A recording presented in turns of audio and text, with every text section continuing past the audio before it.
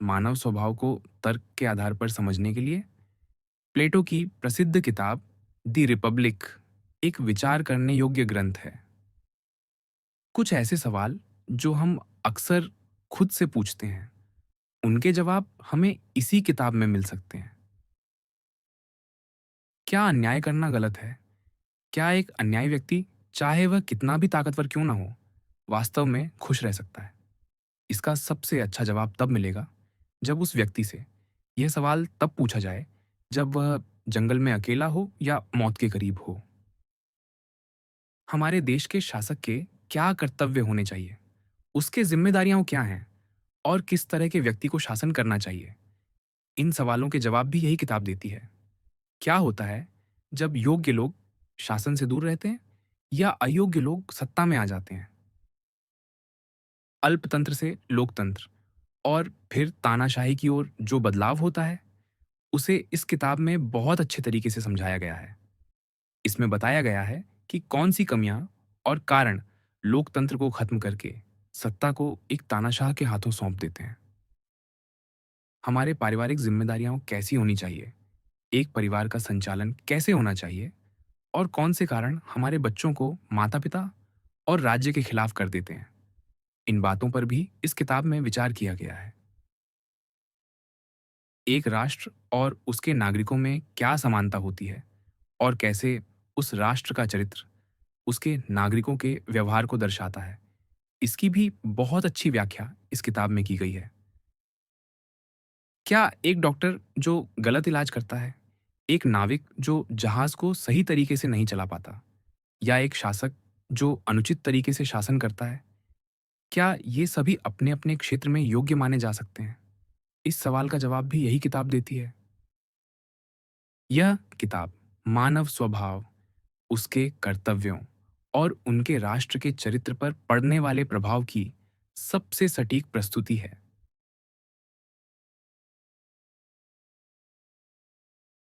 संपत्ति, न्याय और संयम, एक दार्शनिक संवाद। स्थान, पायरस, केफलुस का घर। बातचीत में शामिल, सुकरात, मुख्य वक्ता, केफलुस, ग्लकॉन, थ्रसीमकस, अधिमंस, क्लाइटोफोन, पोलेमर्क्स और कुछ अन्य चुपचाप सुनने वाले। ये संवाद सुकरात ने अगले दिन टाइम्स, हेमोक्रेट, क्रिट्स और एक अनजान व्यक्ति को सुनाया। कल मैं ग्लकॉन, जो एरिस्टन का बेटा है, के साथ पायरस गया था। हम वहां की देवी को प्रणाम करने और उनके उत्सव को देखने गए थे, जो मेरे लिए एक नया अनुभव था। वहां की शोभा यात्रा देखकर मैं बहुत प्रभावित हुआ। यह उत्सव स्थानीय लोगों और थ्रेसियन समुदाय दोनों ने मिलकर मनाया और दोनों ही शानदार थे। प्रार्थना और उत्सव का आनंद लेने के बाद हम शहर की ओर लौटने लगे। जैसे ही हम घर की ओर बढ़े, केफलुस के बेटे पोलेमर्क्स ने हमें दूर से देख लिया। उसने अपने नौकर को दौड़ाकर हमें रुकने को कहा। नौकर ने मेरे कपड़े पकड़कर रोका और बोला, पोलेमर्क्स चाहते हैं कि आप रुकें। मैंने पीछे मुड़कर पूछा, तुम्हारा मालिक कहाँ है? वह आ रहे हैं, नौकर ने कहा। बस थोड़ा इंतजार करें। ठीक है, हम रुकते हैं, ग्लकॉन ने जवाब दिया। कुछ ही पलों में पोलेमर्क्स हमारे पास था। उसके साथ ग्लकॉन का भाई अधिमंस, नाइस का बेटा निकेटर्स और कुछ अन्य लोग थे जो उत्सव में शामिल हुए थे। पोलेमर्क्स ने मुझसे कहा, सुकरात, लगता है आप और आपके साथी जल्दी में शहर लौट रहे हैं। तुम गलत नहीं हो, मैंने मुस्कुराते हुए कहा। लेकिन देखो, हम कितने लोग हैं, उसने हंसते हुए कहा। हाँ, देख रहा हूं, मैंने जवाब दिया। तो क्या तुम हम सबको मात दे सकते हो? उसने मजाक में कहा। अगर नहीं, तो यहीं रुक जाओ। कोई और रास्ता नहीं है? मैंने हल्के से पूछा। शायद हम तुम्हें मना लें कि हमें जाने दो। और अगर हम तुम्हारी बात न माने? पोलेमर्क्स ने चुटकी लेते हुए कहा। तब तो मुश्किल है, ग्लकॉन ने हंसते हुए कहा। तभी अधिमंस बोला, क्या तुम्हें किसी ने नहीं बताया कि आज शाम देवी के सम्मान में घोड़ों की मशाल दौड़ होने वाली है? घोड़ों की मशाल दौड़, मैंने उत्सुकता से पूछा। ये तो नया है।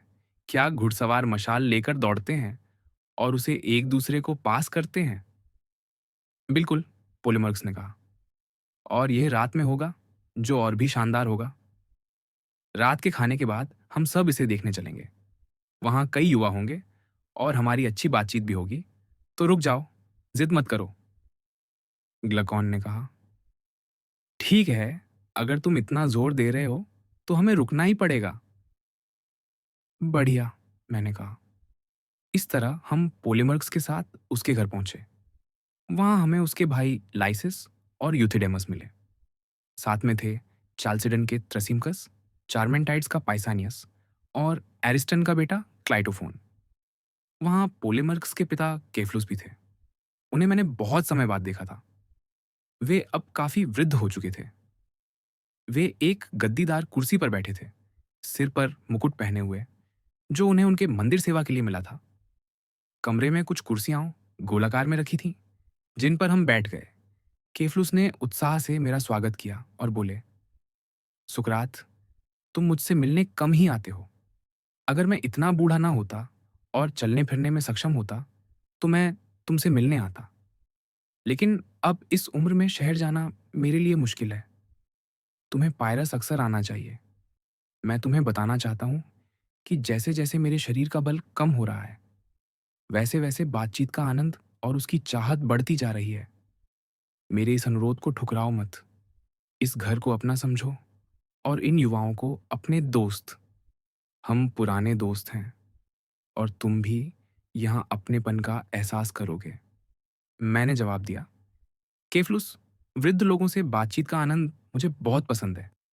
वे ऐसे यात्री हैं जिन्होंने वह रास्ता तय किया है जिस पर मुझे भी चलना है।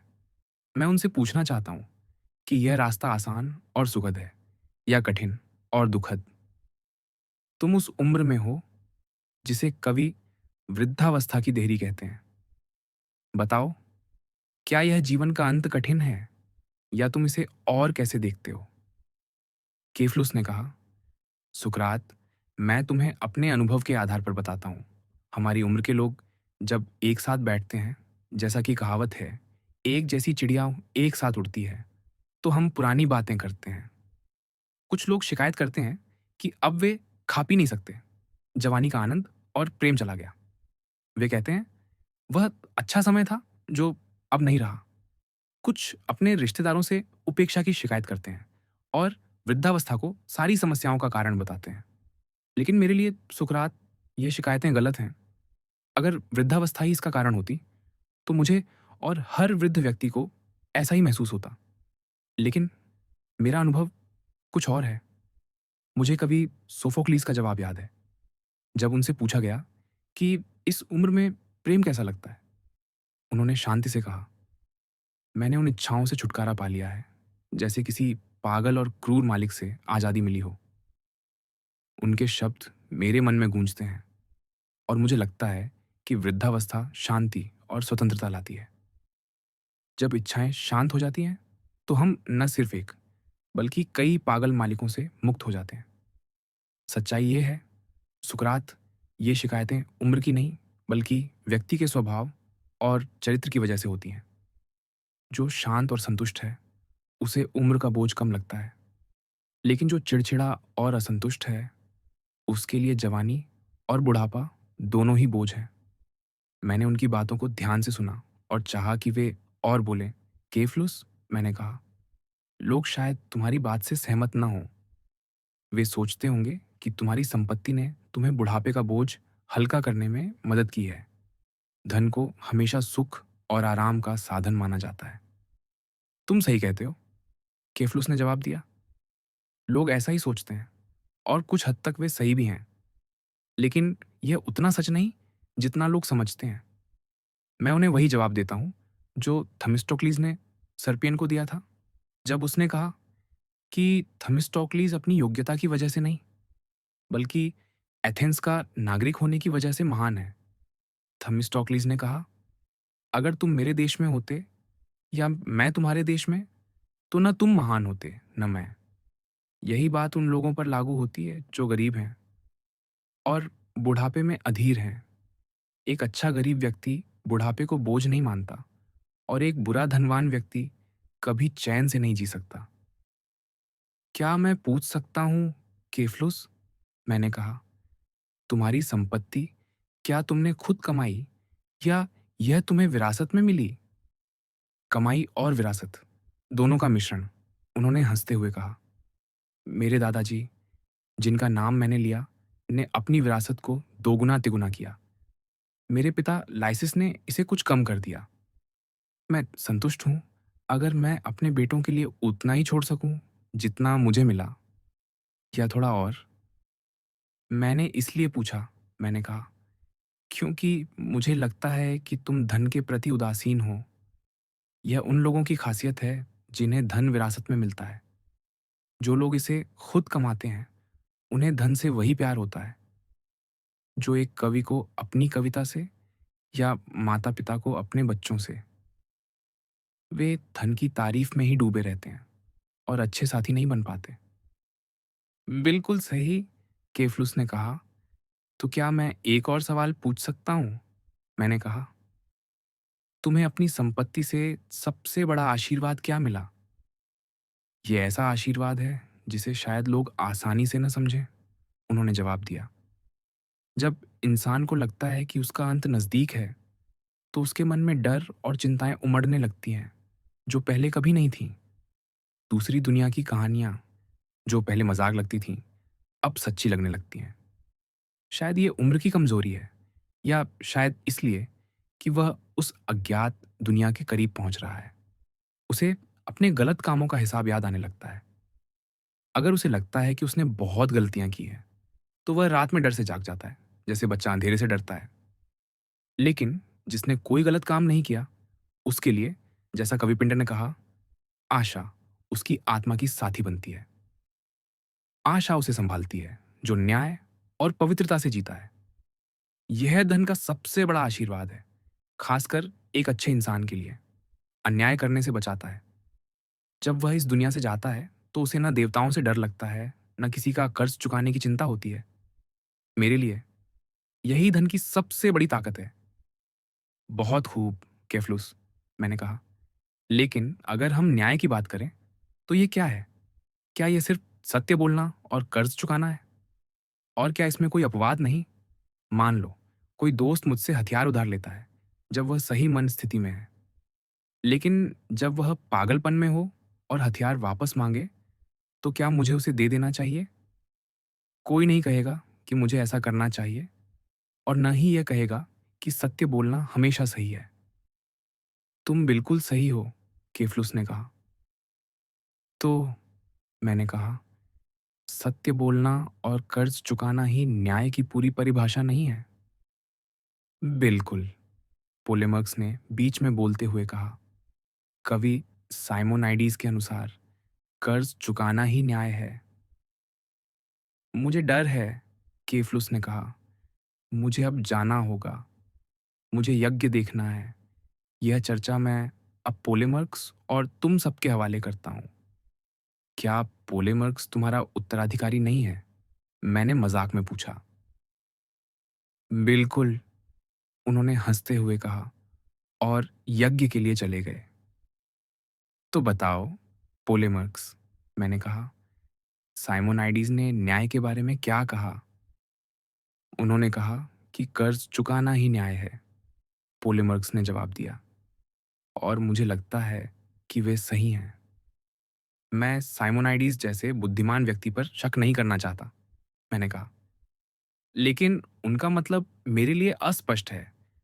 वे निश्चित रूप से यह नहीं कह रहे होंगे कि अगर कोई पागलपन में हथियार मांगे, तो मुझे उसे दे देना चाहिए।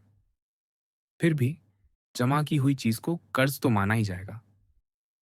सही, पोलेमर्क्स ने कहा। तो जब कोई पागलपन में कुछ मांगे, तो क्या मुझे उसे दे देना चाहिए? नहीं, उसने जवाब दिया। तो साइमोनाइडीज का यह मतलब नहीं था कि हर कर्ज चुकाना ही न्याय है? नहीं, उसने कहा। वे मानते हैं कि दोस्त को हमेशा दोस्त का भला करना चाहिए, न कि नुकसान। तो तुम कह रहे हो? मैंने पूछा। अगर दोस्त को उसका जमा किया हुआ सोना लौटाने से उसे नुकसान हो, तो वह कर्ज चुकाना नहीं है। हाँ, पोलीमर्क्स ने कहा। और क्या दुश्मन को वह लौटाना चाहिए जो हमने उससे उधार लिया है? हाँ, उसने कहा। दुश्मन को वही देना चाहिए जो उसका है, यानी बुराई। तो साइमोनाइडीज कवियों की तरह अस्पष्ट हैं, मैंने कहा। वे कहना चाहते हैं कि न्याय यही है कि हर किसी को वही मिले जिसका वह हकदार है, और इसे वे कर्ज कहते हैं। यही उनका मतलब है, पोलीमर्क्स ने कहा। तो अगर हम उनसे पूछें कि दवा देना क्या है और किसे देना चाहिए, तो वे क्या कहेंगे? वे कहेंगे कि दवा शरीर को भोजन और औषधि देती है, उसने जवाब दिया। और खाना बनाने की कला, वह भोजन को स्वाद देती है। तो न्याय क्या देता है और किसे? न्याय, पोलीमर्क्स ने कहा, दोस्तों को भला करता है और दुश्मनों को नुकसान। तो क्या यही साइमोनाइडिस का मतलब है? मुझे ऐसा ही लगता है, उसने कहा। और बीमारी में कौन अपने दोस्तों को सबसे ज्यादा फायदा पहुंचाता है और दुश्मनों को नुकसान? डॉक्टर, उसने जवाब दिया। और समुद्री यात्रा में? नाविक। तो न्यायसंगत व्यक्ति किस तरह अपने दोस्तों का भला करता है और दुश्मनों को नुकसान पहुंचाता है? युद्ध में दुश्मनों से लड़कर और दोस्तों के साथ साझेदारी करके। लेकिन जब कोई स्वस्थ हो, तो क्या उसे डॉक्टर की जरूरत है? नहीं। और जो समुद्र में नहीं है, उसे नाविक की? नहीं। तो क्या शांति के समय न्याय किसी काम का नहीं? मैं ऐसा नहीं मानता, पोलीमर्क्स ने कहा। तो तुम्हारे हिसाब से न्याय युद्ध और शांति दोनों में उपयोगी है? हाँ, जैसे खेती अनाज पैदा करने में उपयोगी है। हाँ, तो शांति के समय न्याय का क्या उपयोग है? साझेदारी में, पोलीमर्क्स ने कहा। साझेदारी से तुम्हारा मतलब है व्यापार? हाँ, लेकिन चौपड़ के खेल में क्या न्यायसंगत व्यक्ति बेहतर साथी होगा या निपुण खिलाड़ी? निपुण खिलाड़ी। और घर बनाने में क्या न्यायसंगत व्यक्ति राजमिस्त्री से बेहतर होगा? नहीं। तो किस तरह की साझेदारी में न्यायसंगत व्यक्ति बेहतर होगा? धन की साझेदारी में, उसने कहा। लेकिन धन के उपयोग में नहीं, है ना? जैसे घर खरीदने या बेचने में तुम किसे चुनोगे?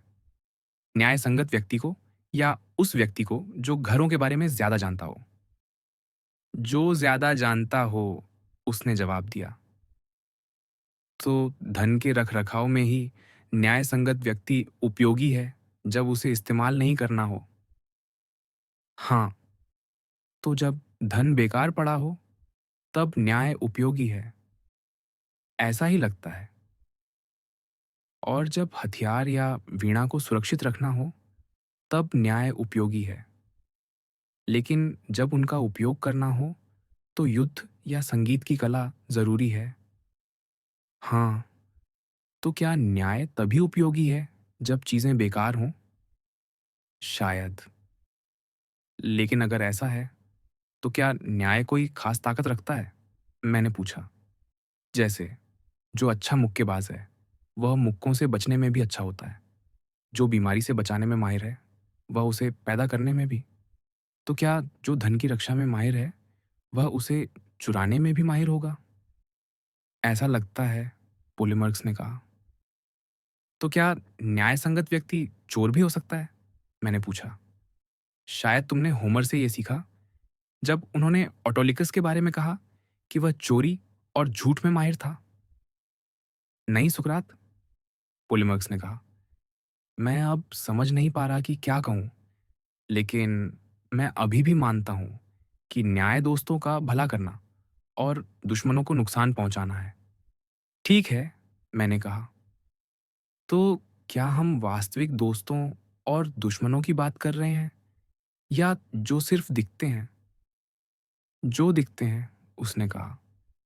इंसान उसी से प्यार करता है जिसे वह अच्छा समझता है, और उसी से नफरत जिसे वह बुरा समझता है। लेकिन क्या लोग अक्सर अच्छे और बुरे की पहचान में गलती नहीं करते? हाँ, करते हैं। तो क्या उनके लिए अच्छे लोग दुश्मन और बुरे लोग दोस्त हो सकते हैं? हाँ। और फिर क्या वे सही होंगे अगर वे बुरे का भला करें और अच्छे को नुकसान पहुंचाएं? हाँ, लेकिन अच्छे लोग तो न्यायसंगत होते हैं और वे अन्याय नहीं करते। सही। तो तुम्हारे तर्क से अच्छे लोगों को नुकसान पहुंचाना न्याय है? नहीं, सुकरात, उसने कहा। यह गलत है। तो क्या हमें अच्छे लोगों का भला करना चाहिए और बुरे लोगों को नुकसान? यह बेहतर लगता है, उसने कहा। लेकिन अगर कोई गलत दोस्त चुन ले, तो क्या वह गलत लोगों का भला करेगा और अच्छे लोगों को नुकसान? क्या ये साइमोनाइडिस का मतलब था? नहीं, उसने कहा। हमें अपनी गलती सुधारनी होगी। हमें कहना चाहिए कि जो अच्छा दिखता है, वह दोस्त नहीं है, अगर वह वास्तव में अच्छा नहीं है। और जो बुरा दिखता है, वह दुश्मन नहीं, अगर वह वास्तव में बुरा नहीं है। तो तुम कह रहे हो, मैंने कहा, न्याय ये है कि अच्छे लोगों का भला करें और बुरे लोगों को नुकसान? हाँ, ये सही लगता है, पोलीमर्क्स ने कहा। लेकिन क्या किसी को नुकसान पहुंचाना वास्तव में न्यायसंगत है? मैंने पूछा। अगर घोड़े को चोट लगे, तो क्या वह बेहतर होता है? नहीं, वह खराब होता है, उसने कहा। और कुत्ते को चोट लगे, तो वह भी खराब होता है। हाँ। तो क्या इंसान को चोट पहुंचाने से वह अन्यायी हो जाएगा? हाँ। लेकिन क्या कोई संगीतकार अपनी कला से किसी को खराब संगीतकार बनाना चाहेगा? नहीं। या कोई घुड़सवार अपनी कला से खराब घुड़सवार बनाना चाहेगा? नहीं। तो क्या न्यायसंगत व्यक्ति अपनी कला से किसी को अन्यायी बनाना चाहेगा? नहीं। तो किसी को नुकसान पहुंचाना न्यायसंगत व्यक्ति का काम नहीं है, या तो अन्यायी व्यक्ति का काम है। तुम सही हो, सुकरात, पोलीमर्क्स ने कहा। तो अगर कोई कहे कि न्याय कर्ज चुकाना है और ये दोस्तों के लिए अच्छा और दुश्मनों के लिए बुरा है, तो ये गलत है, क्योंकि किसी को नुकसान पहुंचाना कभी भी न्याय नहीं हो सकता। मैं सहमत हूं, पोलीमर्क्स ने कहा। तो हम साइमोनाइडीज या किसी और के इस दावे का खंडन करेंगे कि न्याय दोस्तों का भला और दुश्मनों को नुकसान पहुंचाना है। मैं तुम्हारे साथ हूं, उसने कहा। लेकिन यह विचार किसका था? मैंने पूछा। मुझे लगता है कि यह उन धनवान और शक्तिशाली लोगों का था जो अपनी ताकत पर घमंड करते थे। शायद, पोलीमर्क्स ने कहा। तभी त्रसिमकस, जो कब से चुप बैठा था, गुस्से में उछल पड़ा। वह जंगली जानवर की तरह हम पर झपटा, जैसे हमें खा जाएगा। हम सब डर गए। ये क्या मूर्खता है, सुकरात, वह चिल्लाया। तुम सबको अपने तर्कों में उलझा लिया। अगर तुम सचमुच जानना चाहते हो कि न्याय क्या है, तो सवाल पूछना बंद करो और जवाब दो। और यह बेकार की बातें मत करो कि न्याय कर्तव्य है, फायदा है या हित है। मुझे स्पष्ट और सटीक जवाब चाहिए। मैं उसकी आंखों में देखकर बोला। थ्रसिमकस, गुस्सा मत हो। अगर हमसे कोई गलती हुई, तो वह अनजाने में हुई।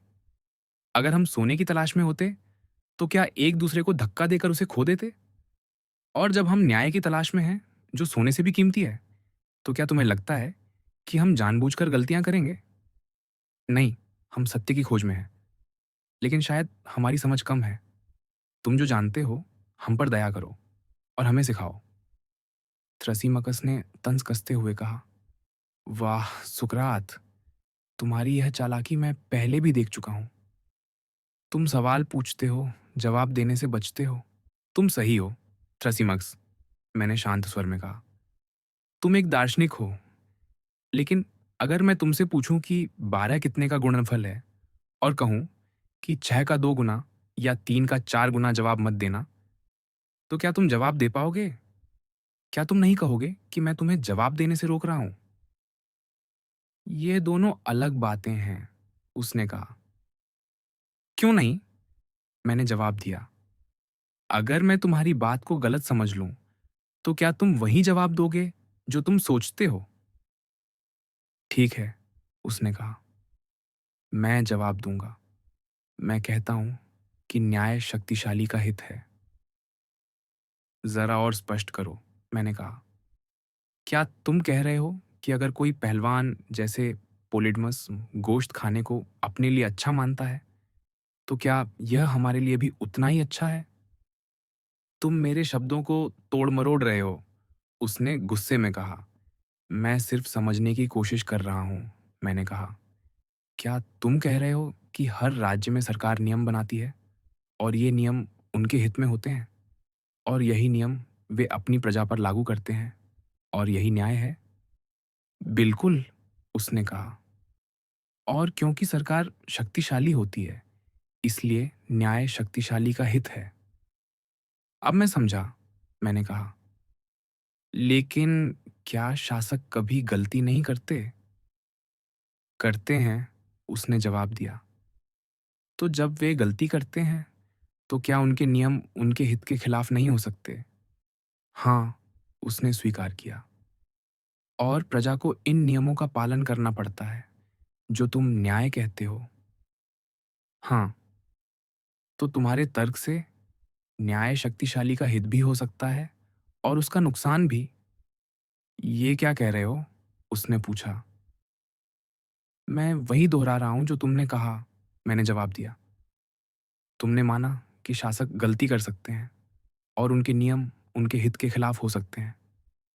फिर भी प्रजा को उनका पालन करना पड़ता है। तो क्या यह न्याय नहीं है कि कमजोर वह करे जो शक्तिशाली के लिए नुकसानदायक है? पोलेमर्क्स ने कहा। यह बिल्कुल स्पष्ट है, सुकरात, क्लाइटोफोन ने बीच में बोलते हुए कहा। मैं इसकी गवाही देता हूं। कोई गवाह की जरूरत नहीं, पोलेमर्क्स ने कहा। थ्रसीमकस ने खुद माना कि शासक गलती कर सकते हैं और फिर भी उनका पालन करना न्याय है। लेकिन, क्लाइटोफोन ने कहा, थ्रसीमकस का मतलब था कि न्याय वह है जो शक्तिशाली अपने हित में समझता है। नहीं, पोलेमर्क्स ने कहा। यह उनके शब्द नहीं थे। कोई बात नहीं, मैंने कहा। थ्रसीमकस, क्या तुम कह रहे हो कि न्याय वह है जो शक्तिशाली अपने हित में समझता है? मैं ऐसा नहीं कहता, उसने जवाब दिया। मैं यह नहीं कहता कि शक्तिशाली गलत हो सकता है। लेकिन तुमने माना कि शासक गलती कर सकते हैं, मैंने कहा। जैसे, क्या कोई डॉक्टर जब वह गलती करता है तब भी डॉक्टर कहलाता है? नहीं, उसने कहा। जब वह गलती करता है तो वह डॉक्टर नहीं रहता। तो जब शासक गलती करता है तो क्या वह शासक नहीं रहता? नहीं, उसने कहा। वह तब शासक नहीं है। तो सच्चा शासक हमेशा अपने हित में नियम बनाता है और प्रजा को उसका पालन करना पड़ता है। यही न्याय है। हाँ, उसने कहा। लेकिन क्या कोई सच्चा डॉक्टर अपने हित की जगह मरीज के हित के बारे में नहीं सोचता? हाँ, उसने जवाब दिया। और सच्चा नाविक अपने नाविकों के हित के बारे में सोचता है, न कि अपने। हाँ, तो सच्चा शासक भी अपनी प्रजा के हित के बारे में सोचता है, न कि अपने। थ्रसीमगस ने अनिच्छा से सहमति दी। तो कोई भी शासक, जब तक वह शासक है, अपने हित के बारे में नहीं, बल्कि अपनी प्रजा के हित के बारे में सोचता है। उसने फिर सहमति दी, लेकिन गुस्से में। तब थ्रसीमकस, मैंने कहा, तुम्हारा यह कहना कि न्याय शक्तिशाली का हित है, गलत है। वह गुस्से में बोला, सुकरात, तुम्हें कोई परिचारिका चाहिए जो तुम्हारी नाक साफ करे। तुम यह भी नहीं समझते कि गडरिया भेड़ों को उनके भले के लिए नहीं, बल्कि अपने या अपने मालिक के लिए पालता है। तुम सोचते हो कि शासक अपनी प्रजा का भला सोचते हैं, लेकिन असल में न्याय शक्तिशाली का हित है और अन्याय कमजोर का नुकसान। अन्याय व्यक्ति हमेशा सच्चे से ज्यादा पाता है, वह कम कर देता है और ज्यादा लेता है। तानाशाह तो पूरे शहर का धन हड़प लेता है और उसे गुलाम बना लेता है। लोग अन्याय की निंदा इसलिए करते हैं क्योंकि वे डरते हैं कि कहीं वे इसके शिकार ना हो जाएं। लेकिन सच यह है कि अन्याय जब बड़े पैमाने पर हो तो वह न्याय से ज्यादा शक्तिशाली और स्वतंत्र है। थ्रसीमगस, मैंने कहा, तुम्हारी बातें प्रभावशाली हैं, लेकिन क्या तुम हमें छोड़कर चले जाओगे? क्या हम यह नहीं जानना चाहते कि न्याय और अन्याय में से कौन सी जिंदगी बेहतर है? मुझे क्या परवाह, उसने कहा। तुम्हें हमारी परवाह होनी चाहिए, मैंने कहा। मैं मानता हूं कि अन्याय न्याय से ज्यादा फायदेमंद नहीं है। अगर मैं गलत हूं तो मुझे सिखाओ। मैं कैसे सिखाऊं अगर तुम मेरी बात मानते ही नहीं? उसने कहा। तो अपने विचारों पर कायम रहो, मैंने कहा। लेकिन मुझे बताओ, क्या कोई सेना या चोरों का गिरोह, अगर वे एक दूसरे को नुकसान पहुंचाए तो कुछ कर पाएंगे? नहीं, उसने कहा। और अगर वे एक दूसरे को नुकसान न पहुंचाए तब वे कुछ कर सकते हैं, उसने जवाब दिया। क्यों? क्योंकि अन्याय नफरत और झगड़ा पैदा करता है और न्याय दोस्ती और एकता। हाँ, उसने कहा। और अगर अन्याय किसी एक व्यक्ति में हो तो क्या वह अपनी ताकत खो देगा? शायद, उसने कहा। तो अन्याय, चाहे वह शहर में हो, सेना में या एक व्यक्ति में, हमेशा कमजोर करता है और न्याय ताकत देता है। हाँ, उसने अनिच्छा से कहा। और अगर देवता न्याय संगत हैं तो क्या अन्यायी उनका शत्रु नहीं होगा? हाँ, उसने कहा। तो हमने साबित कर दिया कि न्याय ज्ञान और नैतिकता है और अन्याय अज्ञान और बुराई। थ्रसीमकस ने यह सब अनिच्छा से स्वीकार किया। वह पसीना पसीना हो रहा था। मैंने पहली बार देखा कि वह शर्मा रहा था। व्यक्ति, राज्य और शिक्षा। मैंने सोचा था कि मेरी बातों ने चर्चा को समाप्त कर दिया, लेकिन यह तो बस शुरुआत थी। ग्लकॉन, जिनका स्वभाव हमेशा बहस करने का रहा है, थ्रसीमकस के पीछे हटने से संतुष्ट नहीं थे। वे आगे बहस करना चाहते थे। उन्होंने मुझसे कहा, सुकरात, क्या तुम वाकई हमें समझाना चाहते हो या सिर्फ समझाने का नाटक कर रहे हो कि न्याय हमेशा अन्याय से बेहतर है? मैंने जवाब दिया, मैं सचमुच तुम्हें समझाना चाहता हूं, अगर मैं ऐसा कर पाऊं। लेकिन तुमने ऐसा नहीं किया, क्लकॉन ने कहा। मैं तुमसे पूछता हूं, तुम चीजों को कैसे देखते हो? क्या कुछ ऐसी चीजें नहीं हैं जिन्हें हम बिना परिणाम की चिंता किए चुनते हैं, जैसे मासूम आनंद या मनोरंजन, जो हमें तुरंत खुशी देता है लेकिन उससे कुछ हासिल नहीं होता? हाँ, ऐसी चीजें होती हैं, मैंने सहमति दी। और क्या कुछ ऐसी चीजें नहीं, जैसे ज्ञान, स्वास्थ्य या अच्छी दृष्टि, जो न सिर्फ अपने आप में अच्छी हैं बल्कि अपने परिणामों के लिए भी? बिल्कुल, मैंने कहा। और क्या तुम तीसरी तरह की चीजें नहीं मानते, जैसे व्यायाम, बीमारी का इलाज या धन कमाने की कला? ये हमारे लिए फायदेमंद है, लेकिन इन्हें कोई अपने लिए नहीं चुनता, बल्कि इनके परिणामों के लिए। हाँ, ऐसी तीसरी श्रेणी भी है, मैंने कहा। लेकिन तुम यह सब क्यों पूछ रहे हो? क्योंकि मैं जानना चाहता हूं कि तुम न्याय को इनमें से किस श्रेणी में रखते हो? ग्लकॉन ने कहा। सबसे ऊंची श्रेणी में, मैंने जवाब दिया। न्याय वह है जिसे कोई अपने लिए और उसके परिणामों के लिए खुशी-खुशी चुनता है। लेकिन कई लोग ऐसा नहीं सोचते, ग्लकॉन ने कहा।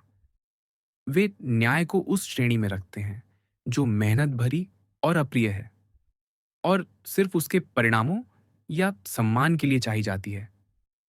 मैं जानता हूं कि लोग ऐसा सोचते हैं, मैंने कहा। थ्रसीमकस भी यही तर्क दे रहे थे जब वे न्याय की निंदा और अन्याय की तारीफ कर रहे थे। लेकिन मैं उनसे सहमत होने के लिए कितना नासमझ हूं। मैं चाहता हूं कि तुम मुझे और बाकियों को सुनो, क्लकॉन ने कहा। मुझे त्रसीमकस के तर्कों ने उलझन में डाल दिया है। मुझे अभी भी न्याय और अन्याय की असल प्रकृति समझ नहीं आई। मैं उनके परिणामों को छोड़कर यह जानना चाहता हूं कि वे अपने आप में क्या हैं और आत्मा पर उनका क्या प्रभाव पड़ता है। मैं त्रसीमकस के तर्क को फिर से जीवित करना चाहता हूं। पहले, मैं न्याय की प्रकृति और उत्पत्ति के बारे में सामान्य नजरिए से जानना चाहता हूं। दूसरा, मैं दिखाना चाहता हूं कि जो लोग न्याय का पालन करते हैं, वे इसे मजबूरी में करते हैं, न कि अपनी मर्जी से। और तीसरा, मैं यह तर्क दूंगा कि अन्यायी जीवन अंततः न्यायी जीवन से बेहतर है। मैं यह नहीं मानता, सुकरात, लेकिन थ्रसीमकस जैसे लोगों की बातें मेरे कानों में गूंजती हैं। मैंने कभी किसी को यह साबित करते नहीं सुना कि न्याय अन्याय से बेहतर है। मैं चाहता हूं कि तुम न्याय की तारीफ करो और अन्याय की निंदा करो। क्या तुम मेरा प्रस्ताव स्वीकार करोगे? बिल्कुल, मैंने कहा। मुझे इससे बेहतर विषय नहीं सूझता जिस पर कोई समझदार व्यक्ति बहस करना चाहे। शानदार, ग्लकॉन ने कहा। तो शुरू करो। पहले न्याय की प्रकृति और उत्पत्ति के बारे में बताओ, मैंने कहा। लोग कहते हैं कि अन्याय करना स्वाभाविक रूप से बुरा है और अन्याय सहना और भी बुरा। जब कोई दोनों का अनुभव करता है तो वह सोचता है कि दोनों से बचना असंभव है। इसलिए लोग आपस में समझौता करते हैं। वे कानून और नियम बनाते हैं। जो कानून से तय होता है उसे न्याय कहते हैं। यही न्याय का मूल और प्रकृति है। यह एक समझौता है जो न तो अन्याय करने और दंड से बचने की इच्छा को पूरा करता है, न ही अन्याय सहने की पीड़ा को। न्याय इन दोनों के बीच का रास्ता है। लोग इसे अच्छा मानकर नहीं, बल्कि कम बुरा समझकर अपनाते हैं, क्योंकि उनके पास अन्याय करने की ताकत नहीं होती। कोई भी सच्चा व्यक्ति जिसके पास ताकत हो इस समझौते को नहीं मानेगा। वह ऐसा करना पागलपन समझेगा। यही न्याय की प्रकृति और उत्पत्ति का सामान्य विचार है। अब दूसरी बात, मैंने कहा। जो लोग न्याय का पालन करते हैं वे इसे मजबूरी में करते हैं, क्योंकि उनके पास अन्याय करने की ताकत नहीं है।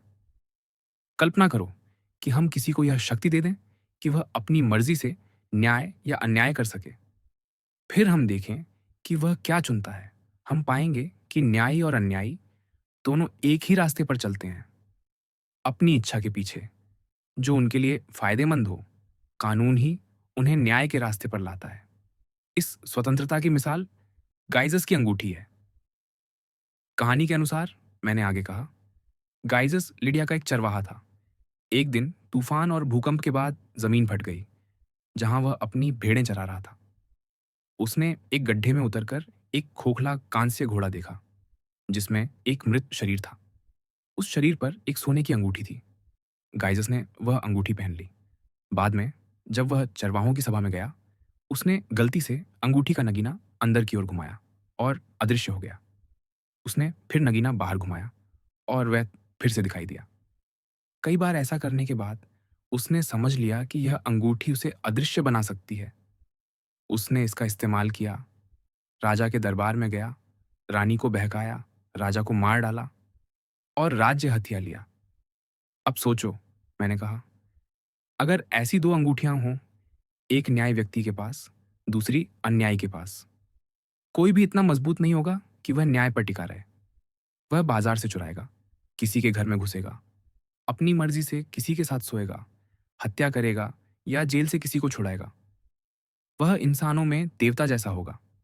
दोनों, न्यायी और अन्यायी, एक ही रास्ते पर चलेंगे। इससे साबित होता है कि लोग न्याय इसलिए करते हैं क्योंकि उनके पास अन्याय करने की ताकत नहीं होती। हर कोई मानता है कि अन्याय करना न्याय से ज्यादा फायदेमंद है। अगर किसी को अदृश्य होने की शक्ति मिले और वह फिर भी कुछ गलत ना करे, तो लोग उसे मूर्ख कहेंगे।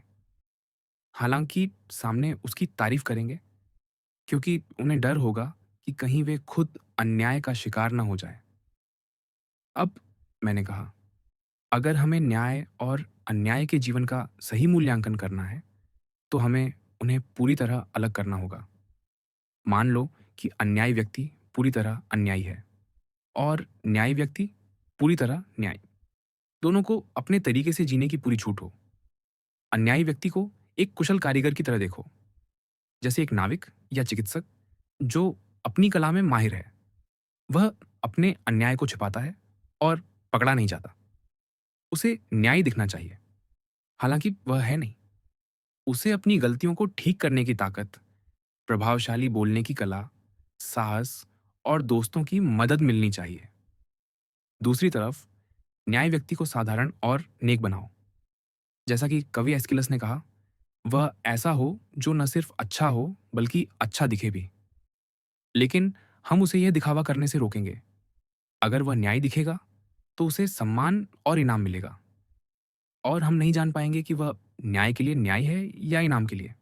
इसीलिए उसे सिर्फ न्याय का लबादा पहनने दो। उसे सबसे अच्छा व्यक्ति मान लिया जाए, लेकिन वह सबसे बुरा समझा जाए। उसे बदनामी और सजा सहनी पड़े, फिर भी वह मरते दम तक न्याय रहे। इस तरह दोनों अपनी अपनी राह के चरम पर हों, एक न्याय का, दूसरा अन्याय का। फिर हम देख सकते हैं कि कौन ज्यादा सुखी है। स्वर्ग की सौगंध, ग्लकॉन, मैंने कहा, तुमने दोनों को इतने शानदार तरीके से तैयार किया, जैसे वे कोई मूर्तियां हों। मैंने अपना सर्वश्रेष्ठ किया, ग्लकॉन ने कहा। अब जब हम जानते हैं कि वे कैसे हैं, तो उनके जीवन का वर्णन करना आसान होगा। लेकिन चेतावनी देता हूं, सुकरात, मेरे शब्द कुछ कठोर लग सकते हैं। ये मेरे विचार नहीं हैं, बल्कि उन लोगों के हैं जो अन्याय की तारीफ करते हैं। वे कहते हैं, ग्लकॉन ने आगे कहा, कि न्याय व्यक्ति जिसे अन्यायी समझा जाता है, उसे कोड़े मारे जाएंगे, यातनाएं दी जाएंगी, जंजीरों में जकड़ा जाएगा, और अंत में उसे हर तरह की बुराई सहनी पड़ेगी। तब वह समझेगा कि उसे बस न्याय दिखना चाहिए, न कि होना चाहिए। एस्किलस के शब्द शायद अन्याय के लिए ज्यादा सही हैं। अन्यायी व्यक्ति वास्तव में अन्यायी होना चाहता है, न कि सिर्फ दिखना। उसका दिमाग गहरा और उर्वर है, जहां चतुर योजनाएं पनपती हैं। वह कानून का पालन करता है, जिससे वह चाहता है, उसी से शादी करता है, उसी से व्यापार करता है, और हमेशा अपने फायदे के लिए काम करता है। हर मुकाबले में, चाहे वह सार्वजनिक हो या निजी, वह अपने विरोधियों से बेहतर होता है, धनवान बनता है, अपने दोस्तों को फायदा पहुंचाता है और दुश्मनों को नुकसान। वह देवताओं को शानदार बलिदान देता है और उनकी कृपा पाता है। इस तरह वे कहते हैं, सुकरात, कि देवता और इंसान मिलकर अन्याय के जीवन को न्याय से बेहतर बनाते हैं। मैं कुछ जवाब देना चाहता था, तभी ग्लकॉन का भाई अधिमंतस बीच में बोला, सुकरात, क्या तुम्हें नहीं लगता कि ग्लकॉन ने कुछ छोड़ दिया? क्या छोड़ दिया? मैंने पूछा। सबसे मजबूत तर्क, अधिमंतस ने कहा। ठीक है, मैंने कहा, जैसा कहावत है, भाई भाई की मदद करे। अगर ग्लकॉन कुछ भूल गया, तो तुम उसकी मदद करो। हालांकि मुझे लगता है कि उसने मुझे धूल चटाने के लिए काफी कुछ कह दिया। बकवास, अधिमंस ने कहा। लेकिन मैं कुछ जोड़ना चाहता हूँ। ग्लकॉन ने न्याय और अन्याय की तारीफ और निंदा का एक पहलू बताया, लेकिन दूसरा पहलू भी है। माता पिता और शिक्षक बच्चों को कहते हैं कि उन्हें न्याय होना चाहिए। लेकिन क्यों? न्याय के लिए नहीं, बल्कि सम्मान और प्रतिष्ठा के लिए। वे चाहते हैं कि बच्चे ऐसी प्रतिष्ठा पाएं जिससे उन्हें अच्छे पद, विवाह और अन्य फायदे मिले। ग्लकॉन ने भी यही फायदे गिनाए जो अन्याय को न्याय दिखने से मिलते हैं। लेकिन लोग और भी आगे जाते हैं। वे कहते हैं कि देवता धर्मी लोगों को आशीर्वाद देते हैं। कवि हेसियोड कहते हैं कि देवताओं ने न्याय लोगों के लिए शाहबलूत के पेड़ बनाए, जिनके फल शीर्ष पर लगते हैं। मधुमक्खियां मधु देती हैं और भेड़ें ऊन से लदी होती हैं। होमर भी कहते हैं कि एक धर्मी राजा की खेती समृद्ध होती है, पेड़ फलों से लदे होते हैं और समुद्र मछलियां देता है। और भी हैं, अधिमंथस ने कहा। मौसियस और उनके बेटे कहते हैं कि धर्मी लोग मृत्यु के बाद स्वर्ग में शराब के नशे में मस्त रहते हैं, फूलों के हार पहनते हैं। कुछ कहते हैं कि धर्मी लोगों की संतानें 3-4 पीढ़ियों तक फलती फूलती हैं। लेकिन दुष्टों के लिए कहानी अलग है। उन्हें नरक में सजा दी जाती है, जैसे पानी छलनी में लाने की सजा। जीते जी उन्हें बदनामी और सजा मिलती है। यही तरीका है जिससे लोग न्याय की तारीफ और अन्याय की निंदा करते हैं। एक बार फिर सुकरात, अधिमंस ने कहा, मैं चाहता हूं कि तुम न्याय और अन्याय के बारे में अलग तरीके से बात करो, न कि कवियों की तरह। लोग कहते हैं कि न्याय और नैतिकता सम्मानजनक है, लेकिन मेहनत भरे और कठिन है। दूसरी तरफ अन्याय आनंददायक और आसान है, और सिर्फ कानून और समाज की राय उसे बुरा बनाती है। वे कहते हैं कि ईमानदारी ज्यादातर बेईमानी से कम फायदेमंद होती है। लोग धनवान और शक्तिशाली दुष्टों का सम्मान करते हैं, लेकिन कमजोर और गरीब धर्मी लोगों की उपेक्षा करते हैं, हालांकि वे उन्हें बेहतर मानते हैं। सबसे अजीब बात यह है कि वे कहते हैं कि देवताओं ने अच्छे लोगों को दुख और बुरे लोगों को सुख दिया है। भिक्षु और पैगंबर धनवानों को समझाते हैं कि उनकी शक्ति देवताओं से मिली है। वे बलिदान और मंत्रों से पापों को धोने या शत्रुओं को नुकसान पहुंचाने का वादा करते हैं। कवि भी यही संदेश देते हैं। अब सुकरात, अधिमंस ने कहा, मैं चाहता हूं कि तुम बिना कवियों की मदद लिए सादे शब्दों में बताओ कि न्याय और अन्याय आत्मा को कैसे प्रभावित करते हैं। मैंने जवाब दिया, तुम दोनों ने इतने मजबूत तर्क दिए कि मुझे जवाब देना मुश्किल हो रहा है, लेकिन मैं कोशिश करूंगा। पहले हमें यह देखना होगा कि हम अपने अभिभावकों को कैसे शिक्षित करेंगे ताकि वे न्यायी बने। ये सवाल हमें यह समझने में मदद करेगा कि राज्य में न्याय और अन्याय कैसे पैदा होते हैं। क्या यह काम जरूरी है? अधिमंस ने पूछा। बिल्कुल, मैंने कहा। हम मुख्य सवाल को नहीं छोड़ सकते, चाहे वह कितना भी बड़ा हो। आओ, हम समय बिताएं और अपने भावी अभिभावकों की शिक्षा की कहानी बनाएं। कैसी शिक्षा होनी चाहिए? क्लकॉन ने पूछा। पारंपरिक तरीके से, मैंने कहा। शिक्षा के 2 हिस्से हैं, शारीरिक व्यायाम और आत्मा के लिए संगीत। सच, ग्लकॉन ने कहा। क्या हमें संगीत से शुरू करना चाहिए और बाद में व्यायाम की ओर जाना चाहिए? हाँ, उसने कहा। जब तुम संगीत कहते हो तो क्या इसमें साहित्य भी शामिल है? बिल्कुल, मैंने कहा। और साहित्य सच्चा भी हो सकता है और झूठा भी। हाँ, तो हमें युवाओं को दोनों तरह से सिखाना चाहिए और पहले झूठे से शुरू करना चाहिए। मैं तुम्हारा मतलब नहीं समझा, ग्लकॉन ने कहा। मेरा मतलब है, मैंने कहा, हम बच्चों को कहानियां सुनाते हैं जो अक्सर सत्य से दूर होती हैं। ये काल्पनिक कहानियां हैं जो हम उन्हें तब सुनाते हैं जब वे व्यायाम करने की उम्र में नहीं होते। सही, उसने कहा। इसलिए मैंने कहा कि हमें संगीत पहले सिखाना चाहिए, फिर व्यायाम। बिल्कुल, ग्लकॉन ने कहा। तुम जानते हो, मैंने कहा, किसी भी काम की शुरुआत सबसे जरूरी होती है, खासकर युवाओं के लिए। इस उम्र में उनका चरित्र बनता है और उन पर आसानी से छाप पड़ती है। सही, उसने कहा। तो क्या हम अपने बच्चों को कोई भी कहानी सुनने देंगे जो कोई भी बनाए? क्या हम उन्हें ऐसे विचार ग्रहण करने देंगे जो बड़े होने पर उनके लिए गलत हों? नहीं, ऐसा नहीं करना चाहिए, ग्लकॉन ने कहा। तो हमें पहले कवियों की कहानियों की जांच करनी होगी, मैंने कहा। जो अच्छी हैं, उन्हें चुनना होगा और जो बुरी हैं, उन्हें छोड़ना होगा। माँओं और दाइयों को सिर्फ वही कहानियाँ सुनाने देना चाहिए, जो हमने चुनी हैं। ये कहानियाँ बच्चों के दिमाग को अच्छे विचारों से गढ़ेंगी, जैसा कि उनके शरीर को उनके हाथों से गढ़ा जाता है। कौन सी कहानियाँ? अधिमंस ने पूछा। हमें छोटी कहानियों में बड़े सिद्धांत देखने होंगे, मैंने कहा।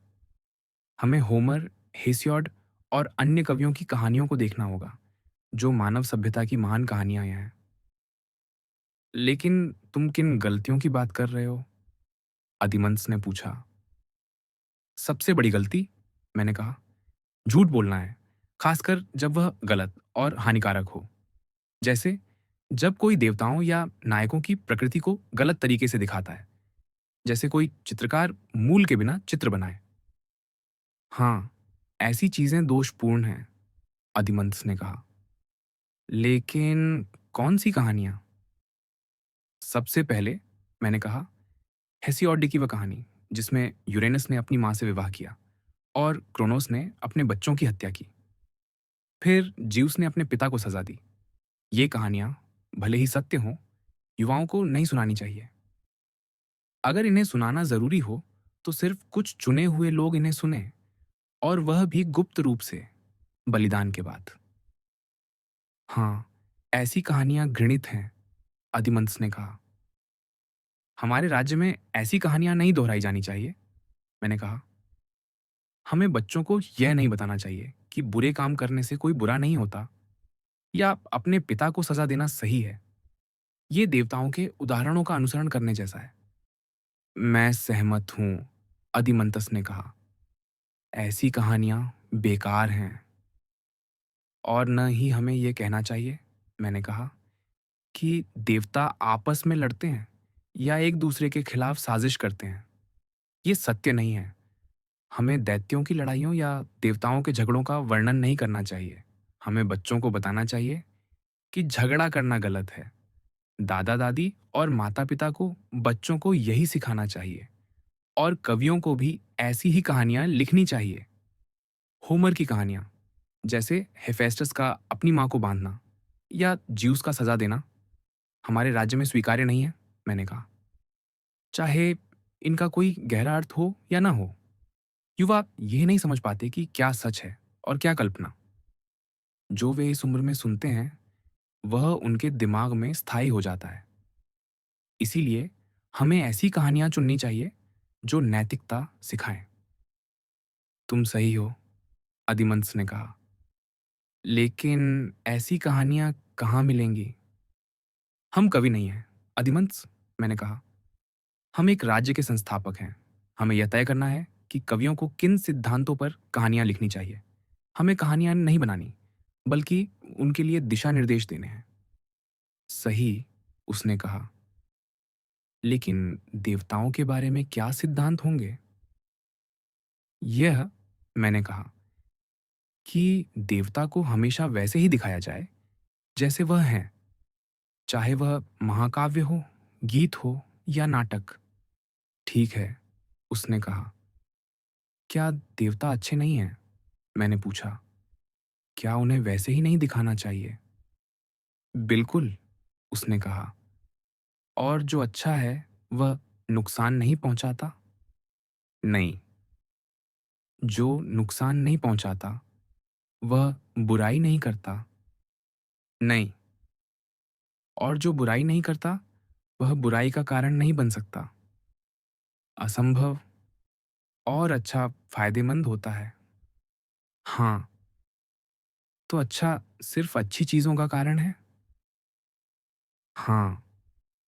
इसलिए देवता सब कुछ का कारण नहीं है, जैसा लोग कहते हैं। वे सिर्फ अच्छी चीजों के कारण हैं। बुराई के लिए हमें कहीं और देखना होगा। यह सही लगता है, आदिमंस ने कहा। तो हमें होमर या किसी कवि को यह कहने की इजाजत नहीं देनी चाहिए कि ज्यूस के पास दो घड़े हैं, एक अच्छाई का, दूसरा बुराई का, या कि ज्यूस अच्छा और बुरा दोनों देता है। अगर कोई शपथ तोड़ता है या गलत करता है, तो उसे ज्यूस की सजा नहीं कहना चाहिए। न ही हमें एस्किलस जैसे नाटककारों को यह कहने देना चाहिए कि देवता इंसानों पर अपराध थोपते हैं। अगर कोई कवि ये कहे कि अपोलो ने अपनी माँ न्योबे के बच्चों को मारा या पेलोप्स को उसके पिता ने देवताओं को परोसा, तो हमें इसे रोकना होगा। मैंने कहा, या तो ये कहना बंद करना होगा कि ये देवताओं के काम है, या ये साबित करना होगा कि ये सही और न्याय थे। लेकिन ये कहना कि देवता बुराई का कारण है, अस्वीकार्य है। मैं सहमत हूँ, अधिमंस ने कहा। यह हमारा कानून होना चाहिए कि देवता सिर्फ अच्छाई का कारण है। और दूसरा सिद्धांत? मैंने पूछा।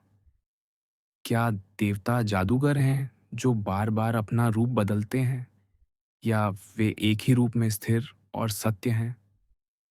मुझे सोचना होगा, एदिमंस ने कहा। ठीक है, मैंने कहा। क्या सबसे अच्छी चीजें सबसे कम बदलती हैं? जैसे स्वस्थ शरीर खाने या शराब से कम प्रभावित होता है? मजबूत पौधे तूफान से कम हिलते हैं? सही, उसने कहा। और क्या सबसे बुद्धिमान और मजबूत आत्मा बाहरी प्रभावों से कम डगमगाती है? हाँ। तो जो सबसे अच्छा है, चाहे वह प्रकृति से हो या कला से, वह सबसे कम बदलता है। सत्य। और क्या देवता और उनकी चीजें सबसे अच्छी नहीं हैं? बिल्कुल। तो वे बाहरी प्रभावों से नहीं बदलती? नहीं, उसने कहा। क्या वे खुद को बेहतर या बदतर बनाने के लिए बदलती हैं?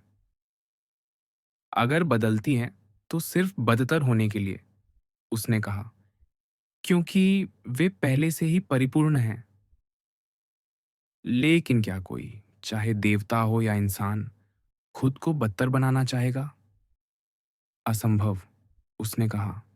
तो देवता कभी अपना रूप नहीं बदलते, वे हमेशा अपने सच्चे रूप में रहते हैं। यह सही है, अधिमंस ने कहा। तो कोई कवि यह ना कहे कि देवता अनजान रूप में शहरों में घूमते हैं, मैंने कहा।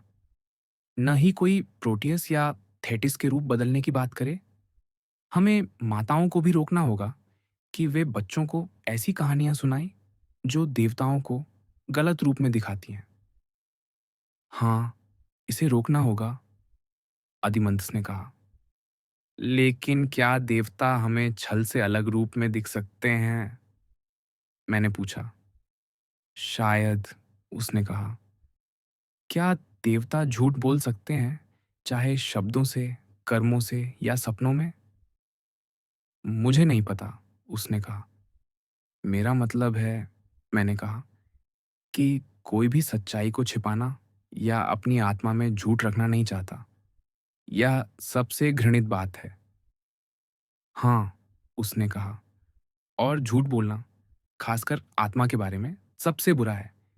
लेकिन कुछ मामलों में, जैसे शत्रुओं से निपटने या पागलपन में किसी को नुकसान से बचाने के लिए, झूठ उपयोगी हो सकता है। पुरानी कहानियों में, जब हमें सत्य नहीं पता, हम झूठ को सत्य के करीब लाने की कोशिश करते हैं। सही, उसने कहा। लेकिन क्या इनमें से कोई कारण देवताओं पर लागू होता है? क्या वे अज्ञान के कारण झूठ बोलेंगे? नहीं, यह हास्यास्पद है, उसने कहा। या शत्रुओं से डर के कारण? असंभव। या अपने दोस्तों के पागलपन के कारण? कोई पागल व्यक्ति देवता का दोस्त नहीं हो सकता, उसने कहा। तो देवता के झूठ बोलने का कोई कारण नहीं है? नहीं, उसने कहा। इसलिए देवता पूरी तरह सत्य और स्थिर हैं। वे न तो बदलते हैं, न ही हमें धोखा देते हैं। मैं सहमत हूं, अधिमंस ने कहा। तो हमें होमर के उन सपनों की तारीफ नहीं करनी चाहिए जिसमें ज्यूस एगमेम्नन को गलत संदेश भेजता है, न ही एस्किलस के उन छंदों की जिसमें थेटिस कहती है कि अपोलो ने उसे धोखा दिया। हमें ऐसी कहानियों को अपने राज्य में अनुमति नहीं देनी चाहिए। हमें शिक्षकों को भी रोकना होगा कि वे इनका इस्तेमाल बच्चों को सिखाने में करें। हमें अपने अभिभावकों को सिखाना होगा कि वे देवताओं की सच्ची पूजा करें और उन्हें प्रेम करें। मैं पूरी तरह सहमत हूँ, अधिमंस ने कहा। ये सिद्धांत हमारे कानून होंगे। शिक्षा में कलाएं, मैंने कहा। तो हमारे दर्शन के सिद्धांत ऐसे होने चाहिए कि कुछ कहानियां युवाओं को सुनाई जाए और कुछ को छिपाया जाए। अगर हम चाहते हैं कि वे देवताओं और अपने माता पिता का सम्मान करें और दोस्ती का मूल्य समझें। हाँ, अदयमंतुस ने कहा। और मुझे लगता है कि हमारे सिद्धांत सही हैं। लेकिन अगर वे साहसी बनना चाहते हैं तो क्या उन्हें ऐसी कहानियां नहीं सुननी चाहिए जो मृत्यु के डर को दूर करें? क्या कोई व्यक्ति साहसी हो सकता है अगर उसके मन में मृत्यु का डर हो? बिल्कुल नहीं, उन्होंने जवाब दिया। और क्या वह मृत्यु से बेफिक्र हो सकता है अगर वह मानता है कि अधोलोक वास्तविक और भयानक है? क्या वह युद्ध में हार या गुलामी के बजाय मृत्यु को चुन लेगा? यह असंभव है, उन्होंने कहा। तो हमें उन कहानियों पर नियंत्रण रखना होगा जो अधोलोक के बारे में गलत बातें फैलाती हैं। हमें कवियों और कहानीकारों से अनुरोध करना होगा कि वे ऐसी कहानियों का खंडन करें, क्योंकि ये असत्य हैं और भावी योद्धाओं को नुकसान पहुंचाती हैं। यह हमारा कर्तव्य है, उन्होंने कहा। मैंने कहा, तो हमें कई अप्रिय छंदों को हटाना होगा, जैसे कि ये, मैं गरीबों की धरती पर गुलाम बनकर जीना पसंद करूंगा, बजाय इसके कि मृतकों पर राज्य करूं जो अंत के करीब हैं। और ये भी, कहीं अधोलोक का भवन भयानक और गंदा ना हो, जिससे देवता भी घृणा करे, जो मृत और अमर दोनों को दिखे। और फिर, हे स्वर्ग, हैड्स का घर, अधोलोक के देवता का, जहां आत्माएं और प्रेत रूपी छायाएं हैं, पर कोई बुद्धि नहीं। और टैरिसी, अंधे भविष्य वक्ता के लिए, उसे, जिसे मृत्यु के बाद भी अधोलोक की रानी परसेफोन ने बुद्धि दी, वह अकेला ज्ञानी रहेगा। बाकी आत्माएं भटकती छायाएं होंगी। और ये आत्मा शाखाओं से उड़कर अधोलोक गई, अपने भाग्य पर शोक मनाते हुए, पुरुषत्व और जवानी छोड़कर। और आत्मा ने तीखी चीख के साथ शरीर छोड़ा, जैसे धुआं धरती को छोड़कर नीचे जाता है, और जैसे गहरी गुफा में चमगादड़ जब कोई छड़ी हिलती है या पत्थर तेजी से फेंका जाता है, एक दूसरे से लिपटकर चीखते हैं, वैसे ही आत्माएं तीखी चीख के साथ घूमती है। हमें होमर और अन्य कवियों से अनुरोध करना होगा कि वे नाराज न हों अगर हम ये और ऐसी ही छंदों को हटा दें। ऐसा नहीं कि ये काव्यात्मक नहीं है या सुनने में सुखद नहीं है, बल्कि जितने ये काव्यात्मक हैं, उतना ही ये युवाओं और उन पुरुषों के लिए हानिकारक हैं जो स्वतंत्रता के लिए बने हैं और मृत्यु से ज्यादा गुलामी से डरते हैं। बिल्कुल, उन्होंने कहा। हमें उन सभी भयानक और डरावने नामों को भी खारिज करना होगा जो अधोलोक का वर्णन करते हैं, जैसे कोकाइटस और स्टिक्स नदियां, जो मृत आत्माओं को बहा ले जाती हैं, या भूत प्रेत और कमजोर छायाएं जो धरती के नीचे हैं।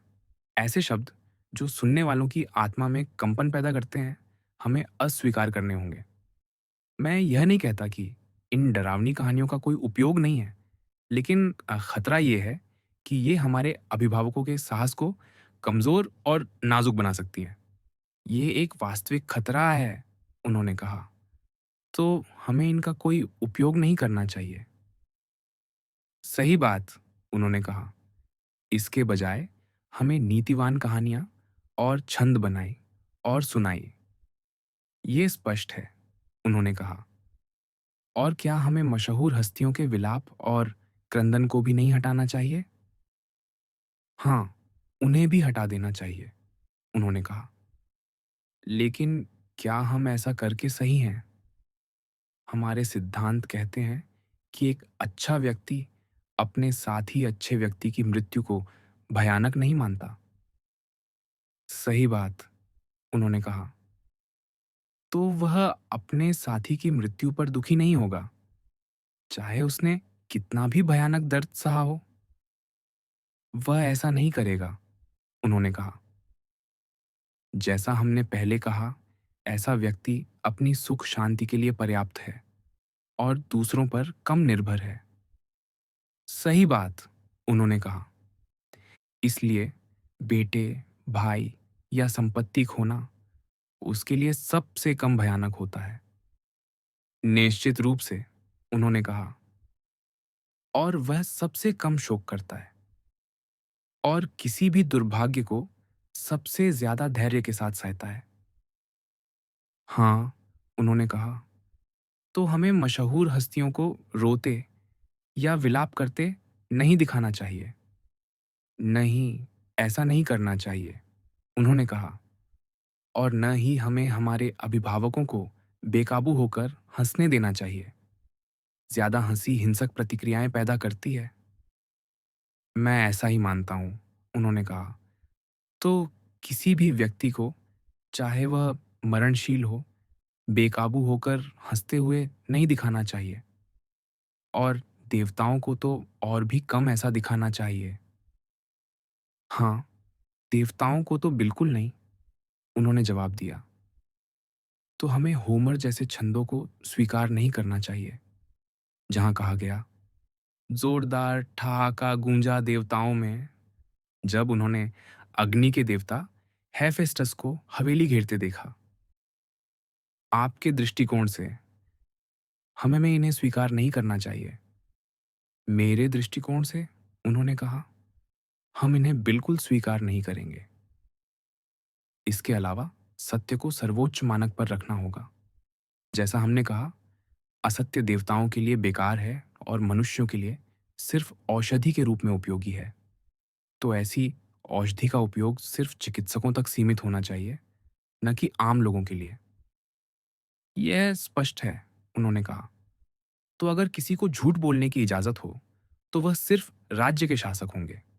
वे शत्रुओं या नागरिकों के साथ सार्वजनिक हित में झूठ बोल सकते हैं, लेकिन कोई और ऐसा नहीं कर सकता। अगर कोई आम व्यक्ति शासक से झूठ बोले, तो यह उतना ही गलत होगा जितना मरीज का चिकित्सक से अपनी बीमारी छिपाना या शिष्य का अपने गुरु से सत्य न बोलना। बिल्कुल सही, उन्होंने कहा। तो शासक खुद को छोड़कर किसी को भी झूठ बोलते पकड़ सकते हैं, चाहे वह पुरोहित हो, चिकित्सक हो या बढ़ई। उन्हें सजा दी जाएगी, क्योंकि ऐसा व्यवहार राज्य के लिए हानिकारक है। निश्चित रूप से, उन्होंने कहा। अगर हमारा राज्य साकार हुआ, अब क्या हमारे युवाओं को आत्मसंयमी होना चाहिए? निश्चित रूप से, उन्होंने कहा। और आत्मसंयम के मुख्य गुण क्या हैं? आदेशों का पालन करना और इंद्रियों के सुखों पर नियंत्रण। सही बात, उन्होंने कहा। तो हमें ऐसी भाषा स्वीकार करनी चाहिए, जैसे होमर में डायोमेड ने कहा, मित्रों, बैठो और मेरे आदेशों का पालन करो। और जहां यूनानियों ने अपने नेताओं का सम्मान करते हुए शांति और कौशल के साथ काम किया। हाँ, ऐसी भाषा ठीक है, उन्होंने कहा। लेकिन इन छंदों का क्या? शराब से भरे हुए, कुत्ते जैसी आंखों और हिरण जैसी चाल वाला, या ऐसी ही दूसरी बातें जो आम लोग अपने शासकों के लिए कहते हैं, चाहे छंदों में हो या गद्य में। क्या ये अच्छी हैं या बुरी? ये बुरी हैं, उन्होंने कहा। ये शायद कुछ मनोरंजन कर सकती हैं, लेकिन आत्मसंयम के लिए हानिकारक हैं। ये हमारे युवाओं को नुकसान पहुंचा सकती हैं। क्या आप सहमत हैं? हाँ, उन्होंने कहा। और क्या ये छंद आत्मसंयम को बढ़ावा देते हैं? जब मेज मांस और व्यंजनों से सजी हो और वह शराब से भरा प्याला लेकर घूम रहा हो, या ये भाग्य की उदासी खत्म होनी चाहिए और भूख से नियति को पाना चाहिए? नहीं, ये हानिकारक हैं, उन्होंने कहा। और देवताओं के राजा ज्यूस की कहानियों का क्या, जो रात में अकेले योजना बनाते थे, जब बाकी सो रहे थे, लेकिन अपनी कामुकता में सब भूल गए? या हेफेस्टस की कहानी, जो युद्ध के देवता एरेस और प्रेम की देवी एफ्रोडाइट को बांध देता है? ऐसी कहानियाँ भी ठीक नहीं हैं, उन्होंने कहा। अदयमंतुस ने कहा, मैं पूरी तरह मानता हूँ कि हमारे युवाओं को ऐसी कहानियाँ नहीं सुननी चाहिए। मैंने कहा, लेकिन क्या मशहूर हस्तियों द्वारा सहन किए गए या व्यक्त किए गए दुखों की कहानियाँ, जिन्हें वे देखना और सुनना चाहते हैं, जैसे ये छंद? उसने अपनी छाती ठोकी और अपने दिल को दोष दिया। और हृदय, तूने इससे भी बड़ा कष्ट सहा है, क्या इन्हें भी अनुमति देनी चाहिए? निश्चित रूप से नहीं, उन्होंने जवाब दिया। इसके अलावा हमें अभिभावकों को उपहारों का लालची या धन का प्रेमी नहीं बनने देना चाहिए। बिल्कुल नहीं, उन्होंने कहा। न ही हमें उनके लिए ये छंद गाने चाहिए। उपहार देवताओं को मनाते हैं और राजाओं को सम्मानित करते हैं। न ही हमें फिनिक्स, अकीलीस के शिक्षक, की सलाह को स्वीकार करना चाहिए। जब वह अकीलीस को कहता है कि उसे यूनानियों के उपहार स्वीकार कर लेने चाहिए और उनकी मदद करनी चाहिए, लेकिन बिना उपहार के अपना गुस्सा नहीं छोड़ना चाहिए। न ही हमें यह मानना चाहिए कि अकीलीस धन का लालची था, कि उसने एग्मेमोन के उपहार स्वीकार किए, या कि उसने हेक्टर के शव को तभी लौटाया जब उसे भुगतान मिला, और बिना भुगतान के वह ऐसा करने को तैयार नहीं था। हाँ, उन्होंने कहा, ये भावनाएं स्वीकार करने योग्य नहीं हैं। मैंने कहा, होमर से प्यार करने के बावजूद मैं कहना चाहता हूं कि ये बातें अकिलीत से जुड़ी नहीं हो सकती, या ये विश्वास करना मुश्किल है कि वह इन अपराधों का दोषी था। और अपोलो की धृष्टता की कहानियों पर, जहां वह कहता है, तू मुझे गलत ठहराता है, सबसे घृणित देवता, मैं उनके साथ होता अगर मेरे पास ताकत होती। या उसकी नदी के देवता के प्रति अवज्ञा, जिसके लिए वह किसी पर भी उंगली उठाने को तैयार था। या उसके केशों को मृत पैट्रोक्लस के लिए चढ़ाना, जो पहले नदी के देवता को समर्पित थे। या हेक्टर को पैट्रोक्लस के मकबरे के चारों ओर घसीटना और कैदियों को चिता पर मारना। मैं इन पर विश्वास नहीं कर सकता। मैं अपने नागरिकों को यह विश्वास करने की इजाजत नहीं दूंगा कि अकिलीस, जो कैरन का शिष्य था, देवी और पेलियस का पुत्र, और देवताओं के राजा जूस के बाद तीसरे स्थान पर, इतना अनियंत्रित था कि वह लालच और अभिमान जैसे दो परस्पर विरोधी दोषों का गुलाम था। आप बिल्कुल सही हैं, उन्होंने जवाब दिया। इसी तरह हमें थेसियस, पोसाइडन के पुत्र, या पीरिथस, ज्यूस के पुत्र, की उन कहानियों को स्वीकार करने या दोहराने से इनकार करना चाहिए, जिनमें उन पर जघन्य बलात्कार का आरोप लगाया गया है। न ही किसी अन्य वीर या देवताओं के पुत्र को ऐसी अधार्मिक और भयानक हरकतें करने की अनुमति देनी चाहिए, जैसा आजकल गलत तरीके से वर्णन किया जाता है। हमें कवियों को बाध्य करना होगा कि वे या तो कहें कि ये कृत्य उनके द्वारा नहीं किए गए, या वे देवताओं के पुत्र नहीं हैं। दोनों बातों को एक साथ कहने की इजाजत नहीं दी जा सकती।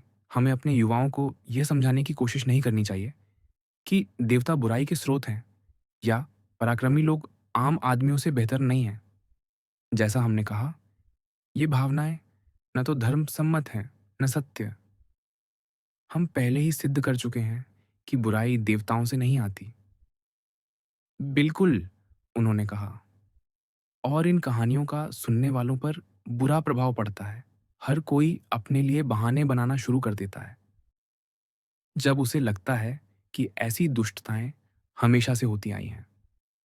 जैसे देवताओं के रिश्तेदारों ने, ज्यूस के नातेदारों ने ईड़ा पर्वत की चोटी पर ज्यूस की पीठ को हवा दी, या कि उनके रक्त में अभी भी देवताओं का खून बहता है।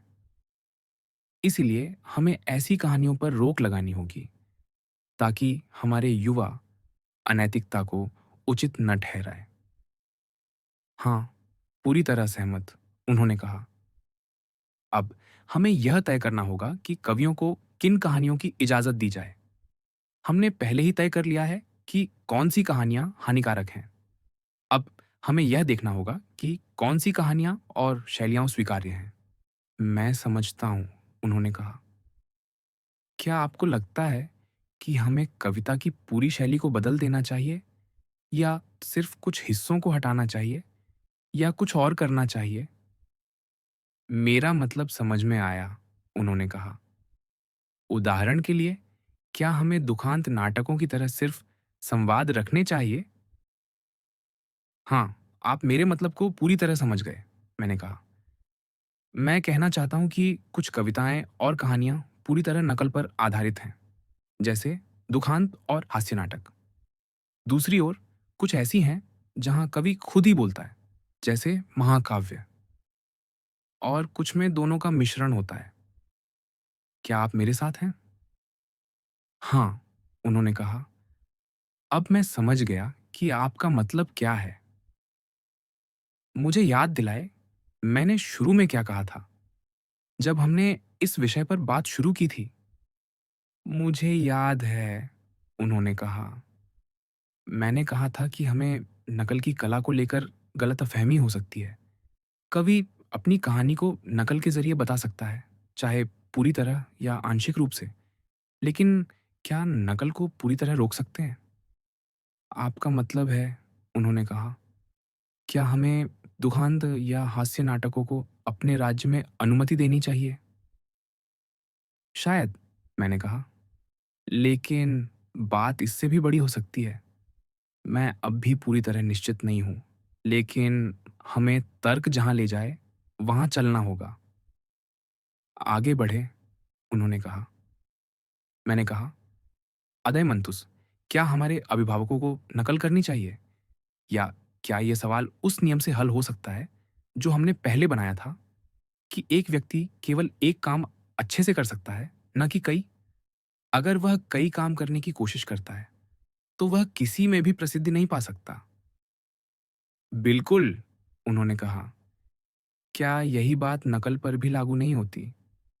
कोई व्यक्ति कई चीज़ों की उतनी अच्छी नकल नहीं कर सकता, जितनी एक चीज़ की। वह नहीं कर सकता, उन्होंने कहा। तो कोई व्यक्ति एक ही समय में जीवन के गंभीर पक्ष को गंभीरता से नहीं ले सकता और नकल करने वाला बन सकता। उदाहरण के लिए, कोई एक ही समय में दुखांत और हास्य नाटकों का लेखक नहीं हो सकता। क्या आपने इन्हें नकल करने वाला नहीं कहा था?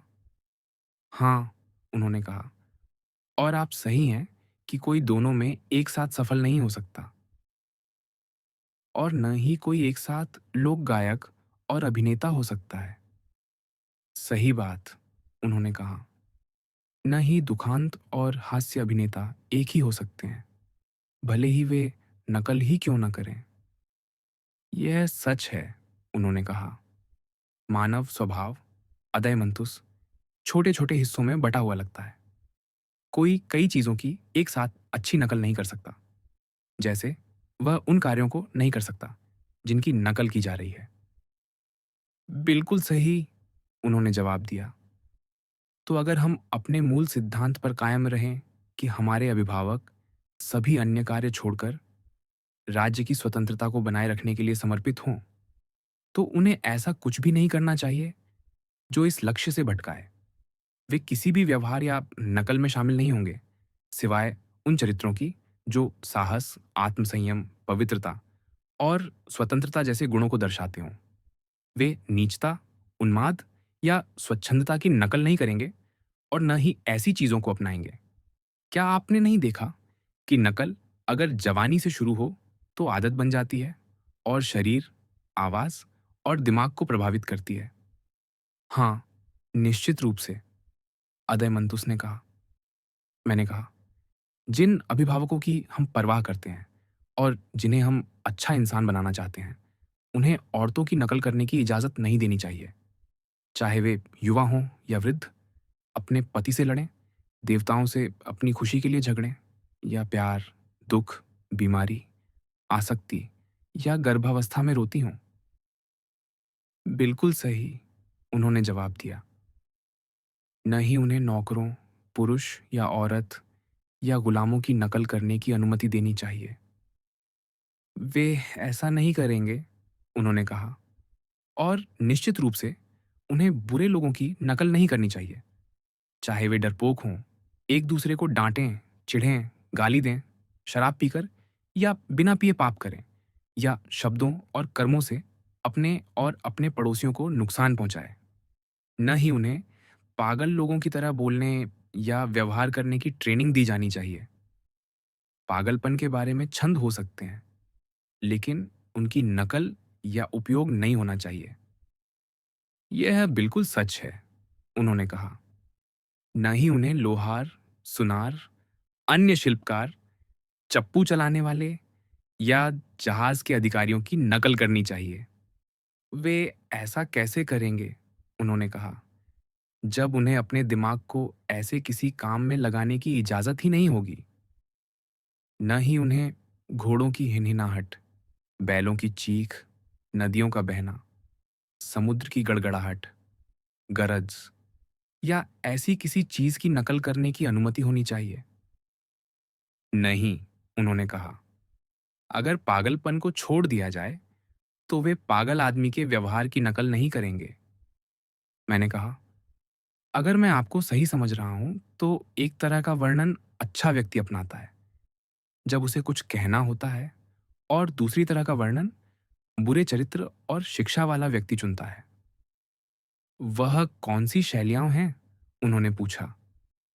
मैंने जवाब दिया, न्यायप्रिय और अच्छा व्यक्ति। जब कोई कहानी सुनाता है या किसी अच्छे व्यक्ति का अभिनय करता है तो वह उसकी नकल करना चाहेगा। उसे ऐसी नकल में शर्मिंदगी नहीं होगी। वह साहस और स्थिरता के साथ अच्छे चरित्र का अभिनय करेगा, खासकर जब वह बीमारी, प्यार, शराब या किसी दुर्घटना में न पड़ा हो। लेकिन जब उसे किसी अयोग्य व्यक्ति की नकल करनी पड़े तो वह उसका अध्ययन नहीं करेगा और उसकी अवहेलना करेगा। अगर उसे थोड़े समय के लिए भी ऐसा करना पड़े तो वह शर्मिंदगी महसूस करेगा, क्योंकि उसने कभी ऐसी नकल का अभ्यास नहीं किया। वह अच्छे चरित्र की नकल में आनंद लेगा, लेकिन नीच प्रदर्शन को, जब तक कि मजाक में ना हो, वह तुच्छ मानेगा और उसका दिमाग इसका विरोध करेगा। मैं इसे स्वीकार करता हूं, उन्होंने कहा। तो वह होमर की तरह वर्णन करेगा, जैसा हमने बताया। उसका तरीका नकल और वर्णन दोनों का मिश्रण होगा, लेकिन नकल कम और वर्णन ज्यादा होगा। क्या आप सहमत हैं? हाँ, उन्होंने कहा, यही वह तरीका है जो एक अच्छा वक्ता अपनाएगा। लेकिन एक दूसरा चरित्र भी है जो जितना नीच होगा उतना ही अनैतिक होगा। वह कुछ भी बयान कर सकता है और उसके लिए कुछ भी बुरा नहीं। वह मजाक में नहीं, बल्कि गंभीरता से हर चीज की नकल करेगा, खासकर बड़ी सभा में। अगली बात, शराब का नशा, उत्साहहीनता और नाजुकता हमारे अभिभावकों के लिए पूरी तरह अनुपयुक्त है। बिल्कुल अनुपयुक्त, उन्होंने कहा। और कौन से स्वर कोमल और सुरीले हैं? लाइडियन और आयोनियन स्वर, उन्होंने जवाब दिया, जो कोमलता से भरे हैं और तनाव मुक्त माने जाते हैं। क्या ये सैनिकों के लिए उपयोगी हैं? बिल्कुल नहीं, उन्होंने कहा। इसलिए सिर्फ डोरियन और फ्रिजियन स्वर ही बचते हैं। मैंने कहा, मैं स्वरों के बारे में ज्यादा नहीं जानता, लेकिन मैं चाहता हूं कि एक स्वर युद्ध जैसी स्थिति को दर्शाए, जब साहसी व्यक्ति खतरे में चिल्लाता है, संयमित संकल्प लेता है, या जब वह असफल हो रहा हो, क्षति झेल रहा हो, मृत्यु के करीब हो, या किसी बुराई से घिरा हो, तब भी वह सौभाग्य और सहनशीलता दिखाए। दूसरा स्वर शांति और स्वतंत्रता के समय उपयोग हो, जब कोई दबाव ना हो, जब वह ईश्वर से प्रार्थना करे, आदमी को आदेश दे या चेतावनी से मनाए, या जब वह बुद्धिमानी से अपनी इच्छा व्यक्त करे, धर्म, विनती या सलाह के जरिए, और परिस्थितियों को शांति और समझदारी से स्वीकार करे। ये दो स्वर, अनिवार्यता और स्वतंत्रता, अभाग्य और सौभाग्य, साहस और सहनशीलता, मैं चाहता हूं कि बने रहें। ये डोरियन और फ्रिजियन स्वर ही हैं, उन्होंने कहा। तो मैंने कहा, अगर हमारे गीत और संगीत में सिर्फ यही स्वर हों, तो हमें जटिल या मिश्रित स्वरों की ज़रूरत नहीं होगी। मुझे ऐसा नहीं लगता, उन्होंने कहा। तो हम लायर या अन्य जटिल तार वाले वाद्यों के शिल्पकारों की देखभाल नहीं करेंगे? निश्चित रूप से नहीं, उन्होंने कहा। और बांसुरी बनाने वालों या बांसुरी वादकों का क्या? क्या हम उन्हें राज्य में स्वीकार करेंगे? बांसुरी का मिश्रित स्वर तार वाले वाद्यों से भी ज्यादा जटिल है और तबले का संगीत भी बांसुरी की नकल करता है। नहीं, उन्हें स्वीकार नहीं करेंगे, उन्होंने कहा। तो शहर में सिर्फ लायर और हार्प संगीत के लिए रहेंगे और देहात में भेड़ चराने वालों के लिए पाइप। यही तर्क का निष्कर्ष है, उन्होंने कहा। अपोलो और उनके वाद्यों को चुनना कोई अनोखी बात नहीं है, मैंने कहा। बिल्कुल नहीं, उन्होंने जवाब दिया। और इस तरह हमने अनजाने में उन मिश्रित चीजों को राज्य से बाहर कर दिया जो पहले विषयासक्त थीं। हाँ, और हमने समझदारी से ऐसा किया, उन्होंने कहा। तो अब हम संगीत और स्वरों का शुद्धिकरण पूरा करें। ताल स्वाभाविक रूप से स्वरों के साथ आती है। हमें जटिल तालों या निगरानी की जरूरत नहीं है। हमें ऐसी ताल चाहिए जो साहसी और संयमित जीवन को व्यक्त करे। जब हम उसे पाएं तो उसे उन शब्दों के साथ जोड़ेंगे जो वही भावना रखते हों। अब आपका कर्तव्य है कि आप मुझे बताइए कि ये तालें कौन सी हैं, जैसे आपने स्वरों के बारे में बताया। लेकिन अदयमंतुस ने कहा, मैं आपको ताल के बारे में नहीं सिखा सकता। मैं सिर्फ इतना जानता हूं कि ताल के 3 सिद्धांत हैं। जैसे ध्वनि में 4 स्वर हैं जिनसे सभी समस्वर बनते हैं। ये मेरा अवलोकन है। लेकिन ये तालें किस तरह के जीवन को दर्शाती हैं, ये मैं नहीं बता सकता, मैंने कहा। तो हमें डैमोन को, जिसने अपने मित्र के लिए अपनी जान जोखिम में डाली थी, अपने सलाहकारों में शामिल करना चाहिए। वह हमें बता सकता है कि कौन सी तालें धृष्टता, क्रोध या अन्य अनुचित गुणों को प्रेरित करती है और कौन सी तालें संयम और अच्छे चरित्र के लिए उपयुक्त हैं। मुझे उसकी जटिल तालों की अस्पष्ट याद है, हास्य या वीर रस की। उसने उन्हें कुछ इस तरह व्यवस्थित किया था जो मैं पूरी तरह नहीं समझ सका। उसने ताल के पदों को ऊंचा नीचा करने, लंबी और छोटी मात्राओं की बात की थी। मुझे लगता है उसने चौपाई और दोहे की बात की और लंबी छोटी मात्राओं के नियमन की। कुछ मामलों में ये तालें प्रशंसा या निंदा को व्यक्त करती थीं, या शायद दोनों का मिश्रण था। मैं इसमें निश्चित नहीं हूं। ये मामले डायमोन को सौंपना बेहतर होगा क्योंकि इन्हें समझना कठिन है। बिल्कुल, उन्होंने कहा। लेकिन यह समझना आसान है कि अनुग्रह या उसकी कमी अच्छी या बुरी ताल का परिणाम है। कोई शक नहीं, उन्होंने कहा। और अच्छी बुरी तालें स्वाभाविक रूप से अच्छी या बुरी शैली के साथ चलती हैं। समस्वर और असमस्वर भी इसी तरह शैली का अनुसरण करते हैं। हमारे सिद्धांत में ताल और समस्वर शब्दों से निर्देशित होते हैं, न कि शब्द उनसे। और क्या शब्दों की शैली और चरित्र आत्मा की मनोदशा पर निर्भर नहीं है? हाँ, उन्होंने कहा।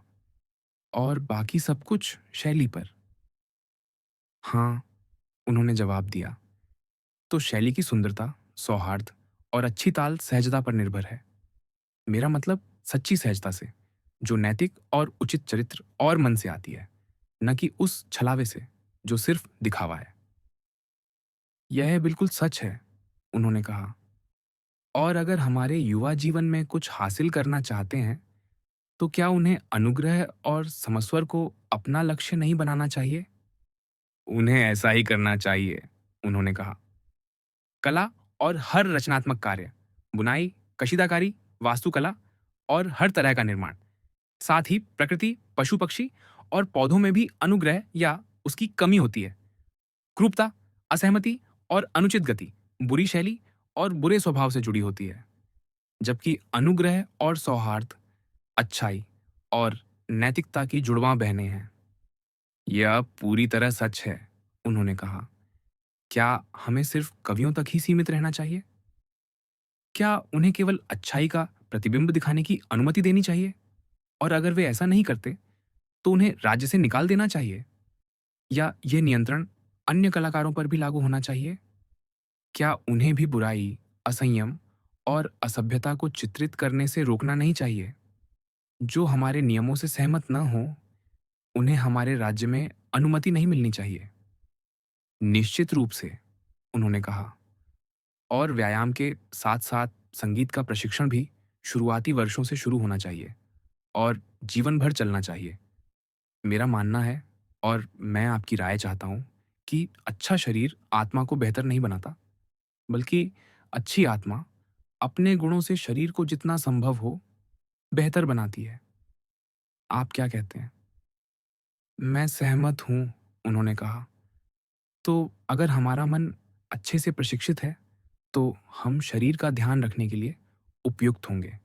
हम अति विस्तार से बचने के लिए सिर्फ सामान्य रूपरेखा बनाएंगे। ठीक है, उन्होंने कहा। हमारे अभिभावकों को नशे से बचना होगा, जैसा हमने पहले कहा। अभिभावक आखिरी व्यक्ति होना चाहिए जो नशे में भूल जाए कि वह दुनिया में कहाँ है। हाँ, उन्होंने कहा। यह हास्यास्पद होगा अगर अभिभावक को दूसरा अभिभावक संभालने लगे। और उनके भोजन का क्या? वे तो महान उद्देश्य के लिए प्रशिक्षण ले रहे हैं, है ना? हाँ, उन्होंने कहा। क्या सामान्य खिलाड़ी का शरीर उनके लिए उपयुक्त होगा? शायद नहीं, मैंने कहा। मुझे डर है कि खिलाड़ियों की आदतें, जो उनींदापन और स्वास्थ्य की उपेक्षा करती हैं, खतरनाक हैं। क्या आपने नहीं देखा कि खिलाड़ी हमेशा सोते रहते हैं, और अगर वे अपने रूढ़िगत आहार और जीवन शैली से हटते हैं, तो गंभीर बीमारियों का शिकार हो जाते हैं? हाँ, मैंने देखा है, उन्होंने कहा।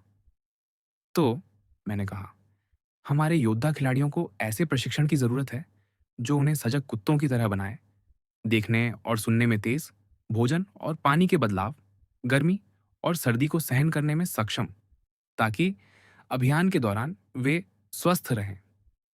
मैं भी यही मानता हूं, उन्होंने कहा। सच्चा व्यायाम उस सरल संगीत का जुड़वांव है जिसका हमने पहले जिक्र किया। कैसे? उन्होंने पूछा। मेरा मानना है कि एक सरल और उत्तम व्यायाम है, खासकर सैन्य व्यायाम। होमर से इसे समझा जा सकता है। उनके नायक अभियान पर मछली नहीं खाते, भले ही वे हेलिस्पोंट के तट पर हों। उन्हें उबला हुआ भोजन वर्जित है, सिर्फ भुना हुआ खाने की इजाजत है, क्योंकि सैनिकों के लिए सिर्फ आग जलाना आसान है, बर्तनों की जरूरत नहीं पड़ती। सही बात, उन्होंने कहा। और होमर ने शायद ही मिठाइयों का जिक्र किया हो। सभी पेशेवर खिलाड़ी जानते हैं कि अच्छी स्थिति में रहने के लिए ऐसी चीजों से परहेज करना जरूरी है। हाँ, उन्होंने कहा। और वे ठीक ही ऐसा करते हैं। तो आप भारी भोजन या व्यसनकारी खान-पान को स्वीकार नहीं करेंगे? नहीं, उन्होंने कहा।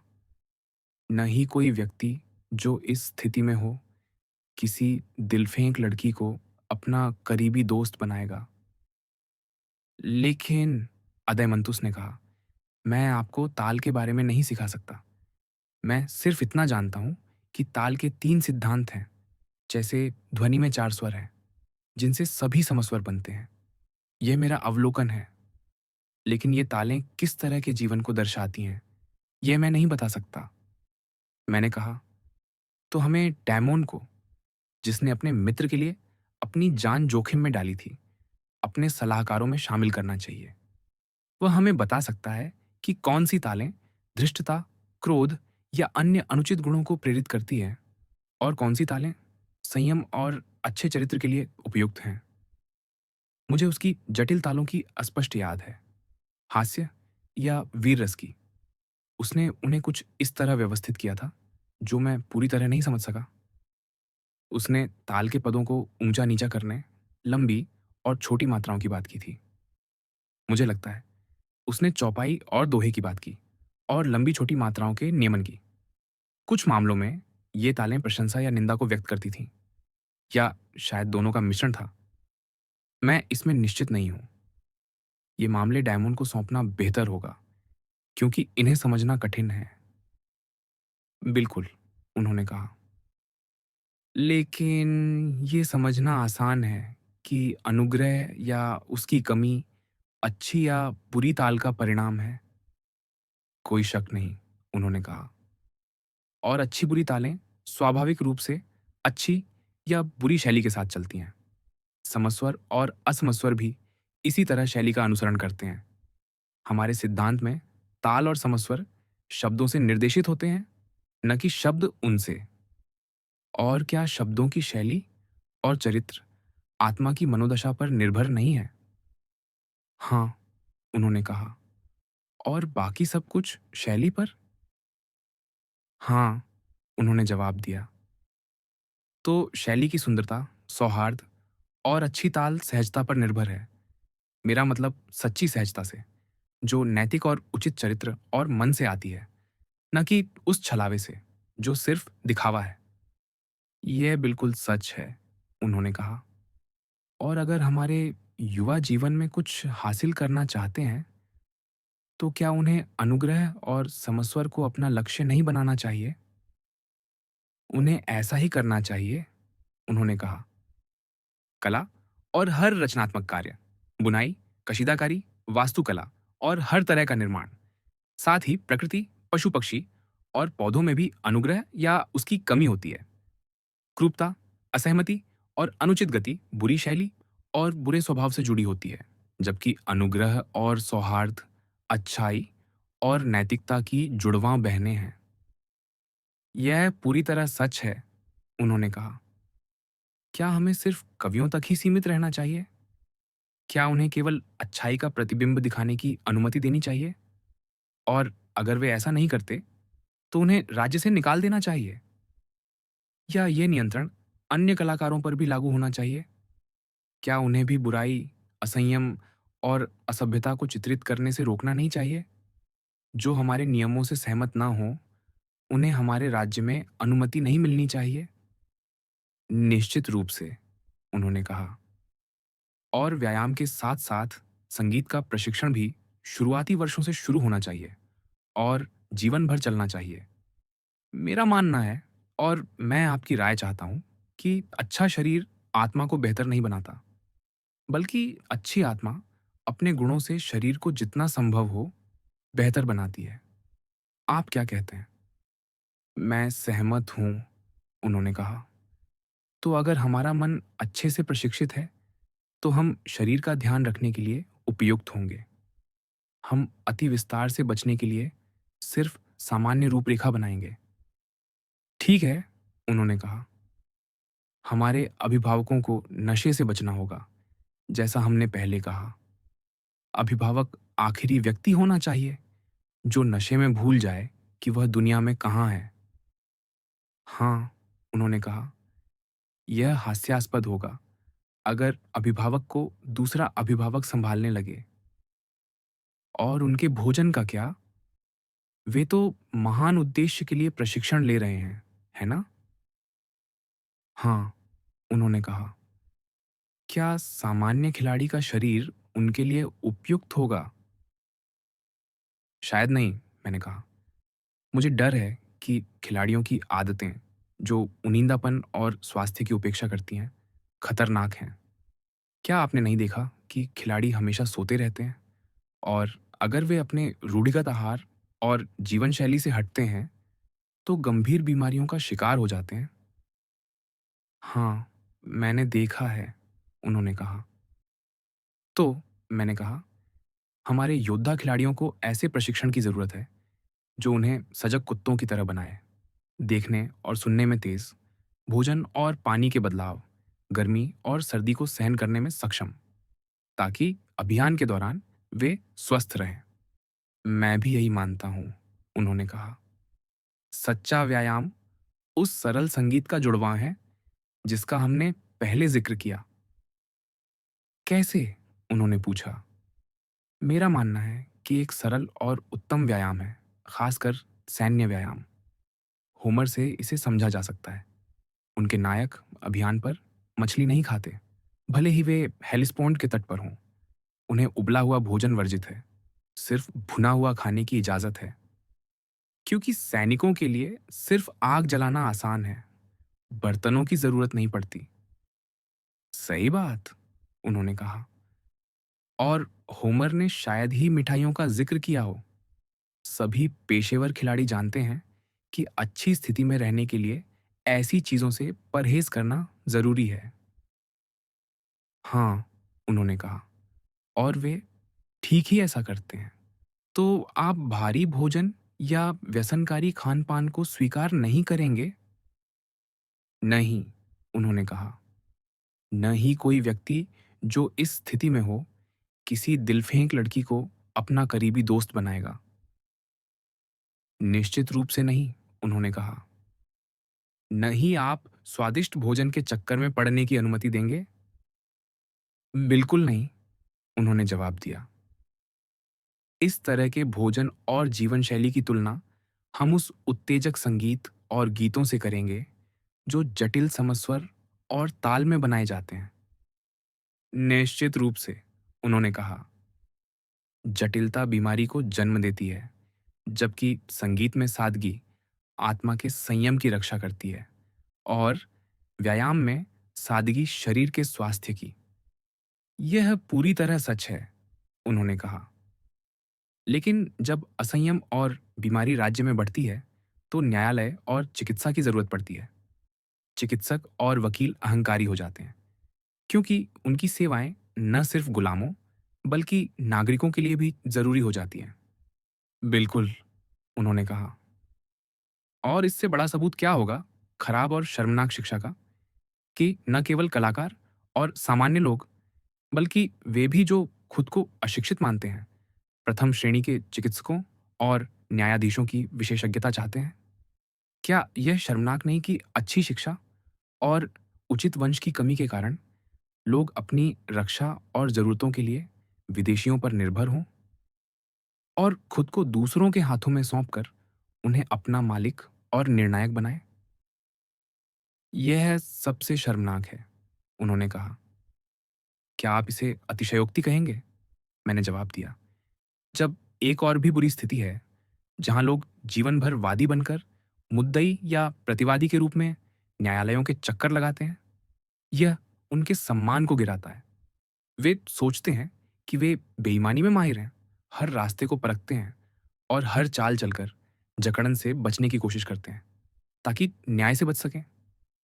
और ये सब किस लिए?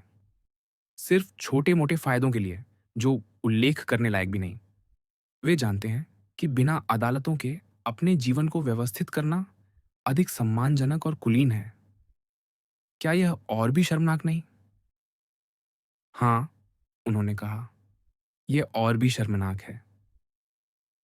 ठीक है, मैंने कहा, औषधि की जरूरत तब नहीं होनी चाहिए जब घाव भरना हो या महामारी आए, बल्कि तब जब आलस्य और हमारी बताई जीवन शैली के कारण लोग दलदल में फंसे हों।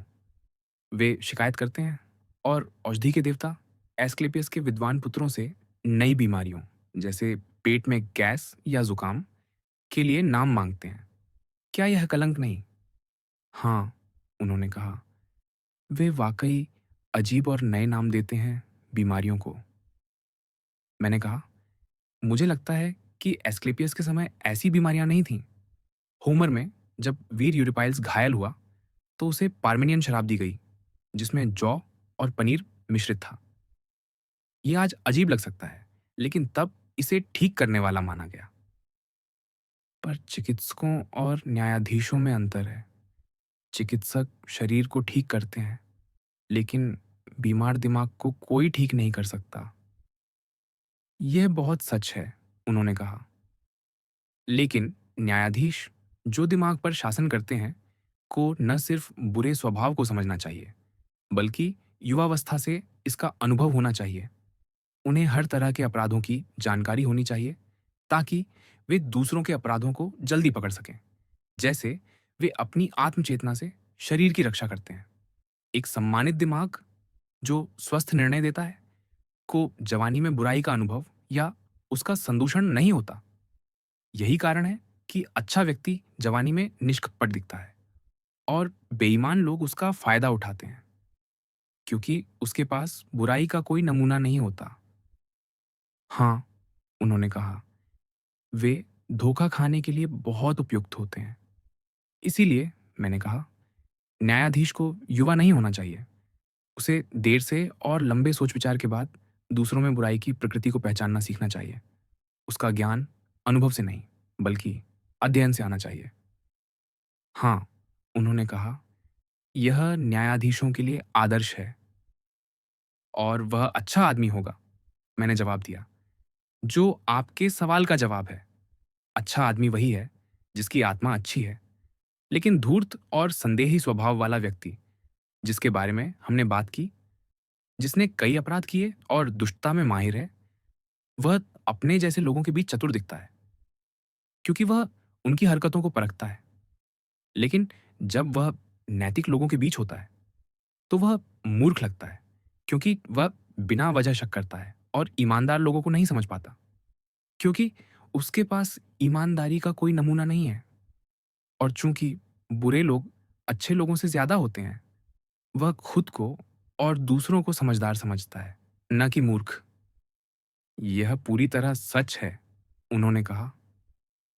तो हम जिस अच्छे और समझदार न्यायाधीश को चाहते हैं, वह ऐसा व्यक्ति नहीं है। बुराई नैतिकता को नहीं जानती, लेकिन अच्छाई समय के साथ नैतिक और अनैतिक दोनों का ज्ञान हासिल कर लेती है। मेरे विचार में असली बुद्धिमानी अच्छे व्यक्ति में होती है, न कि बुरे में। मेरे विचार में भी, उन्होंने कहा।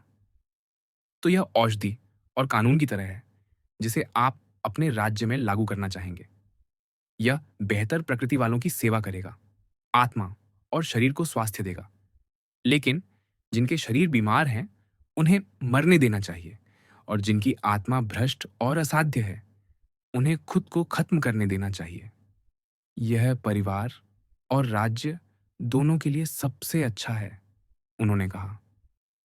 इसलिए हमारे युवाओं को सरल संगीत के साथ शिक्षित करना चाहिए, जो, जैसा हमने कहा, संयम को प्रेरित करता है।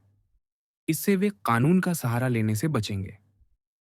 यह स्पष्ट है, उन्होंने कहा। और जो संगीतकार सरल व्यायाम के साथ उसी तरह का प्रशिक्षण देता है, उसे औषधि की जरूरत नहीं पड़ेगी, सिवाय कुछ खास चरम मामलों के।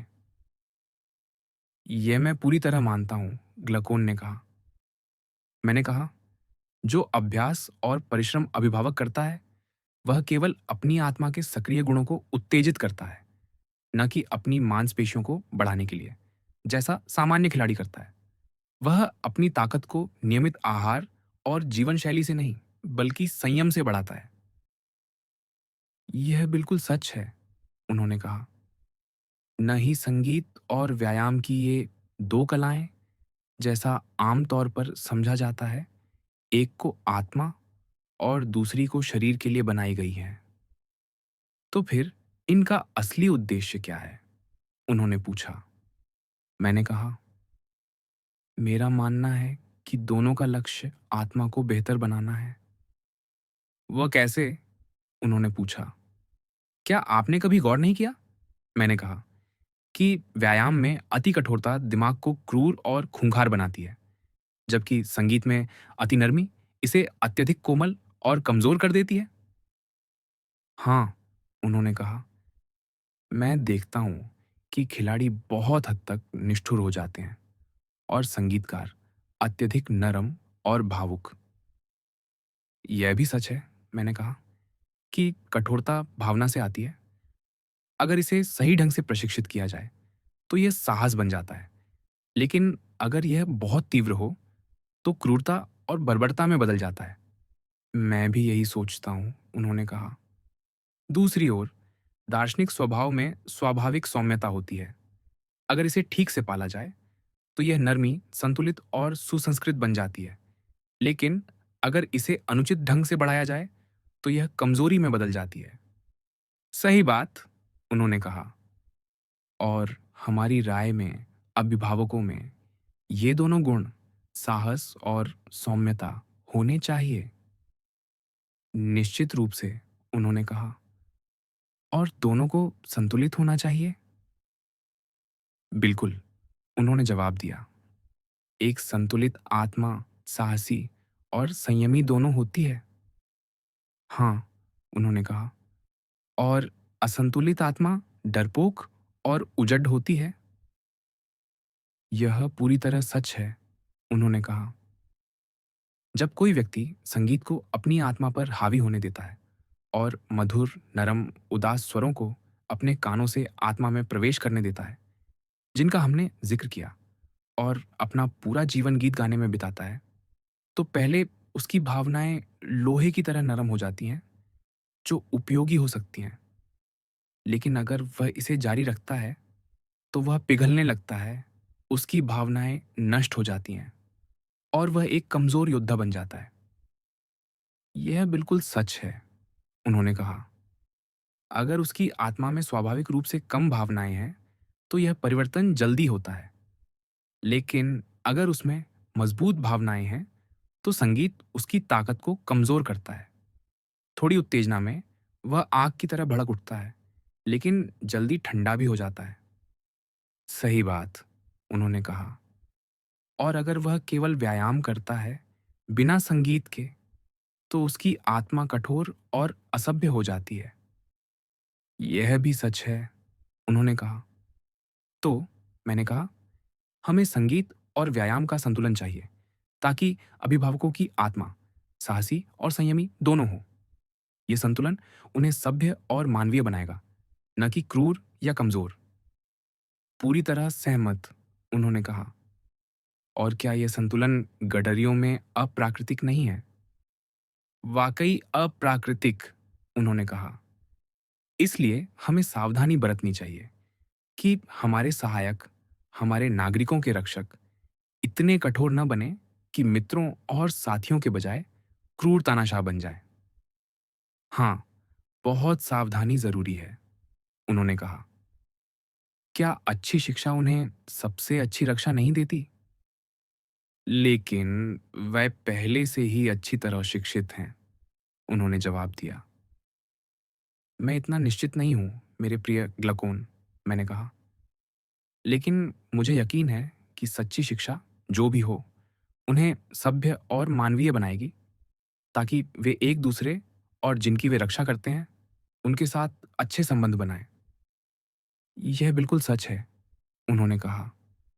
न सिर्फ उनकी शिक्षा, बल्कि उनकी जीवन शैली और हर चीज ऐसी होनी चाहिए जो उनकी नैतिकता को अभिभावक की तरह थोपने या नागरिकों को शिकार बनाने के लिए प्रलोभन न दे। कोई भी समझदार व्यक्ति इसे स्वीकार करेगा, वह करेगा, उन्होंने कहा। तो अब हम विचार करें कि उनकी जीवन शैली कैसी हो, अगर वे हमारे विचारों से सहमत हों।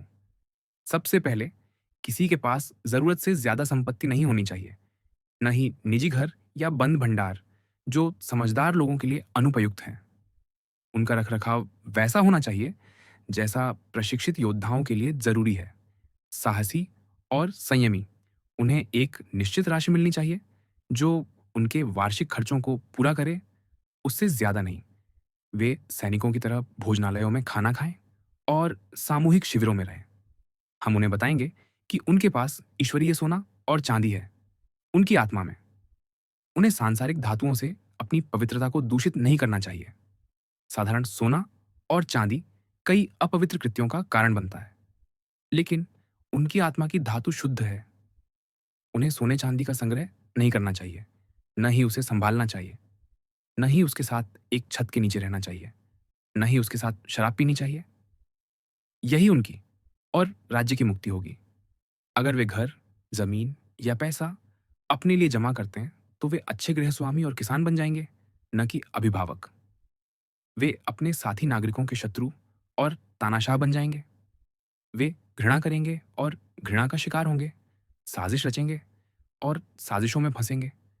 वे बाहरी दुश्मनों से ज्यादा आंतरिक शत्रुओं से डरेंगे और अपना और राज्य का विनाश करेंगे।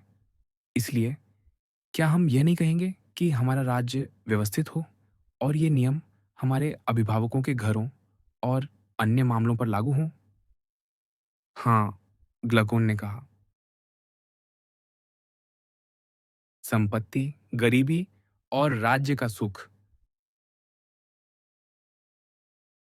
अदयमंतुस ने सुकरात से पूछा, यदि कोई कहे कि आप इन लोगों को दुखी बना रहे हैं और वे स्वयं अपने दुख का कारण हैं, क्योंकि शहर उनके लिए है, परंतु वे बेहतर स्थिति में नहीं हैं।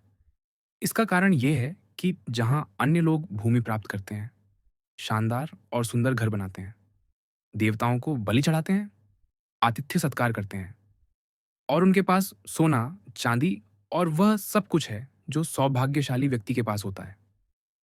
वहीं हमारे गरीब नागरिक किराए के सिपाहियों से बेहतर नहीं, जो शहर में रहकर केवल पहरेदारी करते हैं। आप इसका क्या जवाब देंगे?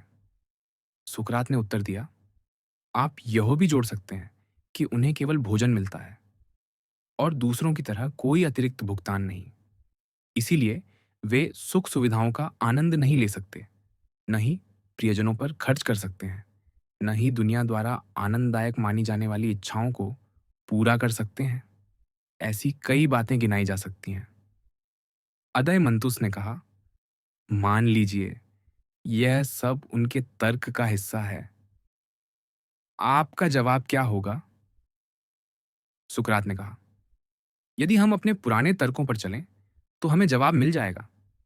मेरा मानना है कि हमारे अभिभावक सबसे सुखी हैं, लेकिन हमारा लक्ष्य राज्य की स्थापना केवल एक वर्ग के सुख के लिए नहीं, बल्कि सभी के सुख के लिए है। हमारा मानना है कि एक सुशासित राज्य सभी के हितों का ध्यान रखेगा। उसमें हम न्याय पाएंगे और एक अव्यवस्थित राज्य में अन्याय। इन दोनों को देखकर हम यह तय कर सकते हैं कि कौन अधिक सुखी है। वह आगे बोले, मैं अपने सुखी राज्य की कल्पना करता हूँ, न कि केवल कुछ नागरिकों के सुख को ध्यान में रखकर, बल्कि समस्त नागरिकों के सुख को। साथ ही मैं एक विपरीत प्रकार के राज्य की भी जांच करूंगा।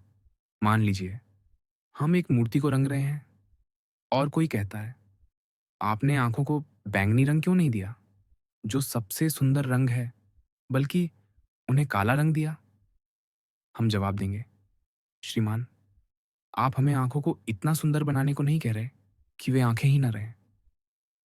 हम पूरे मूर्ति को सुंदर बनाने का प्रयास करते हैं। इसी तरह मैं कहता हूं, हमें अभिभावकों को ऐसा सुख देने के लिए विवश न करें जो उन्हें अभिभावक न रहने दे। सुकरात ने जारी रखा, हम अपने किसानों को राजसी वस्त्र पहना सकते हैं, उनके सिर पर सोने का मुकुट रख सकते हैं और उन्हें खेतों से दूर रख सकते हैं। हम कुम्हारों को गद्देदार बिस्तरों पर आराम करने दे सकते हैं, स्वादिष्ट भोजन और शराब दे सकते हैं, ताकि वे अपनी इच्छानुसार बर्तन बनाएं। इस तरह हम हर वर्ग को सुखी कर सकते हैं और पूरा राज्य सुखी होगा। लेकिन इस विचार को स्वीकार न करें। यदि हम ऐसा करें तो किसान किसान नहीं रहेंगे, कुम्हार कुम्हार नहीं रहेंगे और कोई भी अपने वर्ग के चरित्र को बनाए नहीं रखेगा। जब अभिभावक और सरकार केवल दिखावटी हों, न कि वास्तविक, तो वे राज्य को नष्ट कर देंगे। हमारे अभिभावक वास्तविक रक्षक हैं, न कि उत्सवों में आनंद लेने वाले। हमें यह विचार करना होगा कि अभिभावकों की नियुक्ति में उनका सबसे बड़ा सुख नहीं, बल्कि पूरे राज्य का सुख देखा जाए। इस प्रकार सभी वर्ग अपने कर्तव्यों को निष्ठा से निभाएंगे और राज्य नीतिमान ढंग से आगे बढ़ेगा। अदय मंतुस ने कहा, मुझे लगता है आप सही हैं। सुकरात ने पूछा, क्या आप मेरी एक और टिप्पणी से सहमत होंगे? वह क्या है? अदय मंतुस ने पूछा। सुकरात ने कहा, कला के बिगड़ने के दो कारण हैं, संपत्ति और गरीबी। वे कैसे प्रभाव डालते हैं? अदय मंतुस ने पूछा। सुकरात ने समझाया, जब एक कुम्हार अमीर हो जाता है तो क्या वह अपनी कला के लिए पहले जैसा परिश्रम करना चाहेगा? नहीं, वह आलसी और लापरवाह हो जाता है और परिणाम स्वरूप खराब कुम्हार बन जाता है। दूसरी ओर, यदि वह गरीब है और औजार या उपकरण नहीं जुटा पाता, तो वह अच्छा काम नहीं कर पाता, न ही अपने बच्चों या शिष्यों को अच्छी शिक्षा दे पाता। इस प्रकार संपत्ति और गरीबी दोनों ही कारीगर और उसके काम को बिगाड़ते हैं। सुकरात ने आगे कहा, यह एक नई बुराई है जिस पर अभिभावकों को नजर रखनी होगी, वरना यह शहर में चुपके से फैल जाएगी। संपत्ति आनंद और लापरवाही को जन्म देती है, और गरीबी कष्ट और असंतोष को। दोनों ही असंतुष्टि का कारण है। अदयमंतुस ने सहमति जताई। यह सत्य है। लेकिन सुकरात, यदि हमारा शहर युद्ध के लिए आवश्यक संसाधनों से वंचित है, तो वह अमीर और शक्तिशाली शत्रुओं के खिलाफ कैसे युद्ध करेगा? सुकरात ने जवाब दिया, यह सच है कि ऐसे शत्रुओं के खिलाफ युद्ध करना कठिन होगा। लेकिन यदि हमारे पास प्रशिक्षित योद्धा हों, तो कोई परेशानी नहीं होगी। एक कुशल मुक्केबाज जो अपनी कला में निपुण हो, दो या कई गैर प्रशिक्षित व्यक्तियों को हरा सकता है, यदि वह चतुराई से लड़े। वह सूरज की गर्मी में भी बार बार हमला करके कईयों को परास्त कर सकता है। सुकरात ने आगे कहा, हमारे योद्धा 2 या 3 गुना अधिक संख्या वाले शत्रुओं से लड़ सकते हैं। मान लीजिए हम अन्य शहरों से कहें, हमारे पास सोना चांदी नहीं है, न ही हम इसे रखने की अनुमति देते हैं। फिर भी क्या आप हमारे साथ युद्ध में शामिल होंगे और अन्य शहरों को लूटेंगे? वे मोटी ताजी भेड़ों के साथ लड़ने की बजाय दुबले पतले कुत्तों के साथ लड़ना पसंद करेंगे। अदय मंतुस ने कहा, यह संभव नहीं लगता। यदि कई राज्यों की संपत्ति एकत्र हो जाए, तो गरीब राज्य के लिए खतरा होगा। सुकरात ने जवाब दिया, आपने राज्यों शब्द का उपयोग किया, लेकिन हर शहर वास्तव में 2 हिस्सों में बटा है, गरीबों का और अमीरों का। ये एक दूसरे के खिलाफ हैं। यदि आप उन्हें एक ही राज्य मानेंगे, तो गलती करेंगे। लेकिन यदि आप उन्हें कई हिस्सों में देखेंगे और संपत्ति, शक्ति या लोगों को एक से दूसरे को देंगे, तो आपके कई मित्र होंगे और शत्रु कम। हमारा राज्य, जो अब समझदारी से व्यवस्थित है, सबसे महान होगा, न कि दिखावे में, बल्कि सत्य और विश्वास में। अदय मंतुस ने कहा, यह सत्य है। सुकरात ने कहा, हमारे शासकों को राज्य के आकार की सीमा तय करनी होगी, ताकि वह एकजुट रहे। हमारा शहर न बहुत बड़ा हो, न बहुत छोटा, बल्कि स्वयं में पूर्ण। प्रत्येक व्यक्ति को वह काम करना चाहिए जो प्रकृति ने उसके लिए निर्धारित किया है। इस तरह पूरा शहर एकजुट रहेगा। अदयमंतुस ने सहमति जताई। यह कोई कठिन आदेश नहीं है। सुकरात ने कहा, शिक्षा और प्रकृति महत्वपूर्ण है। यदि हमारे नागरिक अच्छी तरह शिक्षित हों और समझदार बने, तो वे विवाह, बच्चों के प्रजनन और अन्य मामलों में सही रास्ता देख सकेंगे। एक अच्छी शुरुआत वाला राज्य गतिमान पहिए की तरह आगे बढ़ता है। अच्छी शिक्षा और प्रकृति अच्छे संविधान को जन्म देती है, जो और बेहतर शिक्षा को बढ़ावा देते हैं। सुकरात ने चेतावनी दी, शासकों को यह सुनिश्चित करना होगा कि संगीत और व्यायाम अपने मूल रूप में रहें। यदि कोई कहे कि लोग नए गीतों को अधिक पसंद करते हैं, तो हमें डरना चाहिए कि वे नए प्रकार के गीतों की प्रशंसा कर रहे हैं। संगीत में परिवर्तन राज्य के लिए खतरा है, क्योंकि जब संगीत की धुन बदलती है, तो राज्य के मूलभूत कानून भी बदल जाते हैं। अदयमंतुस ने सहमति जताई। हाँ, अराजकता मनोरंजन के रूप में चुपके से प्रवेश कर सकती है।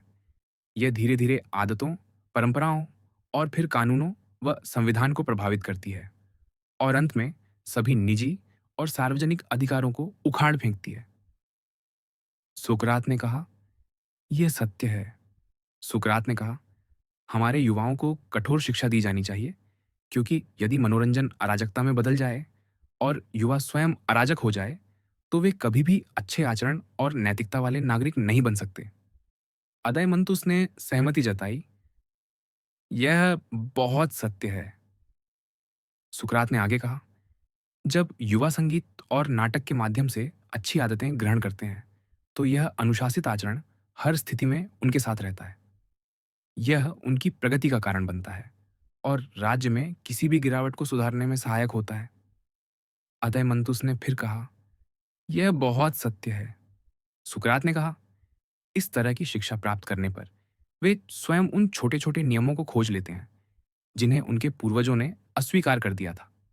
जैसे बुजुर्गों के सामने चुप रहना, उनके लिए खड़े होकर या बैठकर सम्मान दिखाना, माता-पिता के प्रति उचित व्यवहार, कपड़े और जूते पहनने का तरीका, बालों को संवारने का ढंग और सामान्य आचरण। क्या आप इससे सहमत हैं? अदयमंतुस ने जवाब दिया, हाँ। सुकरात ने कहा, हालांकि मैं इन मामलों में बहुत सारे नियम बनाने में संदेह करता हूँ। मुझे नहीं लगता कि पहले ऐसा किया गया है, न ही इसके लिए कोई लिखित व्यवस्था मौजूद है। अदयमंतुस ने कहा, यह असंभव है। सुकरात ने समझाया, यह देखा गया है, अदयमंतुस, कि मनुष्य की शिक्षा जिस दिशा में शुरू होती है, वही उसके भविष्य को निर्धारित करती है। समान स्वभाव समान को आकर्षित करता है। जब तक कोई असाधारण और उत्कृष्ट परिणाम न मिले, जो अच्छा या बुरा हो, इसे नकारा नहीं जा सकता। इसीलिए मैं इन छोटे नियमों के लिए कानून बनाने की कोशिश नहीं करूंगा। अदयमंतुस ने कहा, यह उचित है। सुकरात ने पूछा, बाजार के व्यापार, लोगों के बीच संवाद, कारीगरों के बीच समझौते, अपमान, चोट, मुकदमों या न्यायाधीशों की नियुक्ति के बारे में क्या कहेंगे? बंदरगाहों पर शुल्क और बाजार, पुलिस या बंदरगाहों की व्यवस्था के बारे में क्या? क्या हमें इनके लिए कानून बनाना चाहिए? अदयमंतुस ने जवाब दिया, मुझे लगता है कि अच्छे लोगों पर ऐसे कानून थोपने की आवश्यकता नहीं है। वे स्वयं आवश्यक व्यवस्थाएं कर लेंगे। सुकरात ने कहा, हाँ, मेरे मित्र, यदि ईश्वर उन्हें वह शिक्षा और नियम बनाए रखने की शक्ति दे जो हमने दी है। अदयमंतुस ने कहा, बिना ईश्वरीय सहायता के वे हमेशा कानून बनाते और सुधारते रहेंगे, यह आशा करते हुए कि वे पूर्णता प्राप्त कर लेंगे। वे उन लोगों जैसे हैं जो आत्मसंयम के बिना असंयम की आदत नहीं छोड़ सकते। सुकरात ने सहमति जताई, बिल्कुल। उनका जीवन कितना विचित्र है। वे हमेशा सुधार की कोशिश करते हैं, लेकिन अपनी गलतियों में उलझे रहते हैं, जैसे रोगी जो नियम हकीमों की सलाह पर ठीक होने की आशा करते हैं। अदयमंतुस ने कहा, ऐसे लोग बहुत आम हैं। सुकरात ने कहा, सबसे आश्चर्यजनक बात यह है कि वे उस व्यक्ति को शत्रु मानते हैं जो उन्हें सत्य बताता है, कि जब तक वे व्यर्थ खाना पीना और असंयम नहीं छोड़ते, कोई दवा, ताबीज या उपचार काम नहीं करेगा। अदयमंतुस ने हंसते हुए कहा, यह वाकई आकर्षक है। जो सत्य बोलता है उसे वे पसंद नहीं करते। सुकरात ने कहा, ऐसे लोग आपके हित में नहीं लगते। न ही आप उन राज्यों की प्रशंसा करेंगे जो मृत्यु के भय से संविधान में बदलाव से डरते हैं। और जो लोग इस व्यवस्था में संतुष्ट रहते हैं, वे महान राजनेता बनने का दिखावा करते हैं। ये राज्य उन लोगों जैसे हैं जिनका मैंने अब भी वर्णन किया। अदयमंतुस ने कहा, हाँ, ऐसे राज्य उतने ही बुरे हैं जितने वे लोग। मैं उनकी प्रशंसा से बहुत दूर हूं। सुकरात ने पूछा, क्या आप उन मंत्रियों के भ्रष्टाचार में उनकी शांति और निपुणता को स्वीकार नहीं करते? अदयमंतुस ने जवाब दिया, हाँ, मैं करता हूं, लेकिन सभी में नहीं। कुछ ऐसे हैं जिनकी प्रशंसा की जा सकती है, जो वास्तव में राजनेता हैं। सुकरात ने कहा, आपका मतलब क्या है? जब कोई व्यक्ति माप नहीं सकता और कई अन्य जो माप नहीं सकते, ये घोषणा करते हैं कि वह 4 हाथ लंबा है, तो क्या आप उनकी बात पर विश्वास करेंगे? अदयमंतुस ने कहा, नहीं, निश्चित रूप से नहीं। सुकरात ने कहा, तो उनसे नाराज ना हो। वे इस खेल में अच्छे नहीं हैं, तुच्छ सुधार की कोशिश करते हैं, जैसे मैंने वर्णन किया। वे सोचते हैं कि कानून बनाकर वे छल कपट और दुष्टता को खत्म कर देंगे, यह जाने बिना कि वे उस सांप का सिर काट रहे हैं जो बार बार उग आता है। अदयमंतुस ने कहा, हाँ, यही वे कर रहे हैं। सुकरात ने कहा, मैं मानता हूं कि सच्चा विधायक ऐसी परेशानियों में नहीं पड़ता, चाहे वह अव्यवस्थित या व्यवस्थित राज्य में हो। कुछ योजनाएं स्वाभाविक रूप से हमारी पिछली व्यवस्थाओं से निकलेंगी। अदयमंतुस ने पूछा, तो क्या कोई कार्य बाकी रह जाता है?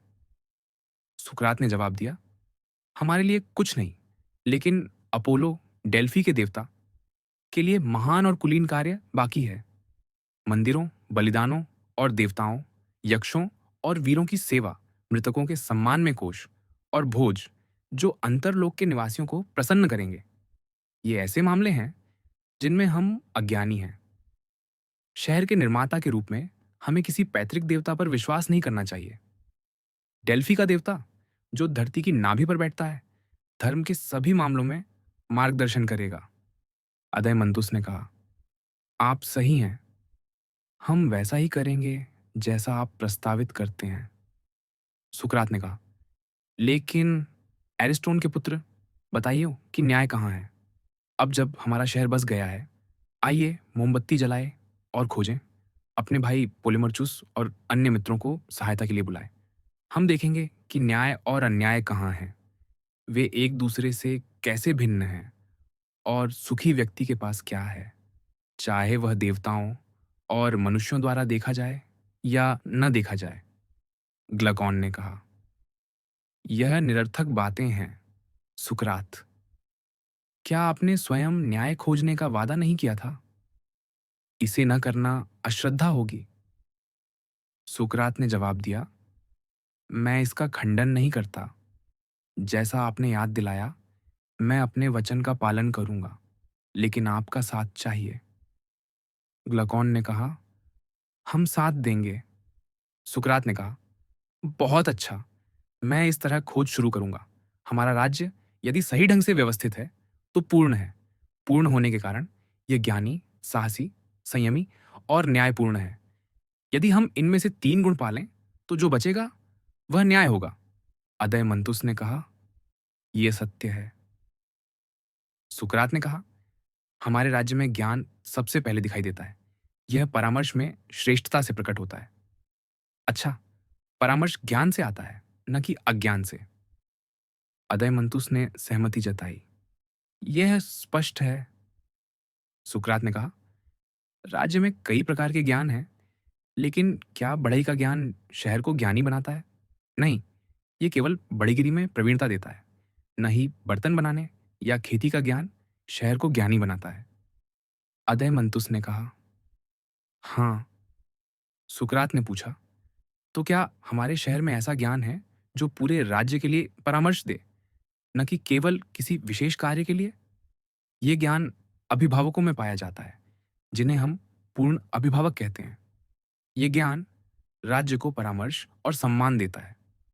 अदयमंतुस ने जवाब दिया, हाँ, यह अभिभावकों का ज्ञान है। सुकरात ने कहा, हमारे शहर में अभिभावक सबसे कम संख्या में हैं। फिर भी यह छोटा वर्ग और उसका ज्ञान राज्य को ज्ञानी बनाता है। इसे ही पांडित्य कहते हैं। अदयमंतुस ने कहा, यह पूरी तरह सत्य है।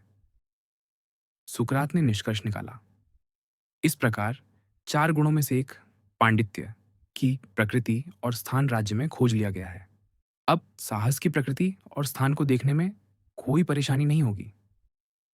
सुकरात ने कहा, जब कोई राज्य को साहसी या कायर कहता है तो वह उस वर्ग के बारे में सोचता है जो युद्ध में राज्य के लिए लड़ता है। अदयमंतुस ने जवाब दिया, कोई और नहीं। सुकरात ने कहा, बाकी नागरिकों का साहस या कायरता मेरे विचार में राज्य को साहसी या कायर बनाने में कोई प्रभाव नहीं डालता। अदयमंतुस ने सहमति जताई, निश्चित रूप से नहीं। सुकरात ने समझाया, राज्य उस वर्ग के कारण साहसी होता है जो हर स्थिति में अपनी राय को बनाए रखता है, चाहे वह आनंद में हो, दुख में, इच्छा में या भय में। यह राय कानून और शिक्षा द्वारा निर्धारित होती है, जो यह बताती है कि किन चीजों से डरना चाहिए और किन से नहीं। यही साहस है। अदयमंतुस ने कहा, मैं आपके कथन को पूरी तरह समझ नहीं पाया, कृपया दोहराइए। सुकरात ने कहा, साहस एक प्रकार की रक्षा है, उस राय की रक्षा जो कानून और शिक्षा के माध्यम से बनती है कि किन चीजों से डरना चाहिए।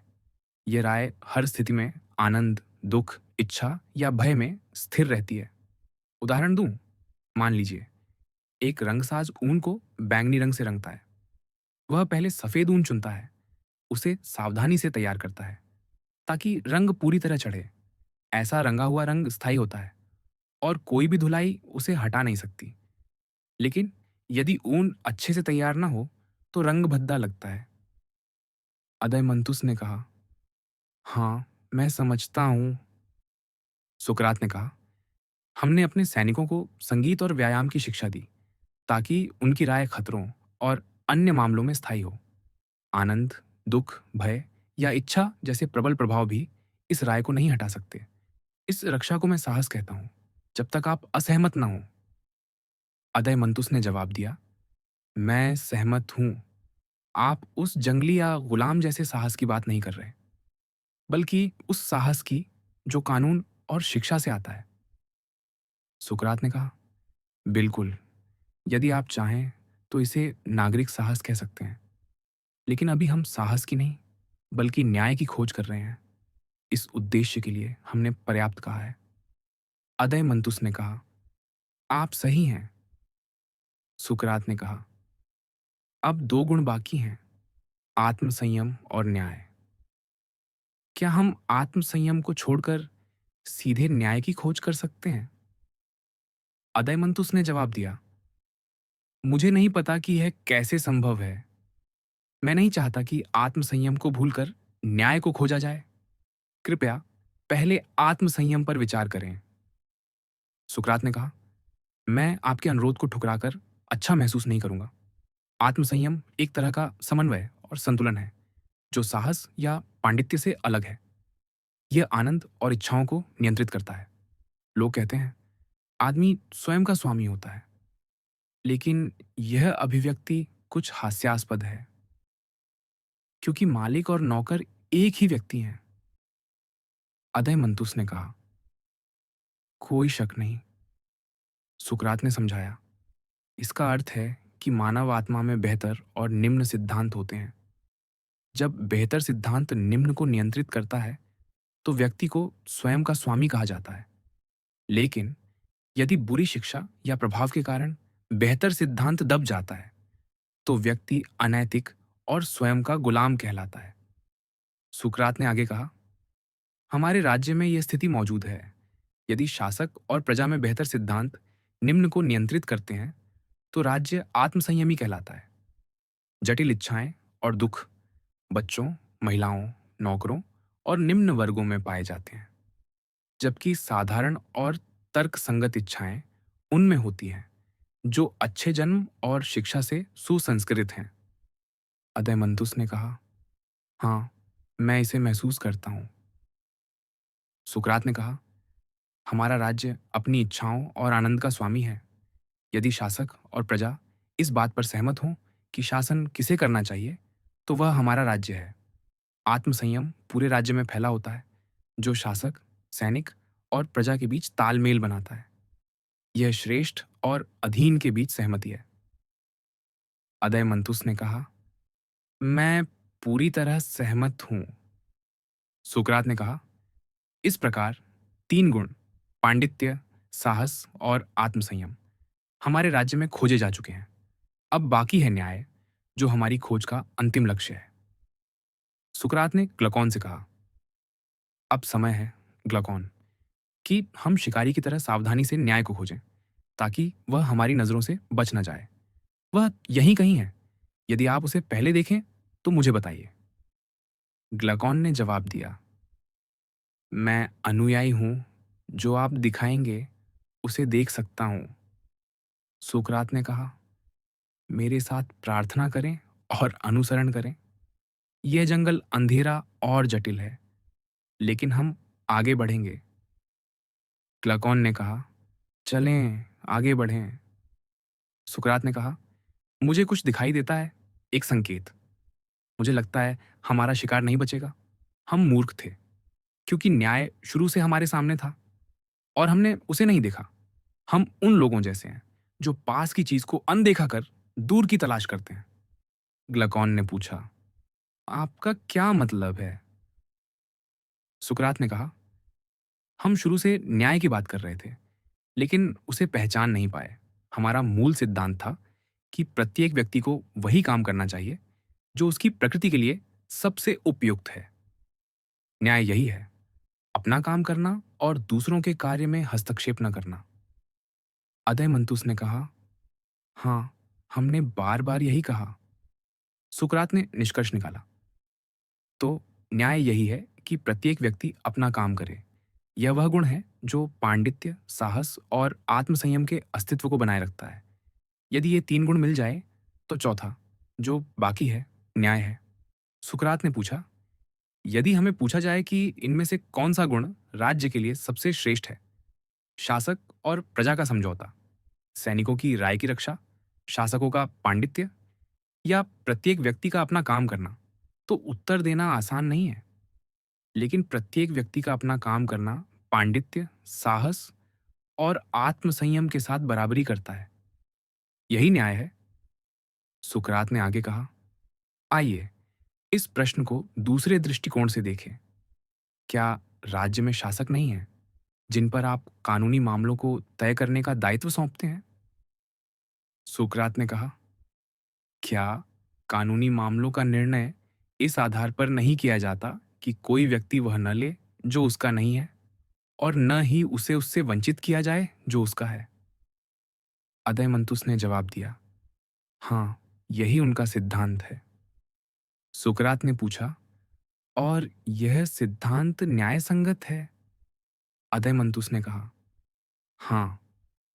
सुकरात ने कहा, तो इस दृष्टिकोण से न्याय ये है कि प्रत्येक व्यक्ति को वही मिले जो उसका है, और वह वही करे जो उसका कर्तव्य है। सुकरात ने आगे कहा, अब विचार करें और बताइए कि क्या आप मुझसे सहमत हैं।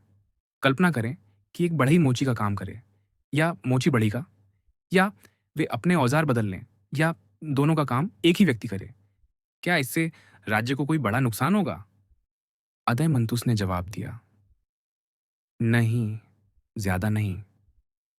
सुकरात ने कहा, लेकिन यदि कोई बढ़ई या व्यापारी जो संपत्ति, शक्ति या अनुयायियों की संख्या में बढ़ोतरी कर चुका हो, सैनिक वर्ग में प्रवेश करना चाहे, या सैनिक अभिभावक या वकील बनना चाहे जिसके लिए वह अयोग्य है, और दूसरों के औजार या कर्तव्यों को ले ले, या यदि एक व्यक्ति व्यापारी, वकील और सैनिक तीनों बन जाए, तब आप सहमत होंगे कि यह अदल बदल और हस्तक्षेप राज्य को नष्ट कर देता है। अदय मंतुस ने कहा, पूर्ण रूप से सत्य। सुकरात ने कहा, तीन वर्गों का एक दूसरे के कार्यों में हस्तक्षेप या एक से दूसरे में बदलाव राज्य के लिए सबसे बड़ा नुकसान है, और इसे अन्याय कहा जा सकता है। अदय मंतुस ने सहमति जताई, बिल्कुल सत्य। सुकरात ने पूछा, तो क्या अपने शहर के प्रति यह सबसे बड़ा अपराध अन्याय नहीं है? अदय मंतुस ने जवाब दिया, निश्चित रूप से। सुकरात ने निष्कर्ष निकाला, इसीलिए जब व्यापारी, कारीगर और अभिभावक अपने अपने कार्य करते हैं तो यह न्याय है, और यह राज्य को न्याय संगत बनाता है। अदय मंतुस ने कहा, मैं आपसे सहमत हूं। सुकरात ने कहा, हम अभी बहुत आशावादी नहीं होंगे।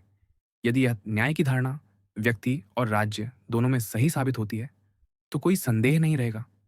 यदि नहीं, तो हमें और जानकारी की आवश्यकता होगी। पहले हम अपनी पुरानी खोज को पूरा करें।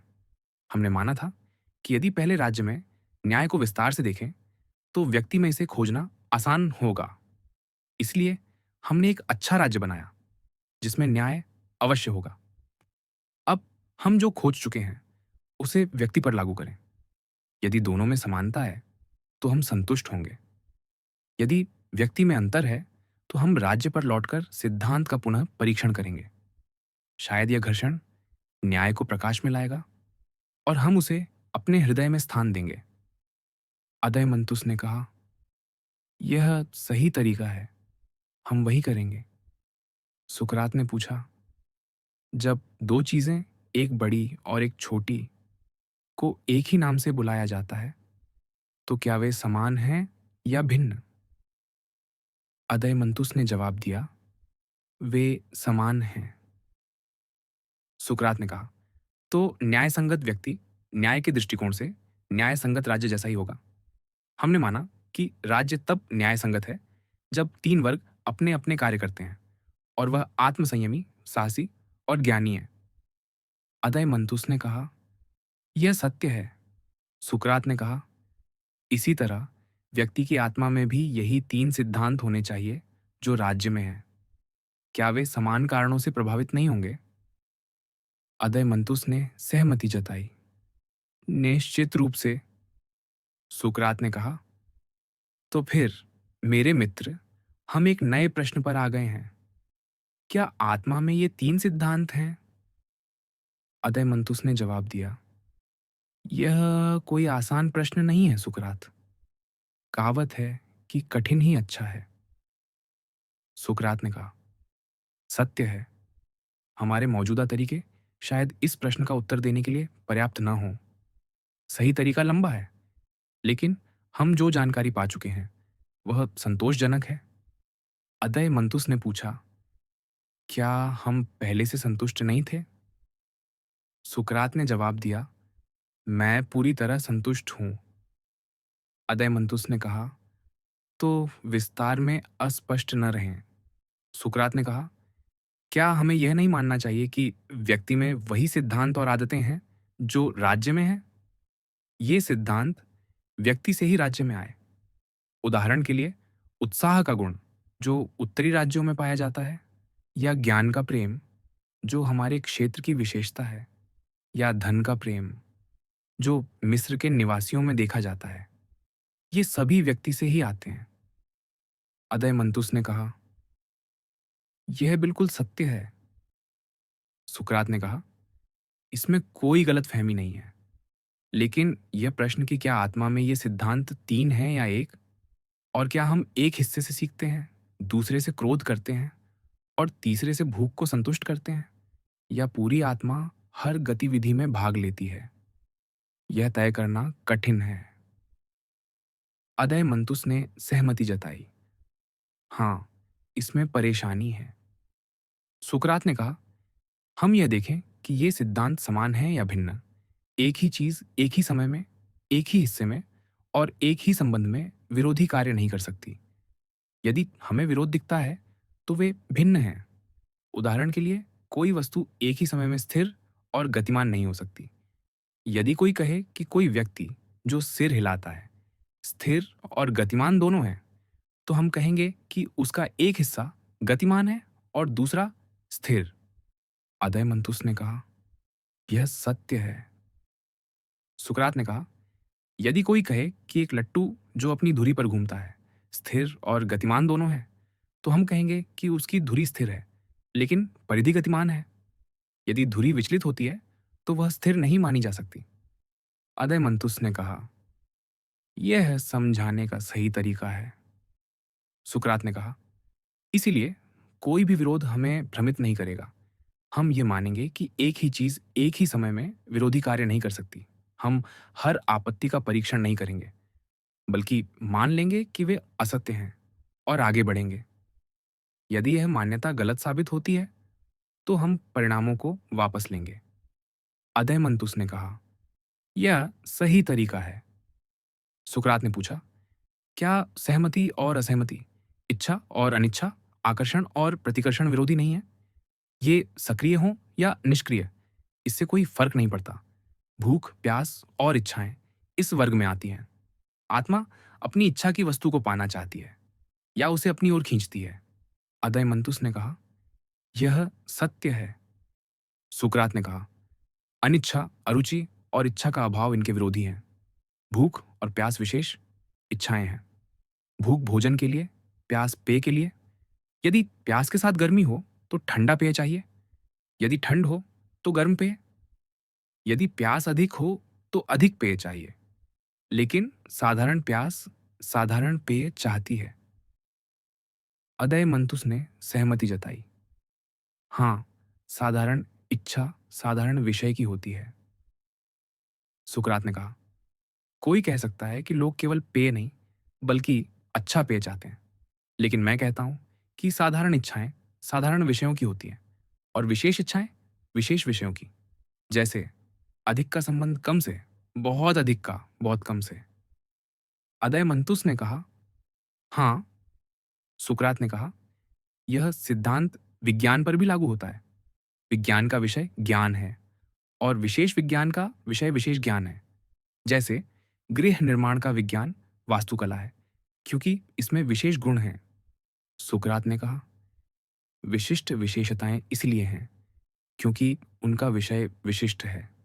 यही अन्य कलाओं और विज्ञानों के लिए भी सत्य है। अदयमंतुस ने सहमति जताई। हाँ। सुकरात ने कहा, यदि मैंने अपने विचार स्पष्ट कर दिए हैं, तो आप समझ गए होंगे कि जब मैंने संबंधों की बात की, तो मेरा मतलब था कि यदि एक हिस्सा विशिष्ट है, तो दूसरा भी विशिष्ट होगा। यदि एक हिस्सा परिमित है, तो दूसरा भी परिमित होगा। मेरा यह मतलब नहीं कि संबंध को अलग नहीं किया जा सकता, जैसे कि स्वास्थ्य का विज्ञान स्वस्थ होना हो या बीमारी का विज्ञान बीमार होना हो।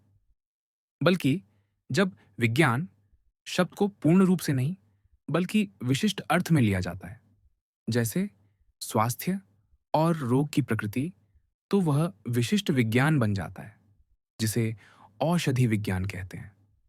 अदयमंतुस ने कहा, मैं समझता हूं और आपके विचार से सहमत हूं। सुकरात ने पूछा, क्या आप नहीं मानते कि प्यास भी एक संबंधित शब्द है, जिसका एक विशिष्ट संबंध है? अदयमंतुस ने जवाब दिया, हाँ, प्यास का संबंध पेय से है। सुकरात ने कहा, विशिष्ट प्रकार की प्यास का संबंध विशिष्ट प्रकार के पेय से है।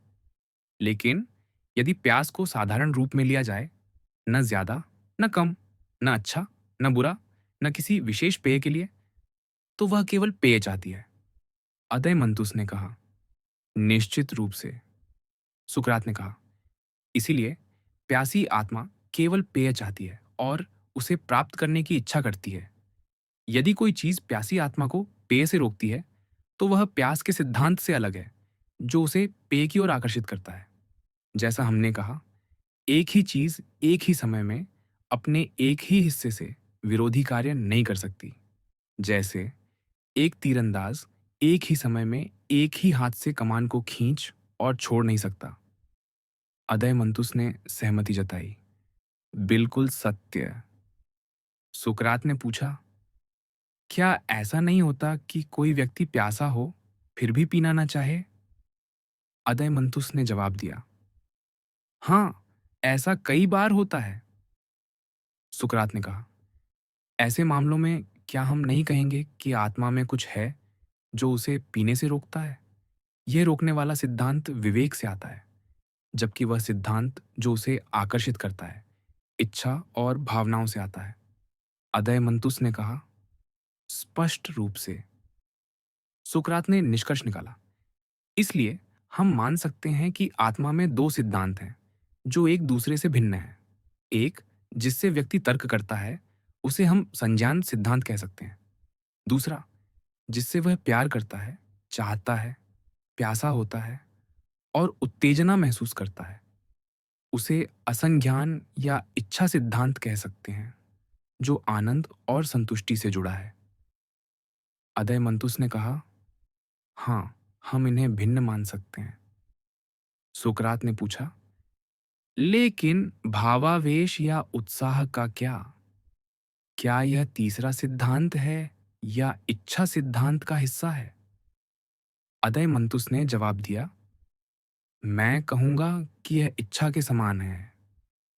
सुकरात ने कहा, मुझे एक कहानी याद है जिसमें मैं विश्वास करता हूँ।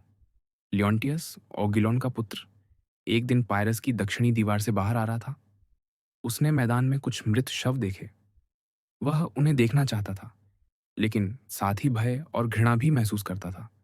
कुछ देर तक उसने आंखें बंद कीं, लेकिन उसकी इच्छा ने उसे विवश किया। वह शवों की ओर दौड़ा, कहते हुए, देखो, अभागों, इसे देखकर संतुष्ट हो जाओ। अदयमंतुस ने कहा, मैंने यह कहानी सुनी है। सुकरात ने कहा, इस कहानी का सार यह है कि क्रोध कभी-कभी इच्छा के खिलाफ जाता है, जो दर्शाता है कि वे दो भिन्न चीजें हैं। जब इच्छाएं हिंसक रूप से तर्क को दबाती हैं, तो व्यक्ति स्वयं को दोष देता है और अपने क्रोध पर क्रोधित होता है।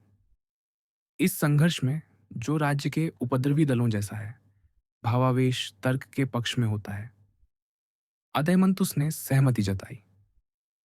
हाँ, इसमें अर्थ है। सुकरात ने कहा, मान लीजिए कोई व्यक्ति सोचता है कि उसने किसी के साथ अन्याय किया। वह जितना कुलीन होगा, उतना ही वह भूख, सर्दी या दर्द सहने में क्रोधित नहीं होगा, क्योंकि उसका तर्क उसे रोकता है। लेकिन यदि वह सोचता है कि उसका अन्याय हुआ है, तो वह क्रोधित होता है और न्याय के लिए लड़ता है। तब तक जब तक वह जीत न जाए, मर न जाए, या तर्क की आवाज उसे शांत न कर दे, जैसे गडरिया अपने कुत्ते को रोकता है। अदयमंतुस ने कहा, यह उदाहरण सही है।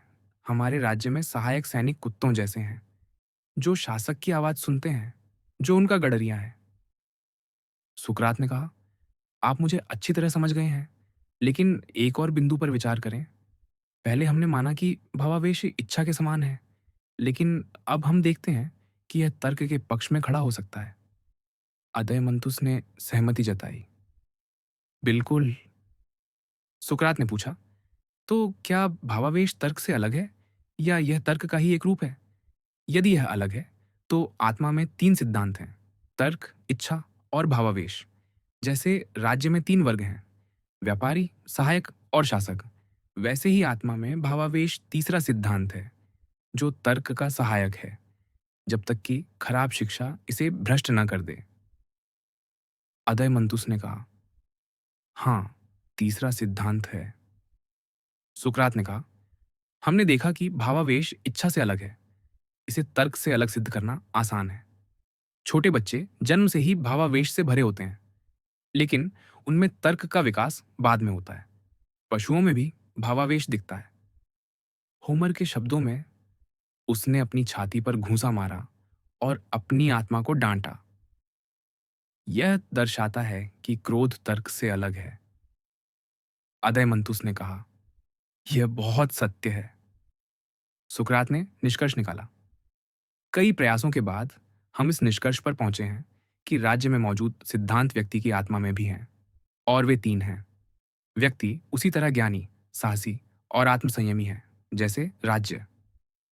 इसलिए व्यक्ति भी उसी तरह न्यायसंगत है जैसे राज्य, जब प्रत्येक सिद्धांत अपना काम करता है। अदयमंतुस ने कहा, यह निश्चित रूप से सत्य है।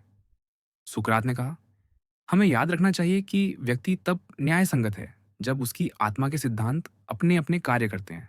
तर्क, जो ज्ञानी है, पूरी आत्मा का शासन करता है। भावावेश और इच्छा इसके अधीन और सहायक होने चाहिए।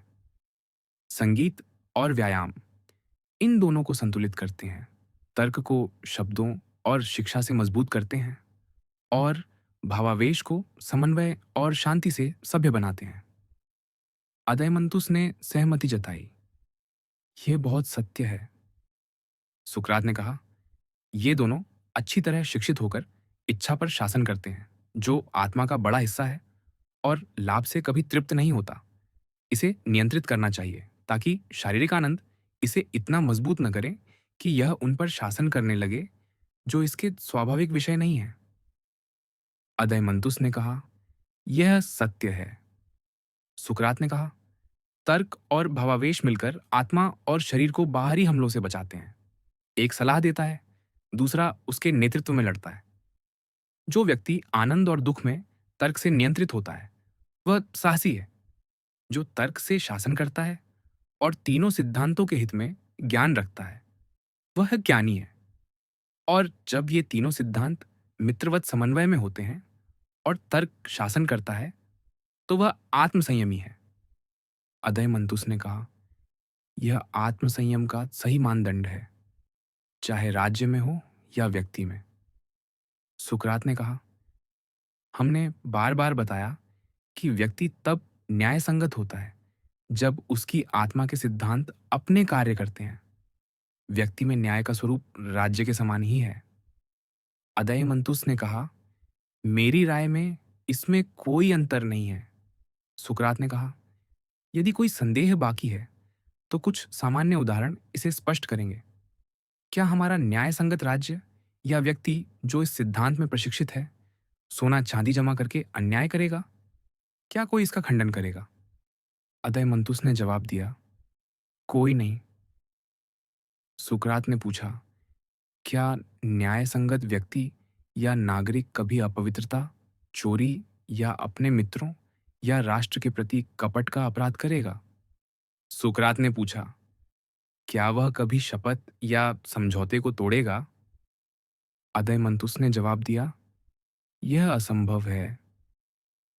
सुकरात ने पूछा, क्या वह व्यभिचार करेगा, अपने माता पिता का अपमान करेगा या धार्मिक कृत्यों को करने में असफल रहेगा?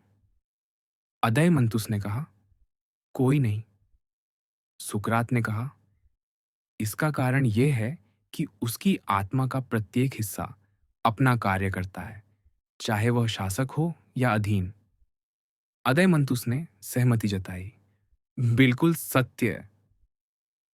सुकरात ने पूछा, क्या आप संतुष्ट हैं कि यही वह गुण है जो व्यक्ति और राज्य को न्यायसंगत बनाता है, या आप अभी भी कुछ और खोजने की आशा करते हैं? अदयमंतुस ने जवाब दिया, मैं संतुष्ट हूं। सुकरात ने कहा, तो हमारा सपना साकार हो गया। हमने शुरू में जो शक जताया था कि कोई दैवीय शक्ति हमें न्याय का प्रारूप दिखाने में मदद करेगी, वह सिद्ध हो गया। अदयमंतुस ने कहा, हाँ, निश्चित रूप से। सुकरात ने कहा, हमने माना था कि प्रत्येक व्यक्ति, चाहे बढ़ई-मोची या अन्य नागरिक, अपना कार्य करे और दूसरों के कार्य में हस्तक्षेप न करे। यह न्याय की मरीचिका थी और इसीलिए यह उपयोगी है। सुकरात ने आगे कहा, लेकिन वास्तव में न्याय बाहरी नहीं, बल्कि व्यक्ति के भीतर है। यह स्वयं और उसके आंतरिक जीवन से संबंधित है। न्यायसंगत व्यक्ति अपनी आत्मा के सिद्धांतों को एक दूसरे के कार्यों में हस्तक्षेप नहीं करने देता। वह अपने आंतरिक जीवन को व्यवस्थित रखता है, स्वयं का स्वामी और विधि रक्षक होता है, और अपने भीतर शांति बनाए रखता है। जब वह अपनी आत्मा के तीन सिद्धांतों, तर्क, भावावेश और इच्छा, को एक साथ बांधता है, जैसे संगीत के स्वरों में ऊंचा, नीचा और मध्यम स्वर, तो वह एक समन्वित और संयमी प्रकृति का हो जाता है। तब वह कार्य करता है, चाहे वह संपत्ति, राजनीति या व्यक्तिगत व्यवसाय के मामलों में हो। और जो कार्य समन्वय और न्याय को बढ़ावा देते हैं, उन्हें वह न्याय संगत कहता है। जो ज्ञान इनका संचालन करता है, उसे पांडित्य कहते हैं। समन्वय को बिगाड़ते हैं, उन्हें वह अन्याय कहता है। और जो राय इनका संचालन करती है, उसे अज्ञान कहता है। अदयमंतुस ने कहा, आपने बिल्कुल सत्य कहा सुकरात। सुकरात ने पूछा, यदि हम कहें कि हमने न्यायसंगत व्यक्ति और न्यायसंगत राज्य को खोज लिया है और दोनों में न्याय की प्रकृति को समझ लिया है, तो क्या हम गलत होंगे? अदयमंतुस ने जवाब दिया, बिल्कुल नहीं। सुकरात ने कहा, तो क्या हम इसे स्वीकार कर सकते हैं? अदयमंतुस ने कहा, हाँ, हम इसे कह सकते हैं। सुकरात ने कहा, अब हमें अन्याय पर विचार करना चाहिए। क्या अन्याय आत्मा के तीन सिद्धांतों के बीच का विरोध नहीं है? हस्तक्षेप, बाधा और एक हिस्से का दूसरे के खिलाफ विद्रोह। यह गैरकानूनी दावा है जो स्वाभाविक शासक के खिलाफ राजद्रोह जैसा है। क्या यह भ्रम, धोखा, असंयम, डरपोकपन और हर प्रकार की बुराई नहीं है? अदयमंतुस ने सहमति जताई, बिल्कुल ऐसा ही है। सुकरात ने पूछा, यदि हम न्याय की प्रकृति को जानते हैं, तो क्या अन्यायपूर्ण कार्य करना, अन्यायी होना और न्यायपूर्ण कार्य करना पूरी तरह स्पष्ट नहीं है? अदयमंतुस ने पूछा, आपका क्या मतलब है? सुकरात ने कहा, यह शरीर में स्वास्थ्य और बीमारी जैसा है। स्वस्थ चीजें स्वास्थ्य का कारण बनती हैं और अस्वस्थ चीजें बीमारी का। अदयमंतुस ने कहा, हाँ। सुकरात ने कहा, इसी तरह न्यायपूर्ण कार्य न्याय का कारण बनते हैं और अन्यायपूर्ण कार्य अन्याय का। स्वास्थ्य शरीर में स्वाभाविक व्यवस्था और एक हिस्से का दूसरे पर शासन है। बीमारी इस व्यवस्था का उल्लंघन है। अदयमंतुस ने सहमति जताई, यह सत्य है। सुकरात ने कहा, इसी तरह न्याय आत्मा में स्वाभाविक व्यवस्था और एक हिस्से का दूसरे पर शासन है। अन्याय इस व्यवस्था का उल्लंघन है। इसलिए नैतिकता आत्मा का स्वास्थ्य, सुंदरता और तंदुरुस्ती है, जबकि व्यसन उसकी बीमारी, कमजोरी और विकृति है। अदयमंतुस ने कहा, यह सत्य है। सुकरात ने कहा, अच्छा अभ्यास नैतिकता की ओर ले जाता है और बुरा अभ्यास व्यसन की ओर। अदयमंतुस ने सहमति जताई, निश्चित रूप से। सुकरात ने कहा, अब हमारा पुराना प्रश्न बाकी है। न्याय और अन्याय में से कौन अधिक लाभदायक है? क्या न्यायपूर्ण होना और नैतिकता का अभ्यास करना, चाहे देवता और मनुष्य देखें या ना देखें, अधिक लाभदायक है, या अन्यायी होना और अनुचित कार्य करना जब दंड न मिले? अदयमंतुस ने जवाब दिया, मेरे विचार में सुकरात, यह प्रश्न अब हास्यास्पद है। जब शारीरिक गठन नष्ट हो जाता है तो जीवन मांस, मदिरा, संपत्ति या शक्ति को सहन नहीं करता। यदि आत्मा के सिद्धांत भ्रष्ट और कमजोर हो जाए तो जीवन बेकार है। भले ही व्यक्ति वह करे जो वह चाहता है, वह न्याय और नैतिकता को नहीं अपनाएगा, न ही अन्याय और व्यसन से बचेगा। सुकरात ने कहा, हाँ, यह हास्यास्पद है, लेकिन जब हम सत्य को अपनी आंखों से देखने के इतने करीब हैं तो हमें रास्ते में रुकना नहीं चाहिए। अदयमंतुस ने कहा, निश्चित रूप से नहीं। सुकरात ने कहा, आइए व्यसन के विभिन्न प्रकारों पर विचार करें। नैतिकता एक है, लेकिन व्यसन के प्रकार अनगिनत हैं। 4 विशेष प्रकार ध्यान देने योग्य हैं। अदयमंतुस ने पूछा, आपका क्या मतलब है? सुकरात ने जवाब दिया, मेरा मतलब है कि जितने प्रकार के राज्य हैं उतने ही प्रकार की आत्माएं हैं। अदयमंतुस ने पूछा, कितने प्रकार हैं? सुकरात ने कहा, 5 प्रकार के राज्य हैं और इसलिए 5 प्रकार की आत्माएं। पहला वह है जिसका हमने वर्णन किया, जिसे राजतंत्र या अभिजात वर्ग कहते हैं, चाहे शासन एक व्यक्ति के हाथ में हो या कई के। अदयमंतुस ने कहा, यह सत्य है। सुकरात ने कहा, मैं मानता हूं कि ये दोनों नाम एक ही प्रकार का वर्णन करते हैं। यदि शासक हमारी तरह प्रशिक्षित है, चाहे वह एक हो या कई, तो राज्य के मूल सिद्धांत बने रहेंगे। अदयमंतुस ने सहमति जताई, यह सत्य है। विवाह, परिवार और दर्शन। जैसा कि एक अच्छा और सही शहर या राज्य होता है, वैसे ही एक अच्छा और सही व्यक्ति भी उसी के समान होगा। यदि यह बात सही है तो इसके विपरीत हर चीज गलत होगी।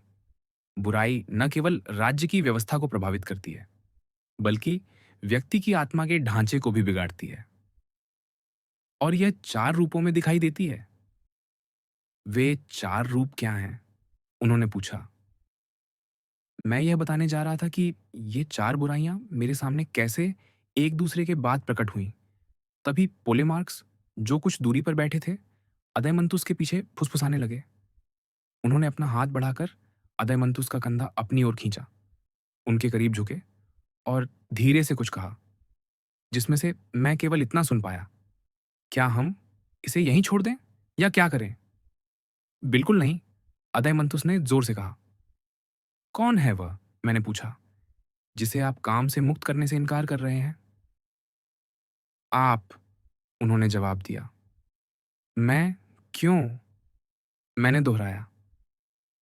क्योंकि, उन्होंने कहा, हमें लगता है कि आप आलस कर रहे हैं और हमें उस चर्चा से वंचित करना चाहते हैं जो इस विषय का सबसे महत्वपूर्ण हिस्सा है।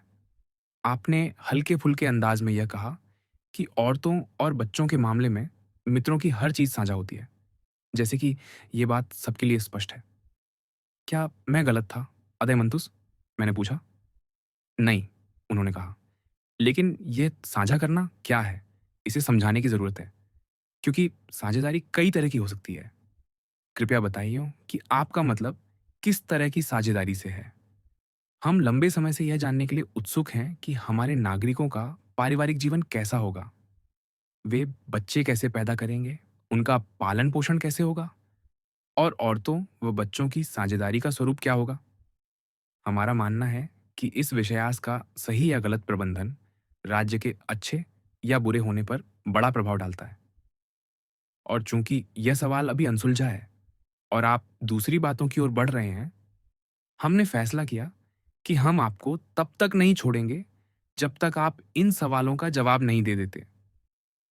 ग्लॉकॉन ने कहा, मैं भी इस प्रस्ताव का समर्थन करता हूं। थ्रासिमाक्स ने बिना ज्यादा हंगामा किए कहा, आप मान लें कि हम सब सहमत हैं। मैंने कहा, आप नहीं जानते कि मुझ पर यह सवाल उठाकर आप क्या कर रहे हैं। मैंने सोचा था कि मैं इस चर्चा को पूरा कर चुका हूं और खुश था कि आपने मेरी बात मान ली। लेकिन अब आप मुझे फिर से शुरुआत करने को कह रहे हैं और ये ऐसा विषय है जो छत्ते में हलचल मचाने जैसा है। मुझे डर है कि यह बात परेशानी खड़ी कर सकती है।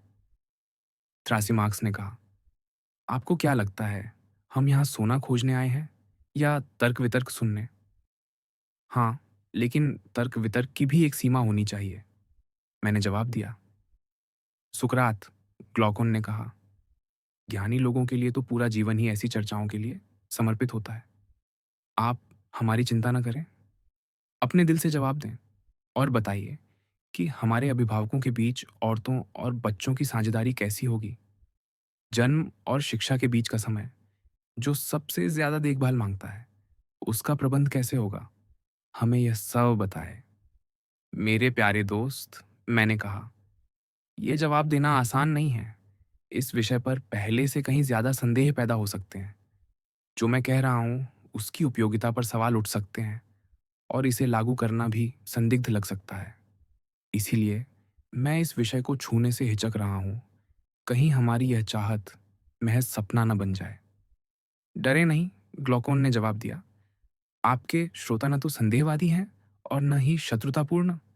मैंने कहा, मेरे अच्छे दोस्त, आप शायद मुझे प्रोत्साहित करना चाहते हैं। बिल्कुल, उन्होंने कहा। लेकिन आप ठीक उल्टा कर रहे हैं, मैंने कहा। मुझे यकीन है कि मैं जो कह रहा हूं वह सही है, लेकिन सत्य की घोषणा करना, खासकर उस सत्य की जो मनुष्य के लिए सबसे प्रिय और सम्मानजनक है, और वह भी उन लोगों के सामने जो इसे समझते और चाहते हैं, आसान नहीं है। जब आप खुद संदेह में हो, तब तर्क करना खतरनाक और फिसलन भरा है। मैं इस बात से नहीं डरता कि मुझ पर हंसी उड़ेगी। यह डर तो बचकाना है। मेरा डर यह है कि मैं सत्य से भटक जाऊं और अपने दोस्तों को भी गलत रास्ते पर ले जाऊं। मैं प्रार्थना करता हूं कि प्रतिकार की देवी नेमेसिस मेरे पास ना आए, क्योंकि मैं मानता हूं कि अनजाने में हत्या करना कम अपराध है, बनिस्बत सुंदरता, अच्छाई या न्याय को गलत ठहराने के। यह जोखिम मैं दुश्मनों के बीच लेना पसंद करूंगा, न कि दोस्तों के बीच। इसलिए आप मुझे प्रोत्साहित करने के बजाय उल्टा कर रहे हैं। ग्लॉकॉन हंसते हुए बोले, ठीक है सुकरात, अगर आपके तर्क हमें कोई गंभीर नुकसान पहुंचाते हैं, तो हम आपको हत्या के आरोप से मुक्त कर देंगे और धोखेबाज नहीं मानेंगे। अब हिम्मत करें और बोलें। मैंने कहा, कानून कहता है कि जिसे दोष मुक्त कर दिया जाए वह अपराध से मुक्त है। यह नियम तर्क पर भी लागू होता है। तो फिर चिंता क्यों? उन्होंने पूछा। मैंने जवाब दिया, ठीक है, मैं फिर से शुरुआत करता हूं और वही कहता हूं जो मैंने पहले उचित समझा था। पुरुषों की बात हो चुकी है, अब औरतों का पक्ष लेने का समय है। मैं अब उत्साह से बोलने को तैयार हूं, खासकर क्योंकि आपने मुझे आमंत्रित किया है। मेरे विचार में हमारे नागरिकों के जन्म और शिक्षा के बीच सही निष्कर्ष तक पहुंचने का केवल एक ही रास्ता है। औरतों और बच्चों की व्यवस्था उसी दिशा में होनी चाहिए जैसा हमने शुरू में कहा था कि पुरुषों को अभिभावक और रखवाले कुत्ते की तरह होना चाहिए। सही बात, उन्होंने कहा। तो आइए हम कल्पना करें कि औरतों की जन्म और शिक्षा की व्यवस्था भी पुरुषों जैसी या लगभग वैसी ही हो। फिर देखें कि क्या परिणाम हमारे अनुकूल हैं। आपका मतलब क्या है? उन्होंने पूछा। मैंने कहा, क्या मेरा सवाल इस तरह समझा जा सकता है? क्या कुत्तों को नर और मादा में बांटा जाता है, या दोनों शिकार करने, रखवाली करने और कुत्तों के अन्य कर्तव्यों में बराबर हिस्सा लेते हैं? क्या हम नर कुत्तों पर पूरी तरह भरोसा करते हैं कि वे परिवार की रक्षा अच्छे से करेंगे, जबकि मादा कुत्तों को घर पर रहने देंगे, ये सोचकर कि बच्चों को जन्म देना और उनका पालन पोषण करना उनके लिए काफी मेहनत का काम है? नहीं, उन्होंने जवाब दिया। दोनों बराबर जिम्मेदारी निभाते हैं। फर्क सिर्फ इतना है कि नर अधिक ताकतवर होता है और मादा कम। लेकिन क्या हम अलग-अलग जानवरों को एक ही काम के लिए इस्तेमाल कर सकते हैं, अगर उनकी परवरिश और शिक्षा एक जैसी ना हो? नहीं, ऐसा नहीं कर सकते। तो अगर औरतों को भी पुरुषों जैसे ही कर्तव्य निभाने हैं, तो क्या उनकी शिक्षा और परवरिश भी एक जैसी नहीं होनी चाहिए? हाँ, बिल्कुल। पुरुषों के लिए हमने संगीत और व्यायाम की शिक्षा तय की थी, है ना? हाँ, तो औरतों को भी संगीत, व्यायाम और युद्ध की कला की शिक्षा दी जानी चाहिए और उन्हें पुरुषों की तरह इनका अभ्यास करना चाहिए। यह तर्क से निकला निष्कर्ष है, मैंने कहा। मुझे उम्मीद है, मैंने आगे कहा, कि हमारे ये सुझाव अगर लागू किए गए तो कुछ लोगों को अजीब या हास्यास्पद लग सकते हैं। इसमें कोई शक नहीं, उन्होंने कहा। हाँ, और सबसे हास्यास्पद होगा औरतों का पुरुषों के साथ अखाड़े में नग्न होकर व्यायाम करना, खासकर जब वे युवा न रहें। यह दृश्य खूबसूरत तो नहीं होगा, खासकर जब बूढ़े लोग, जिनके चेहरों पर झुर्रियां पड़ चुकी हों, अखाड़े में अभ्यास करते दिखें। हाँ, वाकई, उन्होंने कहा। आज की सोच के हिसाब से यह सुझाव हास्यास्पद ही लगेगा। लेकिन, मैंने कहा, चूंकि हम इस चर्चा में उतर चुके हैं, हमें उस हंसी से नहीं डरना चाहिए जो ऐसे नए विचारों पर उभरेगी। लोग औरतों के संगीत और व्यायाम सीखने पर या उन्हें कवच पहने और घुड़सवारी करते देखकर हंस सकते हैं। बिल्कुल सही, उन्होंने जवाब दिया। फिर भी अब जब हमने शुरुआत कर दी है, तो हमें कानून के कठिन रास्ते पर आगे बढ़ना होगा। साथ ही उन भद्र लोगों से गुजारिश करनी होगी कि वे एक बार गंभीर हो जाएं। ज्यादा समय नहीं हुआ जब यूनानी ये मानते थे, जैसा कि आज भी कुछ जंगली कबीले मानते हैं, कि नग्न व्यक्ति को देखना हास्यास्पद और अनुचित है। जब क्रेते और फिर स्पार्टा के लोग इस प्रथा को अपनाने लगे, तब भी ऐसे बदलावों पर हंसी उड़ाई गई थी। कोई शक नहीं, उन्होंने कहा। लेकिन जब अनुभव ने दिखाया कि जो चीजें खुली थीं, वे छिपी हुई चीजों से बेहतर थीं और बेहतर तर्क ने हंसी को खत्म कर दिया, तब लोग मूर्ख महसूस करने लगे। वे समझ गए कि जो चीजें केवल बाहरी नजर से गलत लगती हैं, वे मूर्खता या बुराई हो सकती हैं। सुंदरता को परखने का सही मानक केवल अच्छाई है। बिल्कुल सही, उन्होंने कहा। तो पहले हमें यह तय करना होगा कि क्या हमारा सुझाव हंसी का पात्र है या गंभीरता से लिया जाना चाहिए। हमें यह देखना होगा कि क्या औरतों की प्रकृति पुरुषों के सभी काम करने में पूरी तरह सक्षम है, या कुछ में, या बिल्कुल नहीं। खासकर युद्ध की कला में क्या वे हिस्सा ले सकती हैं? यह सवाल की जड़ तक जाने का सही तरीका है और शायद हमें सही निष्कर्ष तक ले जाएगा। यह बहुत अच्छा तरीका है, उन्होंने कहा। क्या हम पहले विपक्षी दृष्टिकोण लें और खुद से ही तर्क करें, ताकि विरोधी पक्ष कमजोर न पड़े? क्यों नहीं, उन्होंने कहा। तो चलिए हम अपने विरोधियों की तरह बोलते हैं। वे कहेंगे, सुकरात और ग्लॉकोन, कोई आपको दोष नहीं दे सकता। आपने खुद राज्य की स्थापना के शुरुआती सिद्धांत में माना था कि हर किसी को अपनी प्रकृति के अनुसार काम करना चाहिए। हमने ऐसा माना था, है ना? हाँ, बिल्कुल। और क्या पुरुष और औरत की प्रकृति बहुत अलग नहीं है? हम जवाब देंगे, हाँ, निश्चित रूप से। तो क्या औरतों और पुरुषों को अलग-अलग काम नहीं करने चाहिए, जो उनकी प्रकृति के अनुकूल हों? हाँ, ऐसा ही होना चाहिए। लेकिन अगर ऐसा है, तो क्या आप विरोधाभास में नहीं फँस रहे? ये कहकर कि पुरुष और औरत जो पूरी तरह अलग प्रकृति के हैं, एक ही काम करें? इसका जवाब क्या देंगे, मेरे प्यारे दोस्त? मैंने पूछा। यह सवाल तुरंत जवाब देना आसान नहीं है, ग्लॉकोन ने कहा। मैं चाहूँगा कि आप ही इस मामले को हमारे पक्ष में रखें। मैंने कहा, ये एक बड़ी आपत्ति है, ग्लॉकोन, और ऐसी कई और आपत्तियां हैं जिन्हें मैं पहले से देख रहा था। यही वजह है कि मैं औरतों और बच्चों की साझेदारी और उनकी प्रकृति के नियमों को छूने से हिचक रहा था। देवताओं के राजा ज्यूस की सौगंध, उन्होंने कहा। ये चक कि ये कोई छोटी समस्या नहीं है। सच है, मैंने कहा, लेकिन चाहे छोटा तालाब हो या गहरा समुद्र, तैरना तो उसी तरह पड़ता है। बिल्कुल, उन्होंने कहा। तो अगर हम तट तक नहीं पहुंचने की कोशिश करें, तो शायद कोई समुद्री जीव या चमत्कार हमें बचा ले।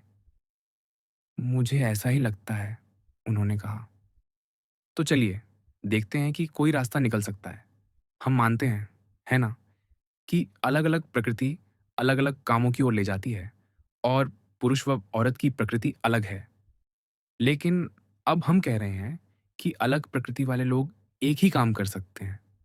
यही विरोधाभास हमें बताया जा रहा है। बिल्कुल ऐसा ही, उन्होंने कहा। वाकई ग्लॉकोन, मैंने कहा, विरोधाभास की कला बड़ी जबरदस्त है। आप ऐसा क्यों कहते हैं? क्योंकि कई बार लोग अनजाने में विरोधाभास में फंस जाते हैं। वे सोचते हैं कि वे तर्क कर रहे हैं, लेकिन वास्तव में सिर्फ बहस कर रहे होते हैं। वे यह नहीं देखते कि वे जिस चीज को जानते हैं उसे सही से परिभाषित या अलग नहीं कर रहे। इस तरह वे सिर्फ शब्दों की लड़ाई में उलझ जाते हैं, न कि सच्ची चर्चा में। हाँ, कई बार ऐसा होता है, उन्होंने कहा। लेकिन क्या यह हमारे तर्क के साथ हो रहा है? बिल्कुल, मैंने कहा। हमें अनजाने में शब्दों की बहस में फंसने का खतरा है। हम इस बात पर जोर दे रहे हैं कि अलग प्रकृति का मतलब अलग काम है, लेकिन हमने कभी यह नहीं सोचा कि प्रकृति की समानता या अंतर का मतलब क्या है। हमने यह भी नहीं देखा कि हम इन अंतरों को क्यों अलग कर रहे हैं। जब हम अलग प्रकृति के लिए अलग काम और एक जैसी प्रकृति के लिए एक जैसा काम तय करते हैं। सचमुच, हमने इस पर विचार नहीं किया, उन्होंने कहा। मैंने कहा, उदाहरण के लिए, मान लीजिए कोई हमसे पूछे कि गंजे और बालों वाले लोगों की प्रकृति में क्या फर्क है। अगर हम मान लें कि गंजे लोग व्यापारी हैं, तो क्या हम बालों वाले लोगों को व्यापारी बनने से रोक देंगे या इसके उलट? यह तो मजाक होगा, उन्होंने कहा। हाँ, मजाक ही होगा, मैंने कहा। और क्यों? क्योंकि जब हमने राज्य बनाया था, तब हमने यही नहीं माना था कि प्रकृति का हर अंतर हर काम पर लागू होगा। हमने केवल उन अंतरों की बात की थी जो उस खास काम को प्रभावित करते हैं जिसमें कोई व्यक्ति लगा हो। उदाहरण के लिए, हमने कहा कि एक चिकित्सक और एक दिमागी चिकित्सक की प्रकृति एक जैसी होती है। सही बात, उन्होंने कहा। जबकि एक चिकित्सक और एक बढ़ई की प्रकृति अलग होती है। बिल्कुल। तो अगर, मैंने कहा, पुरुष और औरत की प्रकृति किसी खास कला या काम के लिए अलग दिखती है, तो हम कहेंगे कि वह काम किसी एक को सौंपा जाना चाहिए। लेकिन अगर अंतर सिर्फ इस बात में है कि औरतें बच्चे पैदा करती हैं और पुरुष जनक बनते हैं, तो क्या यह इस बात का सबूत नहीं है कि शिक्षा के मामले में औरत पुरुष से अलग नहीं है? क्या हमें यह नहीं मानना चाहिए कि हमारे अभिभावकों और उनकी पत्नियों का उद्देश्य एक ही है? बिल्कुल सही, उन्होंने कहा। तो क्या हम अपने विरोधियों से पूछें कि नागरिक जीवन के किसी काम या कला के संदर्भ में औरत की प्रकृति पुरुष से कैसे अलग है? यह बहुत उचित सवाल है, उन्होंने कहा। और शायद वे आपके जैसे ही कहेंगे कि इसका जवाब तुरंत देना आसान नहीं है, लेकिन थोड़ा सोचने के बाद कोई दिक्कत नहीं होगी। हाँ, निश्चित रूप से। तो मान लीजिए हम उन्हें तर्क में शामिल होने का न्योता दें और यह दिखाने की कोशिश करें कि औरतों की प्रकृति में ऐसा कुछ भी नहीं है जो उन्हें राज्य के प्रशासन में हिस्सा लेने से रोके। हर तरह से, उन्होंने कहा। चलिए, हम उनसे कहते हैं, आइए एक सवाल पूछते हैं। जब आप प्रकृति की बात करते हैं, जिसमें कोई गुण हो या ना हो, तो क्या आपका मतलब ये है कि कोई व्यक्ति कुछ आसानी से सीख लेता है, जबकि दूसरों को वही चीज़ सीखने में मेहनत करनी पड़ती है? एक व्यक्ति थोड़ी सीख से बड़ी सफलता पा लेता है, जबकि दूसरा बहुत अभ्यास के बाद भी नहीं सीख पाता और भूल जाता है। क्या यह नहीं कि एक का शरीर उसके दिमाग का अच्छा साथी है, जबकि दूसरे का शरीर उसके लिए रुकावट बनता है? क्या यही अंतर नहीं है जो किसी को स्वाभाविक रूप से गुणी बनाते हैं और किसी को नहीं? कोई इसका खंडन नहीं करेगा, उन्होंने कहा। और क्या कोई ऐसा काम बता सकता है जिसमें पुरुष की ये सारी खूबियां औरत से बेहतर हों? क्या मैं समय बर्बाद करूं बुनाई, खाना पकाने या दूसरी चीज़ों की बात करके, जिनमें औरतें बेहतर मानी जाती हैं और जिनमें पुरुषों से तुलना में उनकी हंसी उड़ाना सबसे बेतुका होगा? आप बिल्कुल सही हैं, उन्होंने जवाब दिया। सामान्य रूप से औरतें पुरुषों से कमज़ोर हो सकती हैं, लेकिन कई औरतें कई पुरुषों से कई चीज़ों में बेहतर होती हैं। फिर भी कुल मिलाकर आपकी बात सही है। तो मेरे दोस्त, मैंने कहा, राज्य के प्रशासन में कोई ऐसा खास काम नहीं है जो सिर्फ औरत होने के कारण औरतों के लिए हो या सिर्फ पुरुष होने के कारण पुरुषों के लिए। प्रकृति के गुण दोनों में बराबर बटे हैं। पुरुषों के सारे काम औरतें भी कर सकती हैं, हालांकि औरतें हर काम में पुरुषों से कमज़ोर हो सकती हैं। बिल्कुल सही, उन्होंने कहा। तो क्या हम सारे काम पुरुषों और औरतों दोनों पर लागू नहीं कर सकते, बिना किसी भेद के? बिल्कुल ऐसा ही होना चाहिए। एक औरत में सेवा करने का गुण हो सकता है, दूसरी में नहीं। एक औरत संगीत में माहिर हो सकती है, दूसरी में संगीत का कोई गुण नहीं। सही बात। किसी औरत को व्यायाम या सैन्य प्रशिक्षण पसंद हो सकता है, जबकि दूसरी को युद्ध या व्यायाम से डर लगता है। निश्चित रूप से। कोई औरत दार्शनिक हो सकती है, तो कोई दर्शन से नफरत करती हो। कोई उत्साही हो सकती है, तो कोई बिल्कुल उदासीन। यह भी सच है। तो कुछ पुरुषों में अभिभावक बनने की प्रवृत्ति होती है और कुछ में नहीं। क्या हम अभिभावकों का चयन ऐसी ही खूबियों के आधार पर नहीं करते? हाँ, बिल्कुल। पुरुषों और औरतों में अभिभावक बनने की एक जैसी खूबियां होती है। फर्क सिर्फ उनकी ताकत या कमजोरी का है। स्पष्ट है। तो जिन औरतों में ये खूबियां हैं, उन्हें उन पुरुषों के साथ चुना जाना चाहिए जो समान गुण और चरित्र रखते हों, ताकि वे उनके सहयोगी बन सकें। बिल्कुल सही। और क्या एक जैसी प्रकृति वालों को एक जैसे काम नहीं करने चाहिए? बिल्कुल करना चाहिए। तो जैसा हम पहले कह रहे थे, अभिभावकों की पत्नियों के लिए संगीत और व्यायाम सीखना कुछ भी अस्वाभाविक नहीं है। हम इस निष्कर्ष पर फिर से पहुंच गए हैं। निश्चित रूप से नहीं। तो हमारा ये नियम प्रकृति के अनुकूल है, इसलिए यह असंभव या सिर्फ ख्वाहिश नहीं है, बल्कि जो रिवाज आज प्रचलित है, वे वास्तव में प्रकृति के खिलाफ हैं।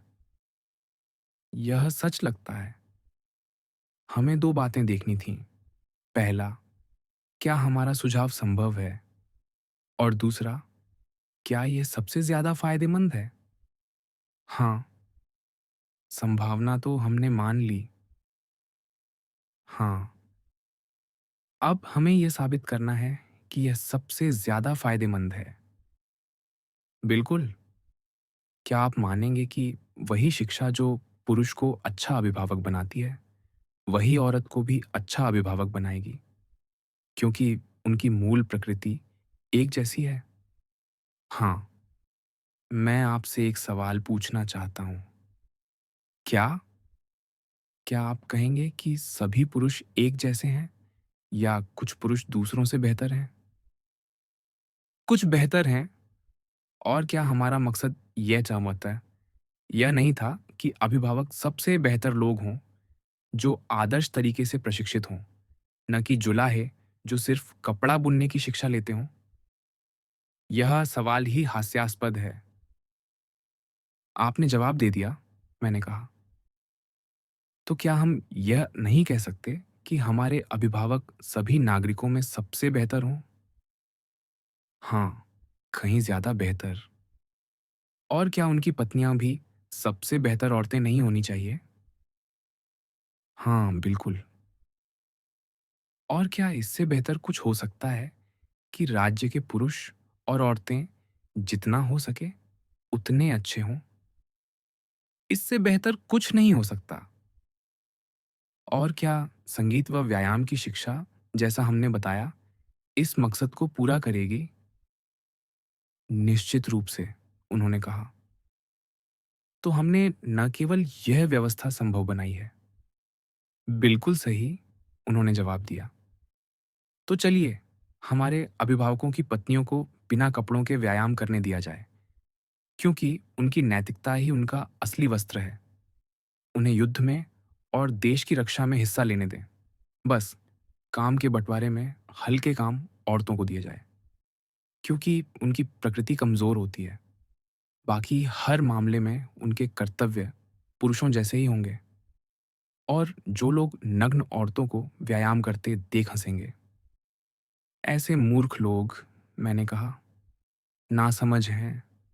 जो उपयोगी है वही सम्मानजनक है, और जो हानिकारक है वही तुच्छ। बिल्कुल सही, उन्होंने कहा।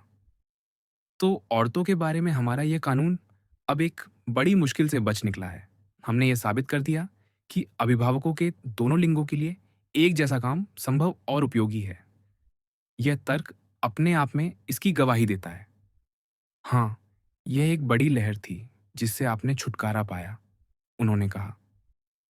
हाँ, मैंने कहा, लेकिन एक और बड़ी लहर अब भी आ रही है। इसे हल्के में न लें। आगे बढ़ें, हम देखते हैं, उन्होंने कहा। मैंने कहा, इसके बाद का कानून और जो कुछ हमने अब तक कहा, उसका नतीजा ये है कि हमारे अभिभावकों की पत्नियां और बच्चे साझा होंगे। कोई भी माता-पिता अपने बच्चों को नहीं पहचान पाएगा, और न ही बच्चे अपने माता-पिता को जान पाएंगे। हाँ, उन्होंने कहा, या उससे भी बड़ी लहर होगी। इस कानून की संभावना और उपयोगिता दोनों पर सवाल उठेंगे। मुझे नहीं लगता, मैंने कहा, कि पत्नियों और बच्चों के साझा होने की उपयोगिता पर कोई विवाद होगा, लेकिन इसकी संभावना पर जरूर बहस हो सकती है। मेरा मतलब है कि दोनों सवालों को एक साथ जोड़ दिया जाए, उन्होंने कहा। नहीं, मैंने जवाब दिया। मेरा मतलब है कि आप उपयोगिता को तो मान लें, फिर मुझे सिर्फ संभावना का जवाब देना होगा। लेकिन कोशिश तो दिखती है, उन्होंने कहा, इसलिए दोनों का जवाब दें। ठीक है, मैंने कहा, मैं कोशिश करता हूँ, लेकिन मुझे थोड़ा समर्थन चाहिए। मुझे सपने देखने दें, जैसे दिन में सपने देखने वाले अकेले में खुश होते हैं। वे ये नहीं सोचते कि उनके सपने कैसे सच होंगे। वे बस मान लेते हैं कि उनकी इच्छाएं पूरी हो चुकी हैं, और वे अपनी योजना को बयान करने में खुश होते हैं। मैं भी अब ऐसा ही करना चाहता हूँ। संभावना को अभी छोड़कर मैं यह बताना चाहता हूँ कि शासक इन व्यवस्थाओं को कैसे लागू करेंगे, और यह कैसे हमारे राज्य और अभिभावकों के लिए सबसे ज्यादा फायदेमंद होगा। सबसे पहले, अगर आपको कोई आपत्ति न हो, मैं आपकी मदद से इस व्यवस्था के फायदों पर विचार करूंगा, और बाद में संभावना पर। मुझे कोई आपत्ति नहीं, उन्होंने कहा। आगे बढ़ें, मैंने कहा। मुझे लगता है कि अगर हमारे शासक और उनके सहायक अपने पद के लायक हैं, तो कुछ में कानून का पालन करने की इच्छा होगी और कुछ में आदेश देने की क्षमता होगी। अभिभावक खुद कानून का पालन करेंगे और उस भावना का अनुसरण करेंगे जो उन्हें सौंपा गया है। ये सही है, उन्होंने कहा। आप जो उनके विधायक हैं, पुरुषों का चयन करते हैं और अब औरतों का भी चयन करेंगे। जहाँ तक संभव हो, उनके साथ एक जैसा व्यवहार करेंगे। वे एक ही घर में रहेंगे, एक साथ खाना खाएँगे और किसी के पास निजी संपत्ति नहीं होगी। वे साथ रहेंगे, बड़े होंगे और व्यायाम में एक साथ हिस्सा लेंगे। इस तरह उनकी प्रकृति की वजह से वे एक-दूसरे के प्रति यौन आकर्षण महसूस करेंगे। अनिवार्यता शब्द ज़्यादा कठोर नहीं है, मुझे लगता है। नहीं, उन्होंने कहा, यह ज्यामितीय अनिवार्यता नहीं, बल्कि वह अनिवार्यता है जो प्रेमी समझते हैं। यह काफ़ी निश्चित और छिपी हुई नहीं है। सच है, मैंने कहा, और यह बाकी चीज़ों की तरह पुराने तौर तरीकों के साथ चलेगा। हमारे सुखी शहर में कामुकता का खुला प्रदर्शन अनैतिक और अपवित्र माना जाएगा, जिसे शासक रोकेंगे। हाँ, उन्होंने कहा, इसे अनुमति नहीं दी जाएगी। तो अगली बात यह होगी कि वैवाहिक जीवन को पवित्र और उच्च कोटि का बनाया जाए। जो सबसे ज्यादा फायदेमंद हो, उसे पवित्र माना जाए। बिल्कुल। और वैवाहिक जीवन को सबसे ज्यादा फायदेमंद कैसे बनाया जाए? ये सवाल मैं आपसे पूछता हूँ। मैंने आपके घर में शिकारी कुत्ते और कुलीन पक्षी देखे हैं। बताइए, क्या आपने कभी उनके जोड़े बनाने और प्रजनन में हिस्सा लिया है? किस संदर्भ में? पहले तो भले ही सभी अच्छे हों, क्या कुछ दूसरों से बेहतर नहीं होते? हाँ, सही है। और क्या आप उन्हें जैसे-तैसे प्रजनन कराते हैं या सिर्फ सबसे अच्छे का चयन करते हैं? सिर्फ सबसे अच्छे का। और क्या आप सबसे बूढ़े या सबसे जवान चुनते हैं या सिर्फ सही उम्र वालों को? सिर्फ सही उम्र वालों को। और अगर प्रजनन पर ध्यान न दिया जाए, तो आपके कुत्ते और पक्षी बिगड़ जाएंगे। निश्चित रूप से। और यही बात घोड़ों और अन्य जानवरों पर लागू होती है। बिल्कुल। मेरे प्यारे दोस्त, मैंने कहा, अगर यही सिद्धांत मानव प्रजाति पर लागू हो, तो हमारे शासकों को कितनी बड़ी कुशलता चाहिए होगी। निश्चित रूप से यही सिद्धांत लागू होता है, लेकिन इसमें इतनी कुशलता क्यों? क्योंकि, मैंने कहा, हमारे शासकों को चिकित्सकों की तरह दवा का इस्तेमाल करना होगा। जब मरीज को सिर्फ देखभाल की जरूरत हो, तो औसत चिकित्सक भी ठीक है, लेकिन जब दवा देनी हो, तो चिकित्सक को कुशल होना चाहिए। यह सही है, उन्होंने कहा, लेकिन आप क्या कहना चाहते हैं? मेरा मतलब है, मैंने जवाब दिया, हमारे शासकों को अपनी प्रजा के हित में बहुत सारे झूठ और भ्रम का सहारा लेना होगा। हमने कहा था कि ये चीजें दवा की तरह फायदेमंद हो सकती हैं। और हम सही थे, उन्होंने कहा।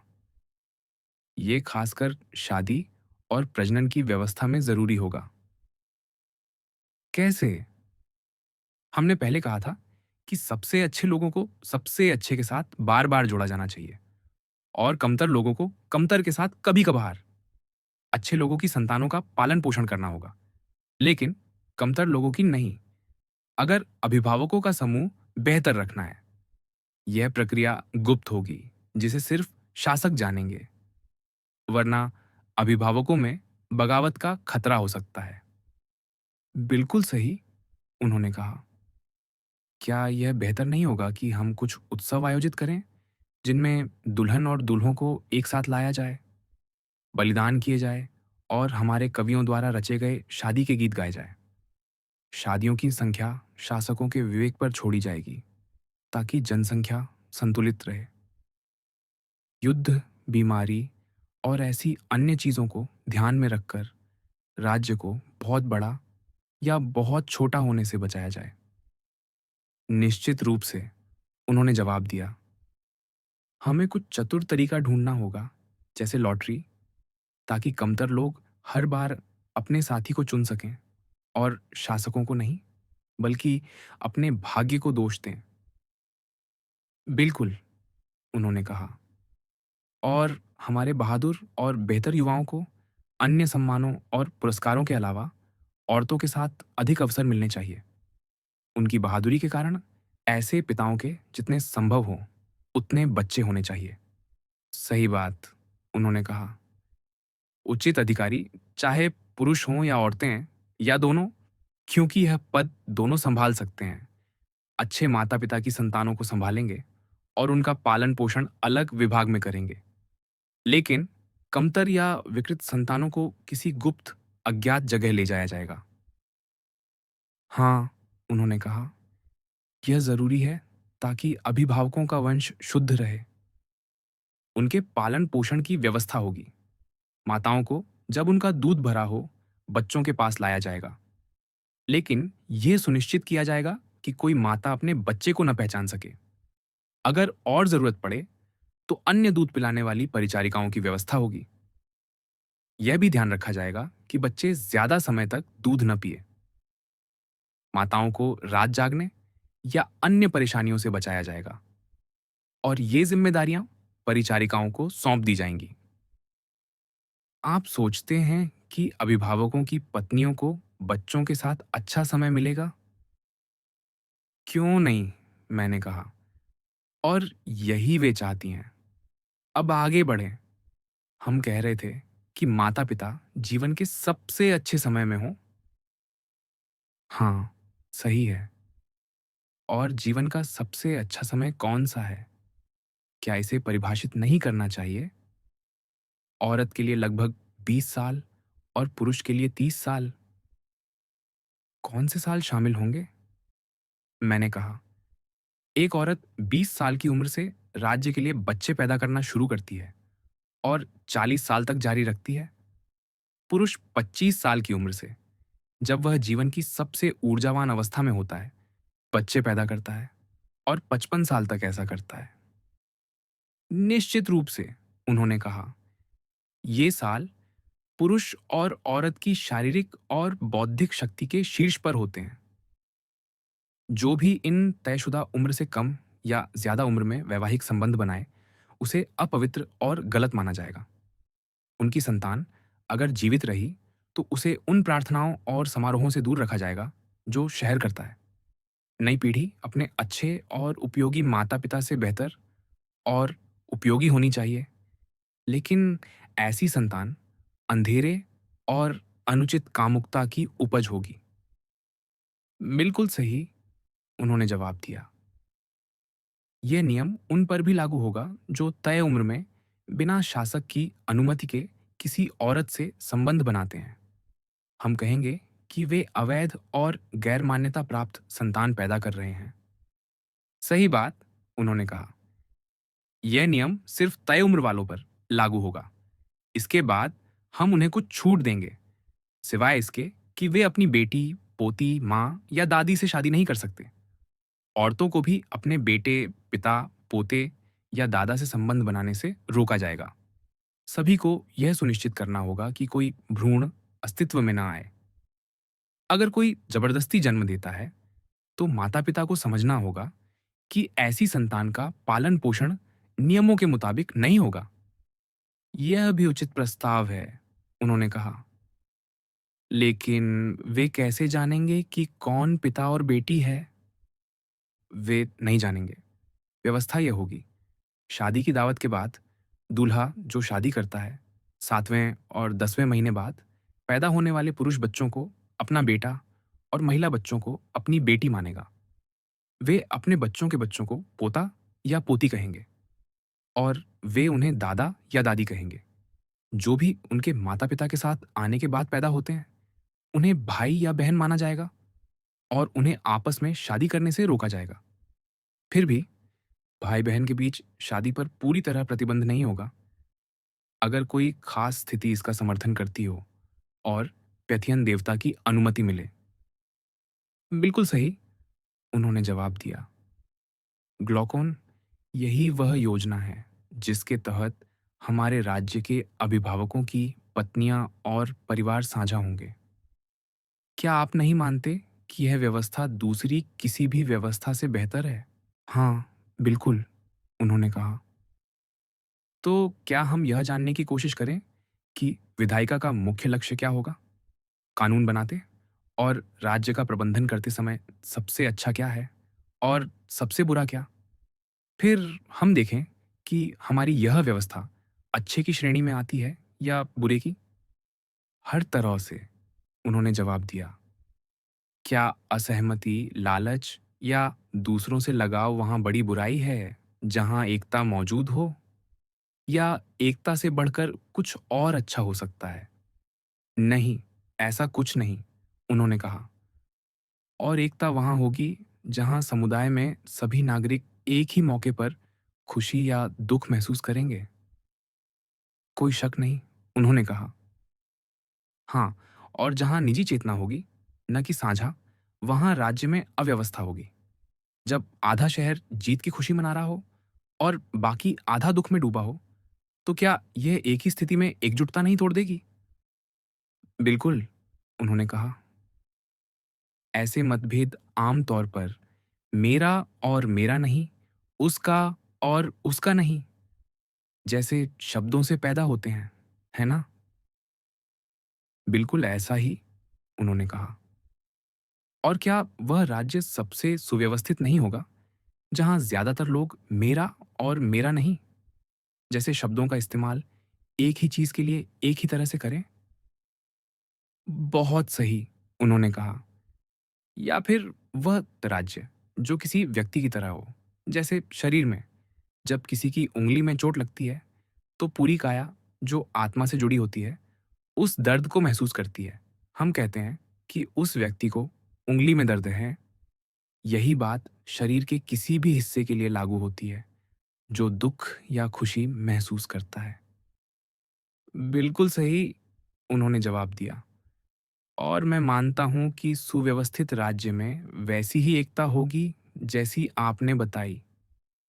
तो जब कोई नागरिक अच्छा या बुरा अनुभव करता है, तो पूरा राज्य उसका दुख खुशी अपना मानेगा और उसके साथ खुश या दुखी होगा? हाँ, उन्होंने कहा। ऐसा ही एक सुव्यवस्थित राज्य में होगा। अब समय है, मैंने कहा, कि हम अपने राज्य की ओर लौटें और देखें कि हमारी यह व्यवस्था या कोई और सिद्धांत इन मूल बातों से कितना मेल खाता है। बहुत अच्छा, उन्होंने कहा। हमारे राज्य में भी बाकी राज्यों की तरह शासक और प्रजा हैं, है ना? सही बात, उन्होंने कहा। और सभी एक दूसरे को नागरिक कहेंगे? निश्चित रूप से। लेकिन अन्य राज्यों में लोग अपने शासकों को क्या कहते हैं? आम तौर पर वे उन्हें मालिक कहते हैं, लेकिन प्रजातांत्रिक राज्य में उन्हें शासक कहा जाता है। और हमारे राज्य में नागरिक अपने शासकों को क्या कहेंगे? वे उन्हें रक्षक और सहायक कहेंगे, उन्होंने जवाब दिया। और हमारे शासक अपनी प्रजा को क्या कहेंगे? पालक या भरण पोषण करने वाले? और अन्य राज्यों में प्रजा को क्या कहा जाता है? गुलाम। और अन्य राज्यों में शासक अपने सहयोगियों को क्या कहते हैं? सहशासक। और हमारे राज्य में सह अभिभावक। क्या आपने कभी देखा कि अन्य राज्यों में कोई शासक अपने कुछ साथियों को मित्र कहता है और दूसरों को नहीं? हाँ, अक्सर। और जिसे वह सम्मान देता है और पसंद करता है, उसे मित्र मानता है। और जिसमें उसकी कोई रुचि नहीं, उसे अजनबी। बिल्कुल। लेकिन क्या हमारा कोई अभिभावक किसी दूसरे अभिभावक को अजनबी मानेगा या कहेगा? नहीं, बिल्कुल नहीं। वे हर उस व्यक्ति को जिससे मिलते हैं अपना भाई बहन, माता पिता, बेटा बेटी या परिवार का हिस्सा मानेंगे। शानदार, मैंने कहा। लेकिन एक सवाल और, क्या ये सिर्फ पारिवारिक नाम होंगे या वे इन नामों के मुताबिक व्यवहार भी करेंगे? मसलन, पिता शब्द में पिता का ध्यान, बेटा-बेटी के प्रति सम्मान, कर्तव्य और आज्ञाकारिता शामिल होगी, जैसा कानून कहता है। और जो इन कर्तव्यों से मुंह मोड़ेगा, उसे अधर्मी और झूठा माना जाएगा, जो न ईश्वर से न आदमी से कुछ अच्छा पा सकेगा। क्या यही वह शिक्षा नहीं होगी जो बच्चे हर नागरिक से सुनेंगे, जो उनके माता-पिता या परिवार के रूप में उनके करीब हों? हाँ, बिल्कुल, उन्होंने कहा। कुछ और सोचना हास्यास्पद होगा। क्या ये हंसी की बात नहीं होगी कि वे सिर्फ होठों से पारिवारिक नाम लें, लेकिन उनके मुताबिक काम न करें? तो हमारे शहर में एकता की आवाज़ किसी और राज्य से ज़्यादा गूंजेगी। जैसा मैंने पहले कहा, जब कोई अच्छा या बुरा अनुभव करेगा, तो सभी कहेंगे, "यह मेरे साथ अच्छा है" या "यह मेरे साथ बुरा है।" पूर्ण रूप से सही, उन्होंने कहा। और इस तरह की सोच और बोलने से क्या उनके सुख-दुख साझा नहीं होंगे? हाँ, और ऐसा ही होगा। और उनकी रुचि एक ही चीज़ में होगी, जिसे वे मेरा कहेंगे, और इस साझा रुचि से उनका सुख-दुख एक होगा। हाँ, बाकी राज्यों से कहीं ज़्यादा। और इसका कारण क्या है? अभिभावकों के बीच पत्नियों और बच्चों का साझा होना, जो हमारे राज्य के संविधान का हिस्सा है।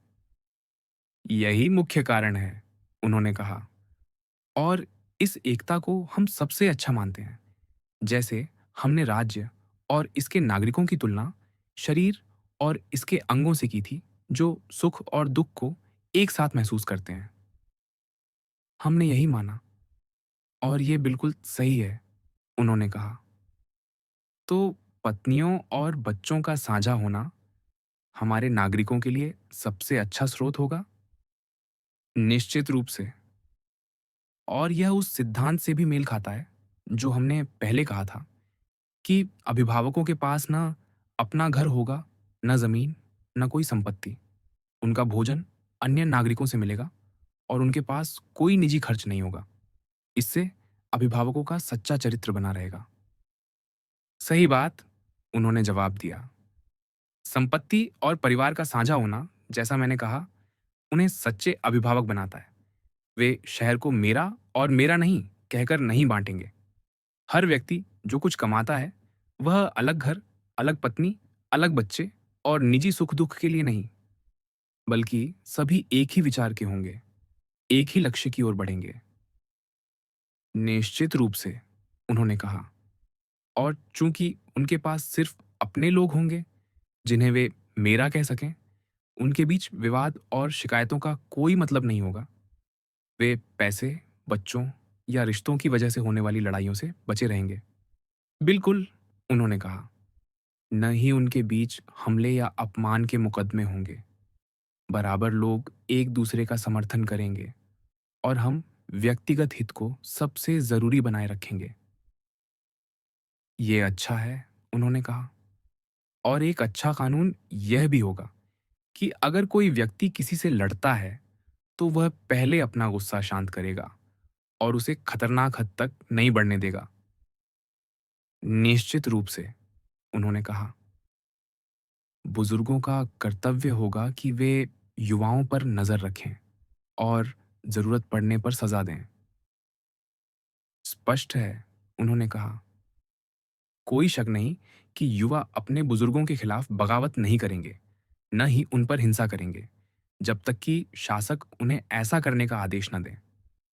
वे उन्हें तुच्छ भी नहीं समझेंगे, क्योंकि दो अभिभावक, शर्म और डर, उन्हें रोकेंगे।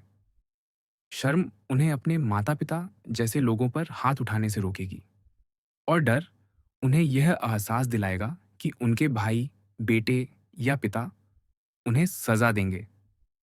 यह सही है, उन्होंने जवाब दिया। तो हर तरह से कानून नागरिकों के बीच शांति बनाए रखने में मदद करेंगे। हाँ, शांति के अलावा और कोई चाहत नहीं होगी। और चूंकि अभिभावक आपस में नहीं लड़ेंगे, बाकी शहर उनके या एक दूसरे के खिलाफ बंटने का खतरा नहीं होगा।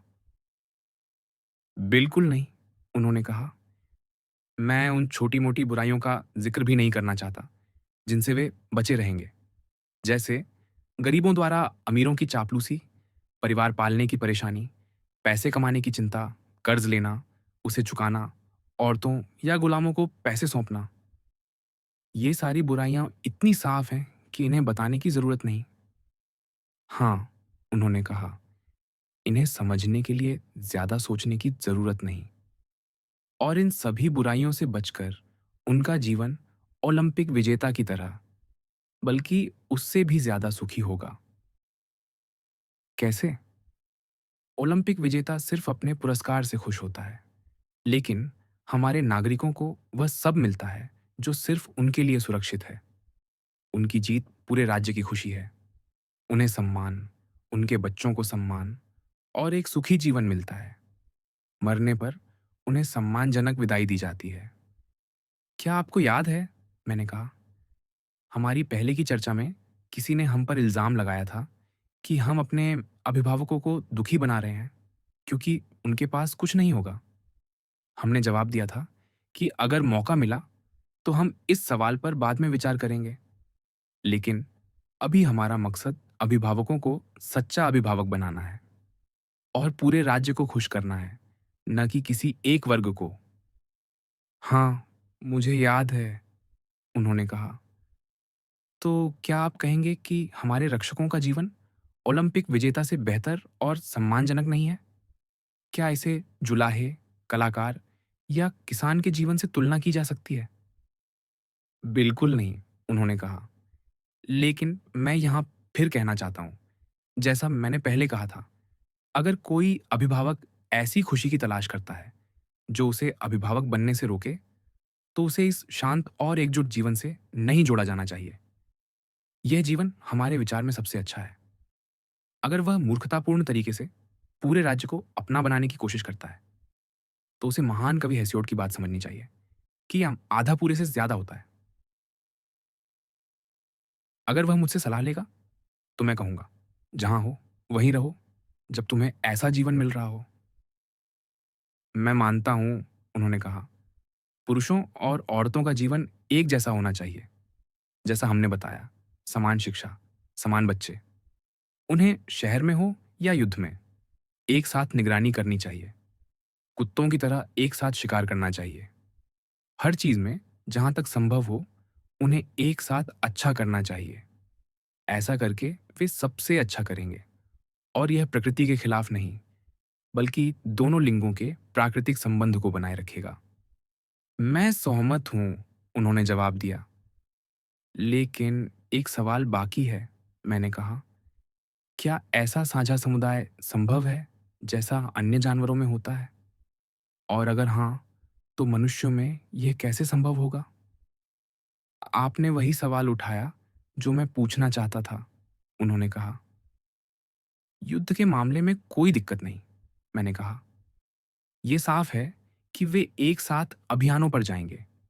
उन्हें अपने मजबूत बच्चों को भी साथ ले जाना चाहिए, जैसे कलाकार अपने बच्चों को काम दिखाने ले जाते हैं, ताकि वे बड़े होने पर अपने कर्तव्यों को समझें। उन्हें युद्ध में मदद करनी होगी और अपने माता-पिता का साथ देना होगा। क्या आपने नहीं देखा कि कुम्हार के बच्चे चाक चलाने से पहले उसे देखते और मदद करते हैं?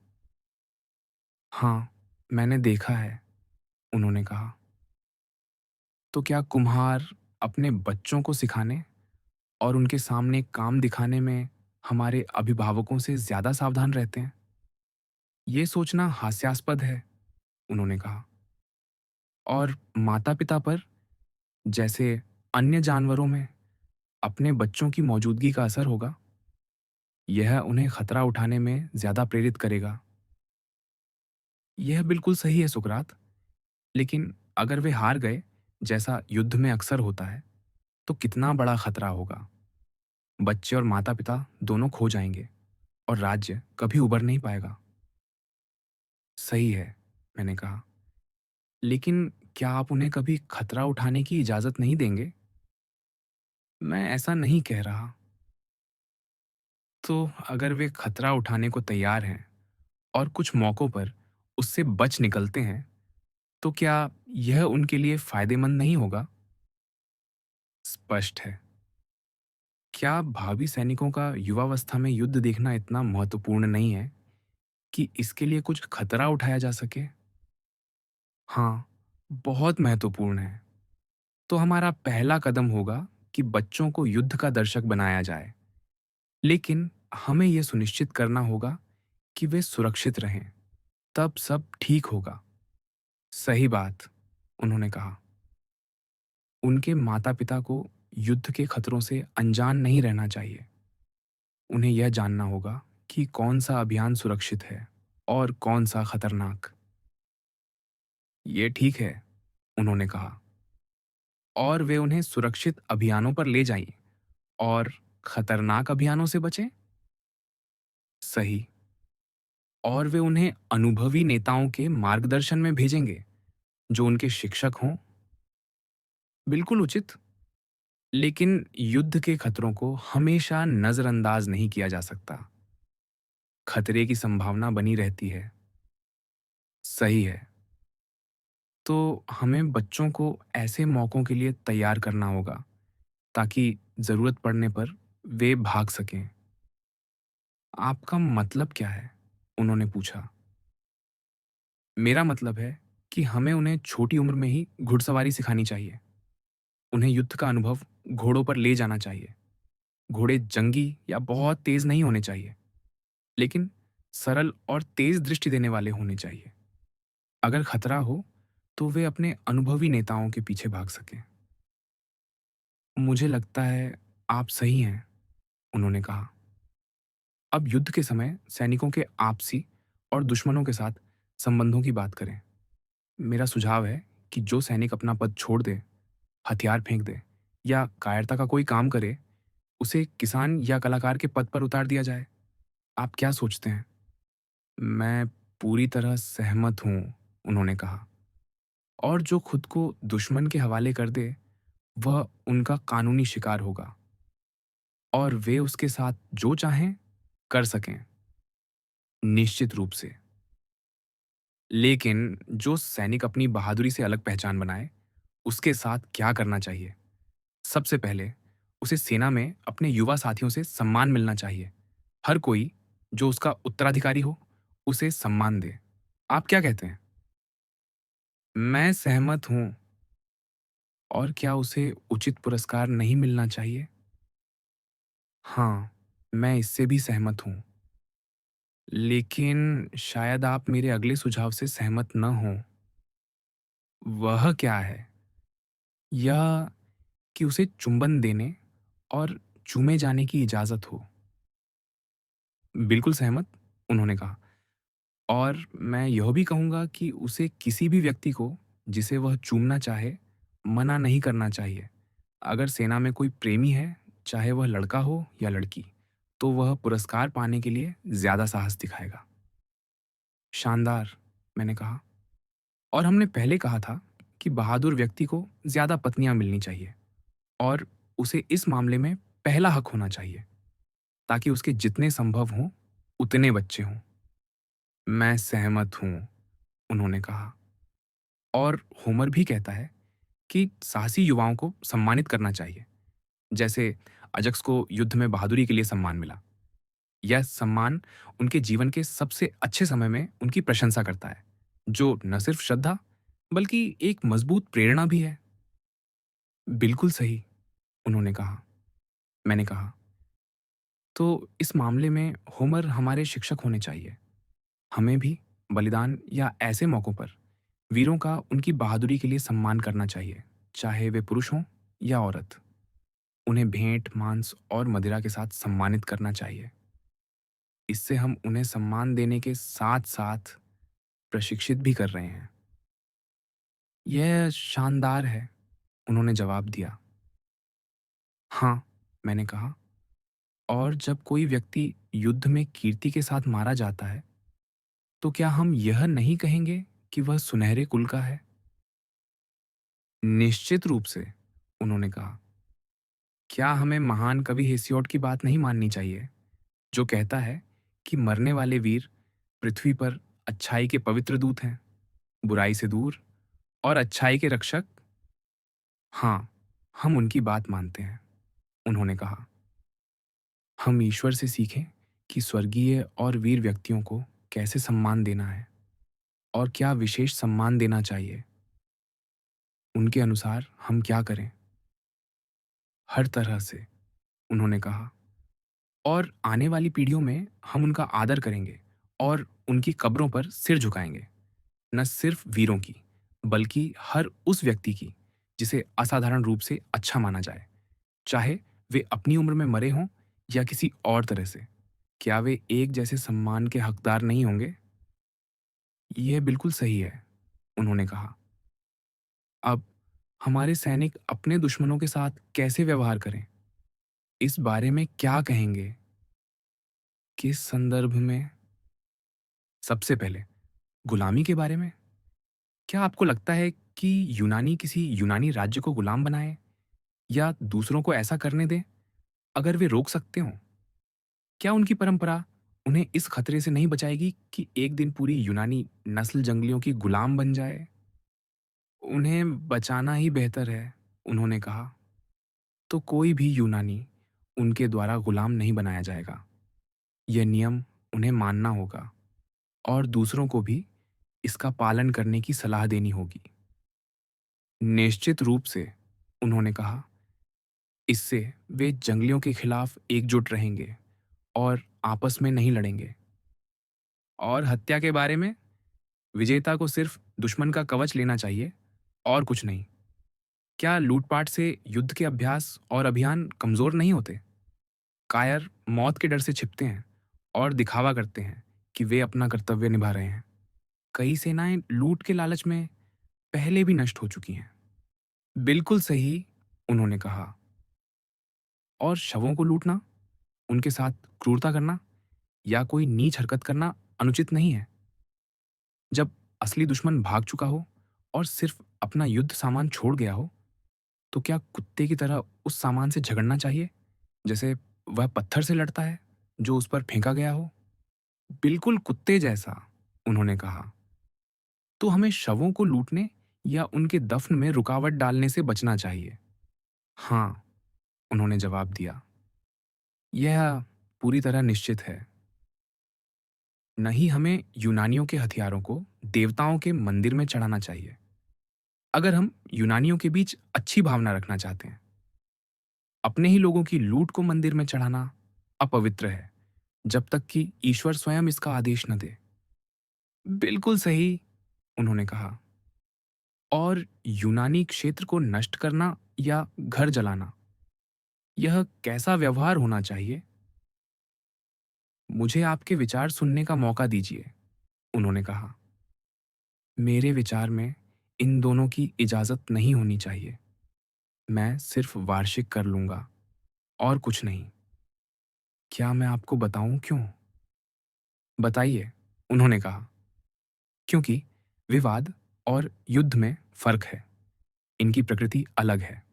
एक आंतरिक और घरेलू है, दूसरा बाहरी और विदेशी। पहला विवाद है और दूसरा युद्ध। यह बहुत उचित भेद है, उन्होंने जवाब दिया। क्या हमने यह नहीं देखा कि यूनानी आपस में खून और दोस्ती के रिश्ते से जुड़े हैं, जो जंगलियों के लिए पराये हैं? बिल्कुल, उन्होंने कहा। तो जब यूनानी जंगलियों से लड़ते हैं या जंगली यूनानियों से, तो यह युद्ध है। वे स्वाभाविक दुश्मनों के खिलाफ लड़ते हैं। लेकिन जब यूनानी आपस में लड़ते हैं, तो यूनान अव्यवस्था और असहमति की स्थिति में है। वे स्वाभाविक मित्र हैं और ऐसी शत्रुता को विवाद कहते हैं। मैं सहमत हूं, उन्होंने कहा। विचार करें, मैंने कहा। जब विवाद होता है और शहर बढ़ जाता है, अगर दोनों पक्ष एक दूसरे की जमीन नष्ट करें और घर जलाए, तो यह कितना खराब होगा। कोई भी देशभक्त अपनी मातृभूमि को बांटना नहीं चाहेगा। विजेता हारे हुए को उसकी फसल से वंचित कर सकता है, लेकिन उसके मन में सुलह का विचार होगा। वह हमेशा लड़ाई नहीं चाहेगा। हाँ, उन्होंने कहा। यह दूसरों से बेहतर तरीका है। और हमारा शहर यूनानी शहर होगा, है ना? बिल्कुल, उन्होंने जवाब दिया। तो क्या इसके नागरिक अच्छे और सभ्य नहीं होंगे? हाँ, बहुत सभ्य। और क्या वे हिलास से प्यार नहीं करेंगे? इसे अपना मानेंगे और इसके मंदिरों में हिस्सा लेंगे? निश्चित रूप से। तो उनके बीच का कोई झगड़ा सिर्फ विवाद होगा, मित्रों के बीच का झगड़ा, न कि युद्ध। बिल्कुल। वे दोस्ताना तरीके से सुधार करेंगे, न कि शत्रु की तरह गुलाम बनाएंगे या नष्ट करेंगे। ठीक ऐसा ही, उन्होंने कहा। और चूंकि वे यूनानी हैं, वे हेलास को उजाड़ेंगे नहीं, न ही घर जलाएंगे, न ये मानेंगे कि पूरा शहर, पुरुष, औरतें, बच्चे उनके दुश्मन हैं। वे जानते हैं कि युद्ध के लिए कुछ ही लोग जिम्मेदार होते हैं और बाकी उनके मित्र हैं। इसीलिए वे उनकी जमीन बर्बाद नहीं करेंगे, न ही घर पूरी तरह नष्ट करेंगे। उनकी शत्रुता तब तक रहेगी जब तक कुछ अपराधियों को बहुत से निर्दोषों की सजा न भुगतनी पड़े। मैं मानता हूं, उन्होंने कहा, हमारे नागरिकों को अपने यूनानी शत्रुओं के साथ उचित व्यवहार करना चाहिए और जंगलियों के साथ वैसा जैसा यूनानी अब तक आपस में करते आए हैं। तो क्या हम ये कानून बनाएं कि हमारे अभिभावक यूनानियों की जमीन न उजाड़ेंगे, न उनके घर जलाएंगे? हाँ, और यह भी माने कि यह हमारे पिछले नियमों की तरह उचित है। लेकिन सुकरात, उन्होंने कहा, अगर मैं आपको इस रास्ते पर जाने दूं, तो आप उस सवाल को भूल जाएंगे जिसे हमने शुरू में छोड़ दिया था। क्या यह व्यवस्था संभव है? और अगर हाँ, तो कैसे? मैं पूरी तरह मानता हूं कि अगर यह योजना लागू हो जाए, तो यह राज्य के लिए हर तरह से अच्छा होगा। मैं यह भी जोड़ना चाहता हूं कि आपके नागरिक सबसे साहसी योद्धा होंगे। वे कभी अपनी जिम्मेदारी छोड़कर नहीं भागेंगे, क्योंकि वे एक दूसरे को जानते हैं और सभी को पिता, भाई या बेटा कहेंगे। अगर औरतें भी सेना में हों, चाहे समान पद पर हों या सहायक के रूप में, तो वे पूरी तरह अजेय होंगे। और कई घरेलू फायदे भी हैं, जिन्हें मैं बता सकता हूं। मैं इन सभी फायदों को मानता हूं, लेकिन अगर यह राज्य संभव है, तो हमें इसकी संभावना और तरीके पर ध्यान देना चाहिए। बाकी सब छोड़ दें। आपने मुझे भटकने से रोक दिया, मैंने हंसते हुए कहा, और बिना दया के मेरे पीछे पड़ गए। मैंने मुश्किल से पहली और दूसरी लहर पार की, और आप नहीं देख रहे कि आप मुझे तीसरी और सबसे बड़ी लहर की ओर ले जा रहे हैं। जब आप इसे सुन लेंगे, तो शायद आप मेरी झिझक को समझेंगे। यह प्रस्ताव इतना अनोखा है कि इसमें डर और हिचक स्वाभाविक है। आप जितना चाहें बहाने बनाएं, उन्होंने कहा, लेकिन हमें बताएं कि यह राज्य कैसे संभव है। अभी बताएं। मैंने कहा, पहले यह याद दिलाना चाहता हूं कि हम यहाँ न्याय और अन्याय की खोज में पहुंचे थे। सही बात, उन्होंने जवाब दिया। लेकिन इसका क्या मतलब? मैंने कहा, मैं बस आपसे पूछना चाहता हूं, अगर हम न्याय को खोज लें, तो क्या हमें यह जरूरी समझना चाहिए कि न्याय संगत व्यक्ति पूरी तरह से न्याय करता हो? या क्या हमें इससे संतुष्ट होना चाहिए कि वह उच्च स्तर का न्याय करता है, जो दूसरों में भी पाया जा सकता है? लगभग काफी है, उन्होंने जवाब दिया। हम पूर्ण रूप से न्याय और न्याय संगत व्यक्ति के चरित्र की और अन्याय और अन्यायी व्यक्ति की खोज कर रहे थे। हमारा मकसद यह देखना था कि ये हमें सुख और शांति की ओर ले जाते हैं या अशांति की ओर, और उसी के आधार पर हम उनके जैसा बने। लेकिन ये नहीं कि ये वास्तविक रूप से मौजूद हों। सही बात, उन्होंने कहा। क्या कोई चित्रकार बुरा होगा अगर वह एक आदर्श सुंदर व्यक्ति की तस्वीर बनाए, लेकिन यह साबित न कर सके कि ऐसा व्यक्ति वास्तव में मौजूद हो सकता है? नहीं, वह बुरा नहीं होगा, उन्होंने कहा। तो क्या हम भी एक आदर्श राज्य का चित्र नहीं बना रहे हैं? निश्चित रूप से, उन्होंने कहा। और क्या हमारे सिद्धांत कमजोर हो जाते हैं अगर हम यह साबित न कर सकें कि ऐसा शहर वैसा ही सुव्यवस्थित हो सकता है जैसा हमने बताया? बिल्कुल नहीं, उन्होंने जवाब दिया। ये सही है, मैंने कहा।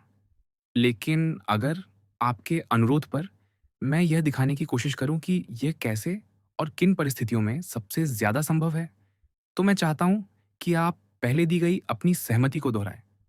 कौन सी सहमति?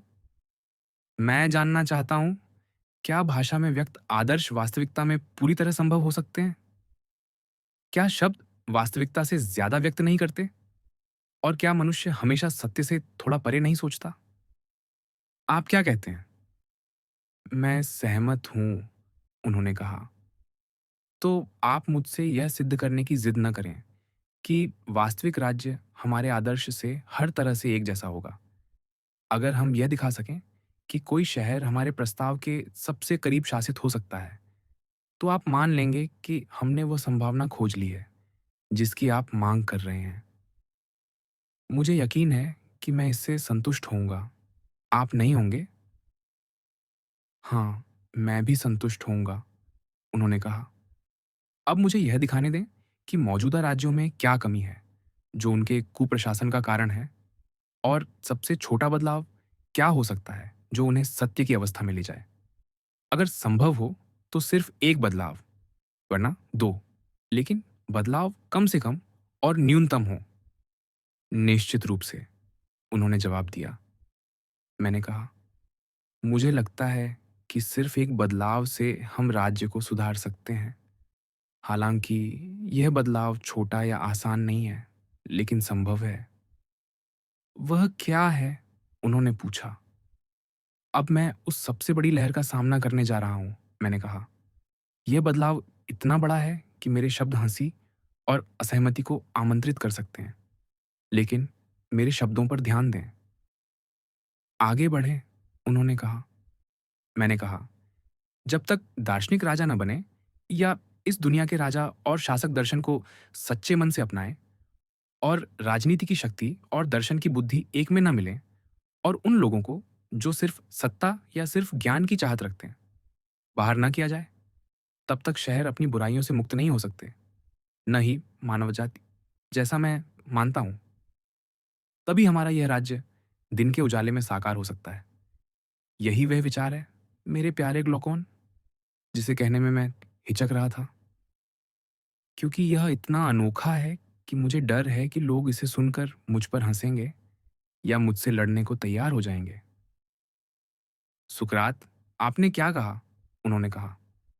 आपके ये शब्द ऐसे हैं कि बहुत से लोग, यहां तक कि सम्मानित लोग भी, अपनी आस्ती न चढ़ाकर जो कुछ हाथ लगे उसे लेकर आप पर हमला करने को तैयार हो जाएंगे। अगर आप जवाब तैयार नहीं रखते तो वे आपको बारीकी से काट छांट देंगे। आपने मुझे फंसा लिया, मैंने हंसते हुए कहा। और मैंने सही किया, उन्होंने कहा। लेकिन मैं आपकी मदद करूंगा। मैं आपको शुभकामनाएं और सलाह दूंगा, और शायद मैं दूसरों से बेहतर जवाब दे सकूं। अब इस मदद के साथ आप उन लोगों को समझाएं जो आपकी बात नहीं मानते कि आप सही हैं। मैं कोशिश करूंगा, मैंने कहा, क्योंकि आपने इतनी बड़ी मदद का वादा किया है। अगर हमें बचने का मौका मिले तो हमें यह समझाना होगा कि दार्शनिकों को ही राज्य का शासन करना चाहिए। तब हम अपना बचाव कर पाएंगे। हमें यह दिखाना होगा कि कुछ लोग दार्शनिक और शासक बनने के लिए पैदा होते हैं, और बाकी जो दर्शन के लिए नहीं बने, उन्हें अनुयायी बनना चाहिए, न कि नेता। तो अब दार्शनिक को परिभाषित करें, उन्होंने कहा। मेरे पीछे आइए, मैंने कहा, और मैं उम्मीद करता हूं कि मैं आपको संतुष्ट करने वाला जवाब दे सकूं। आगे बढ़ें, उन्होंने कहा। मैंने कहा, मुझे लगता है आपको याद होगा, और मुझे इसे दोहराने की जरूरत नहीं पड़ेगी, कि एक प्रेमी, अगर वह अपने नाम के लायक है, तो सिर्फ अपने प्रिय के एक हिस्से से नहीं, बल्कि पूरे से प्यार करेगा। मैं समझा नहीं, उन्होंने कहा। कृपया मेरी याददाश्त ताज़ा करें, मैंने कहा। कोई दूसरा शायद आप जैसा जवाब देता, लेकिन जो व्यक्ति आपके जैसे उत्साह से जीता हो, वह समझेगा। जो प्रेमी युवावस्था में या किसी और कारण से दुख या पीड़ा से गुजरता है, उसे प्रेम के लायक माना जाता है। उदाहरण के लिए, छपटी नाक को आप मोहक कहते हैं, कांटेदार नाक को शाही, और जो बीच की हो उसे सुंदर। गहरा रंग मर्दाना है, गोरा रंग देवताओं का, और शहद की गोली जैसे चेहरों को, जो प्रेमी की नज़र में प्यारे हैं। आप क्या कहेंगे? प्रेमी हर बहाना बनाता है और कुछ भी कहता है ताकि युवावस्था का कोई फूल न छूटे। अगर आप मुझे प्रेम के मामले में तर्क करने की इजाज़त दें, तो मैं मानता हूँ, उन्होंने कहा। और शराब के प्रेमी के बारे में क्या कहेंगे? क्या वे भी हर बहाने से शराब पीने को तैयार नहीं रहते? बिल्कुल, उन्होंने कहा। और यही बात महत्वाकांक्षी व्यक्ति के लिए सच है। अगर वह बड़ी सेना का नेतृत्व नहीं कर सकता, तो छोटी टुकड़ी को ही संभालना चाहता है। अगर उसे बड़े लोगों से सम्मान ना मिले, तो छोटे या औसत लोगों से ही खुश हो जाता है। लेकिन उसे किसी न किसी तरह का सम्मान चाहिए। बिल्कुल सही, उन्होंने कहा। तो एक बार फिर पूछता हूँ, जो सम्मान चाहता है, वह सिर्फ उसके एक हिस्से की चाहत रखता है या पूरे की? पूरे की, उन्होंने कहा। तो क्या हम नहीं कह सकते कि दार्शनिक भी ज्ञान का प्रेमी है, न कि सिर्फ उसके एक हिस्से का, बल्कि पूरे का? हाँ, पूरे का, उन्होंने कहा। और जो सीखना नहीं चाहता, खासकर युवावस्था में, जब वह अच्छे बुरे को परख सकता है, उसे हम दार्शनिक या ज्ञान का प्रेमी नहीं कह सकते। जैसे जो खाना खाने से मना करता है, उसे भूखा नहीं कह सकते। वह कमजोर भूख वाला है, न कि अच्छी भूख वाला। बिल्कुल सही, उन्होंने कहा। लेकिन जो हर तरह के ज्ञान में रुचि रखता है, जो सीखने के लिए उत्सुक है और कभी संतुष्ट नहीं होता, उसे हम सच्चा दार्शनिक कह सकते हैं, है ना? ग्लॉकॉन ने कहा, अगर जिज्ञासा ही दार्शनिक बनाती है, तो आप बहुत से अजीब लोगों को यह उपाधि देते हुए पाएंगे। दृश्यों के प्रेमी, जो नई चीजें देखना चाहते हैं, और संगीत के प्रेमी, जो हर प्रदर्शन में शोर मचाते हैं, क्या वे भी दार्शनिक होंगे? वे तो दर्शन की चर्चा से बचते हैं, लेकिन त्योहारों में शोर मचाने को तैयार रहते हैं। क्या हम हर जिज्ञासु व्यक्ति को या किसी छोटी कला के जानकार को दार्शनिक कहेंगे? नहीं, मैंने जवाब दिया। वे सिर्फ नकल करने वाले हैं। तो असली दार्शनिक कौन है? उन्होंने पूछा। वह जो सत्य के दर्शन से प्यार करता है, मैंने कहा। यह भी ठीक है, उन्होंने कहा। लेकिन आपका मतलब क्या है? दूसरे को शायद समझाने में मुझे मुश्किल हो, मैंने कहा। लेकिन मुझे यकीन है कि आप मेरे इस प्रस्ताव को मानेंगे। क्या प्रस्ताव? यह कि सुंदरता और क्रूरता एक दूसरे के विपरीत हैं, इसलिए वे दो हैं। निश्चित रूप से, उन्होंने कहा। और अगर वे दो हैं, तो प्रत्येक अपने आप में एक है? हाँ, सही है। और उचित और अनुचित, अच्छा और बुरा, हर चीज में यही बात लागू होती है। प्रत्येक अपने आप में एक है, लेकिन कर्मों, चीजों और एक दूसरे के साथ मिलने पर वे कई तरह से दिखाई देते हैं। बिल्कुल सही, उन्होंने कहा। यही फर्क है, मैंने कहा, जो मैं दृश्य प्रेमियों, कला प्रेमियों और व्यावहारिक लोगों के बीच और सच्चे दार्शनिकों के बीच देखता हूं। आप उन्हें कैसे अलग करते हैं? उन्होंने पूछा। मैंने कहा, दृश्य और संगीत के प्रेमी, जैसा मैं मानता हूं, सुंदर स्वरों, रंगों और उनसे बनी चीजों में रुचि रखते हैं, लेकिन उनका दिमाग परम सुंदरता को देखने या उससे प्यार करने में असमर्थ है। सही बात, उन्होंने कहा। और बहुत कम लोग हैं जो परम सुंदरता को देख सकते हैं। बिल्कुल सही, उन्होंने कहा। जिन्हें सुंदर चीजों की समझ है, लेकिन परम सुंदरता की नहीं, या जो उसकी ओर ले जाए जाने पर भी उसका पीछा नहीं कर सकते। क्या वे जाग रहे हैं या सिर्फ सपने देख रहे हैं? सोचिए, क्या सपने देखना ये नहीं है कि कोई नकल को असली चीज समझ ले? मैं कहूंगा कि ऐसा व्यक्ति सपने देख रहा है, उन्होंने कहा। लेकिन जो परम सुंदरता के अस्तित्व को मानता है और विचार को वस्तु से अलग कर सकता है, जो न तो विचार को वस्तु समझता है, न ही वस्तु को विचार। क्या वह सपने देख रहा है या जाग रहा है? वह जाग रहा है, उन्होंने कहा। और क्या हम नहीं कह सकते कि जो जानता है, उसके पास ज्ञान है, और जो सिर्फ राय देता है, उसके पास सिर्फ राय है? निश्चित रूप से, उन्होंने कहा। लेकिन अगर कोई हमसे लड़ता है और हमारे तर्क से असहमत होता है, तो क्या हम उसे दोस्ताना तरीके से समझाएंगे या बिना सबूत के कहेंगे कि उसकी सोच में कोई खोट है? हमें उसे अच्छी सलाह देनी चाहिए, उन्होंने कहा। तो आइए हम उसे कुछ कहने की कोशिश करें। क्या हम यह कहकर शुरू करें कि हमें उसके किसी भी ज्ञान का स्वागत है और हम खुश हैं कि उसके पास ज्ञान है, लेकिन हम उससे पूछेंगे, क्या वह कुछ जानता है या नहीं? आप उसके लिए जवाब दें। मैं कहूँगा कि वह कुछ जानता है। क्या वह कुछ ऐसा जानता है जो है या जो नहीं है? जो है, क्योंकि जो नहीं है, उसे कैसे जान सकता है? मैंने कहा, क्या हम पूरी तरह निश्चित हैं कि जो पूर्ण रूप से अस्तित्व में है, वह पूर्ण रूप से जाना जा सकता है, और जो बिल्कुल अस्तित्व में नहीं है, वह बिल्कुल नहीं जाना जा सकता? इससे ज्यादा निश्चित कुछ नहीं, उन्होंने जवाब दिया। ठीक है, लेकिन अगर कोई चीज ऐसी है जो न तो पूरी तरह है और न ही पूरी तरह नहीं है, तो क्या हम उसे अस्तित्व और गैर अस्तित्व के बीच में रख सकते हैं? हाँ, उनके बीच में, उन्होंने कहा। और जैसे ज्ञान अस्तित्व से जुड़ा है और अज्ञान गैर अस्तित्व से, तो क्या हमें उस बीच की चीज के लिए, जो न तो पूरी तरह है न पूरी तरह नहीं है, ज्ञान और अज्ञान के बीच की कोई चीज खोजनी चाहिए? निश्चित रूप से, उन्होंने कहा। क्या हम मानते हैं कि राय का अस्तित्व है? बिल्कुल, उन्होंने कहा।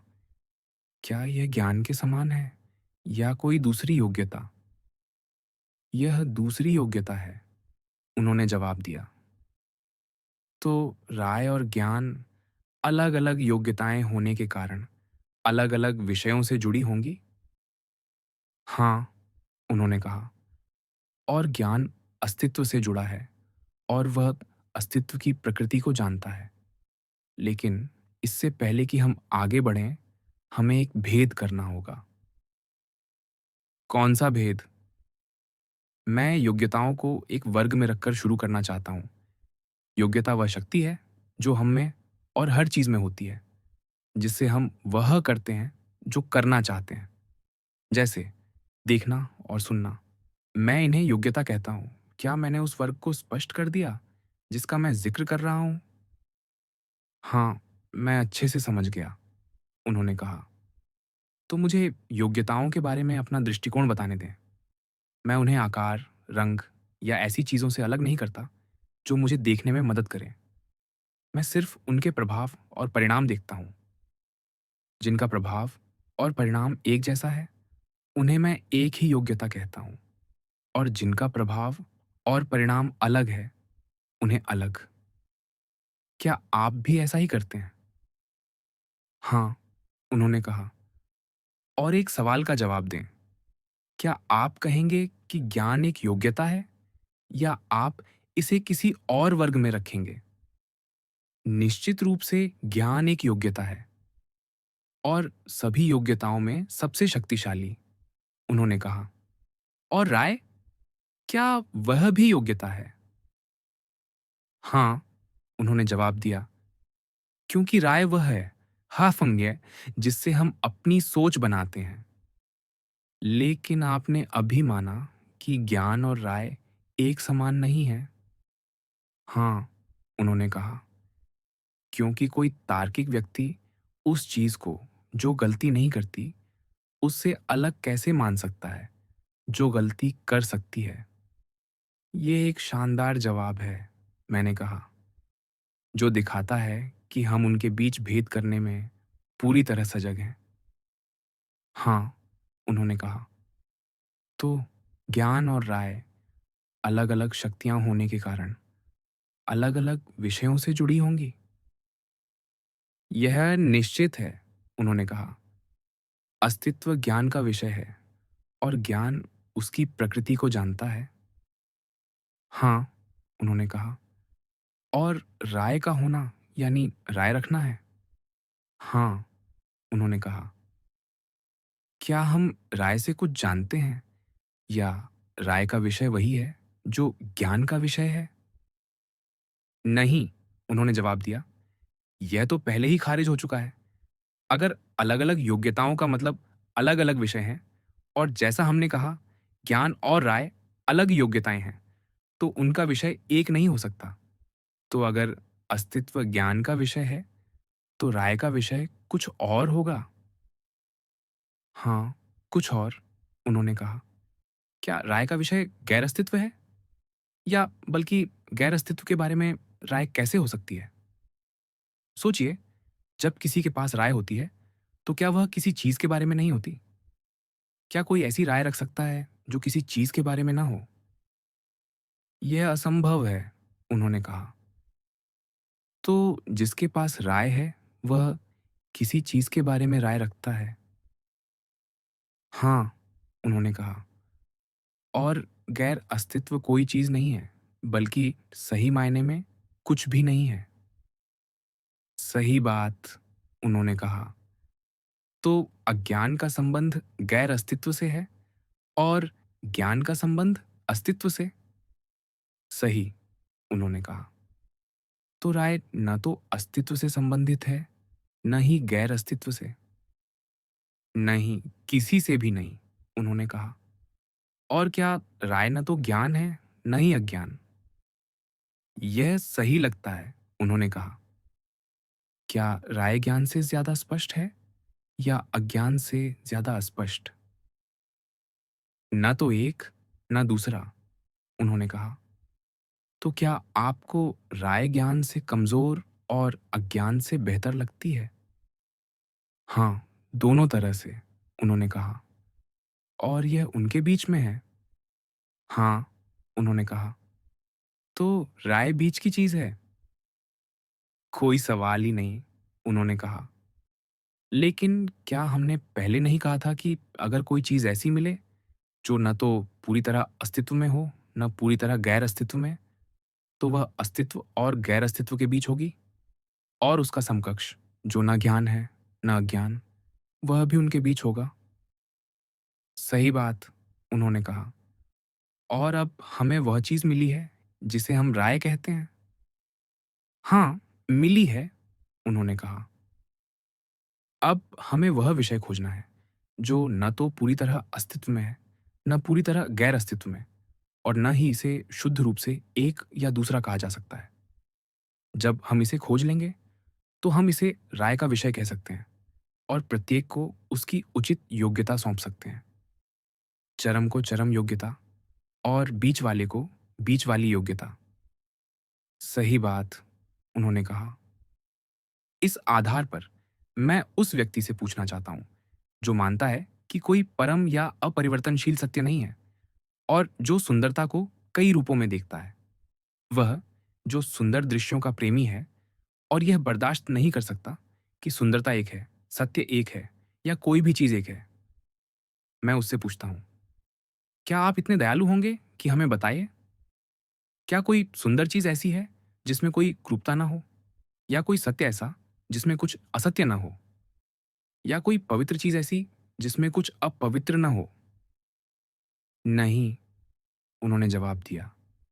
सुंदर चीजें कुछ दृष्टिकोण से कुरूप भी हो सकती हैं और यही बाकी चीजों के लिए भी सच है। और क्या वह चीज जो एक साथ दो गुना भी है और आधी भी? किसी चीज के लिए दो गुना और किसी के लिए आधी, क्या वह पूरी तरह एक या दूसरी है? बिल्कुल सही, उन्होंने कहा। और जो चीजें बड़ी और छोटी, भारी और हल्की कहलाती हैं, क्या उन्हें इन विपरीत नामों से नहीं पुकारा जाता? हाँ, उन्होंने कहा। उनके साथ हमेशा विपरीत नाम जुड़े रहते हैं। तो क्या ऐसी चीजें जो इन नामों से पुकारी जाती हैं, पूरी तरह वही हैं जो कहाँ जाता है? नहीं, उन्होंने जवाब दिया। वे एक पहेली की तरह हैं, जैसे भोज में बच्चों से पूछा जाता है कि हिजड़ा मर्द है या औरत। ये चीज़ें भी ऐसी ही पहेली हैं। ना तो पूरी तरह है, ना पूरी तरह नहीं है, ना दोनों, ना कोई भी। तो इनका क्या करें? मैंने कहा। क्या इन्हें अस्तित्व या गैर अस्तित्व से बेहतर जगह मिल सकती है? क्योंकि ये ना तो पूरी तरह अंधेरे में है, ना पूरी तरह गैर अस्तित्व में, और ना ही पूरी तरह प्रकाश में, ना पूरी तरह अस्तित्व में। यह बिल्कुल सही है, उन्होंने कहा। तो हमने पाया कि जो कई चीज़ें सुंदरता या अन्य गुणों को लेकर बहुमत बनाती हैं, वे अस्तित्व और गैर अस्तित्व के बीच की राह में हैं।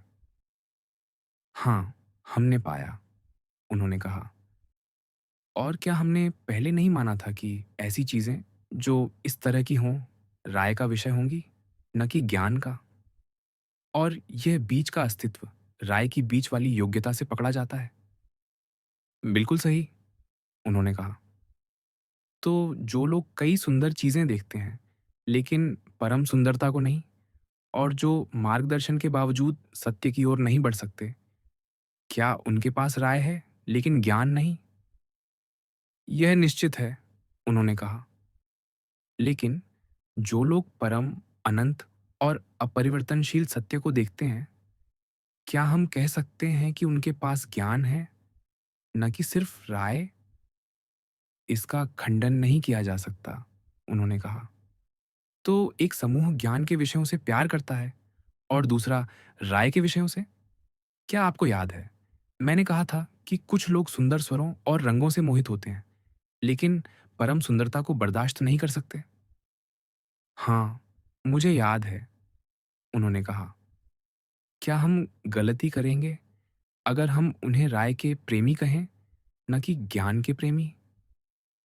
और क्या वे हम पर नाराज होंगे अगर हम उन्हें ऐसा कहें?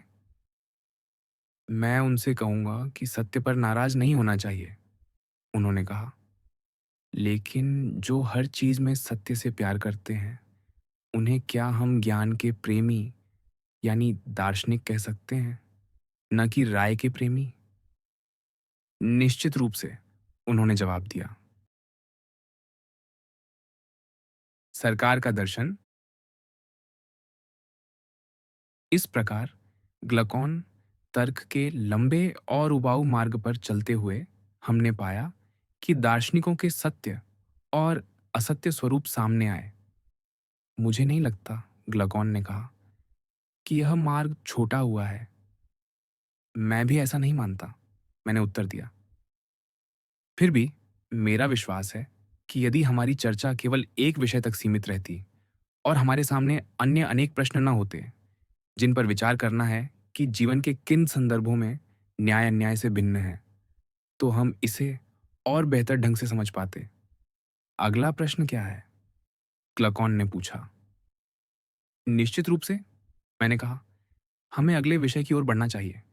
चूंकि दार्शनिक केवल अनंत और अपरिवर्तनीय को समझने में सक्षम होते हैं, और जो परिवर्तनशील और अनेक रूपों में भटकता है, वह दार्शनिक नहीं हो सकता। मैं यह जानना चाहता हूं कि इन दो वर्गों में से कौन हमारे राज्य का शासक होना चाहिए। आप इस प्रश्न का उत्तर कैसे देंगे? क्लाकॉन ने पूछा। जो कानून और संस्थानों की रक्षा के लिए उपयुक्त हों, वही हमारे अभिभावक बने। बहुत अच्छा, उन्होंने कहा। क्या इसमें कोई संदेह है, मैंने कहा, कि अभिभावक का कर्तव्य उसकी निगरानी करना है, जिसकी वह रक्षा करता है, न कि उसकी उपेक्षा करना? इसमें कोई संदेह नहीं, क्लाकॉन ने उत्तर दिया।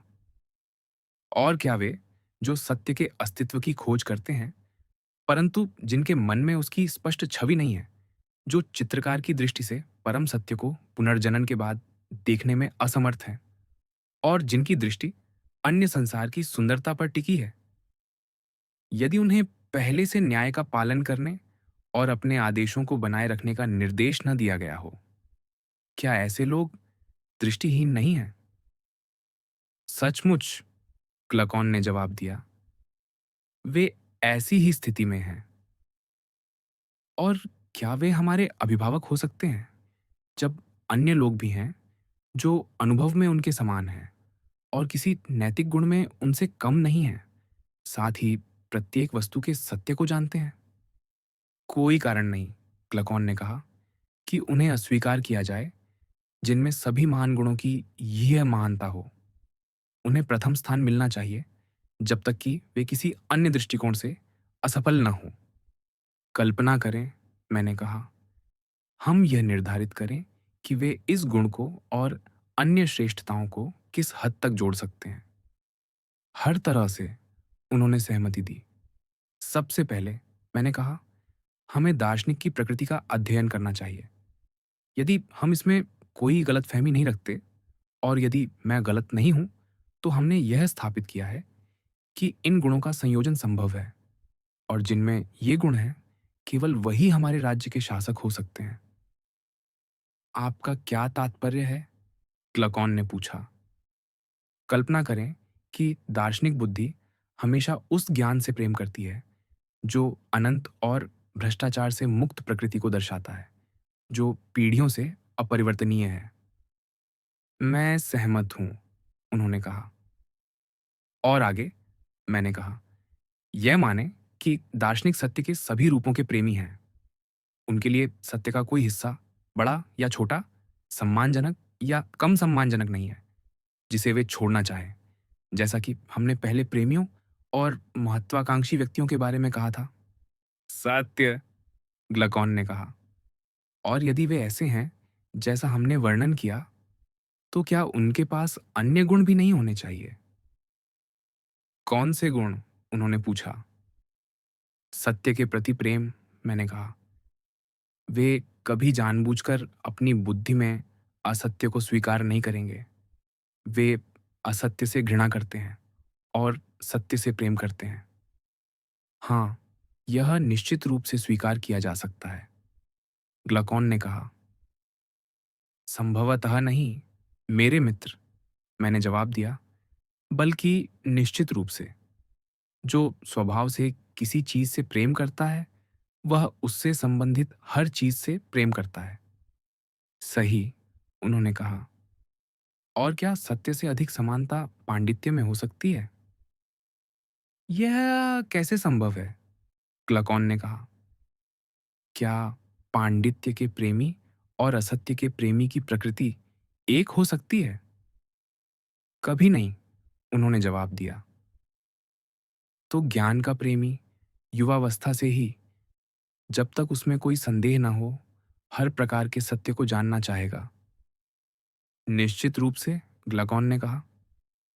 परंतु, मैंने आगे कहा, जैसा कि हम अनुभव से जानते हैं, जिसकी इच्छा एक दिशा में प्रबल होती है, वह दूसरी दिशा में कमजोर पड़ती है, जैसे पानी की धारा को किसी अन्य दिशा में मोड़ दिया जाए। सत्य, उन्होंने कहा। जिनकी इच्छाएं ज्ञान की ओर मुड़ती है, वे आत्मा के आनंद में पूरी तरह डूबे रहेंगे और शारीरिक सुखों की ओर कम आकर्षित होंगे, यदि वे सच्चे दार्शनिक हैं, न कि पटी। यह निश्चित है, ग्लकॉन ने सहमति दी। ऐसा व्यक्ति निश्चित रूप से आत्मसंयमी और लालच से मुक्त होगा। वे कारण जो किसी व्यक्ति को लालची या खर्चीला बनाते हैं, उसके चरित्र में कोई स्थान नहीं रखते। यह पूर्णतः सत्य है, उन्होंने कहा। हमें दार्शनिक प्रकृति के अन्य मानदंडों पर भी विचार करना होगा। वे क्या हैं? क्लकॉन ने पूछा। उसके स्वभाव में कृपणता या नीचता का कोई छिपा कोना नहीं होना चाहिए। आत्मा की औसतता से बढ़कर कुछ भी उतना विरोधाभासी नहीं हो सकता, जितना कि श्रेष्ठता और मानवता की प्राप्ति। यह बिल्कुल सत्य है, ग्लकॉन ने जवाब दिया। जिसकी बुद्धि हर समय वैभवशाली है और सभी प्रकार के अस्तित्व का अवलोकन करती है, वह मानव जीवन को कितना महत्व देगा? वह ऐसा नहीं करेगा, उन्होंने कहा। और क्या ऐसा व्यक्ति मृत्यु से भयभीत होगा? बिल्कुल नहीं, ग्लकॉन ने कहा। तो कायरता और औसतता का सच्चे दर्शन में कोई स्थान नहीं है? निश्चित रूप से नहीं, उन्होंने जवाब दिया। और जो व्यक्ति उदार, लालच से मुक्त, औसत या डींगबाज नहीं, न ही कायर है, क्या वह अपने व्यवहार में अनुचित या कठोर हो सकता है? यह असंभव है, मैंने कहा। तो आपको शीघ्रता से यह देखना होगा कि क्या वह व्यक्ति न्यायसंगत और सौम्य है या अशिष्ट और असामाजिक। यही वह संकेत है जो युवावस्था में दार्शनिक और गैर दार्शनिक प्रकृति को अलग करता है। सत्य, ग्लकॉन ने कहा, एक और बिंदु है जिस पर विचार करना आवश्यक है। कौन सा बिंदु? उन्होंने पूछा। क्या उसे सीखने में आनंद आता है क्योंकि कोई भी उस चीज से प्रेम नहीं करेगा जो उसे कष्ट देती हो, जिसमें बहुत परिश्रम के बाद थोड़ी प्रगति हो? निश्चित रूप से नहीं, ग्लकॉन ने कहा। और यदि वह भूलने वाला है और जो सीखता है उसे याद नहीं रखता, तो क्या वह एक खाली बर्तन नहीं होगा? ये निश्चित है, उन्होंने जवाब दिया। यदि वह व्यर्थ परिश्रम करता है, तो क्या वह सीखने को निरर्थक और घृणित मानकर छोड़ नहीं देगा? हाँ, ग्लकॉन ने कहा। तो भूलने वाली आत्मा को सच्ची दार्शनिक प्रकृति में नहीं गिना जा सकता। हमें यह सुनिश्चित करना होगा कि दार्शनिक की स्मृति अच्छी हो। निश्चित रूप से, उन्होंने कहा।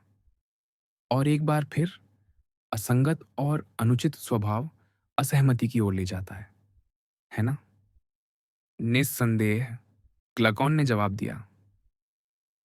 और क्या आप मानते हैं कि सत्य सहमति के समान है या असहमति के? सहमति के, उन्होंने कहा। तो अन्य गुणों के अलावा हमें ऐसी बुद्धि की खोज करनी चाहिए जो समान और दयालु हो और जो सत्य के अस्तित्व की ओर इच्छा के अनुरूप बढ़े। निश्चित रूप से, ग्लकॉन ने कहा। बहुत अच्छा। क्या ये सभी गुण जिनकी हमने सूची बनाई है एक साथ नहीं चलते? क्या ये उस आत्मा के लिए आवश्यक नहीं है जिसे अस्तित्व की पूर्ण और परिपूर्ण भागीदारी चाहिए? ये अत्यंत आवश्यक है, ग्लकॉन ने जवाब दिया। और क्या ऐसा व्यक्ति जिसकी स्मृति अच्छी हो, जो तेजी से सीखता हो और जो सत्य, न्याय, साहस और आत्मसंयम का मित्र हो, केवल वही निर्दोष अध्ययन कर सकता है? ईश्वर भी ऐसे व्यक्ति से ईर्ष्या करेगा, क्लकॉन ने कहा। और कोई भी इस तरह के निर्दोष अध्ययन में कमी नहीं पा सकता। और ऐसे व्यक्ति, मैंने कहा, जो वर्षों की शिक्षा से परिष्कृत हो, केवल वही हमारे राज्य में शासक के रूप में भरोसेमंद हो सकते हैं। यहां अदमंतस ने बीच में टोका और बोला, सुकरात, इन तर्कों का कोई जवाब नहीं दे सकता। लेकिन जब आप इस तरह बोलते हैं तो आपके श्रोताओं के मन में एक विचित्र भावना उत्पन्न होती है। वे सोचते हैं कि वे हर कदम पर तर्कों से भटक रहे हैं, अपनी प्रश्न करने की इच्छा के कारण। विचार विमर्श के अंत में वे स्वयं को पराजित पाते हैं और उनकी सभी पूर्व धारणाएं ढह जाती हैं। वे शतरंज के अनाड़ी खिलाड़ी की तरह हैं जो कुशल प्रतिद्वंद्वी के सामने अंत में चुप हो जाता है। उनके पास कोई तर्क शेष नहीं रहता और वे मौन रहना बेहतर समझते हैं क्योंकि उनके पास कहने को कुछ नहीं होता। यह नया खेल, जिसमें शब्द उनके खिलाफ हैं, उन्हें परास्त कर देता है। फिर भी वे सही हैं। मैं यह अवलोकन इसलिए कर रहा हूं क्योंकि यह स्थिति अभी मौजूद है। हम में से कोई भी यह नहीं कह सकता कि वह आपको तर्कों में हर कदम पर शब्दों से परास्त कर सकता है, लेकिन वह तथ्यों को दर्शन का साथी मानता है। जब लोग दर्शन का अध्ययन करते हैं, न केवल युवावस्था में शिक्षा के हिस्से के रूप में, बल्कि पूर्ण परिपक्वता तक इसकी खोज में, वे अक्सर अजीब और विकृत प्राणी बन जाते हैं जिन्हें पूर्ण रूप से जिद्दी नहीं कहा जा सकता। इस अध्ययन को, जिसकी आप प्रशंसा करते हैं, दुनिया के लिए बेकार माना जाता है। बहुत अच्छा, मैंने कहा। और क्या आप मानते हैं कि जो लोग ऐसा कहते हैं वे गलत हैं? मैं नहीं कह सकता, अदमंतस ने जवाब दिया। लेकिन मैं आपका विचार जानना चाहता हूं। मेरे विचार में, मैंने कहा, वे काफ़ी हद तक सही हैं। तो फिर आप ये कैसे कह सकते हैं कि शहरों की बुराइयाँ तब तक समाप्त नहीं होंगी जब तक दार्शनिक उनका शासन न करें? जबकि हम स्वीकार करते हैं कि दार्शनिक उनके किसी काम के नहीं हैं। आपने एक ऐसा प्रश्न पूछा है, मैंने कहा, जिसका उत्तर केवल एक दृष्टांत से दिया जा सकता है। हाँ, सुकरात, अदमंतस ने कहा, और मुझे लगता है कि आप दृष्टांत देने के लिए बिल्कुल भी अभ्यस्त नहीं हैं। मैं समझता हूँ, मैंने हंसते हुए कहा, कि आप मुझे इस निराशाजनक चर्चा में खींचकर बहुत प्रसन्न हैं। लेकिन अब मेरे दृष्टांत को सुनें और आप मेरी कल्पना शक्ति पर और अधिक प्रसन्न होंगे। उन श्रेष्ठ व्यक्तियों के साथ जो व्यवहार राज्य में किया जाता है, वह इतना दुखद है कि उसकी तुलना इस धरती पर किसी भी चीज़ से नहीं की जा सकती। इसीलिए यदि मुझे उनके लिए याचना करनी है, तो मुझे एक दृष्टांत गढ़ना होगा और ऐसी छवि प्रस्तुत करनी होगी जो अनेक तत्वों से बनी हो, जैसे चित्रों में बकरी और हिरण का संयुक्त रूप। कल्पना करें, एक जहाज या जहाज़ों का बेड़ा, जिसका नायक अपने सभी साथियों से अधिक शक्तिशाली और लंबा है, पर वह थोड़ा कम सुनता है, कम देखता है और उसका दिशा निर्देशन का ज्ञान भी बहुत अच्छा नहीं है। नाविक एक दूसरे से जहाज के संचालन के लिए झगड़ रहे हैं। सभी का मानना है कि उन्हें संचालन का अधिकार मिलना चाहिए, जबकि उन्होंने कभी दिशा निर्देशन की कला नहीं सीखी, न ही बता सकते हैं कि उन्हें यह कब या किसने सिखाया। वे यह भी दावा करते हैं कि इसे सिखाया नहीं जा सकता, और जो कोई इसके विपरीत कहता है, उसे चुप करने के लिए तैयार है। वे नायक पर दबाव डालते हैं, उससे याचना करते हैं, और यदि वे जीत नहीं पाते और किसी अन्य को प्राथमिकता दी जाती है, तो वे उसे मार डालते हैं या जहाज से बाहर फेंक देते हैं। वे नायक की इंद्रियों को शराब या किसी अन्य नशीले पदार्थ से भ्रमित कर देते हैं, विद्रोह करते हैं और जहाज पर कब्जा कर लेते हैं।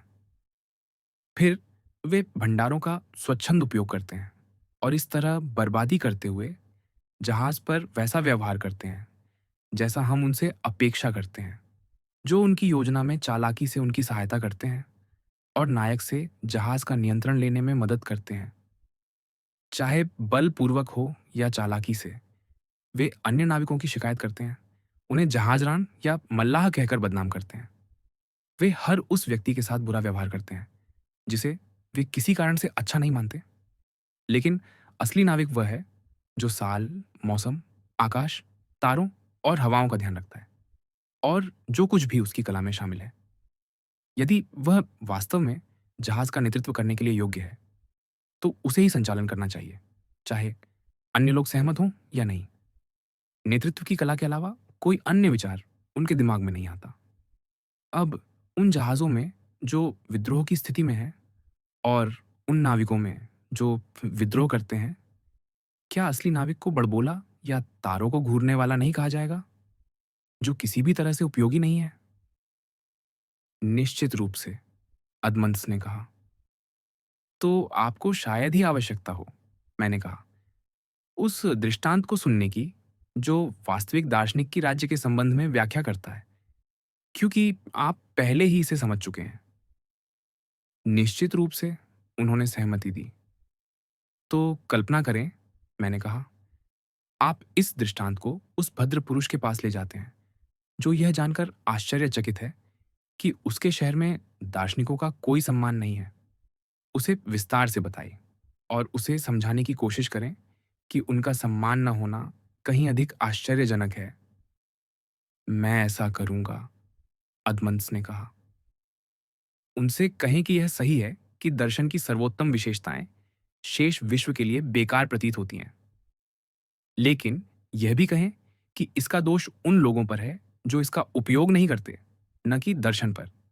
मार्गदर्शक कभी नाविकों से याचना नहीं करेगा कि वे उसका नेतृत्व स्वीकार करें। यह प्रकृति का नियम नहीं है। न ही ज्ञानी धनवानों के द्वार जाएगा। यह कहावत गलत है। सत्य यह है कि जब कोई व्यक्ति बीमार होता है, चाहे वह धनी हो या निर्धन, उसे चिकित्सक के पास जाना पड़ता है, और जो सुशासन चाहता है, उसे उस व्यक्ति के पास जाना होगा। जो शासन करना जानता है। एक अच्छा शासक कभी अपनी प्रजा से याचना नहीं करेगा कि वे उसके शासन को स्वीकार करें। फिर भी वर्तमान समय के शासक इससे भिन्न हैं। उनकी तुलना उन उपद्रवी नाविकों से की जा सकती है, और जो पतवार संभालता है उसे बिना कारण बड़बोला या तारे गिनने वाला कहा जाता है। बिल्कुल यथार्थ, अदमंतस ने कहा। इन कारणों से और ऐसे लोगों के लिए दर्शन, जो सभी खोजों में सर्वश्रेष्ठ है, का सम्मान वे उपद्रवी लोग नहीं कर सकते।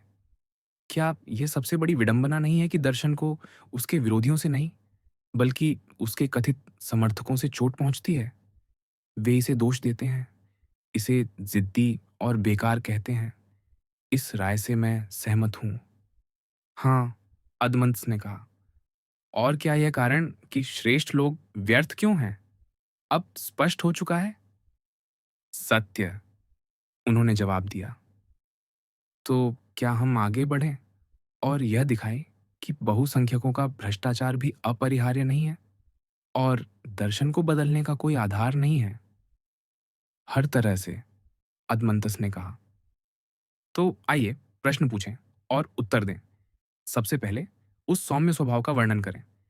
जैसा कि आपको याद होगा, दार्शनिक का नेतृत्व सत्य करता है, जिसका वह सदा और सभी चीजों में अनुसरण करता है। इसके अभाव में वह धोखेबाज होगा और उसमें वास्तविक दर्शन का कोई अंश नहीं होगा। हाँ, यह कहा गया था। अदमंतस ने सहमति दी। बहुत अच्छा। और क्या यह विशेषता, चाहे हम किसी अन्य का उल्लेख करें या नहीं, वर्तमान संदर्भ में अत्यंत भिन्न नहीं होगी? निश्चित रूप से, उन्होंने कहा। और क्या हमें यह कहने का अधिकार नहीं है कि वास्तविक ज्ञान का प्रेमी सदा सत्य के अस्तित्व की खोज में प्रयासरत रहता है? वह केवल दिखावटी व्यक्तित्व के दोहरेपन में संतुष्ट नहीं बैठता। वह आगे बढ़ता है। कोई तीक्ष्ण बाधा उसे रोक नहीं सकती, न ही उसकी इच्छा की शक्ति कम होती है, जब तक कि वह वास्तविक ज्ञान को सहानुभूतिपूर्ण और समान शक्तियों के साथ आत्मा में पूर्ण रूप से प्राप्त न कर ले। उस शक्ति के निकट आने, उसमें घुल मिल जाने और हर अस्तित्व में सम्मिलित होने पर उसके पास सीखने योग्य बुद्धि और सत्य होगा। उसका ज्ञान स्वाभाविक रूप से विकसित होगा और तब तक बना रहेगा जब तक उसकी पीढ़ी को विराम न मिले। इस वर्णन के बाद अदमंतस ने कहा, कुछ भी इससे अधिक न्यायसंगत नहीं हो सकता। और क्या झूठ से प्रेम करना दार्शनिक के प्रेम का हिस्सा होगा? क्या वह झूठ से पूर्णतः घृणा नहीं करेगा? निश्चित रूप से, उन्होंने जवाब दिया। और जब सत्य उसका नायक हो, तो क्या हमें संदेह करना चाहिए कि वह किसी बुराई का नेतृत्व करेगा? यह असंभव है, अदमंतस ने कहा। न्याय और बुद्धि उसके स्वस्थ साथी होंगे और संयम उनका साथ देगा। सत्य, उन्होंने जवाब दिया। फिर भी कोई कारण नहीं है कि मैं दार्शनिक की नैतिकता को फिर से क्रमबद्ध करूं। जैसा कि आपको निश्चित रूप से याद होगा, साहस, वैभव, निर्भीकता और स्मृति उसके स्वाभाविक गुण हैं। आपने आपत्ति जताई थी, फिर भी कोई यह खंडन नहीं कर सकता जो मैंने तब कहा था। लेकिन यदि आप शब्दों को छोड़कर तथ्यों को देखें, तो जिन लोगों का हम वर्णन कर रहे थे, वे वास्तव में बेकार हैं और बहुसंख्यक पूर्णतः भ्रष्ट हैं। हम अब उन आरोपों के आधार की जांच कर रहे हैं और इस प्रश्न पर पहुंचे हैं कि बहुसंख्यक क्यों भ्रष्ट हैं। ये आवश्यकता हमें वापस वास्तविक दार्शनिक की परिभाषा और उसके परीक्षण की ओर ले जाती है। यथार्थ, अदमंतस ने कहा। अब हम दार्शनिक चरित्र के भ्रष्टाचार पर विचार करेंगे। क्यों इतने सारे बिगड़ गए और कुछ ही बिगड़ने से बच सके? मैं उनकी बात कर रहा हूं जिन्हें बेकार कहा जाता है, परंतु दुष्ट नहीं। इसके बाद हम उन लोगों पर विचार करेंगे जो दर्शन की नकल करते हैं। वे कौन से लोग हैं जो उस पेशे की चाह रखते हैं जो उनके स्तर से ऊपर है और जिसके वे पात्र नहीं हैं। उनकी बहुविध असंगतियों के कारण दर्शन और सभी दार्शनिकों को वह बदनामी मिलती है जिससे सारा संसार असहमत है। ये भ्रष्टाचार क्या है? अदमन्स ने पूछा। मैं देखना चाहता हूँ कि क्या मैं आपको इसका वर्णन कर सकता हूँ। हर कोई स्वीकार करेगा कि वह प्रकृति, जो उन सभी गुणों में प्रवीण है, जो हम दार्शनिकों में चाहते हैं, सामान्य लोगों में दुर्लभ है और बहुत कम दिखाई देती है। वास्तव में दुर्लभ, उन्होंने कहा। और क्या अनगिनत और शक्तिशाली कारण इस दुर्लभ प्रकृति को नष्ट करते हैं? वे कारण क्या हैं? अदमंतस ने पूछा। सबसे पहले उनके अपने गुण, उनकी हिम्मत, आत्मसंयम और अन्य प्रशंसनीय विशेषताएं। ये ही विशेष रूप से दर्शन को नष्ट करती है और आत्मा का ध्यान उससे हटाती है, जो इसका स्वामी है। यह बहुत असामान्य है, अदमंतस ने जवाब दिया। फिर जीवन की सामान्य चीजें हैं, सुंदरता, धन, शारीरिक शक्ति, उच्च पद और राज्य में महान संबंध। आप इन चीजों को समझते हैं। ये भी भ्रष्ट करने और ध्यान हटाने के कारण है। मैं समझता हूं, अदमंतस ने कहा, लेकिन मैं और विस्तार से जानना चाहता हूं। आप इनके बारे में वास्तव में क्या सोचते हैं? सत्य को पूरी तरह और सही ढंग से थामे रहे, मैंने कहा। तो आपको पहले से की गई टिप्पणी को समझने में कोई परेशानी नहीं होगी और ये आपको अजनबी भी नहीं लगेगा। मैं ये कैसे कर सकता हूं? उन्होंने पूछा।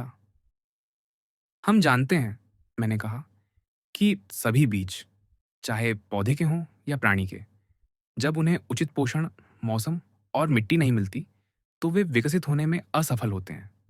वे अनुकूल वातावरण के प्रति संवेदनशील होते हैं, क्योंकि बुराई उनके लिए उससे कहीं अधिक हानिकारक होती है, जो उनके लिए अच्छा नहीं है।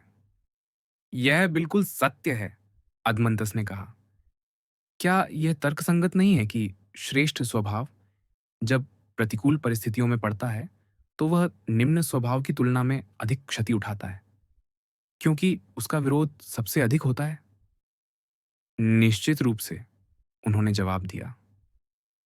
तो क्या हम यह नहीं कह सकते, अदमंतस, कि सबसे प्रतिभाशाली दिमाग जब गलत ढंग से शिक्षित होते हैं, तो वे असाधारण रूप से खराब हो जाते हैं? क्या बड़े अपराध और शुद्ध बुराई उस स्वभाव से उत्पन्न नहीं होती जो शिक्षा के अभाव में नष्ट हो जाता है, न कि किसी अन्य निम्नता से?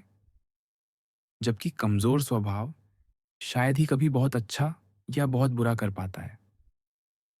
मुझे लगता है आप सही हैं, अदमंस ने कहा।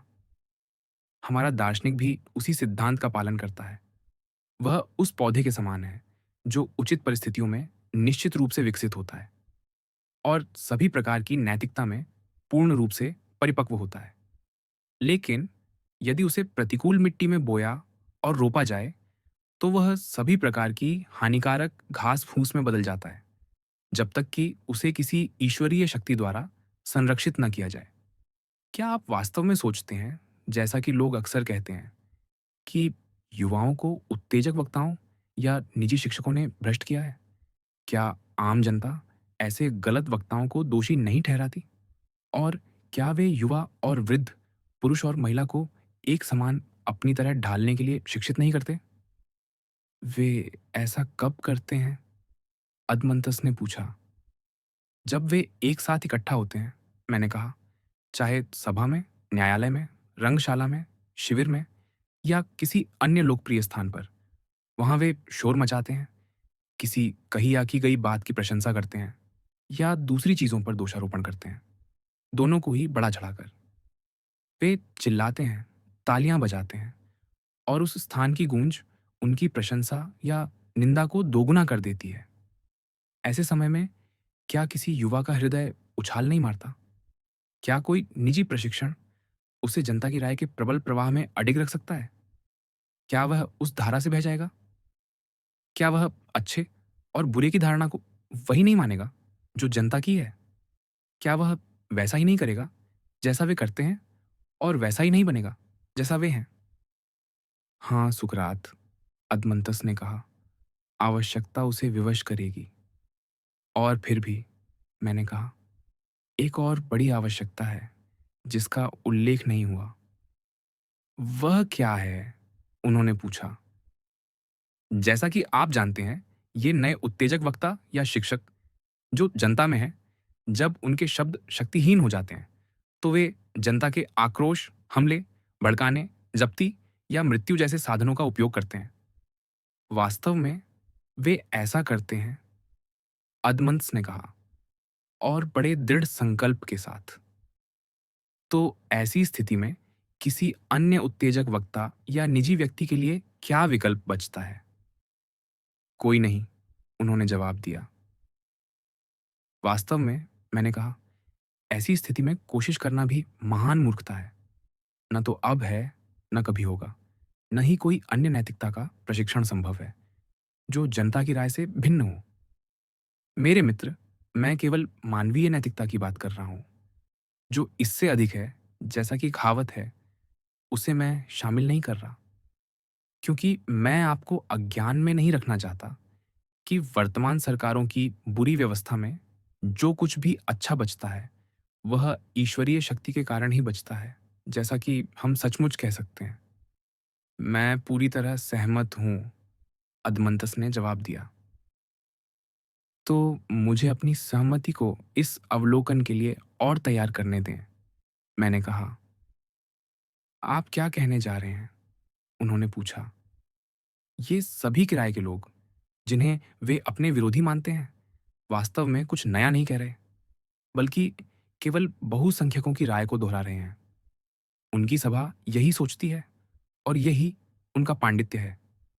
मैं उनकी तुलना उस व्यक्ति से कर सकता हूँ जो किसी खूंखार जानवर की मनोदशा और इच्छाओं का अध्ययन करता है, जिसे वह पाल रहा है। वह सीखता है कि उसे कैसे संभाला जाए, कब और किन कारणों से वह क्रोधित या शांत होता है, उसके विभिन्न चीत्कारों का क्या अर्थ है और किन ध्वनियों से वह शांत या उत्तेजित होता है। लगातार उसकी देखभाल करने पर वह इन सब में निपुण हो जाता है और इसे ज्ञान कहता है। वह इसे एक पद्धति या कला बनाता है, जिसे वह सिखाना चाहता है। फिर भी उसे यह नहीं पता कि उसके सिद्धांत या भावनाएं क्या हैं, जिन्हें वह सम्मानजनक या असम्मानजनक, अच्छा या बुरा, उचित या अनुचित कहता है। वह केवल उस जानवर की रुचियों और मनोदशा के आधार पर ही इन्हें परिभाषित करता है। वह उसी को अच्छा कहता है जिसमें जानवर को रुचि हो, और उसी को बुरा जिसमें उसे अरुचि हो। वह इसके अलावा कोई अन्य विवरण नहीं दे सकता। वह उचित और कुलीन को आवश्यक मानता है, बिना यह जाने कि उनकी प्रकृति क्या है या उनके बीच का अंतर क्या है। स्वर्ग की सौगंध, क्या ऐसा शिक्षक विचित्र नहीं होगा? वास्तव में वह होगा, अदमंतस ने कहा। और जो व्यक्ति ये सोचता है कि पांडित्य जनता की मनोदशा और रुचियों को जानना है, चाहे चित्रकला में, संगीत में या अंततः राजनीति में, क्या वह मेरे द्वारा वर्णित व्यक्ति से भिन्न है? जब कोई व्यक्ति जनता के साथ मेलजोल करता है और अपनी कविता, कला या राज्य की सेवा को प्रदर्शित करता है, तो वह उन्हें अपना पारखी बनाता है, भले ही वह ऐसा करने के लिए बाध्य न हो। तथाकथित शासक की आवश्यकता उसे वह सब करने के लिए विवश करेगी जो जनता मांगती है। उनके सम्मानजनक और अच्छे होने के दावों को सही ठहराने के लिए उनके पास जो कारण है, वे हास्यास्पद हैं। क्या आपने कभी ऐसे तर्क सुने हैं जो हास्यास्पद ना हो? नहीं, अदमंस ने कहा। न ही मैं सुनना चाहता हूं। तो आपने उस सत्य को स्वीकार किया जो मैं कह रहा हूं। अब मुझे यह विचार करने दें कि क्या संसार कभी परम सुंदरता को अनेक सुंदरताओं के स्थान पर, या प्रत्येक चीज के परम स्वरूप को अनेक रूपों के स्थान पर स्वीकार करेगा? निश्चित रूप से नहीं, उन्होंने जवाब दिया।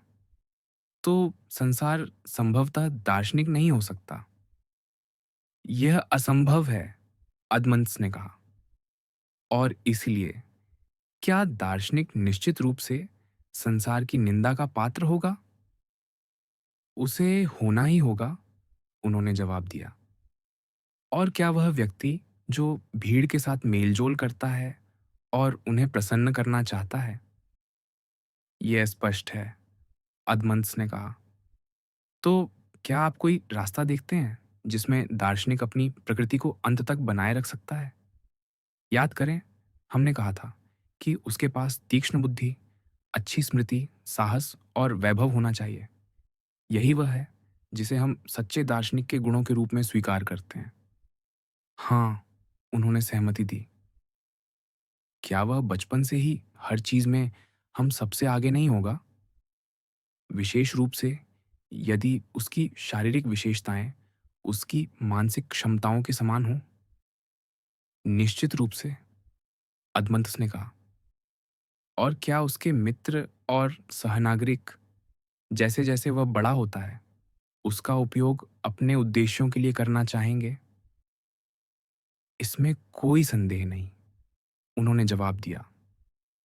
वे उसके चरणों में गिरकर उससे विनती करेंगे, उसका सम्मान करेंगे और उसकी चापलूसी करेंगे, क्योंकि वे उस शक्ति को अपने नियंत्रण में लेना चाहेंगे जो वह एक दिन प्राप्त करेगा। ये अक्सर होता है, अदमंस ने कहा। ऐसी परिस्थितियों में वह व्यक्ति क्या करेगा? विशेष रूप से यदि वह किसी महान शहर का नागरिक हो, धनी, कुलीन और लंबा, सुंदर युवक हो, क्या वह असीम महत्वाकांक्षा से नहीं भर जाएगा? क्या वह यूनान और बर्बर लोगों के मामलों में हस्तक्षेप करने की कल्पना नहीं करेगा? और क्या वह अपनी बुद्धि में ऐसे विचारों को पालकर अपने बौद्धिक और नैतिक स्तर को व्यर्थ की दिखावटी शान और निरर्थक गर्व के साथ बढ़ा चढ़ाकर प्रदर्शित नहीं करेगा? निश्चित रूप से वह ऐसा करेगा, अदमंतस ने कहा। अब यदि वह इस मानसिक स्थिति में हो और कोई सभ्यतापूर्वक उसके पास आए और कहे कि वह मूर्खता कर रहा है और उसे समझदारी प्राप्त करनी चाहिए जो इस स्थिति से मुक्त होकर संभव है, तो क्या आप सोचते हैं कि वह ऐसी प्रतिकूल परिस्थितियों में सुनने को तैयार होगा? वह बहुत कम समझेगा, उन्होंने जवाब दिया। और यदि कोई व्यक्ति हो जिसमें जन्मजात अच्छाई या स्वाभाविक विवेक हो, जो अपनी आंखें खुली रखता हो और दर्शन के प्रति नम्रता से झुकता हो, तो उसके साथी जो उसकी संगति से लाभ की आशा रखते हैं, उसका क्या व्यवहार करेंगे जब उन्हें लगेगा कि वह लाभ खो रहा है? क्या वे हर संभव प्रयास नहीं करेंगे, कहकर और करके, उसे रोकने के लिए, ताकि उसका बेहतर स्वभाव नम्र ना हो? क्या वे निजी षड्यंत्र और सार्वजनिक अभियोगों का उपयोग नहीं करेंगे? इसमें कोई संदेह नहीं, अदमंत्स ने कहा। और ऐसी परिस्थितियों में वह दार्शनिक कैसे बन सकता है? यह असंभव है, उन्होंने जवाब दिया। तो क्या हम यह कहने में सही नहीं थे कि यदि कुछ गुण व्यक्ति को दार्शनिक बनाते हैं और वह गलत ढंग से शिक्षित होता है, तो दर्शन से धन, सामाजिक संगति और तथाकथित जीवन की वस्तुओं की इच्छा उसे कम विचलित नहीं करती? हम बिल्कुल सही थे, अदमंथस ने कहा। इसलिए मेरे प्रिय मित्र, उस व्यक्ति को बर्बादी और असफलता की ओर ले जाया जाता है जिसका स्वभाव दर्शन के लिए सबसे अनुकूल है। ये वह प्रकृति है जिसे हम दुर्लभ मानते हैं। यही वह वर्ग है जिससे वे लोग आते हैं जो राज्य और व्यक्तियों की सबसे बड़ी बुराइयों के प्रवर्तक बनते हैं। और साथ ही जब उनकी प्रवृत्ति सही दिशा में ले जाती है तो सबसे बड़ी भलाई के भी। लेकिन एक छोटा व्यक्ति कभी भी कोई महान कार्य, चाहे व्यक्तिगत हो या राज्य के लिए, नहीं कर सकता। यह बहुत हद तक सत्य है, अदमंतस ने जवाब दिया। और इस तरह दर्शन अपनी वैध स्थिति में अपूर्ण और अकेला रह गया है। उसके अपने अनुयायी पराजित हो गए और उसे त्याग चुके हैं। अन्य अयोग्य लोग जो झूठे और अनुपयुक्त जीवन जीते हैं, ये देखकर कि कोई उसे अपनाने को तैयार नहीं है, उसमें घुस आते हैं और उसका अपमान करते हैं। वे उसे दोषों से जकड़ लेते हैं, जैसा कि आप कहते हैं। और वे लोग जो दृढ़ता से उसकी संगति को अच्छा नहीं मानते, कठोर दंड के पात्र हैं। यह निश्चित रूप से लोग कहेंगे, अदमंत्स ने कहा। हाँ, मैंने कहा। और क्या आप आशा करते हैं जब आप उस निम्न व्यक्ति के बारे में सोचते हैं जो दर्शन की जमीन को अपने लिए खुला देखता है, जो न्यायसंगत नामों और आकर्षक पदों से भरी है, जैसे कोई कैदी जेल से भागकर जंगल में जाता हो? क्या वे जो ऐसा करते हैं अपने दुखी होने के कारण चतुराई से नहीं चलते? क्योंकि यद्यपि दर्शन इस दयनीय स्थिति में है, फिर भी उसमें एक महानता बची है जो अन्य कलाओं में नहीं पाई जाती। इसीलिए कई लोग इससे आकर्षित होते हैं, जिनका स्वभाव त्रुटिपूर्ण है और जिनकी आत्मा उनके नीच कर्मों और छल से अपंग और विकृत हो चुकी है। क्या यह अपरिहार्य नहीं है? हाँ, अदमंस ने कहा। क्या यह उस छोटे ठठेरे जैसा नहीं है, जो हाल ही में लंबी कैद से मुक्त हुआ और सौभाग्यशाली हो गया? वह स्नान करता है, नए वस्त्र पहनता है और दूल्हे की तरह सजता है, जो अपने उस मालिक की बेटी से विवाह करने जा रहा है, जुजादी, जो गरीब और अकेला पड़ चुका है। बिल्कुल ऐसा ही, अदमंतस ने कहा। ऐसे विवाह का परिणाम क्या होगा? क्या वह घृणित और अवैध नहीं होगा?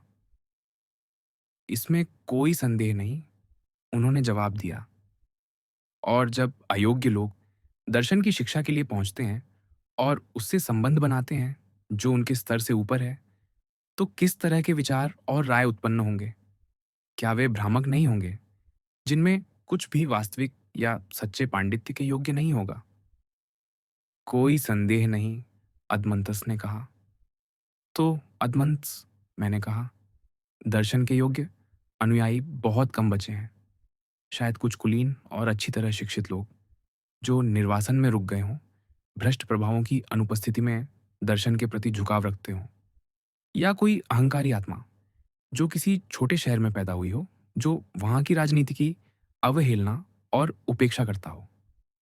कुछ लोग जो अन्य कलाओं को छोड़कर, जिनसे वे न्यायपूर्वक घृणा करते हैं, दर्शन की ओर आते हैं। और शायद कुछ ऐसे हैं जिन्हें हमारे मित्र जैसे लगाम ने रोका हो। उनके जीवन का हर हिस्सा दर्शन से ही प्रेरित है, या शायद खराब स्वास्थ्य उन्हें राजनीति से दूर रखता है। मेरे अपने आंतरिक भाव का मामला शायद ही उल्लेखनीय है, क्योंकि ऐसा सूक्ष्म निरीक्षण शायद ही किसी अन्य को मिला हो। ये लोग उस छोटे वर्ग से हैं जिन्होंने दर्शन का स्वाद चखा है और जानते हैं कि यह कितना मधुर और सौभाग्यशाली है। वे बहुसंख्यकों के पागलपन को देखते हैं और जानते हैं कि कोई भी राजनीतिज्ञ ईमानदार नहीं है। नहीं कोई ऐसा है जो न्याय के लिए लड़े और उसकी रक्षा करे। ऐसे व्यक्ति की तुलना उससे की जा सकती है जो जंगली जानवरों के बीच गिर पड़ता है। वह न तो उनके दुष्ट कर्मों में शामिल होता है, न ही अकेले उनके बर्बर स्वभाव का विरोध कर सकता है। इसीलिए यह देखकर कि वह न तो राज्य के लिए और न ही अपने मित्रों के लिए उपयोगी है, और यह विचार कर कि वह बिना कुछ अच्छा किए अपने और दूसरों को नीचे गिरा सकता है, वह शांति बनाए रखता है और अपने रास्ते पर चलता है। वह उस व्यक्ति जैसा है जो धूल भरी आंधी और हिमपात में दीवार के आश्रय में छिपा हो। वह दूसरों को देखता है जो पूरी तरह दुष्टता से भरे हैं और संतुष्ट रहता है। यदि वह केवल अपना जीवन शुद्ध और बुराई से मुक्त रख सके, शांति और अच्छी इच्छा के साथ, दीप्तिमान आशा के साथ। हाँ, अदमंतस ने कहा, और ऐसा करने से पहले उसने महान कार्य किया। महान कार्य, हाँ, मैंने कहा, लेकिन महानतम नहीं, जब तक कि वह अपने लिए उपयुक्त राज्य न खोज ले, क्योंकि जिस राज्य में वह उपयुक्त होगा, वहां उसकी उन्नति होगी और वह अपने राज्य के साथ साथ स्वयं की भी रक्षा करेगा। दर्शन को इतना बुरा क्यों माना जाता है, इसका कारण पूरी तरह स्पष्ट हो चुका है। इसके खिलाफ लगाए गए अन्याय के आरोपों को भी खारिज कर दिया गया है। क्या कुछ और कहना बाकी है? इस विषय पर कुछ नहीं, अदमंतस ने जवाब दिया। लेकिन मैं जानना चाहता हूं कि आपकी राय में कौन सी सरकारें ऐसी हैं जो दर्शन के लिए उपयुक्त हैं? कोई भी नहीं, मैंने कहा। यही वह आरोप है जो मैं उनके खिलाफ लाता हूं। कोई भी मौजूदा सरकार दार्शनिक प्रकृति के लिए उपयुक्त नहीं है। इसलिए यह प्रकृति दब गई है और भटक गई है। जैसे कोई विदेशी बीज अनुपयुक्त मिट्टी में बोया जाए तो वह अप्राकृतिक हो जाता है और दबाव में अपनी प्रकृति खो देता है, वैसे ही दर्शन की यह प्रकृति भी दृढ़ और भ्रष्ट होने के बजाय अन्य चरित्र धारण कर लेती है। लेकिन यदि दर्शन को वह राज्य मिले जो उसके लिए उपयुक्त हो, तो उसकी प्रवीणता स्पष्ट होगी और यह सिद्ध होगा कि वह वास्तव में श्रेष्ठ है। तब यह भी स्पष्ट होगा कि अन्य सभी चीजें, चाहे व्यक्ति की प्रकृति हो या संस्था की, मानवीय हैं।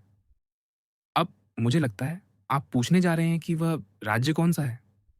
नहीं, अदमंतस ने कहा, आप यहाँ गलत हैं। मैं एक दूसरा प्रश्न पूछने जा रहा था। क्या यह वह राज्य है जिसके हम खोजकर्ता और संस्थापक हैं या कोई और? हाँ, मैंने जवाब दिया। हर तरह से यह हमारा ही राज्य है। लेकिन आपको मेरा पहला कथन याद होगा कि राज्य में हमेशा एक ऐसे विशेषज्ञ की आवश्यकता होगी जिसे संविधान की समान जानकारी हो, जिसने आपको निर्देशित किया था जब आप विधायक की तरह कानून बना रहे थे। यह कहा गया था, अदमंतस ने जवाब दिया।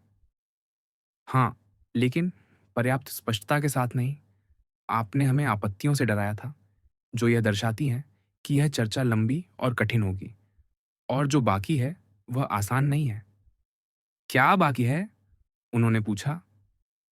यह प्रश्न कि दर्शन का अध्ययन किस क्रम में करना चाहिए, ताकि राज्य को विनाश से बचाया जा सके। सभी महान प्रयास जोखिमों के साथ होते हैं। जैसा कि लोग कहते हैं, कठिन ही अच्छा है। फिर भी, अदमंतस ने कहा, इन बिंदुओं को स्पष्ट करें और तब यह जांच पूरी होगी। मैं अपनी इच्छा से नहीं, बल्कि ताकत की इच्छा से बाधा डालूंगा, मैंने कहा। मेरा जोश आपके लिए दिखेगा।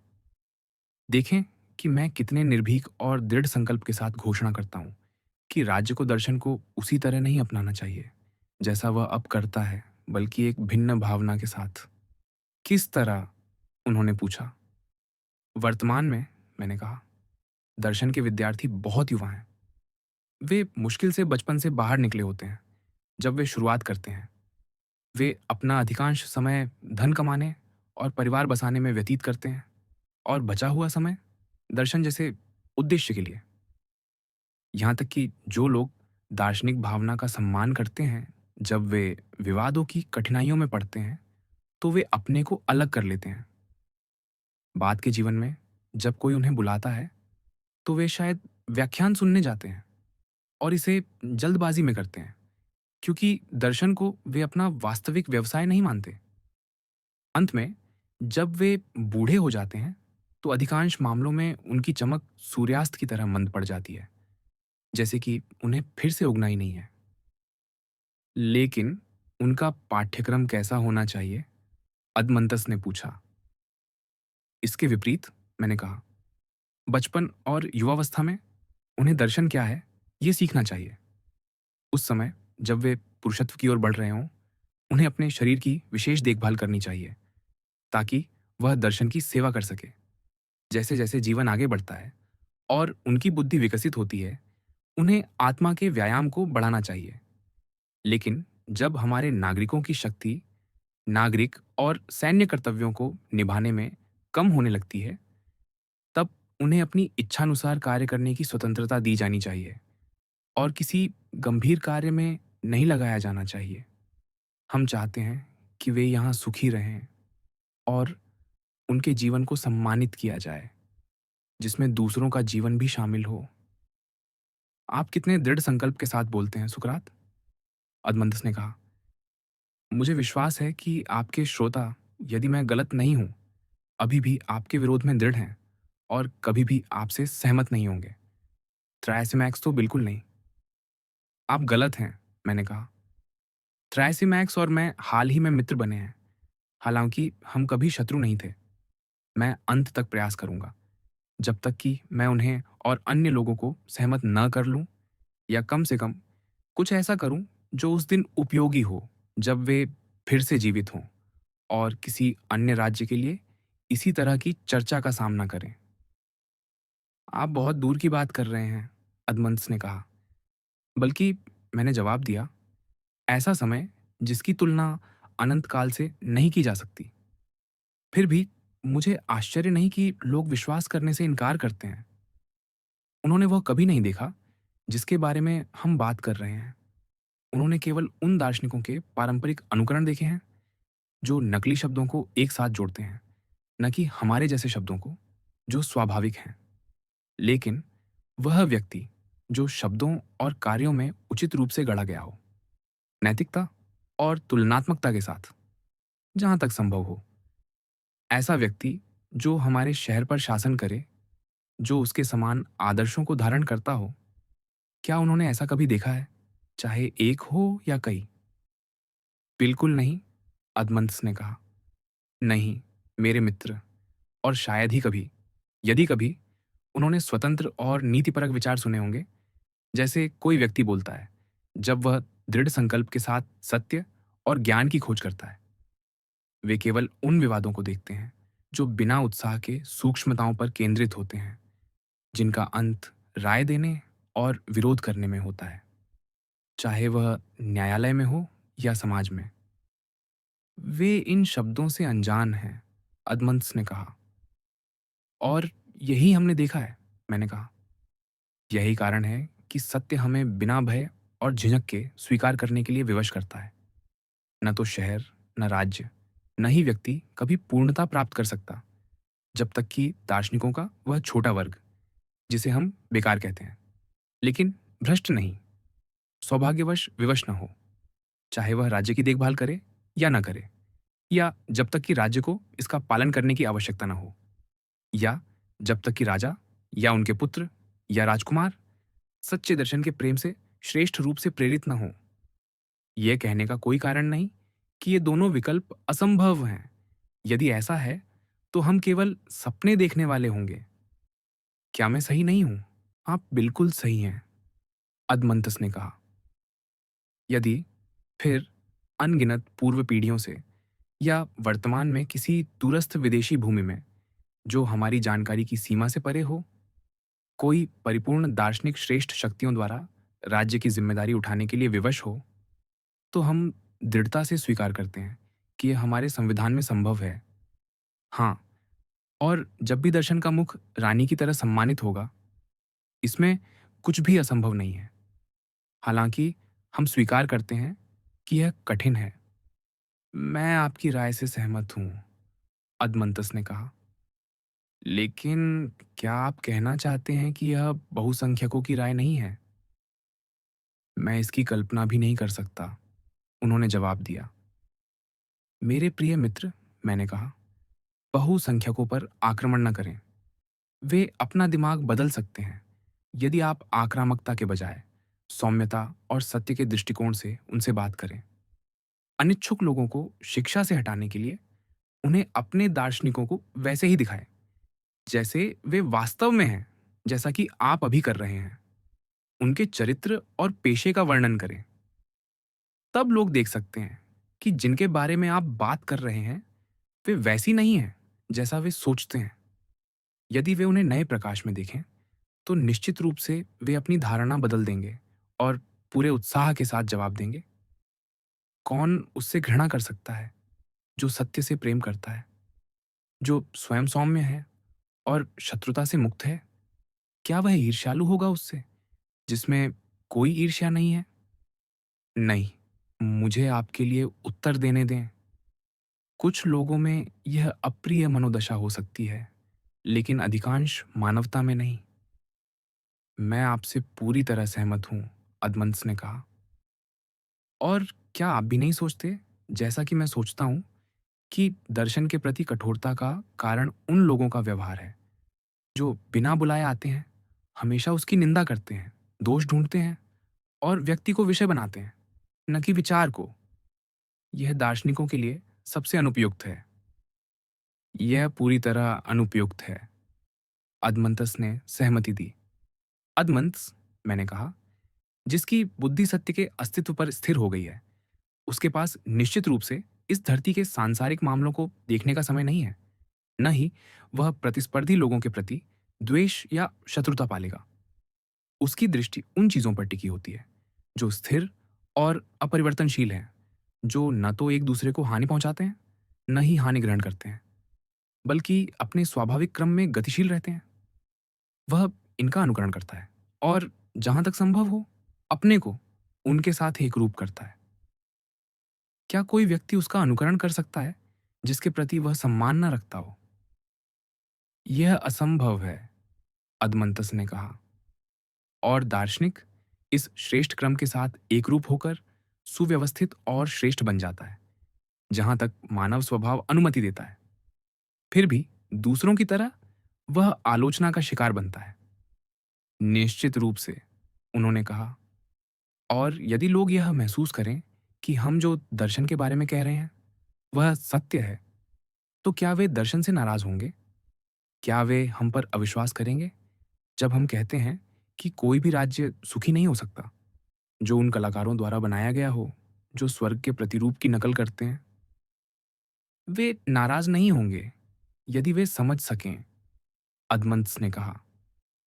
लेकिन वे उस योजना को कैसे बनाएंगे जिसके बारे में आप बात कर रहे हैं? वे राज्य और मानव स्वभाव को एक चित्रपटल की तरह लेंगे, मैंने कहा, जिससे चित्र को मिटा दिया जाता है और एक स्वच्छ सतह तैयार की जाती है। यह कोई आसान कार्य नहीं है, लेकिन आसान हो या नहीं, यही उनके और अन्य विधायकों के बीच अंतर होगा। वे तब तक न तो राज्य के लिए कुछ करेंगे, न ही व्यक्ति के लिए, और न ही कोई कानून लागू करेंगे, जब तक उन्हें स्वच्छ सतह न मिले या वे इसे स्वयं तैयार न कर लें। वे बिल्कुल सही होंगे, अदमंस ने कहा। इसके बाद वे संविधान की रूपरेखा तैयार करने की ओर बढ़ेंगे। कोई संदेह नहीं, उन्होंने जवाब दिया। और जब वे इस कार्य को पूरा कर रहे होंगे, मैंने कहा, मुझे लगता है कि वे बार बार ऊपर और नीचे देखेंगे। मेरा मतलब है, वे पहले परम न्याय, सुंदरता और आत्मसंयम की ओर देखेंगे, और फिर मानव प्रतिलिपि की ओर। वे मानव जीवन की छवि में विभिन्न तत्वों को संयोजित करेंगे और इसे उस छवि से गढ़ेंगे जिसे, जब यह मानव में मौजूद होती है, होमर ईश्वर की समानता और प्रतिरूप कहता है।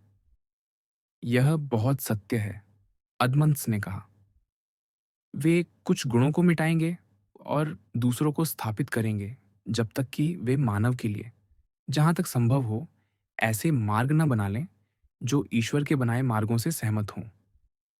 वास्तव में, अदमंतस ने कहा, इसके अलावा कोई और तरीके से वे इतना सुस्पष्ट चित्र नहीं बना सकते। और अब, मैंने कहा, क्या हम उन लोगों को मनाने की शुरुआत करें जिनका आपने तेजी से वर्णन किया था, कि संविधान का चित्रकार वही है जिसकी हम प्रशंसा कर रहे थे, जिसके कारण वे इतने क्रोधित हैं क्योंकि हमने उसके हाथों में राज्य सौंपा है? क्या वे अब जो उन्होंने सुना है उससे कुछ शांत हो रहे हैं?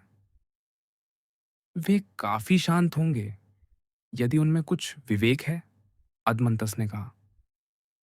क्यों? क्या उनके पास अब भी आपत्ति का कोई आधार बचा है? क्या वे संदेह करते हैं कि दार्शनिक सत्य और अस्तित्व का प्रेमी है?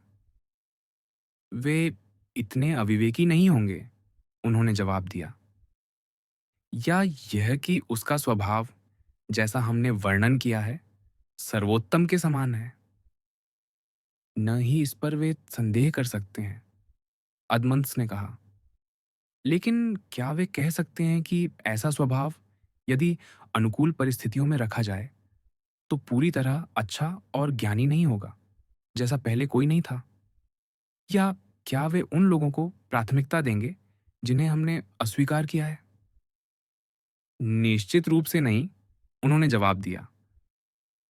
तो क्या वे अब भी हमारी बात पर नाराज होंगे जब हम कहते हैं कि जब तक दार्शनिक शासन को नहीं संभालते, तब तक न तो राज्य और न ही व्यक्ति को बुराई से राहत मिलेगी, और न ही हमारी कल्पना का राज्य कभी वास्तविक होगा?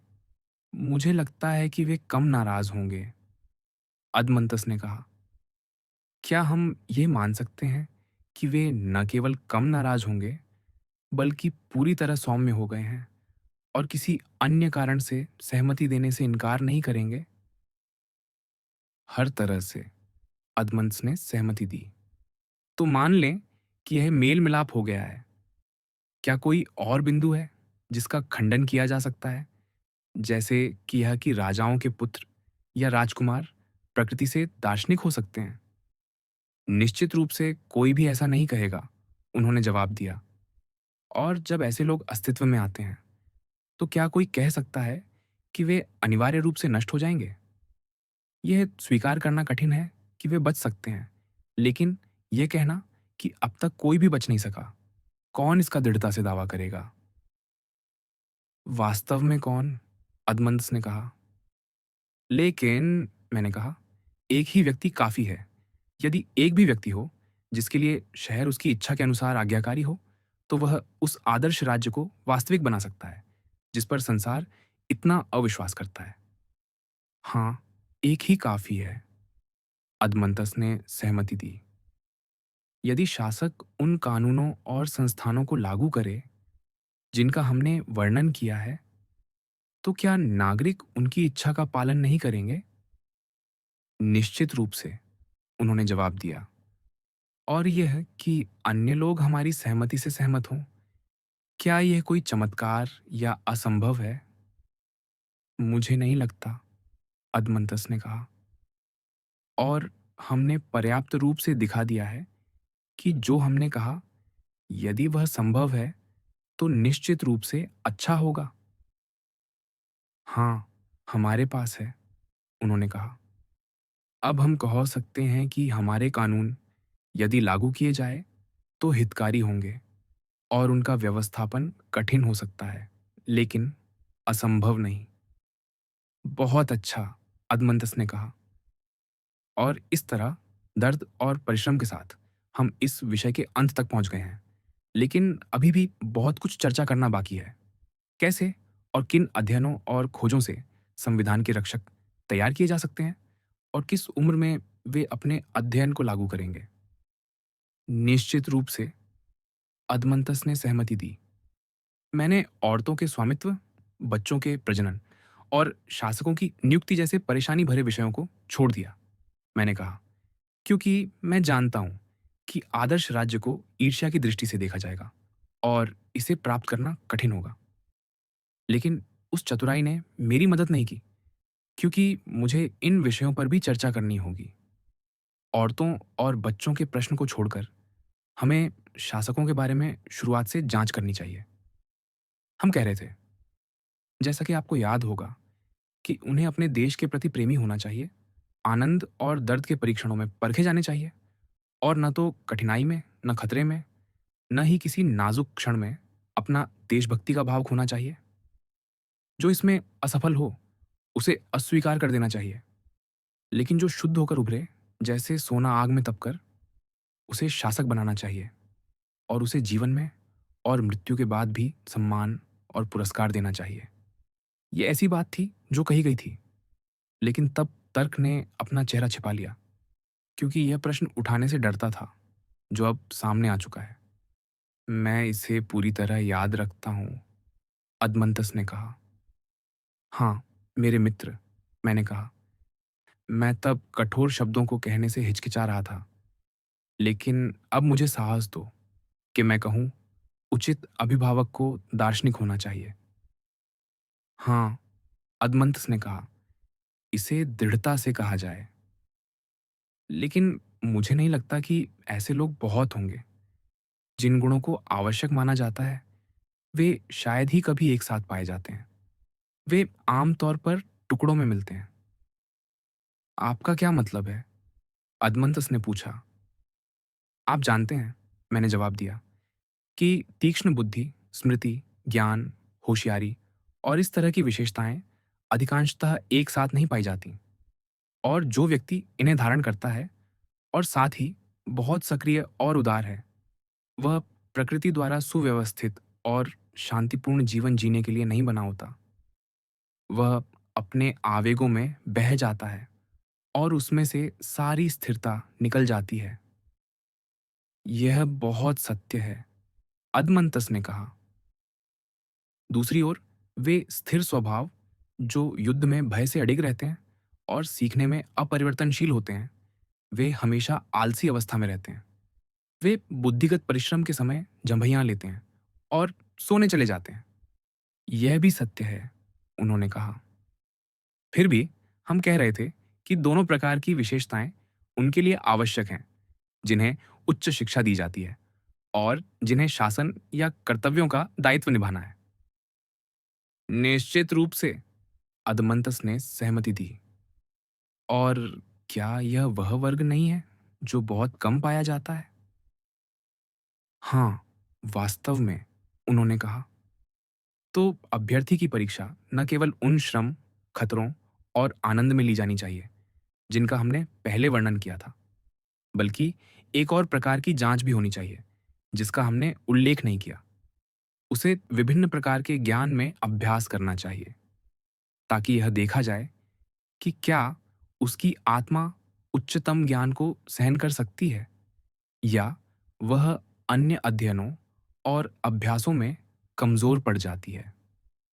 हाँ, अदमंतस ने कहा, आप उन्हें परखने में बिल्कुल सही हैं, लेकिन उच्चतम ज्ञान से आपका क्या मतलब है?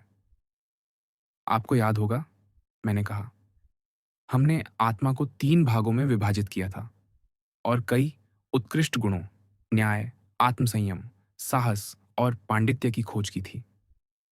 अवश्य ही, अदमंत्स ने कहा, यदि मैं इसे भूल गया होता, तो मैं और सुनने का पात्र नहीं होता।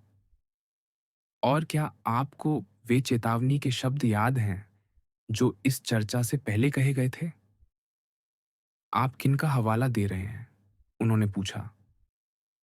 हम कह रहे थे, यदि मैं गलत नहीं हूं, कि जो व्यक्ति इन गुणों को उनकी शुद्ध सुंदरता में देखना चाहता है, उसे लंबा और घुमावदार रास्ता चुनना होगा, जिसके अंत में वे प्रकट होंगे। लेकिन हम इसे उनके सामान्य प्रदर्शन के स्तर पर जोड़ सकते थे, जैसा कि पहले की चर्चा में हुआ था। आपने कहा था कि ऐसा प्रदर्शन आपके लिए पर्याप्त है, और इस तरह हमारी पूछताछ आगे बढ़ी, जो मुझे कुछ हद तक अशिष्ट लगी। लेकिन यह आप पर निर्भर है कि आप संतुष्ट थे या नहीं। हाँ, अदमंत्स ने कहा, मुझे लगता है, और शायद दूसरों को भी, कि आपने सत्य को काफी अच्छे से खोज लिया। लेकिन मेरे मित्र, मैंने कहा, ऐसी चीजों की खोज जो पूर्ण सत्य से कम हो, वास्तव में खोज नहीं है, क्योंकि कुछ भी त्रुटिपूर्ण किसी चीज का सही माप नहीं हो सकता। फिर भी लोग जल्दी संतुष्ट हो जाते हैं और सोचते हैं कि उन्हें और खोजने की आवश्यकता नहीं है। यह असामान्य नहीं है, अदमंतस ने कहा, जब लोग आलस्य में पड़ जाते हैं। हाँ, मैंने कहा, और यह सबसे बुरी गलती है जो राज्य और कानून के अभिभावकों में हो सकती है। यह सत्य है, उन्होंने सहमति दी। तो अभिभावकों को, मैंने कहा, उस लंबे रास्ते को चुनना होगा। उन्हें सीखने में उतना ही परिश्रम करना होगा जितना व्यायाम में, वरना वे कभी उस उच्चतम ज्ञान तक नहीं पहुंच सकते, जो, जैसा हम कह रहे थे, उनका उचित व्यवसाय है। क्या? क्लकॉन ने पूछा, कोई ऐसा ज्ञान है जो न्याय और अन्य नैतिकताओं से भी उच्च है? हाँ, मैंने कहा, ऐसा ज्ञान है, और वह नैतिकताओं से भी ऊपर है। हमें केवल उनकी रूपरेखा को नहीं देखना चाहिए, जैसा कि अब भी है। क्या यह हास्यास्पद नहीं है कि हम छोटी चीजों के लिए अनंत परिश्रम करते हैं, ताकि वे पूर्ण सुंदरता और स्पष्टता में प्रकट हों, लेकिन उच्चतम सत्य को प्राप्त करने के लिए उच्चतम यथार्थता को योग्य नहीं मानते? यह सही नीतिवान सोच है, ग्लकॉन ने कहा। लेकिन क्या आप सोचते हैं कि हमें यह पूछने से रुकना चाहिए कि वह उच्चतम ज्ञान क्या है? नहीं, मैंने जवाब दिया। पूछो, यदि तुम चाहते हो, लेकिन मुझे यकीन है कि तुमने इसका उत्तर कई बार सुना होगा। अब या तो तुम मुझे समझ नहीं रहे, या जैसा मुझे लगता है, तुम जानबूझकर परेशानी पैदा करना चाहते हो। तुमने कई बार कहा है कि अच्छाई का विचार ही उच्चतम ज्ञान है, और सभी चीजें केवल इसके उपयोग से उपयोगी और लाभकारी बनती हैं। तुम शायद ही इससे अनजान हो कि मैं इसी के बारे में बात कर रहा था। जैसा कि तुमने मुझे कई बार कहते सुना है, हम इसके बारे में बहुत कम जानते हैं, और इसके बिना कोई अन्य ज्ञान या स्वामित्व हमें किसी तरह लाभ नहीं देगा। क्या तुम सोचते हो कि सभी अन्य चीजों का स्वामित्व तब किसी मूल्य का है, यदि हम अच्छाई न करें, या सभी चीजों का ज्ञान तब लाभकारी है, यदि हमें सुंदरता और अच्छाई का ज्ञान न हो? निश्चित रूप से नहीं, ग्लकॉन ने कहा। तुम यह भी जानते हो कि अधिकांश लोग दृढ़ता से आनंद को अच्छाई मानते हैं, लेकिन अधिक परिष्कृत लोग कहते हैं कि यह ज्ञान है। हाँ, उन्होंने कहा, और तुम यह भी जानते हो कि ये लोग यह नहीं बता सकते कि उनका ज्ञान से क्या मतलब है, लेकिन फिर भी वे ये कहने को बाध्य होते हैं कि ज्ञान ही अच्छाई है। कितना हास्यास्पद, मैंने कहा। वे हम पर हमारी अच्छाई की अज्ञानता का दोषारोपण करते हैं और फिर हमारी जानकारी को मान लेते हैं। जब वे अच्छा शब्द का उपयोग करते हैं, तो वे अच्छाई के ज्ञान को अच्छाई मानते हैं। यह वास्तव में हास्यास्पद है। यह पूरी तरह सत्य है, ग्लुकान ने सहमति दी। और जो लोग आनंद को अच्छाई मानते हैं, वे भी उसी तरह की गलती करते हैं। उन्हें यह स्वीकार करना पड़ता है कि अच्छे आनंद के साथ बुरे आनंद भी होते हैं। निश्चित रूप से, उन्होंने कहा। और क्या इसका मतलब ये नहीं कि वे बुरे और अच्छे को एक समान मानते हैं? सत्य, ग्लुकान ने जवाब दिया। इसमें कोई संदेह नहीं कि इस प्रश्न ने कई परेशानियों को जन्म दिया है। वास्तव में, उन्होंने कहा। आगे, मैंने कहा, क्या हम यह नहीं देखते कि कई लोग केवल दिखावे के लिए न्यायसंगत और सम्मानजनक चीजें करने, प्राप्त करने या देखने को तैयार रहते हैं, बिना उनकी वास्तविकता के? लेकिन अच्छाई के मामले में कोई भी उसके केवल दिखावे से संतुष्ट नहीं होता। वे अच्छाई की वास्तविकता खोजते हैं और दिखावे को तुच्छ मानते हैं।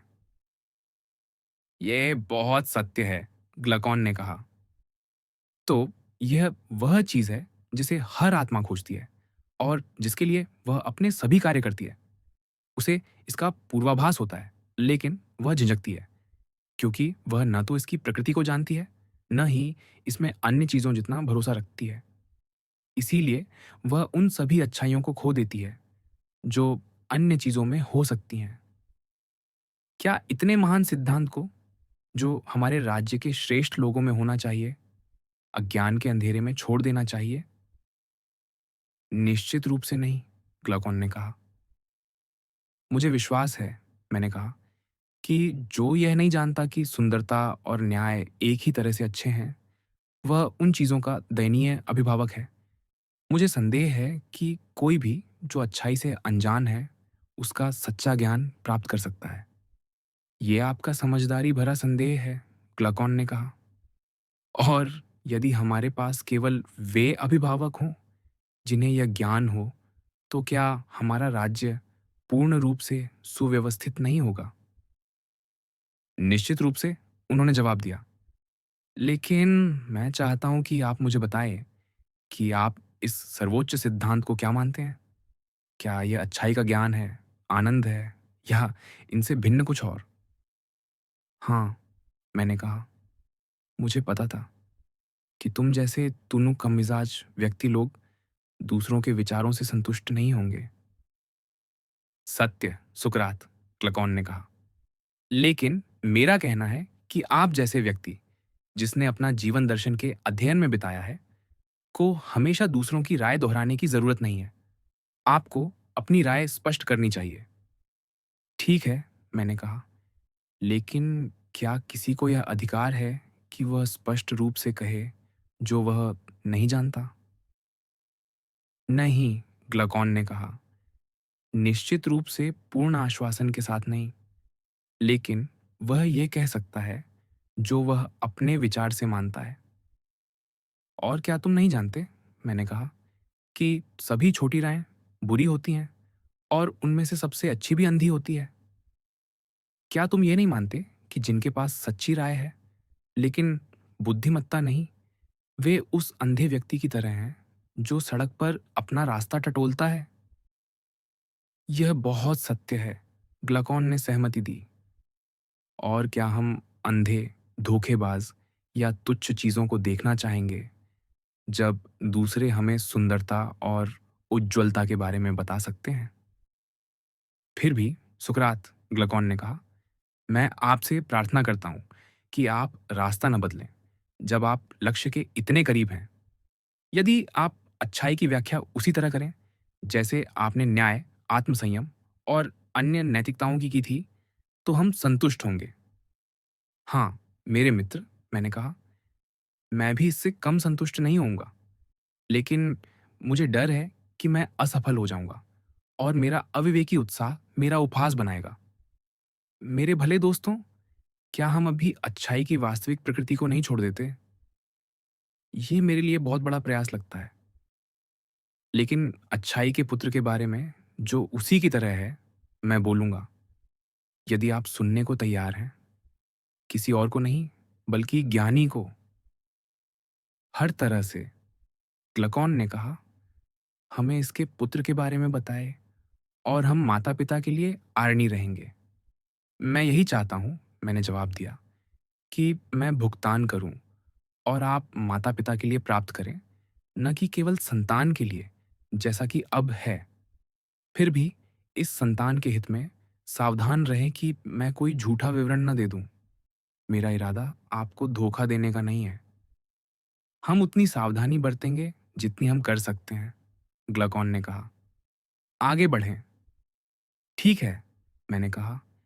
पहले मुझे एक गलतफहमी को स्पष्ट करना होगा और आपको याद दिलाना होगा कि मैंने इस चर्चा के दौरान और कई बार पहले भी क्या कहा था। क्या? ग्लुकान ने पूछा। वह पुरानी बात, मैंने कहा, कि कई सुंदर और कई अच्छे हैं और ऐसी अन्य चीजें जिनका हम वर्णन और परिभाषा करते हैं। इन सभी के लिए हम कई कहते हैं। ये सत्य है, ग्लुकान ने कहा, और यह भी कि एक परम सुंदरता और परम अच्छाई है, और अन्य चीजों के लिए, जिनके लिए कई शब्द उपयोग होता है, एक परम रूप है, क्योंकि इन्हें एक ही विचार के तहत लाया जाता है जो प्रत्येक के लिए आवश्यक माना जाता है। ये बहुत सत्य है, ग्लुकान ने सहमति दी। जैसा कि हम कहते हैं, कई को देखा जाता है लेकिन जाना नहीं जाता, और विचारों को जाना जाता है लेकिन देखा नहीं जाता। बिल्कुल यथार्थ, ग्लुकान ने कहा। और वह कौन सी इंद्रिय है जिससे हम दृश्य को देखते हैं? दृष्टि, उन्होंने जवाब दिया। और कानों से, मैंने कहा। हम सुनते हैं और अन्य इंद्रियों से महसूस करते हैं। हाँ, अन्य संवेदी चीजों को, ग्लुकान ने कहा। लेकिन क्या तुमने ध्यान दिया कि दृष्टि सबसे कीमती और जटिल इंद्रिय है जिसे संवेदनाओं के शिल्पकार ने बनाया है? नहीं, मैंने कभी नहीं, ग्लुकान ने कहा। तो विचार करो, मैंने कहा। क्या कान और आवाज को सुनने और सुनाए जाने के लिए किसी तीसरे तत्व की आवश्यकता है? नहीं, ऐसा कुछ नहीं, उन्होंने जवाब दिया। वास्तव में, मैंने कहा, और यह अधिकांश, यदि सभी नहीं, अन्य इंद्रियों के लिए सही है। क्या तुम कहोगे कि इनमें से किसी को किसी अतिरिक्त तत्व की आवश्यकता है? निश्चित रूप से नहीं, ग्लुकान ने कहा।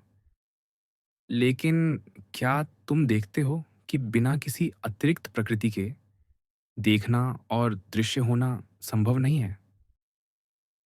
आप इसे कैसे समझाते हैं? ग्लुकान ने पूछा।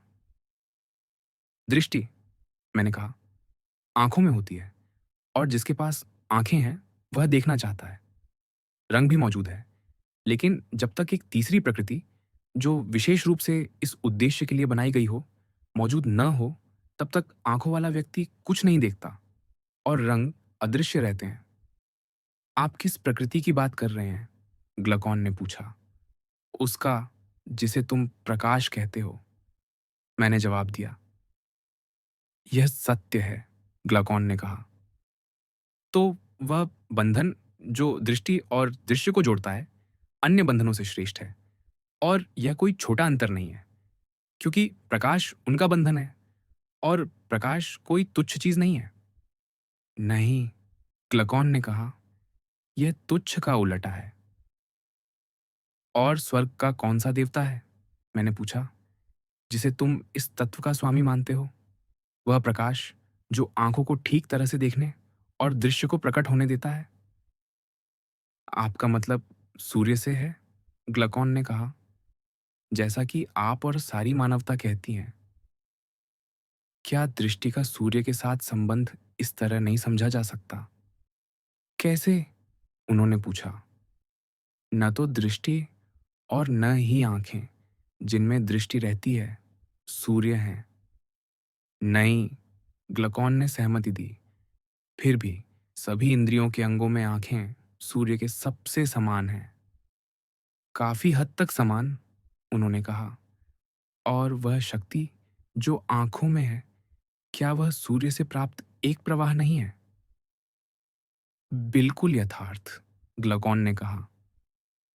तो सूर्य दृष्टि नहीं है, लेकिन दृष्टि का प्रवर्तक है, जिसे दृष्टि मान्यता देती है।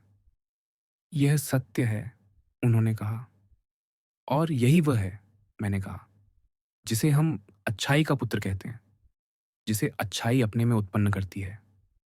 जैसे देखने योग्य संसार में सूर्य दृष्टि और दृश्य चीजों से संबंधित है, वैसे ही प्रज्ञावान संसार में अच्छाई बुद्धि और बुद्धिमत्ता की चीजों से संबंधित है। क्या आप इसे और स्पष्ट करेंगे? ग्लूकोन ने पूछा। देखो, मैंने कहा, तुम जानते हो कि जब आंखें उन चीजों की ओर देखती हैं जिन पर दिन का प्रकाश नहीं पड़ता, बल्कि केवल चंद्रमा और तारों का प्रकाश होता है, तो वे धुंधला दिखती हैं और लगभग अंधी हो जाती हैं। उनमें कोई स्पष्टता नहीं होती। ये बहुत सत्य है, ग्लूकोन ने कहा। लेकिन जब वे उन चीजों की ओर देखती हैं जिन पर सूर्य चमकता है, तो वे स्पष्ट देखती हैं और उनमें सच्ची दृष्टि होती है। निश्चित रूप से, उन्होंने कहा।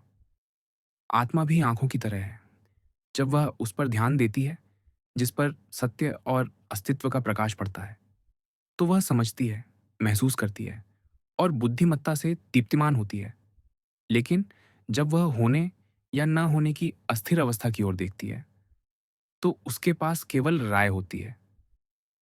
वह टिमटिमाती है, एक मत से दूसरे मत की ओर भटकती है और उसमें कोई बुद्धिमत्ता नहीं दिखती।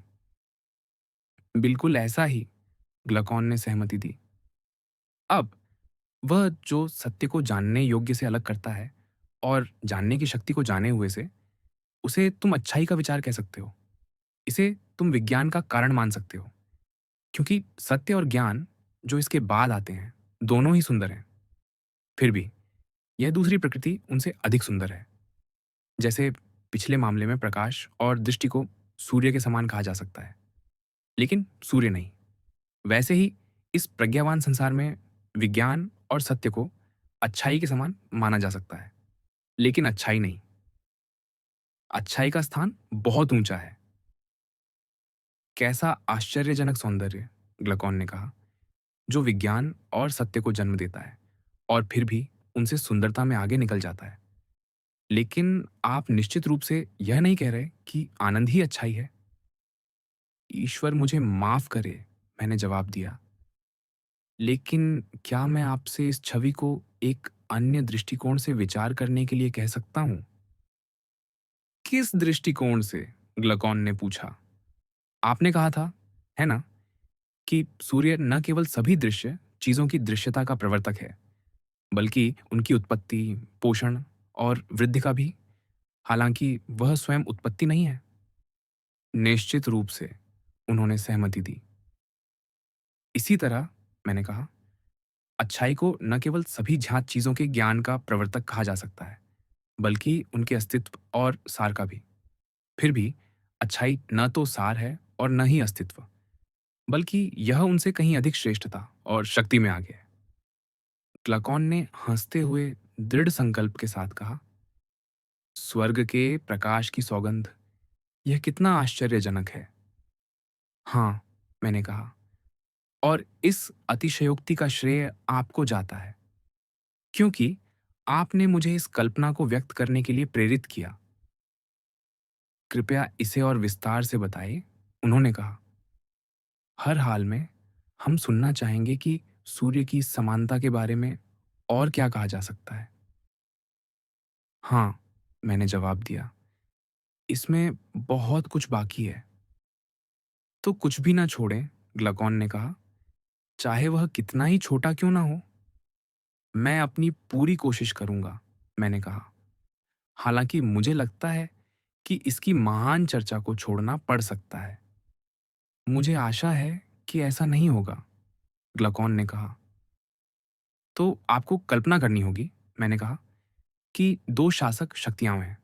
एक बुद्धिगत संसार पर शासन करती है और दूसरी दृश्य संसार पर। मैं स्वर्ग नहीं कहता, ताकि आप यह ना सोचें कि मैं नामों के साथ खेल रहा हूं। क्या मैं मान सकता हूं कि आप दृश्य और बुद्धिगत संसार के बीच अंतर को समझते हैं? हाँ, मैं समझता हूं, ग्लूकॉन ने जवाब दिया।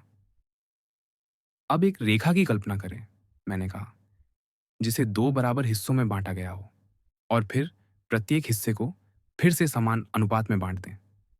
इन दो हिस्सों को दृश्य और बुद्धिगत संसार के रूप में मानें। फिर इन उप विभाजनों की तुलना उनकी स्पष्टता और अस्पष्टता के आधार पर करें। दृश्य संसार के पहले खंड में छवियां होंगी, पहले स्थान पर छायाएं, और फिर पानी, चिकनी और चमकदार सतहों पर परावर्तन और इस तरह की अन्य चीजें। क्या आप समझ रहे हैं? हाँ, मैं समझता हूं, ग्लूकॉन ने कहा। अब दृश्य संसार के दूसरे खंड की कल्पना करें, जिसका यह छवियां प्रतिनिधित्व करती हैं। इसमें वे जानवर शामिल हैं जिन्हें हम देखते हैं, और सभी चीजें जो प्राकृतिक रूप से उत्पन्न होती हैं या बनाई जाती हैं। बहुत अच्छा, उन्होंने कहा।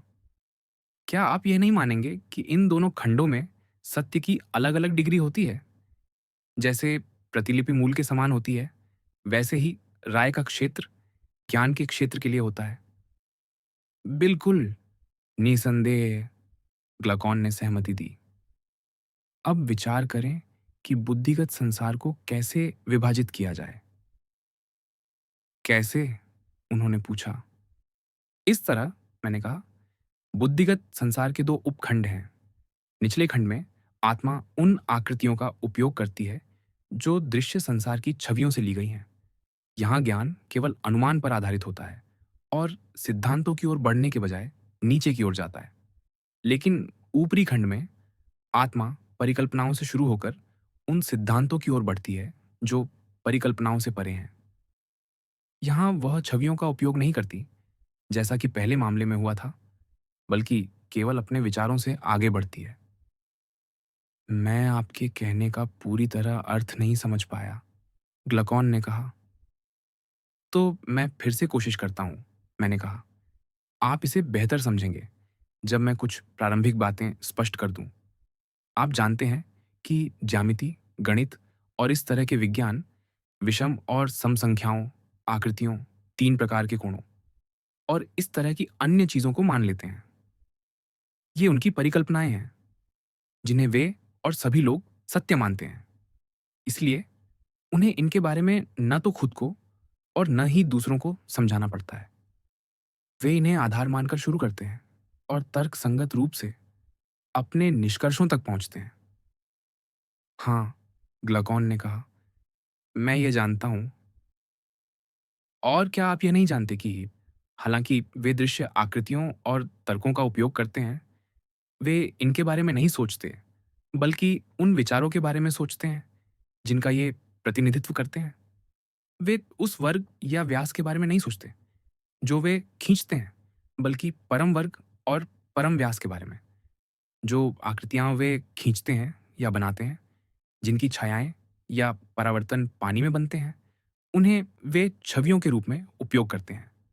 लेकिन वे वास्तव में उन चीजों को पकड़ना चाहते हैं जो केवल बुद्धि की आंख से देखी जा सकती हैं।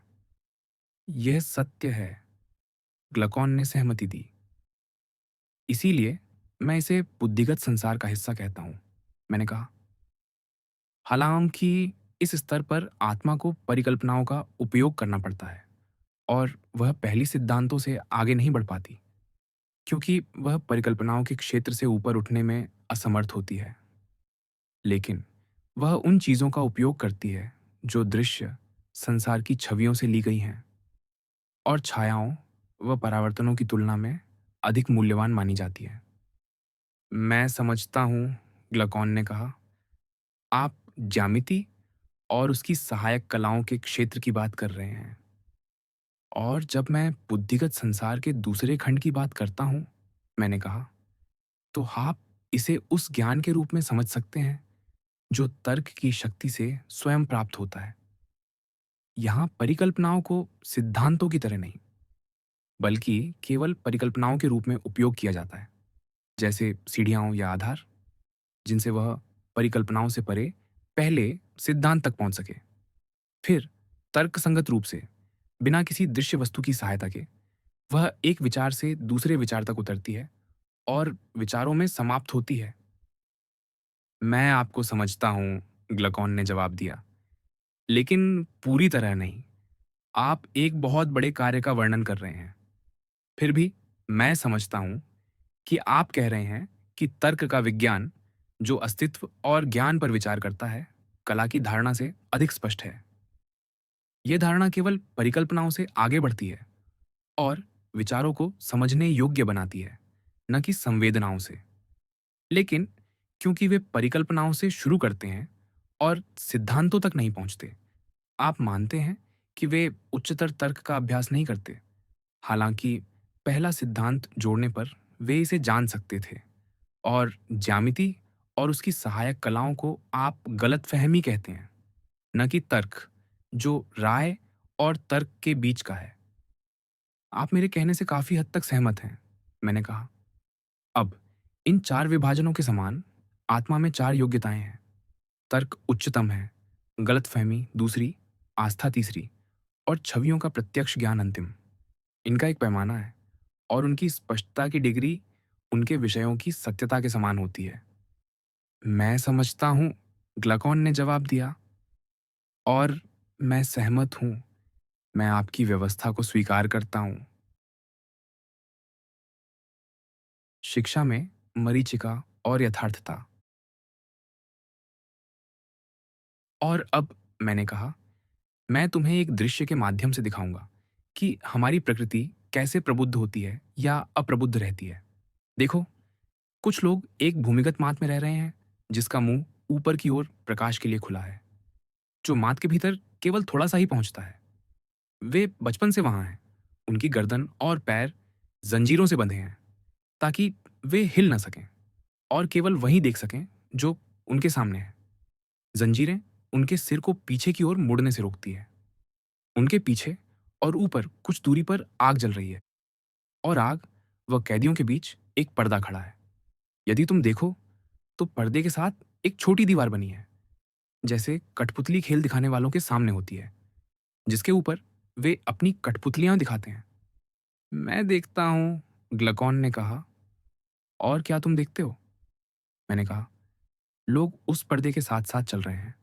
विभिन्न बर्तन, मूर्तियां और लकड़ी, पत्थर या अन्य सामग्रियों से बने जानवरों की आकृतियां लिए हुए, जो दीवार पर दिखाई देती हैं। कुछ लोग बात कर रहे हैं, कुछ चुप हैं। तुम मुझे एक अनोखी तस्वीर और अनोखे कैदी दिखा रहे हो, ग्लाकॉन ने कहा।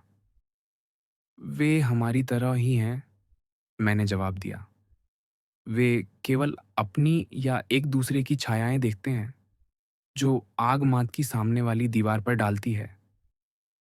सत्य, ग्लाकॉन ने कहा।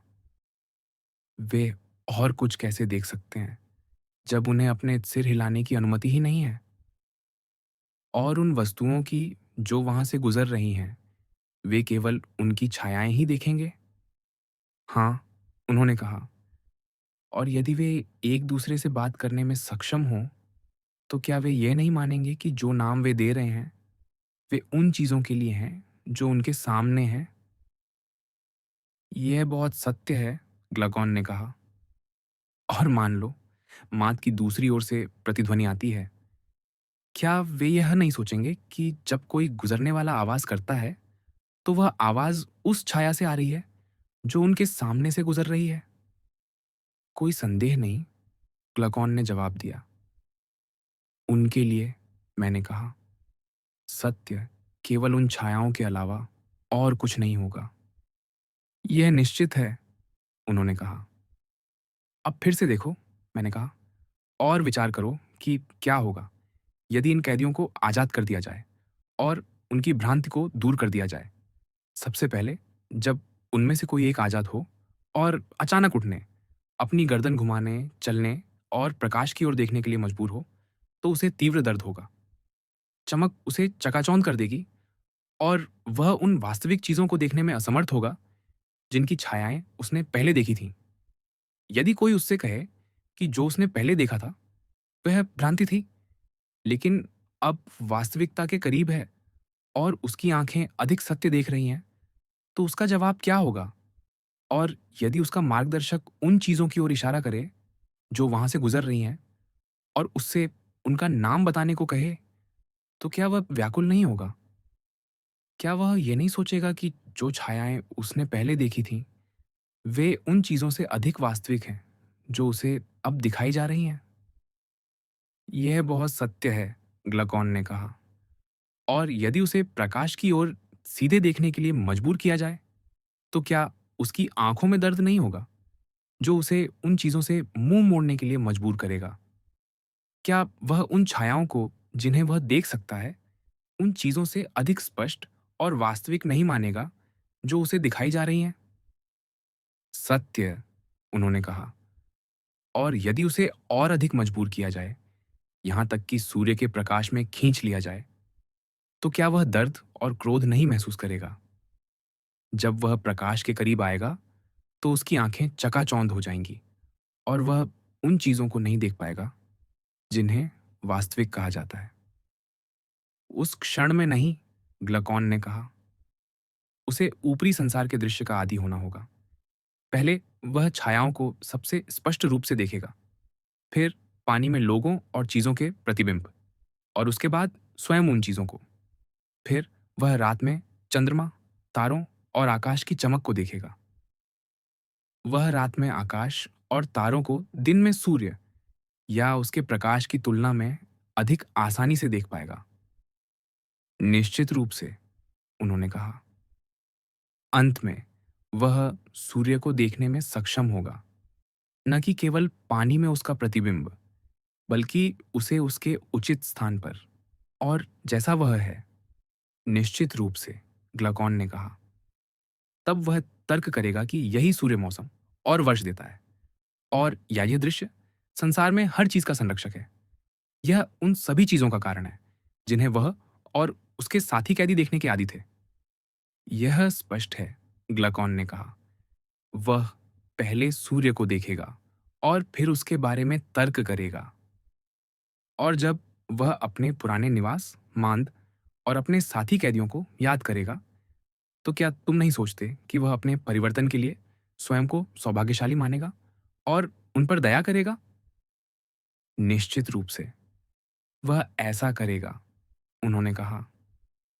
और यदि उनकी आदत थी कि वे एक दूसरे के बीच प्रतियोगिता करें, छायाओं को देखने और ये अनुमान लगाने में कि कौन सी पहले गुजरी, कौन सी बाद में और कौन सी एक साथ, और इस तरह भविष्य की भविष्यवाणी करने में श्रेष्ठता हासिल करें, तो क्या तुम सोचते हो कि वह ऐसे सम्मान या गौरव की परवाह करेगा? क्या वह उन लोगों से ईर्ष्या करेगा जो इसमें माहिर हैं? क्या वह होमर के साथ ये नहीं कहेगा, बेहतर है किसी गरीब का नौकर होना, बजाय इसके कि मैं उन लोगों की तरह रहूं जो केवल छायाओं के बीच जीते हैं?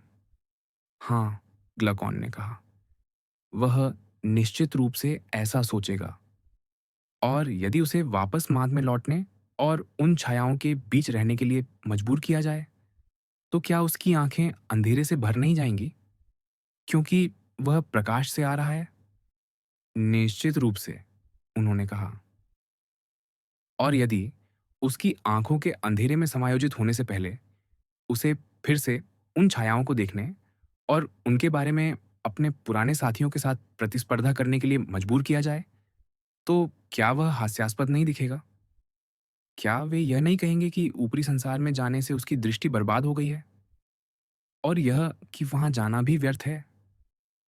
और यदि कोई उसे फिर से वहां ले जाने की कोशिश करे, तो क्या वे उसे मार नहीं डालेंगे, यदि वे ऐसा कर पाए? वे निश्चित रूप से ऐसा करेंगे, क्लकॉन ने कहा। यह दृश्य, मैंने कहा, हमारी प्रकृति का प्रतीक है, जैसा कि यह शिक्षा और अशिक्षा के प्रभाव से प्रबुद्ध या अप्रबुद्ध होती है। ये समझो कि हमारी आत्मा की स्थिति उस कैदी की तरह है। मांदा का संसार दृश्य संसार है, और सूर्य का प्रकाश अच्छाई का विचार है। जो व्यक्ति सूर्य को देखता है, वह अच्छाई को समझता है, और वह जो माद में रहता है, वह केवल छायाओं को देखता है। अर्थात वह सत्य की बजाय राय के क्षेत्र में रहता है। यह बहुत सत्य है, ग्लकॉन ने कहा। और क्या यह आश्चर्यजनक है कि जो लोग केवल छायाओं को देखने के आदी हैं, वे उन लोगों से भयभीत या क्रोधित हों जो वास्तविकता की बात करते हैं? वे उनकी बातों को हास्यास्पद मानते हैं क्योंकि उनकी दृष्टि केवल प्रतिबिंबों तक सीमित है। कुछ भी आश्चर्यजनक नहीं, ग्लकॉन ने जवाब दिया। जो व्यक्ति सामान्य बुद्धि रखता है, मैंने कहा, उसे यह याद रखना चाहिए कि दृष्टि का भ्रम दो प्रकार का होता है, और ये दो कारणों से उत्पन्न होता है। या तो जब कोई अंधेरे से प्रकाश में आता है, या जब कोई प्रकाश से अंधेरे में जाता है। यह एक बुद्धि की दृष्टि के लिए भी उतना ही सत्य है जितना शरीर की दृष्टि के लिए। जो व्यक्ति इसे समझता है, वह उस पर हंसेगा नहीं जिसकी दृष्टि व्याकुल या कमजोर है। वह पहले यह पूछेगा कि क्या उस व्यक्ति की आत्मा प्रकाश में संसार से अंधेरे में आई है और अंधेरे में देखने की अभ्यस्त नहीं है, या वह अंधेरे से प्रकाश में आया है। वह उस व्यक्ति को सौभाग्यशाली मानेगा जो प्रकाश में है, और उस पर दया करेगा जो अंधेरे में है। लेकिन यदि वह उस वक्त उस पर हंसेगा जो अंधेरे से प्रकाश में आया है, तो उसकी हंसी कम उचित होगी बनिस्बत उसकी जो प्रकाश से अंधेरे में लौटने वाले पर हंसता है। यह एक बहुत सही भेद है, ग्लकॉन ने कहा। तो यदि मैं सही हूं, मैंने कहा, कुछ शिक्षक गलत हैं जब वे कहते हैं कि वे आत्मा में ज्ञान डाल सकते हैं, जैसे अंधी आंखों में दृष्टि डालना। वे निश्चित रूप से ऐसा कहते हैं, ग्लकॉन ने जवाब दिया। लेकिन हमारा तर्क दिखाता है कि आत्मा में पहले से ही सीखने की शक्ति और क्षमता होती है। जैसे आंखें पूरे शरीर के बिना अंधेरे से प्रकाश में नहीं मुड़ सकती, वैसे ही आत्मा भी ज्ञान के माध्यम से तब तक नहीं मुड़ सकती जब तक पूरी आत्मा को दृश्य संसार से अस्तित्व के संसार की ओर, और सबसे श्रेष्ठ अस्तित्व अच्छाई की ओर नहीं मोड़ा जाता। यह बहुत सत्य है, उन्होंने कहा। क्या कोई ऐसी कला नहीं है, मैंने पूछा, जो इस परिवर्तन को आसान और प्रभावी ढंग से कर सके? यह दृष्टि को पैदा नहीं करती जो पहले से ही मौजूद है, बल्कि उसे सही दिशा में मोड़ती है जो पहले गलत दिशा में देख रही थी। हाँ, ग्लकॉन ने कहा, ऐसी कला को मान लेना चाहिए। अन्य तथाकथित नैतिकताएं शारीरिक गुणों की तरह प्रतीत होती हैं, जो आदत और अभ्यास से विकसित हो सकती हैं, भले ही वे जन्मजात न हों। लेकिन पांडित्य का नैतिक गुण किसी अधिक दैवीय तत्व को समाहित करता है, जो कभी नष्ट नहीं होता। इसका परिवर्तन उपयोगी और लाभकारी हो सकता है, या फिर दुखद और हानिकारक। क्या तुमने कभी उन तीक्ष्ण बुद्धि वाले चतुर लोगों को नहीं देखा जिनकी आंखें चमकती हैं? उनकी आत्मा कितनी तीव्र होती है, जो अंत तक सब कुछ देख लेती है। वे अंधे के विपरीत होते हैं, लेकिन उनकी तीव्र दृष्टि यदि बुराई की सेवा में लग जाए, तो उनकी चतुराई उन्हें और भी दुष्ट बना देती है। यह बहुत सत्य है, ग्लकॉन ने कहा। लेकिन यदि, मैंने कहा, ऐसे स्वभाव को युवावस्था में सही परिस्थितियों में ढाला जाए, और उन निम्न इच्छाओं, जैसे खाने पीने की लालसा को, जो जन्म से ही लंगर की तरह उनसे बंधी हैं और उनकी आत्मा को नीचे की ओर खींचती है, हटा दिया जाए, तो क्या यही योग्यताएं सत्य को उतनी ही स्पष्टता से नहीं देख सकती जितना वे अब बुराई को देखती हैं? निश्चित रूप से ऐसा होगा, उन्होंने कहा। और क्या यह भी संभावित नहीं है, मैंने कहा, या बल्कि आवश्यक, कि न तो अनपढ़ और सत्य से अनजान लोग, और न ही वे जो अपनी शिक्षा को कभी पूरा नहीं करते, राज्य के शासक बन सकते हैं? पहले वाले इसलिए नहीं क्योंकि उनके पास कोई एकल कर्तव्य नहीं है जो उनके निजी और सार्वजनिक कार्यों का मार्गदर्शन करे, और बाद वाले इसलिए नहीं क्योंकि वे तब तक कार्य नहीं करेंगे जब तक उन्हें मजबूर न किया जाए, क्योंकि वे पहले से ही मानते हैं कि वे किसी सुखद पृथक द्वीप पर रह रहे हैं। ये बहुत सत्य है, ग्लकॉन ने जवाब दिया। तो मैंने कहा, हमारा काम, जो राज्य के संस्थापक हैं, ये है कि हम श्रेष्ठ बुद्धियों को उस ज्ञान को प्राप्त करने के लिए प्रेरित करें, जिसे हमने पहले सर्वोत्तम बताया था। उन्हें निरंतर ऊपर की ओर बढ़ना चाहिए, जब तक वे अच्छाई तक न पहुंच जाएं। लेकिन जब वे इसे प्राप्त कर लें और पर्याप्त देख लें, तो हमें उन्हें वह अनुमति नहीं देनी चाहिए जो वे अब करते हैं। आपका क्या मतलब है? ग्लकॉन ने पूछा। मेरा मतलब है कि वे ऊपरी संसार में रहना चाहते हैं, मैंने कहा। लेकिन हमें उन्हें यह अनुमति नहीं देनी चाहिए। उन्हें वापस माद में अपने साथी कैदियों के पास लौटना होगा और उनके श्रम और सम्मान में हिस्सा लेना होगा, चाहे वे इसके पात्र हों या नहीं। लेकिन क्या यह अन्याय नहीं है? ग्लकॉन ने कहा। क्या हम उन्हें बदतर जीवन नहीं दे रहे, जबकि उनके पास बेहतर जीवन हो सकता है?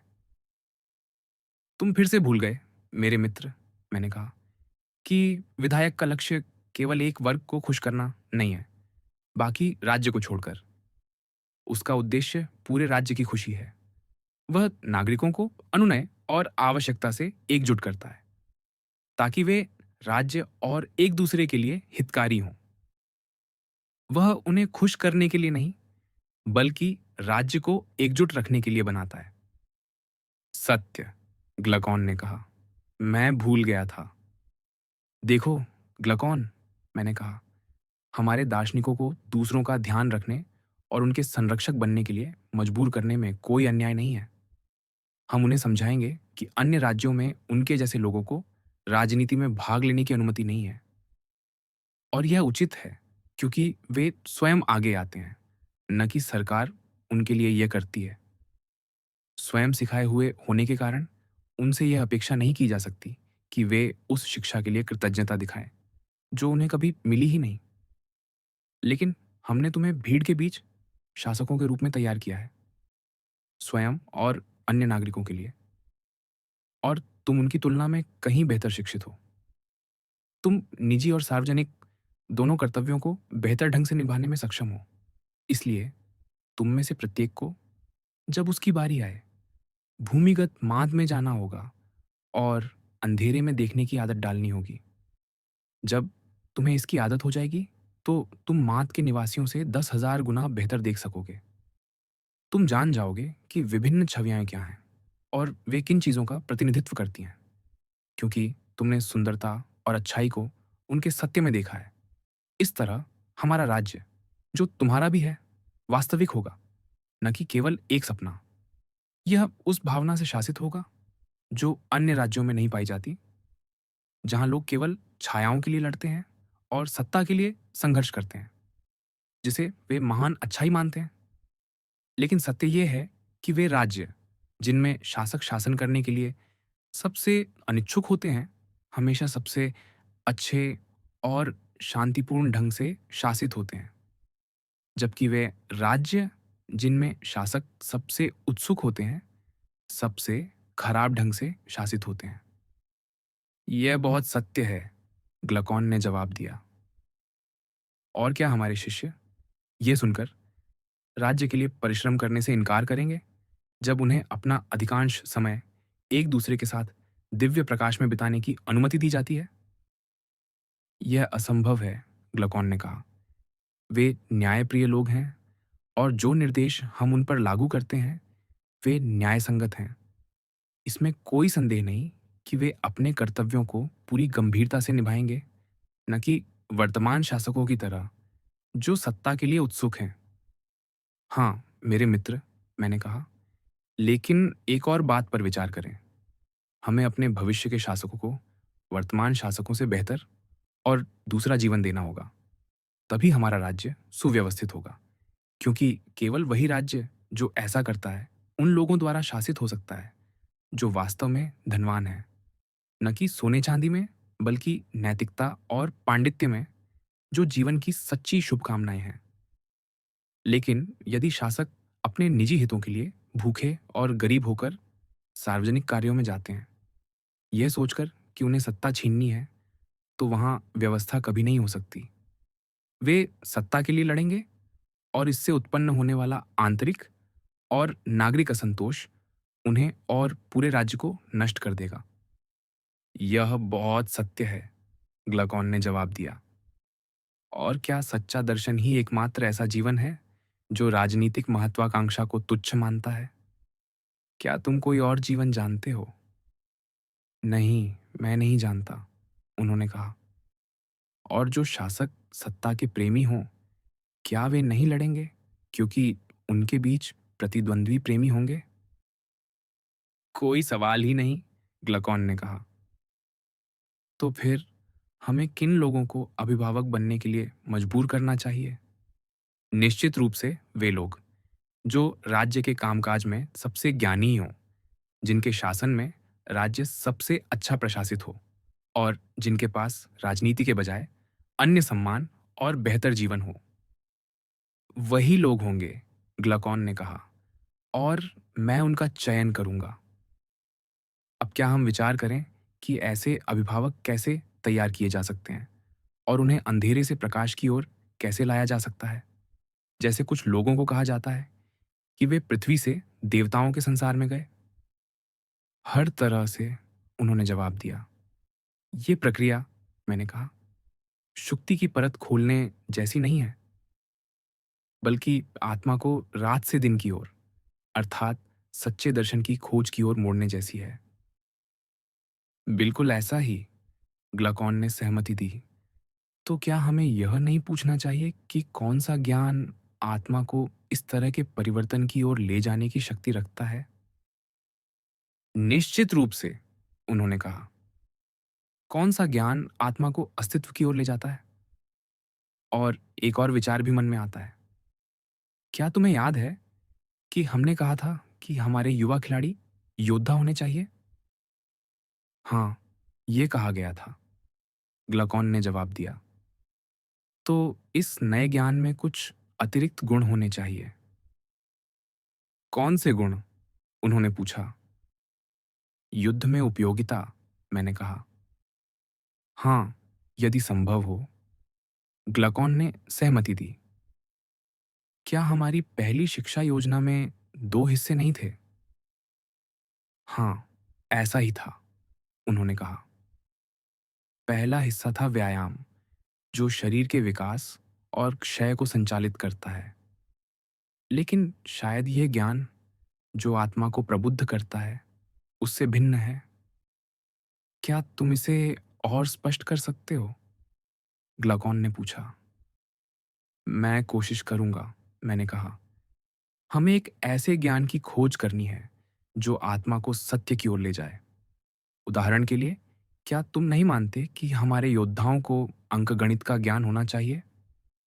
निश्चित रूप से, ग्लकॉन ने कहा। यदि उन्हें सैन्य रणनीतियों की थोड़ी सी भी समझ होनी है, या बल्कि यदि वे पूर्ण व्यक्ति बनना चाहते हैं।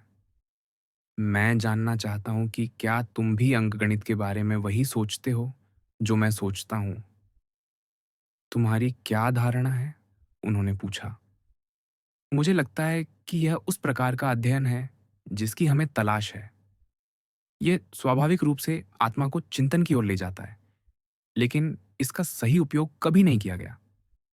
सही उपयोग में यह आत्मा को सत्य की ओर मोड़ने में मदद करता है। क्या तुम अपने कहने का विस्तार से वर्णन करोगे? ग्लाकॉन ने कहा। मैं कोशिश करूंगा, मैंने जवाब दिया। मैं चाहता हूं कि तुम मेरे साथ इस खोज में हिस्सा लो। जब मैं ये समझाने की कोशिश करूं कि कौन सी ज्ञान की शाखा में आत्मा को आकर्षित करने की शक्ति है, तो हाँ या न कहकर मेरी मदद करो। मुझे लगता है कि अंकगणित उनमें से एक है। वर्णन करो, ग्लकॉन ने कहा। मेरा कहना है कि कुछ विषय ऐसे हैं जो बुद्धि को स्वयं निर्णय लेने के लिए बाध्य करते हैं, क्योंकि संवेदनाएं पर्याप्त नहीं होती, जबकि अन्य मामलों में संवेदनाएं इतनी भ्रामक होती हैं कि वे आगे की जांच की मांग करती हैं। तुम स्पष्ट रूप से उन चीजों की बात कर रहे हो, जैसे दूर से देखने पर संवेदनाएं भ्रामक होती हैं, या काले और सफेद चित्रों में, ग्लकॉन ने कहा। नहीं, मैंने कहा, मेरा मतलब वह नहीं था। तो तुम्हारा मतलब क्या था? उन्होंने पूछा। जब मैं भ्रामक विषयों की बात करता हूँ, मैंने कहा, मेरा मतलब उन चीज़ों से है, जो एक संवेदना से उसके विपरीत की ओर ले जाती हैं। गैर भ्रामक विषय वे हैं, जो ऐसा नहीं करते।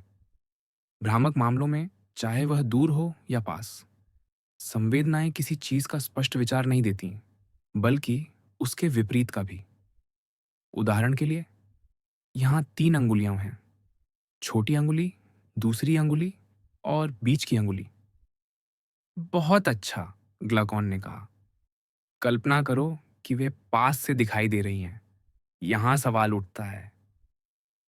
क्या सवाल? उन्होंने पूछा।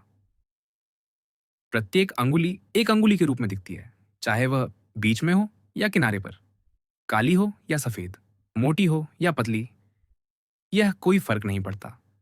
अंगुली अंगुली ही है। इस मामले में किसी को यह पूछने के लिए मजबूर नहीं किया जाता कि अंगुली क्या है, क्योंकि दृष्टि कभी यह नहीं सुझाती कि अंगुली कुछ और है।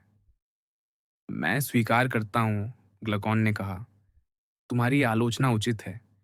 फिर भी मैं ये जानना चाहूंगा कि खगोलशास्त्र को उस ज्ञान के लिए जिसके बारे में हम बात कर रहे हैं, अधिक लाभकारी ढंग से कैसे पढ़ाया जा सकता है?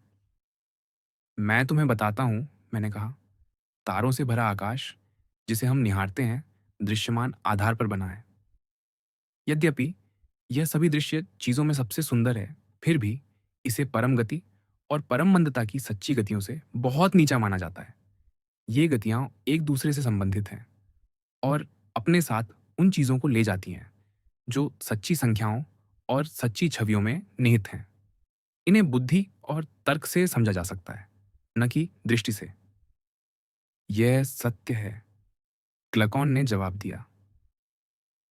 हम आकाश के इस चमकीले चित्र को उच्च ज्ञान के लिए एक प्रतीक के रूप में उपयोग कर सकते हैं। इसकी सुंदरता उसी तरह है जैसे डैडलस या किसी अन्य महान कलाकार द्वारा बनाई गई कृति की सुंदरता। कोई भी ज्यामिति शास्त्री जो इसे देखता है, इसके शिल्प की सराहना करेगा, लेकिन वह कभी यह नहीं सोचेगा कि इसमें सच्ची समानता, सच्ची असमानता या किसी प्रकार का सत्य पाया जा सकता है। नहीं, क्लकॉन ने कहा, ऐसा सोचना हास्यास्पद होगा। और क्या सच्चा खगोलशास्त्री तारों की गति को देखते हुए ऐसा ही नहीं सोचेगा? वह यह मानेगा कि आकाश और उसकी चीजें उनके निर्माता द्वारा अत्यंत परिशुद्धता से बनाई गई हैं। लेकिन वह कभी यह नहीं सोचेगा कि रात और दिन का अनुपात, या महीने और साल का, या तारों का एक दूसरे से संबंध, या अन्य दृश्यमान और भौतिक चीजें अनंत और अपरिवर्तनीय हो सकती हैं। ऐसा सोचना निरर्थक है, और इस तरह के सत्य को जानने के लिए इतना प्रयास करना व्यर्थ है। मैं पूरी तरह सहमत हूँ, ग्लकॉन ने कहा। हालांकि मैंने पहले इसके बारे में नहीं सोचा था। तो मैंने कहा, खगोल शास्त्र में, जैसा कि ज्यामिति में, हमें समस्याओं को हल करना चाहिए और विषय को सही ढंग से समझना चाहिए। इस तरह हम बुद्धि की स्वाभाविक जिज्ञासा को सत्य के उपयोगी अन्वेषण की ओर मोड़ सकते हैं।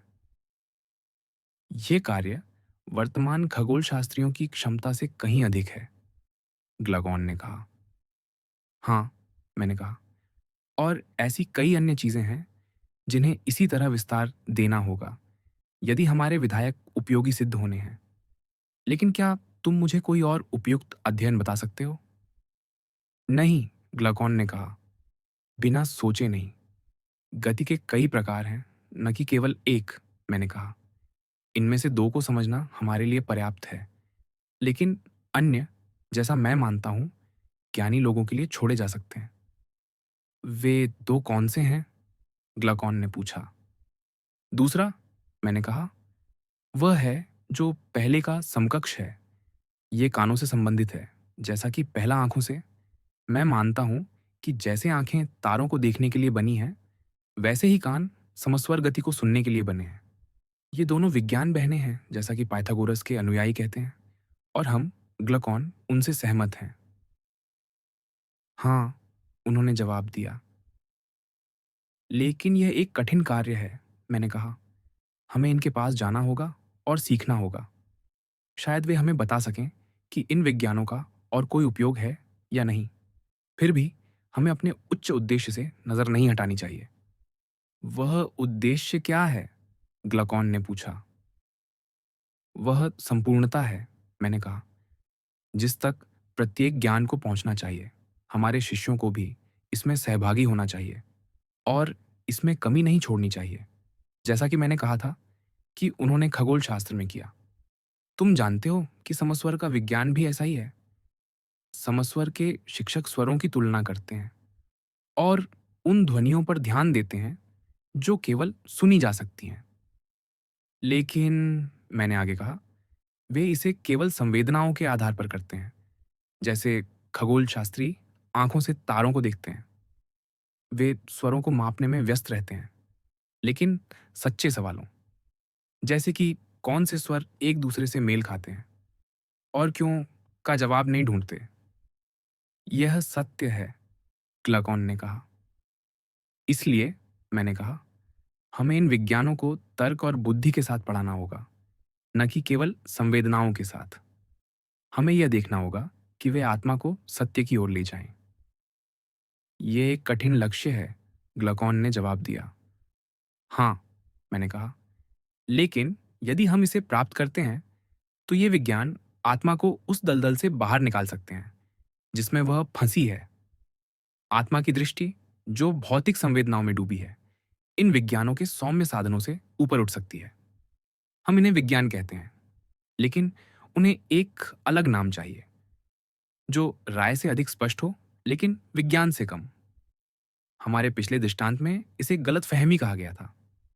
लेकिन हमें नामों पर विवाद क्यों करना चाहिए जब हमारे सामने विचार करने के लिए इतने महत्वपूर्ण सत्य हैं? वास्तव में, ग्लकॉन ने कहा, कोई भी नाम तब तक ठीक है जब तक यह बुद्धि के विचारों को स्पष्ट करता है। हर तरह से, मैंने कहा, हम पहले की तरह चार हिस्सों से संतुष्ट हैं। दो बुद्धि के लिए और दो राय के लिए। पहले हिस्से को विज्ञान, दूसरे को गलतफहमी, तीसरे को विश्वास और चौथे को मरीचिका का प्रत्यक्ष ज्ञान कहें।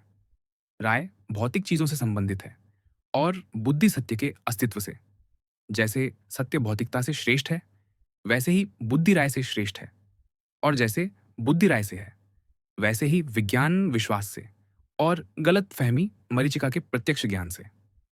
लेकिन मैंने आगे कहा, राय और बुद्धि के विषयों के पारस्परिक संबंधों और उपविभाजनों पर हम बाद में विचार करेंगे, क्योंकि यह एक लंबी जांच होगी। जहां तक मैं समझता हूं, ग्लकॉन ने कहा, मैं सहमत हूं। और क्या तुम तर्कशास्त्री के इस वर्णन से सहमत हो? मैंने पूछा। जो प्रत्येक वस्तु के सार को समझने की कोशिश करता है, वह इसका मालिक नहीं है और इसलिए इसे पूरी तरह समझने में असमर्थ है। चाहे वह कितना भी असफल हो, क्या उसे बुद्धि में भी असफल माना जाएगा? हाँ, ग्लाकॉन ने कहा, मैं इसका खंडन कैसे कर सकता हूं? और क्या तुम अच्छाई के विचार के लिए भी यही मानते हो? मैंने पूछा। जब तक कोई व्यक्ति तर्क और विवेक से अच्छाई के विचार को स्पष्ट नहीं कर सकता, सभी आपत्तियों को दूर नहीं करता और सत्य को सिद्ध करने के लिए तैयार नहीं रहता, न कि केवल राय के आधार पर, बल्कि परम सत्य के, तब तक वह अच्छाई या किसी अन्य अच्छे को नहीं जानता। वह केवल छायाओं की गिरफ्त में है, जो राय से आती है, न कि विज्ञान से। उसका जीवन स्वप्न और आलस्य में बीतेगा और इससे पहले कि वह यहाँ जागे, वह नीचे के संसार में पहुंच जाएगा और उसका अंत हो जाएगा। मैं इन सभी बातों में पूरी तरह सहमत हूं, ग्लकॉन ने कहा। और निश्चित रूप से, मैंने कहा, तुम अपने आदर्श राज्य के उन बच्चों को, जिनका तुम पालन पोषण और शिक्षा दे रहे हो, यह अनुमति नहीं दोगे कि वे शासक बने यदि वे उच्च विषयों में प्रवीण नहीं हैं। निश्चित रूप से नहीं, ग्लकॉन ने जवाब दिया। तो तुम एक ऐसा कानून बनाओगे जो उन्हें ऐसी शिक्षा दे जो उन्हें प्रश्न पूछने और उत्तर देने में महान प्रवीणता प्रदान करे। हाँ, उन्होंने कहा, हम दोनों मिलकर इसे बनाएंगे। तो तर्कशास्त्र, मैंने कहा, जैसा कि तुम सहमत हो विज्ञान का पहला और सर्वोच्च कदम है। कोई अन्य विज्ञान इसके ऊपर नहीं हो सकता। ज्ञान की प्रकृति इसके बिना आगे नहीं बढ़ सकती। मैं सहमत हूँ, ग्लकॉन ने कहा। लेकिन हमें इसे किसे सौंपना चाहिए और इसे कैसे सौंपा जाए, ये प्रश्न अब भी बाकी है। हाँ, ये स्पष्ट है, उन्होंने कहा। क्या तुम्हें याद है? मैंने कहा। हमने पहले शासकों का चयन कैसे किया था? निश्चित रूप से, ग्लाकोन ने जवाब दिया। हम उसी तरह चयन कर सकते हैं, मैंने कहा। हमें अभी भी निश्चित और साहसी लोगों को प्राथमिकता देनी चाहिए और यदि संभव हो तो न्यायप्रिय लोगों को। साथ ही उनके पास कुलीन और उदार स्वभाव होना चाहिए और स्वाभाविक प्रतिभाएं जो उनकी शिक्षा को सुगम बनाएं। और वे क्या हैं? ग्लकॉन ने पूछा। वे हैं उत्सुकता और सीखने की शक्ति, मैंने कहा। बुद्धि अधिकतर अध्ययन की कठिनाई से कमजोर पड़ती है, न कि शारीरिक व्यायाम से। यह परिश्रम पूरी तरह बुद्धि का है और शरीर से उसका कोई लेना देना नहीं है। यह बहुत सत्य है, ग्लकॉन ने जवाब दिया। इसके अलावा, मैंने कहा, जिसकी हमें तलाश है वह है अच्छी स्मृति और असीम ऊर्जा, जो किसी भी दिशा में परिश्रम करने का प्रेमी हो। अन्यथा वह कभी भी उस भारी शारीरिक प्रशिक्षण और बौद्धिक अनुशासन व अध्ययन को सहन नहीं कर पाएगा जो हम उससे अपेक्षा करते हैं। निश्चित रूप से, ग्लकॉन ने सहमति दी। ये उसके स्वाभाविक गुण हैं। वर्तमान में समस्या ये है, मैंने कहा, कि जो लोग दर्शन का अध्ययन करते हैं उनका कोई निश्चित व्यवसाय नहीं है। यही कारण है, जैसा मैंने पहले कहा, कि दर्शन बदनामी का शिकार हो गया है। इसके सच्चे अनुयायी ही इसे अपने हाथों में लेंगे, न कि अधूरे या दोगले लोग। आपका क्या मतलब है? ग्लकॉन ने पूछा। सबसे पहले, मैंने कहा, उसके अनुयायी आलसी या रुकावट पैदा करने वाले नहीं होने चाहिए। मेरा मतलब है कि वे आधे परिश्रमी और आधे आलसी नहीं होने चाहिए। उदाहरण के लिए, ऐसा व्यक्ति जो व्यायाम, शिकार और अन्य शारीरिक गतिविधियों का प्रेमी हो, लेकिन सीखने, सुनने या जांच पड़ताल करने से नफरत करता हो। या फिर वह जो केवल अपने व्यवसाय में समर्पित हो, लेकिन उसमें किसी प्रकार की कमी या असंतोष हो। निश्चित रूप से, ग्लकॉन ने कहा। और क्या सत्य के प्रति भी यही बात नहीं लागू होती? मैंने पूछा। क्या आत्मा उस कमी को नहीं पहचानती जो झूठ से घृणा करती है और अपने या दूसरों के असत्य बोलने पर क्रोधित होती है, लेकिन बिना किसी आपत्ति के असत्य को स्वीकार करती है? क्या ऐसे लोग अज्ञानता को सहन करते हैं, जैसे सुअर कीचड़ में लौटते हैं, और पकड़े जाने पर भी कोई शर्मिंदगी महसूस नहीं करते? निश्चित रूप से, ग्लकॉन ने सहमति दी।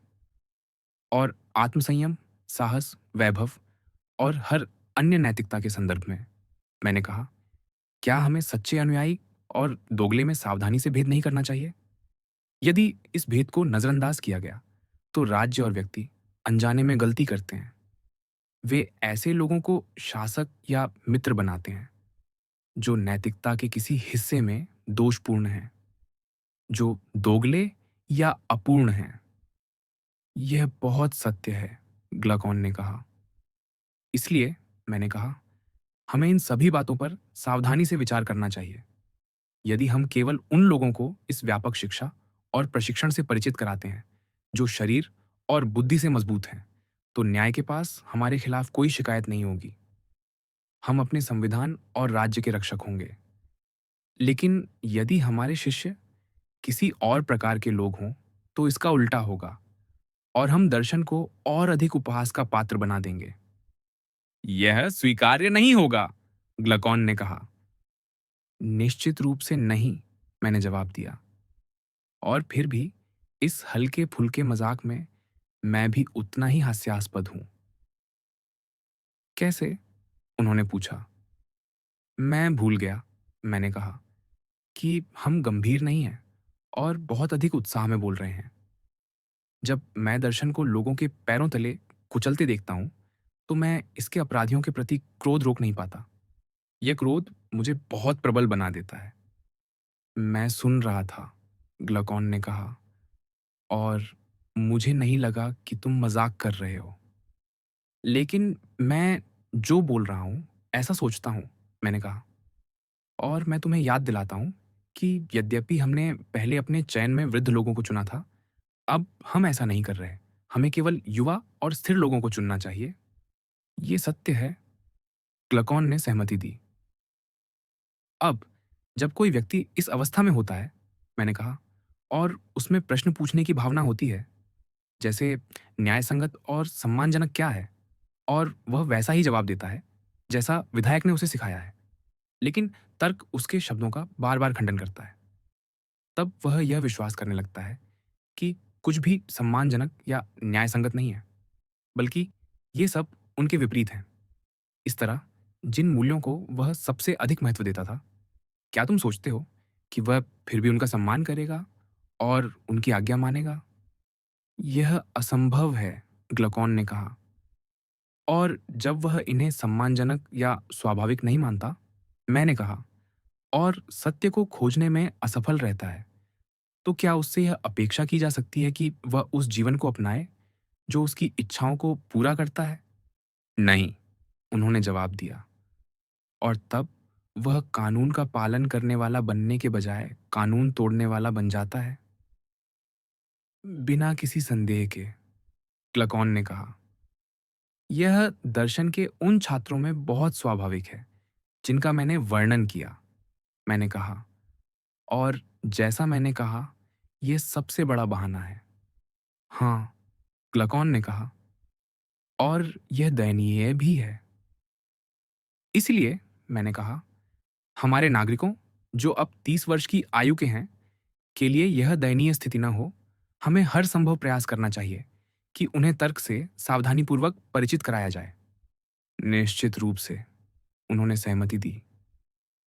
इसमें कोई खतरा नहीं होना चाहिए कि वे तर्क की मिठास का जल्दी स्वाद छक लें। तुमने देखा होगा कि युवा, जब वे पहली बार तर्क का स्वाद छकते हैं, उसे मनोरंजन की तरह लेते हैं। वे दूसरों की नकल करते हुए खंडन और प्रतिवाद करते हैं, जैसे कुत्ते के पिल्ले जो अपने आसपास की हर चीज को खींचते और फाड़ते हैं। हाँ, ग्लकॉन ने कहा, वे इससे अधिक और कुछ नहीं चाहते। और जब उन्होंने कई बार जीत और हार का अनुभव किया, मैंने कहा, तो वे हिंसक रूप से और तेजी से उस रास्ते पर बढ़ते हैं जहां वे किसी भी चीज पर विश्वास नहीं करते जिस पर पहले विश्वास करते थे। इस तरह न केवल वे, बल्कि दर्शन और इससे संबंधित हर चीज भी बाकी दुनिया के लिए बदनाम हो जाती है। ये बहुत सत्य है, ग्लकॉन ने कहा। लेकिन जब कोई व्यक्ति परिपक्व हो जाता है, मैंने कहा, वह ऐसी बहसों में ग्लानि महसूस नहीं करता। वह सत्य को जानने के लिए तर्क का उपयोग करता है। उसका तर्क संयम के साथ बढ़ता है, न कि सत्य की खोज में उसका सम्मान कम होता है।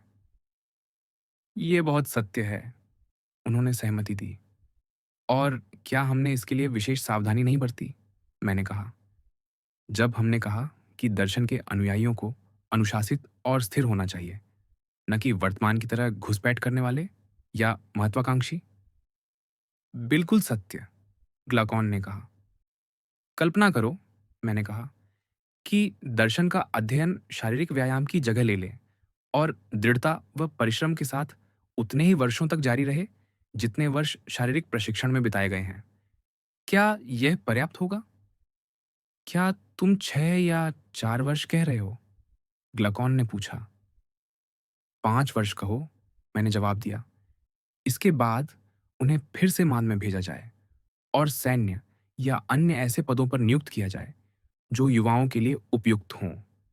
इस तरह उन्हें जीवन का अनुभव प्राप्त होगा, और जब उन्हें हर तरह के प्रलोभनों का सामना करना पड़े, तो उनकी स्थिरता की जांच होगी कि वे दृढ़ रहते हैं या घबरा जाते हैं।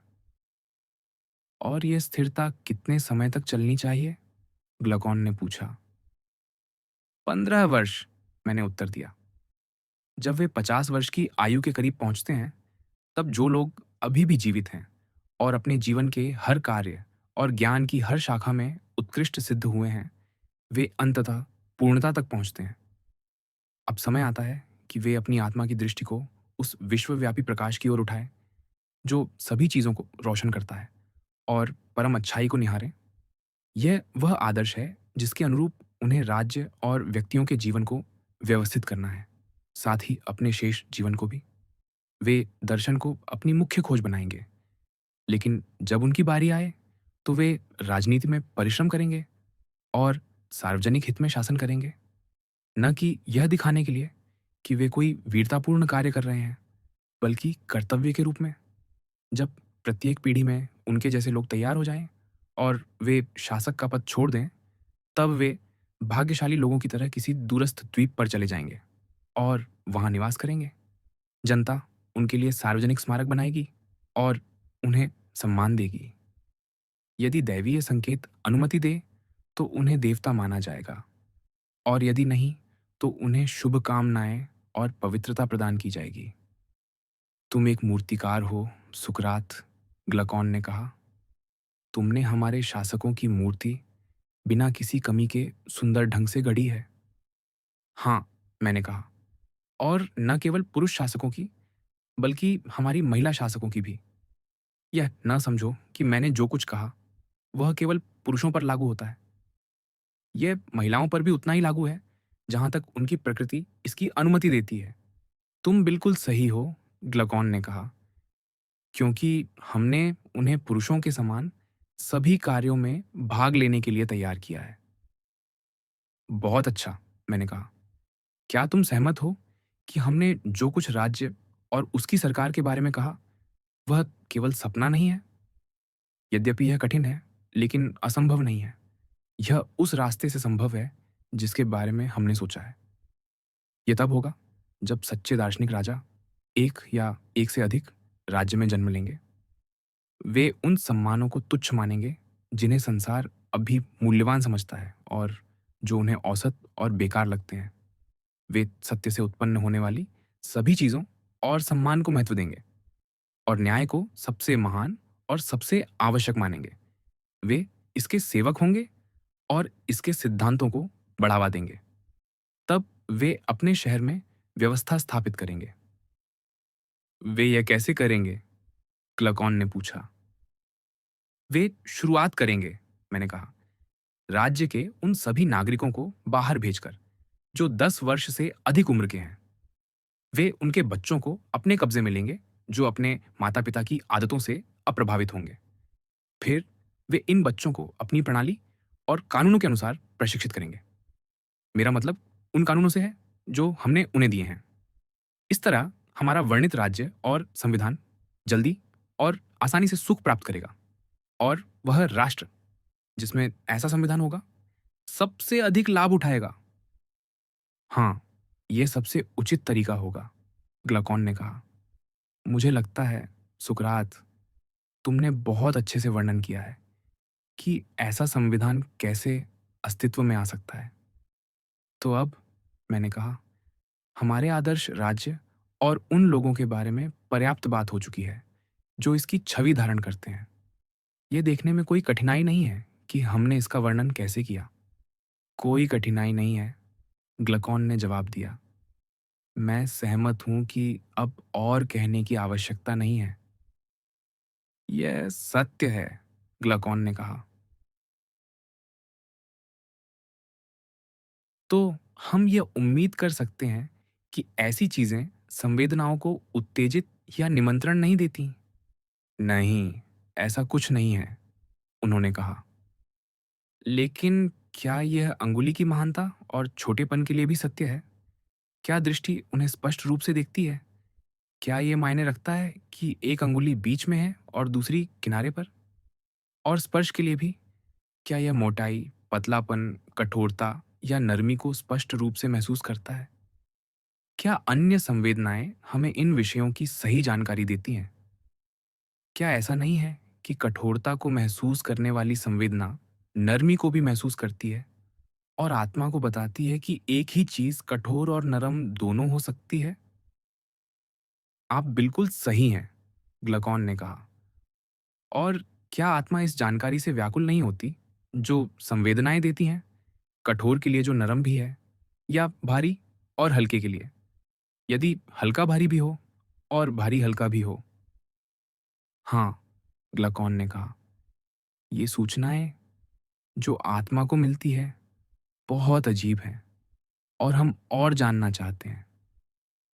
हाँ, मैंने कहा, ऐसी व्याकुलता में आत्मा स्वाभाविक रूप से गणना और बुद्धि की सहायता लेती है, ताकि यह देख सके कि जो विषय उसे दिखाए गए हैं वे एक हैं या दो। यह सत्य है, उन्होंने कहा, और यदि वे दो हैं तो क्या प्रत्येक एक अलग और उसका विपरीत नहीं है? निश्चित रूप से, ग्लाकॉन ने कहा, और यदि प्रत्येक एक है और दोनों दो हैं, तो आत्मा ये कल्पना करेगी कि वे अलग अलग हैं, क्योंकि यदि वे अविभाजित होते तो उन्हें एक ही माना जाता। यह सत्य है, उन्होंने कहा, आंखें निश्चित रूप से बड़ा और छोटा दोनों देखती हैं, लेकिन भ्रमित तरीके से, बिना स्पष्टता के। हाँ, ग्लाकॉन ने कहा, जबकि बुद्धि इस भ्रम को देखती है और इसे स्पष्ट करने के लिए मजबूर करती है, बड़ा और छोटा को अलग अलग देखती है, बिना भ्रम के। यह बहुत सत्य है, उन्होंने कहा। क्या यही वह जांच नहीं है जो पूछती है, महान क्या है और तुच्छ क्या है? बिल्कुल यथार्थ, ग्लाकॉन ने सहमति दी। ये पूर्ण सत्य है, ग्लाकॉन ने कहा। यही मेरा तात्पर्य था, मैंने कहा, जब मैंने उन विषयों के प्रभाव की बात की जो बुद्धि को विचार की ओर ले जाते हैं, या इसके विपरीत, जो विपरीत संवेदनाओं को जन्म देते हैं। जो विषय विपरीतता से प्रभावित होते हैं वे बुद्धि को विचार करने के लिए प्रेरित करते हैं, जो ऐसा नहीं करते वे बुद्धि को उत्तेजित नहीं करते। मैं समझता हूँ, ग्लाकॉन ने कहा, और आपसे सहमत हूँ। और इकाई और अंक किस श्रेणी से संबंधित हैं? मैंने पूछा। मैं नहीं जानता, उन्होंने जवाब दिया। थोड़ा और सोचो, मैंने कहा, और तुम देखोगे कि जो कुछ पहले हुआ वह स्वयं तुम्हें उत्तर दे देगा। यदि एक साधारण इकाई दृष्टि या किसी अन्य संवेदना से स्पष्ट रूप से देखी जा सकती है, जैसा कि हमने अंगुली के मामले में कहा था, तो वह बुद्धि को सत्य की ओर आकर्षित नहीं करती। लेकिन जब इसमें हमेशा कुछ विपरीतता शामिल होती है, जैसे एक और अनेक की धारणा, तो विचार हमारे भीतर जागृत होता है। आत्मा व्याकुल होकर यह जानना चाहती है कि परम इकाई क्या है। इस तरह एक के अध्ययन में बुद्धि को सत्य और वास्तविक अस्तित्व की ओर मोड़ने की शक्ति होती है। निश्चित रूप से, ग्लाकॉन ने कहा, यह एक के मामले में स्पष्ट है। हम देखते हैं कि एक ही चीज एक और अनेक दोनों हो सकती है। हाँ, मैंने कहा, और यह न केवल एक के लिए बल्कि सभी अंकों के लिए सत्य है। निश्चित रूप से, उन्होंने सहमति दी। और अंकगणित और गणना का सारा विज्ञान अंकों से संबंधित है। हाँ, ग्लाकॉन ने कहा, और ये बुद्धि को सत्य की ओर ले जाते दिखते हैं। हाँ, बहुत ही उल्लेखनीय ढंग से, उन्होंने जवाब दिया। तो यह वही ज्ञान है जिसकी हमें तलाश है। इसका दोहरा उपयोग है, सैन्य और दार्शनिक। एक योद्धा को अंकगणित सीखना चाहिए, अन्यथा वह सैनिकों को क्रमबद्ध करना नहीं सीख पाएगा। और एक दार्शनिक को भी, क्योंकि उसे परिवर्तनों से परे सत्य और वास्तविक अस्तित्व को समझना है। इसीलिए उसे भी अंकगणित आना चाहिए। यह सत्य है, ग्लाकॉन ने कहा, और हमारे अभिभावक योद्धा और दार्शनिक दोनों हैं। निश्चित रूप से, उन्होंने जवाब दिया। तो यह वह ज्ञान है जिसे विधायक को उचित रूप से प्रस्तावित करना चाहिए। हमें अपने राज्य के प्रमुख लोगों को यह समझाना होगा कि वे अंकगणित सीखें, न कि सतही ढंग से, बल्कि तब तक गहराई से अध्ययन करें जब तक वे अंकों की प्रकृति को केवल बुद्धि से समझ न लें। यह व्यापारी या दुकानदार की तरह नहीं होना चाहिए जो खरीद बिक्री के लिए अंक देखते हैं। बल्कि सैन्य उपयोग और आत्मा के लिए होना चाहिए, क्योंकि यह सत्य और अस्तित्व को जानने का सबसे सरल तरीका है। यह उत्कृष्ट है, ग्लाकॉन ने कहा। हाँ, मैंने कहा। और अब जब मैंने इसके बारे में बताया, मैं यह जोड़ना चाहूंगा कि अंकगणित का विज्ञान कितना आकर्षक है। यदि इसे दार्शनिक भावना से आगे बढ़ाया जाए, न कि व्यावसायिक दृष्टिकोण से, तो यह हमारे उद्देश्य को प्राप्त करने में कितना सहायक हो सकता है। आपका क्या मतलब है? उन्होंने पूछा। मेरा मतलब है, मैंने कहा, जैसा कि मैंने बताया, अंकगणित का बौद्धिक स्तर को ऊपर उठाने में बड़ा प्रभाव है। यह आत्मा को परम संख्या के लिए तर्क करने के लिए मजबूर करता है और दृश्य या भौतिक तथ्यों के आधार पर तर्क करने से इनकार करता है। तुम जानते हो कि अंकगणित के जानकार कितनी गंभीरता से उस व्यक्ति का विरोध करते हैं और उसका उपहास उड़ाते हैं जो परम इकाई को विभाजित करने की कोशिश करता है। यदि तुम इकाई को विभाजित करते हो, तो वे उसे गुणा करते हैं, यह सुनिश्चित करने के लिए कि इकाई अविभाजित रहे। यह बहुत सत्य है, ग्लकॉन ने कहा। अब कल्पना करो कि कोई उनसे कहे, मेरे मित्रों, वे कौन से भव्य अंक हैं जिनके बारे में तुम तर्क कर रहे हो, जिनमें, जैसा तुम कहते हो, एक ऐसी इकाई है जो बराबर, अपरिवर्तनीय और अविभाज्य है। वे क्या जवाब देंगे? वे कहेंगे, क्लकॉन ने जवाब दिया, जैसा मैं समझता हूं कि वे उन अंकों की बात कर रहे हैं जिन्हें केवल बुद्धि से समझा जा सकता है। तो तुम देखते हो, मैंने कहा, इस ज्ञान को वास्तव में आवश्यक कहा जा सकता है। ये बुद्धि को शुद्ध सत्य जानने के लिए, शुद्ध बुद्धिमत्ता का उपयोग करने के लिए प्रेरित करता है। हाँ, यह इसकी सबसे स्पष्ट विशेषता है, उन्होंने सहमति दी। और क्या तुमने यह भी नहीं देखा कि जिनमें गणना की स्वाभाविक प्रतिभा होती है, वे लगभग सभी क्षेत्रों में तीक्ष्ण बुद्धि वाले होते हैं? और जो धीमे होते हैं, यदि उन्हें अंकगणित में प्रशिक्षित किया जाए, तो उनकी बुद्धि में सुधार होता है। यह सत्य है, ग्लकॉन ने कहा। और वास्तव में यह उन अध्ययनों में से एक है जो आत्मा को सत्य की ओर ले जाने में बहुत प्रभावी है। लेकिन हमें यह सुनिश्चित करना होगा कि यह सही ढंग से पढ़ाया जाए, न कि केवल उपयोगिता के लिए। कैसे? ग्लाकॉन ने पूछा। हमें यह देखना होगा, मैंने कहा, कि यह अध्ययन आत्मा को बौद्धिक सत्य की ओर ले जाए, न कि केवल भौतिक उपयोग के लिए। अन्यथा यह अपनी पूरी शक्ति खो देता है। मैं समझता हूं, उन्होंने कहा, लेकिन हमें यह भी विचार करना होगा कि इस तरह के अध्ययन को लागू करने में कठिनाइयां हैं। क्या कठिनाइयां? मैंने पूछा। दो प्रकार के लोग होते हैं, क्लकॉन ने कहा। एक वर्ग वह है जो आपके तर्क से सहमत होगा और आपके शब्दों को रहस्योद्घाटन की तरह स्वीकार करेगा। दूसरा वर्ग वह है जिसे यह सब अर्थहीन लगेगा और वे इसे व्यर्थ कहावत मानेंगे, क्योंकि वे इसमें कोई लाभ नहीं देखते। तुम्हें तय करना होगा कि तुम किसके लिए तर्क करना चाहते हो। शायद तुम यह कहना चाहते हो कि तुम केवल अपने सुधार के लिए तर्क कर रहे हो और तुम्हें दूसरों के लाभ की परवाह नहीं है। मैं सोचता हूं, मैंने कहा, हमें अपनी जिम्मेदारी पर तर्क को आगे बढ़ाना चाहिए। ठीक है, ग्लाकॉन ने कहा, लेकिन हमें एक गलती सुधारनी होगी, क्योंकि हम विज्ञानों के क्रम में भटक गए हैं। क्या गलती हुई? उन्होंने पूछा। समतल ज्यामिति के बाद, मैंने कहा, हम सीधे ठोस पदार्थों के परिभ्रमण, यानी खगोल शास्त्र पर चले गए, बिना ठोस ज्यामिति को समझे। समतल ज्यामिति के बाद ठोस ज्यामिति आती है, जो घन और गहराई के आयाम से संबंधित है। यह सत्य है, सुकरात, ग्लाकॉन ने कहा, लेकिन ठोस ज्यामिति की अभी बहुत कम समझ है। हाँ, मैंने कहा, और इसके दो कारण हैं। पहला, कोई भी राज्य इसका संरक्षण नहीं करता, क्योंकि यह कठिन है और इसमें दृढ़ इच्छा शक्ति की आवश्यकता है। दूसरा, विद्यार्थियों को तब तक इसमें प्रगति नहीं हो सकती जब तक उनके पास कोई मार्गदर्शक ना हो। लेकिन मार्गदर्शक मिलना मुश्किल है, और यदि मिल भी जाए तो आजकल के घमंडी विद्यार्थी इसमें रुचि नहीं लेते।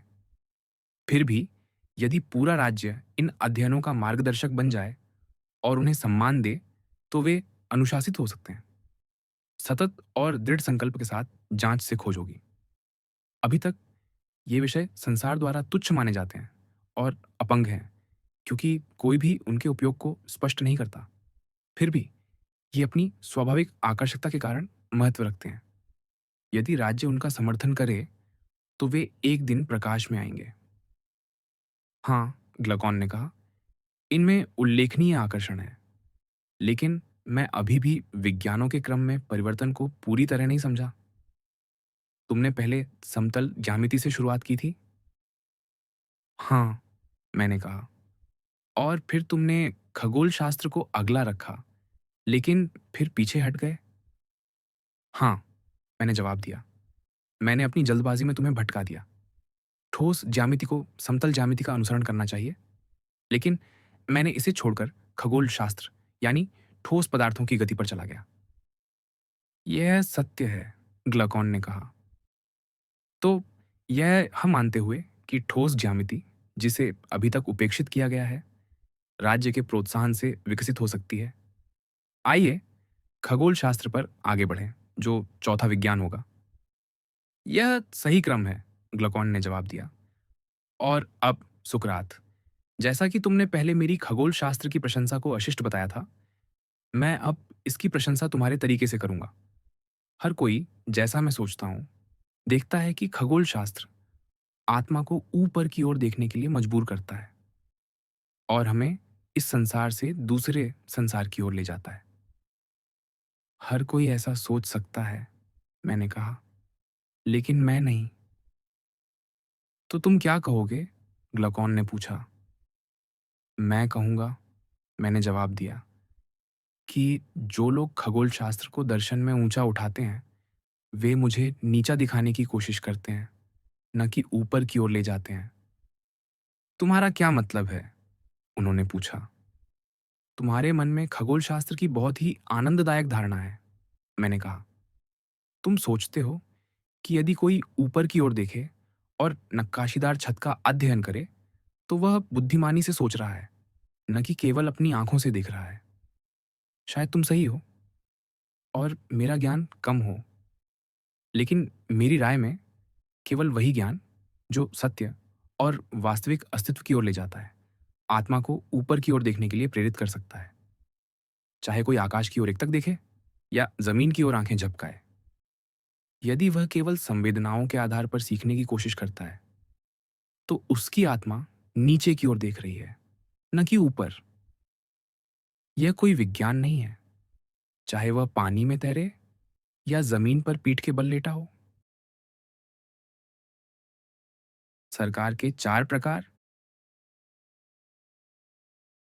और अब ग्लुकोन, मैंने कहा, हम इस निष्कर्ष पर पहुंचे हैं कि आदर्श राज्य में पत्नियां और बच्चे साझा होंगे। शिक्षा, शांति और युद्ध की खोज भी साझा होगी। सबसे श्रेष्ठ दार्शनिक और साहसी योद्धा उनके राजा होंगे। यह स्वीकार किया गया है, ग्लुकोन ने जवाब दिया।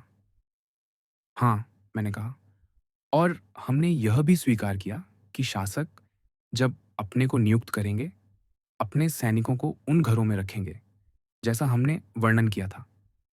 ये घर सभी के लिए साझा होंगे और कुछ भी निजी या व्यक्तिगत नहीं होगा। उनकी संपत्ति के बारे में भी तुम्हें याद होगा हम क्या सहमत हुए थे। हाँ, ग्लुकोन ने कहा, मुझे याद है कि किसी के पास भी निजी संपत्ति नहीं होगी। वे योद्धा और अभिभावक होंगे जो अन्य नागरिकों से केवल अपने भरण पोषण के लिए वार्षिक भुगतान प्राप्त करेंगे। वे स्वयं और पूरे राज्य की देखभाल करेंगे। यह सत्य है, मैंने कहा। अब जब यह कार्य विभाजन पूरा हो गया है, आइए उन बिंदुओं को खोजें जिनसे हम भटक गए थे, ताकि हम अपने पुराने रास्ते पर लौट सकें। वापस लौटने में कोई कठिनाई नहीं है, ग्लुकोन ने कहा। तुमने कहा था कि यह राज्य अच्छा होगा और वह व्यक्ति भी अच्छा होगा जो इसकी छवि को धारण करता है। यद्यपि जैसा अब स्पष्ट है, तुम्हारे पास राज्य और व्यक्ति के लिए और भी कई उत्तम बातें थीं, तुमने आगे कहा था कि यदि यह सच्ची अवस्था है तो अन्य अवस्थाएं झूठी हैं। तुमने यह भी कहा था कि 4 मुख्य प्रकार की सरकारें हैं, उनके दोष हैं और उन व्यक्तियों के दोष भी हैं जो इनसे संबंधित हैं। हमें इन सभी व्यक्तियों को देखना था और यह तय करना था कि कौन श्रेष्ठ है और कौन सबसे निकृष्ट। लेकिन तब पोलमार्कस और अदमंतस ने अपनी राय दी और तुमने फिर से शुरुआत की और हम उस बिंदु तक पहुंचे जहां हम अब हैं। तुम्हारी स्मृति बहुत अच्छी है, मैंने कहा। तो फिर, क्लकॉन ने जवाब दिया, एक योद्धा की तरह अपनी स्थिति पर वापस आओ। मैं वही प्रश्न दोबारा पूछता हूं। वे 4 प्रकार की सरकारें कौन सी हैं जिनका तुमने उल्लेख किया था? मुझे वही उत्तर दो जो तुम तब देना चाहते थे। यदि मैं दे सकता हूं तो अवश्य दूंगा, मैंने कहा। मैं विशेष रूप से जानना चाहता हूं, ग्लकॉन ने कहा। वे 4 संविधान कौन से हैं जिनके बारे में तुमने बात की थी? इस प्रश्न का जवाब देना आसान है, मैंने कहा। मैं जिन 4 सरकारों की बात कर रहा था, उनके अलग-अलग नाम हैं। पहली है, जो यूनान के क्रेते और स्पार्टा में देखी जाती है, जिसकी बहुत प्रशंसा होती है। दूसरी है अल्पतंत्र, जो उतनी स्वीकार्य नहीं है और कई बुराइयों से भरी है। तीसरी है प्रजातंत्र, जो स्वाभाविक रूप से अल्पतंत्र के बाद आता है, हालांकि यह उससे बहुत अलग है। और अंत में तानाशाही आती है, जो महान और प्रसिद्ध है, और यह इन सभी से भिन्न है। यह चौथी और सबसे बुरी अवस्था है। और इनके दोष क्या हैं? क्लाकॉन ने पूछा। पहले, मैंने कहा, आइए क्रेते और स्पार्टा की प्रशंसित सरकार पर विचार करें। यह सम्मान और स्पर्धा की भावना से प्रेरित होती है, जिसे हम अमीरतंत्र कह सकते हैं। इसकी विशेषता है कुछ लोगों का शासन, जो धन और संपत्ति को महत्व देते हैं। लेकिन यह धीरे धीरे भ्रष्ट हो जाती है। कैसे? ग्लकॉन ने पूछा। इसके शासक, मैंने कहा, अपने धन को छिपाने और जमा करने के लिए गुप्त कोषागार बनाएंगे। उनके पास दुर्ग होंगे जो उनके लिए घोंसले की तरह होंगे, जहां वे अपनी पत्नियों या उन लोगों के साथ समय बिताएंगे जिन्हें वे खुश करना चाहते हैं। ये काफी हद तक सत्य है, ग्लकॉन ने कहा। और वे कंजूस होंगे, मैंने कहा, क्योंकि उनके पास खुलकर धन कमाने का कोई वैध तरीका नहीं होगा जिसे वे इतना महत्व देते हैं। वे दूसरों का धन अपनी इच्छाओं को पूरा करने के लिए खर्च करेंगे, चोरी छिपे आनंद लेंगे और कानून से उसी तरह भागेंगे जैसे बच्चे अपने पिता से डरकर भागते हैं।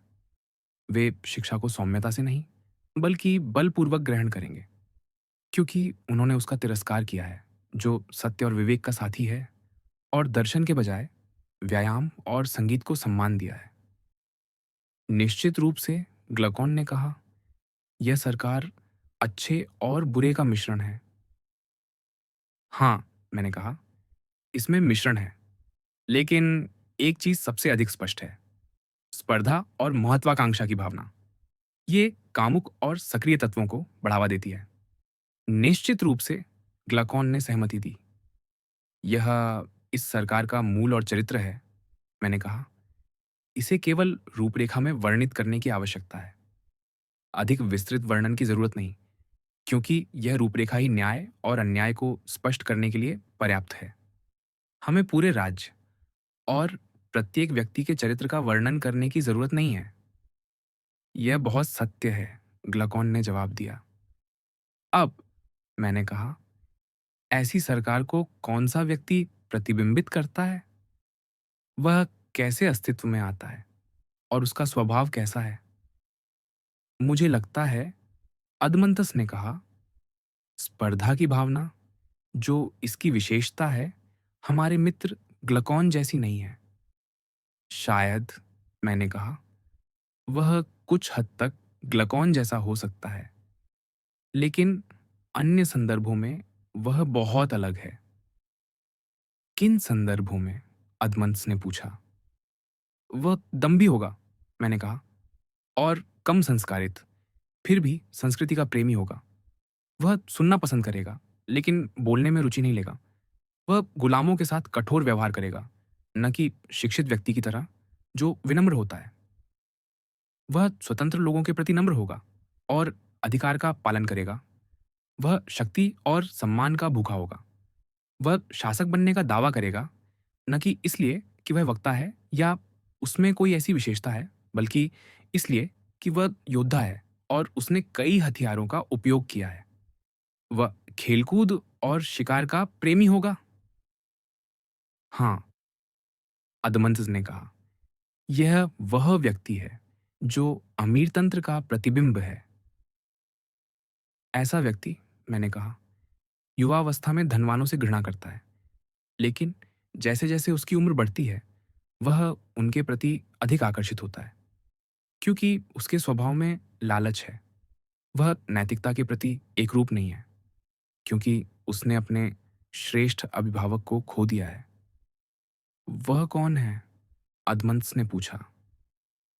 दर्शन, मैंने कहा, जो संगीत के साथ लचीला बन गया है। यह व्यक्ति के भीतर आकर निवास करता है और उसकी नैतिकता का पूरे जीवन रक्षक रहता है। बहुत अच्छा, अदमंतस ने कहा। अमीरतांत्रिक युवा ऐसा ही होता है, मैंने कहा, और वह अमीरतांत्रिक राज्य की तरह है। यह यथार्थ है, उन्होंने सहमति दी। उसका मूल कुछ इस प्रकार है, मैंने कहा। वह अपने साहसी पिता का छोटा पुत्र होगा, जो एक ऐसे शहर में रहता है जहां शासन खराब है। यह पिता सम्मान और पद स्वीकार करने से इनकार करता है, मुकदमों में नहीं पड़ता और अपने अधिकारों के लिए किसी तरह का संघर्ष नहीं करता। वह केवल इतना करता है कि परेशानियों से बच सके। और यह पुत्र कैसे अस्तित्व में आता है? अदमंत्स ने पूछा। पुत्र का चरित्र तब बनने लगता है, मैंने कहा, जब वह अपनी मां को शिकायत करते सुनता है कि उसके पति को सरकार में कोई स्थान नहीं मिला, जिसके कारण वह अन्य महिलाओं के बीच सम्मानित नहीं है। वह देखती है कि उसके पति में धन कमाने, लड़ने या कानूनी लड़ाई में उत्साह की कमी है।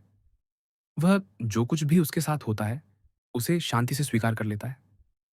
वह केवल अपनी सोच पर ध्यान देता है और अपनी पत्नी की उपेक्षा करता है।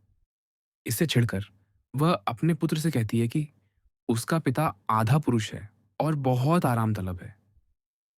वह उन सभी शिकायतों को दोहराती है जो अन्य महिलाएं उसके सामने व्यक्त करती हैं। हाँ, अदमंतस ने कहा, वे ऐसा बहुत करती हैं और उनकी शिकायतें ऐसी ही होती हैं। और तुम जानते हो, मैंने कहा, पुराने नौकर जो परिवार से वफादार होते हैं भी समय समय पर पुत्र से ऐसी ही बातें निजी तौर पर करते हैं। यदि वे देखते हैं कि कोई उसके पिता का धन ले रहा है या उस पर किसी तरह का अभियोग लगाने में विफल रहा है, तो वे कहते हैं कि जब वह बड़ा होगा तो वह ऐसे लोगों को सबक सिखाएगा। वह अपने पिता से बड़ा पुरुष बनेगा। जब वह बाहर जाता है तो वह ऐसी ही बातें सुनता और देखता है। जो लोग शहर में अपना व्यापार करते हैं, उन्हें मंदबुद्धि कहा जाता है और सम्मान नहीं मिलता, जबकि व्यस्त और महत्वाकांक्षी लोग प्रशंसा और सम्मान पाते हैं। इस सब का परिणाम ये होता है कि युवक इन सभी बातों को सुनकर और देखकर, अपने पिता के शब्दों और उनके जीवन को करीब से देखकर और दूसरों की तुलना करके निराश हो जाता है। उसका पिता उसकी आत्मा के तार्किक सिद्धांत को बढ़ावा देता है, जबकि अन्य लोग क्रोध और लालसा को प्रोत्साहित करते हैं। यह बहुत सत्य है, अदमंस ने कहा। और चूंकि वह मूल रूप से बुरा नहीं है, मैंने कहा, वह इन दोनों प्रभावों के बीच संतुलन बनाता है। लेकिन जैसे जैसे वह बड़ा होता है, वह अपने पिता के तार्किक स्वभाव को छोड़ देता है और लालसा व स्पर्धा की ओर झुक जाता है। वह उन लोगों की संगति में आता है जो धन और सम्मान की खोज में रहते हैं, और इस तरह वह अमीरतांत्रिक चरित्र को अपनाता है? अदमंतस ने पूछा। हाँ, मैंने कहा, वह महत्वाकांक्षा और सम्मान की चाह में डूब जाता है, लेकिन फिर भी उसमें कुछ संयम बाकी रहता है जो उसके पिता से मिला है। अब, मैंने आगे कहा, जब हम अल्पतंत्र की ओर बढ़ते हैं तो हम देखते हैं कि यह अमीरतंत्र से कैसे विकसित होता है। कैसे? ग्लकॉन ने पूछा। जब अमीर तंत्र में धन का संचय बढ़ता है, मैंने कहा, तो कुछ लोग बहुत धनी हो जाते हैं, जबकि अन्य निर्धन। यह असमानता तनाव पैदा करती है। धनी लोग अपनी शक्ति को बनाए रखने के लिए कानून बनाते हैं, जो गरीबों को दबाते हैं। गरीब लोग विद्रोह करते हैं और इस संघर्ष से अल्पतंत्र जन्म लेता है, जहां कुछ धनी लोग शासन करते हैं। और इस अल्पतंत्र में क्या दोष है? ग्लकॉन ने पूछा। स्पष्ट है, मैंने कहा। जब भी तुम किसी राज्य में निर्धनता देखते हो, तो उसके पड़ोस में चोर, जेबकतरे, मंदिर लुटेरे और हर तरह के अपराधी छिपे होते हैं। यह स्पष्ट है, ग्लकॉन ने सहमति दी। और क्या अल्पतांत्रिक राज्य में तुम्हें निर्धन लोग नहीं मिलते? मैंने पूछा। हाँ, ग्लकॉन ने कहा। लगभग सभी लोग जो शासक नहीं हैं, निर्धन हैं। और क्या हम यह नहीं मान सकते, मैंने कहा, कि उनके बीच अपराधी बहुतायत में हैं, आवारा, जो हथियारों से लैस हैं और जिन्हें शासक ताकत के बल पर नियंत्रित करने की कोशिश करते हैं? निश्चित रूप से, ग्लकॉन ने कहा, हम ये मान सकते हैं। इन व्यक्तियों का यह स्वभाव, मैंने कहा, शिक्षा की कमी, खराब प्रशिक्षण और राज्य के दोषपूर्ण संविधान के कारण होता है। ये सत्य है, ग्लकॉन ने सहमति दी। तो यही है अल्पतंत्र का स्वरूप और उसकी बुराइयां, मैंने कहा। और शायद इसमें और भी बुराइयां हो सकती हैं, काफी हद तक, ग्लकॉन ने कहा। तो हम अल्पतंत्र को, जो सरकार का वह प्रकार है जिसमें शासक अपनी संपत्ति के आधार पर चुने जाते हैं, अस्वीकार करते हैं। अब हम उस व्यक्ति के स्वरूप और मूल पर विचार करें, जो इस राज्य का प्रतिबिंब है। हर तरह से, ग्लकॉन ने सहमति दी। क्या अमीरतांत्रिक व्यक्ति इस तरह अल्पतांत्रिक व्यक्ति में नहीं बदल जाता? मैंने पूछा।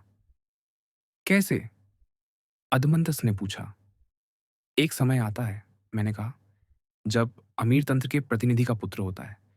वह पहले अपने पिता के नक्शे दम पर चलता है, लेकिन अचानक वह राज्य को अपने खिलाफ पाता है। वह सब कुछ खो देता है, चाहे वह सेनानायक हो या किसी अन्य उच्च पद पर। उसे किसी जासूस के कारण मुकदमे में फंसाया जाता है और उसे या तो मार दिया जाता है या निर्वासित कर दिया जाता है, या उसकी नागरिकता छीन ली जाती है और उसकी सारी संपत्ति जब्त कर ली जाती है। इसके अलावा और कुछ नहीं, अदमंतस ने कहा। और उसका पुत्र, मैंने कहा, यह सब देखता और अनुभव करता है। वह बर्बाद हो चुका है। उसका डर उसे सिखाता है कि वह महत्वाकांक्षा और भावनाओं को अपने मन के सिंहासन से हटा दे। गरीबी से दबा हुआ, वह धन कमाने में जुट जाता है।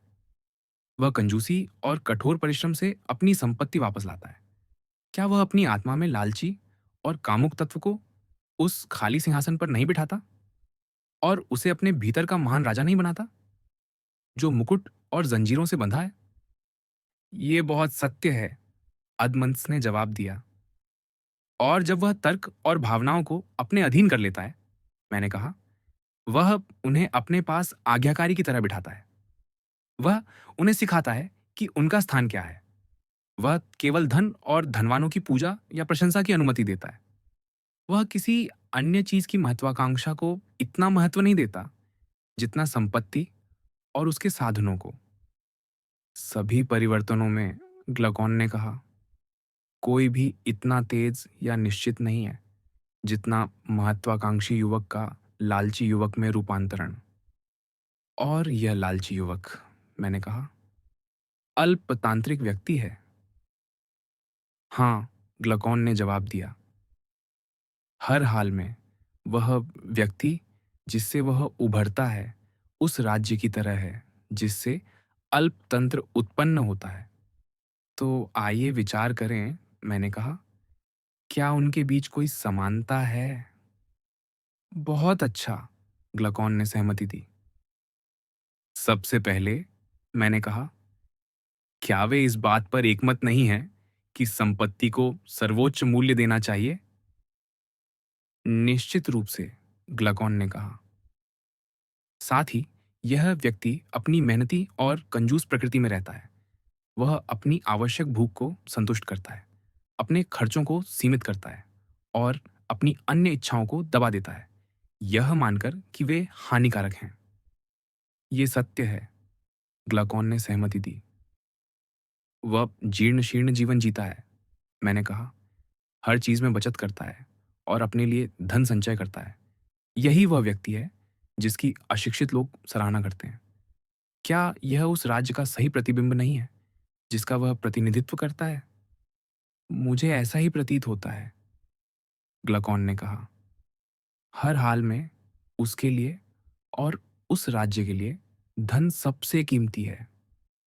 लेकिन तुम देखते हो, मैंने कहा, यह व्यक्ति प्रगतिशील नहीं है।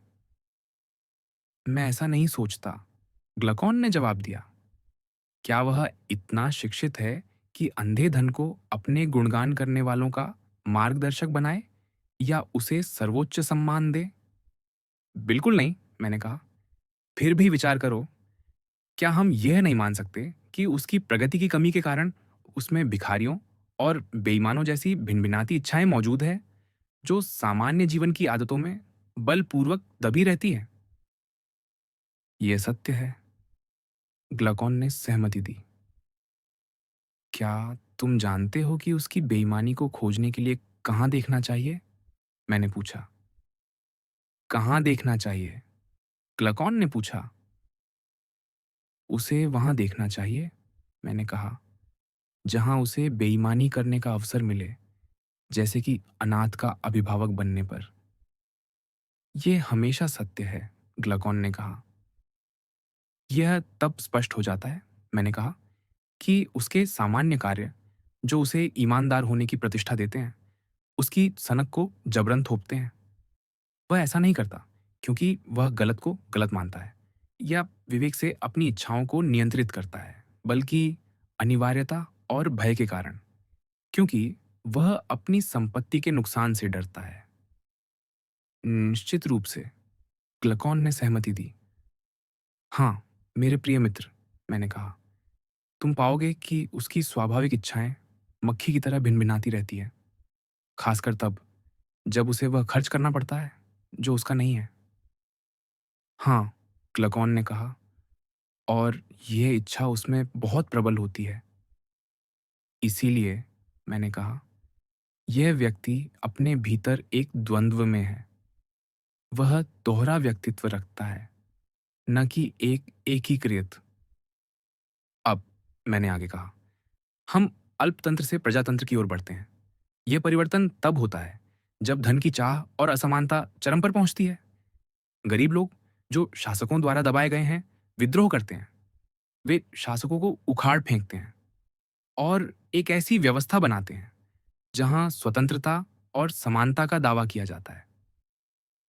ये कैसे होता है? ग्लकॉन ने पूछा। प्रजातंत्र, मैंने कहा, तब उभरता है जब गरीब लोग जीत हासिल करते हैं।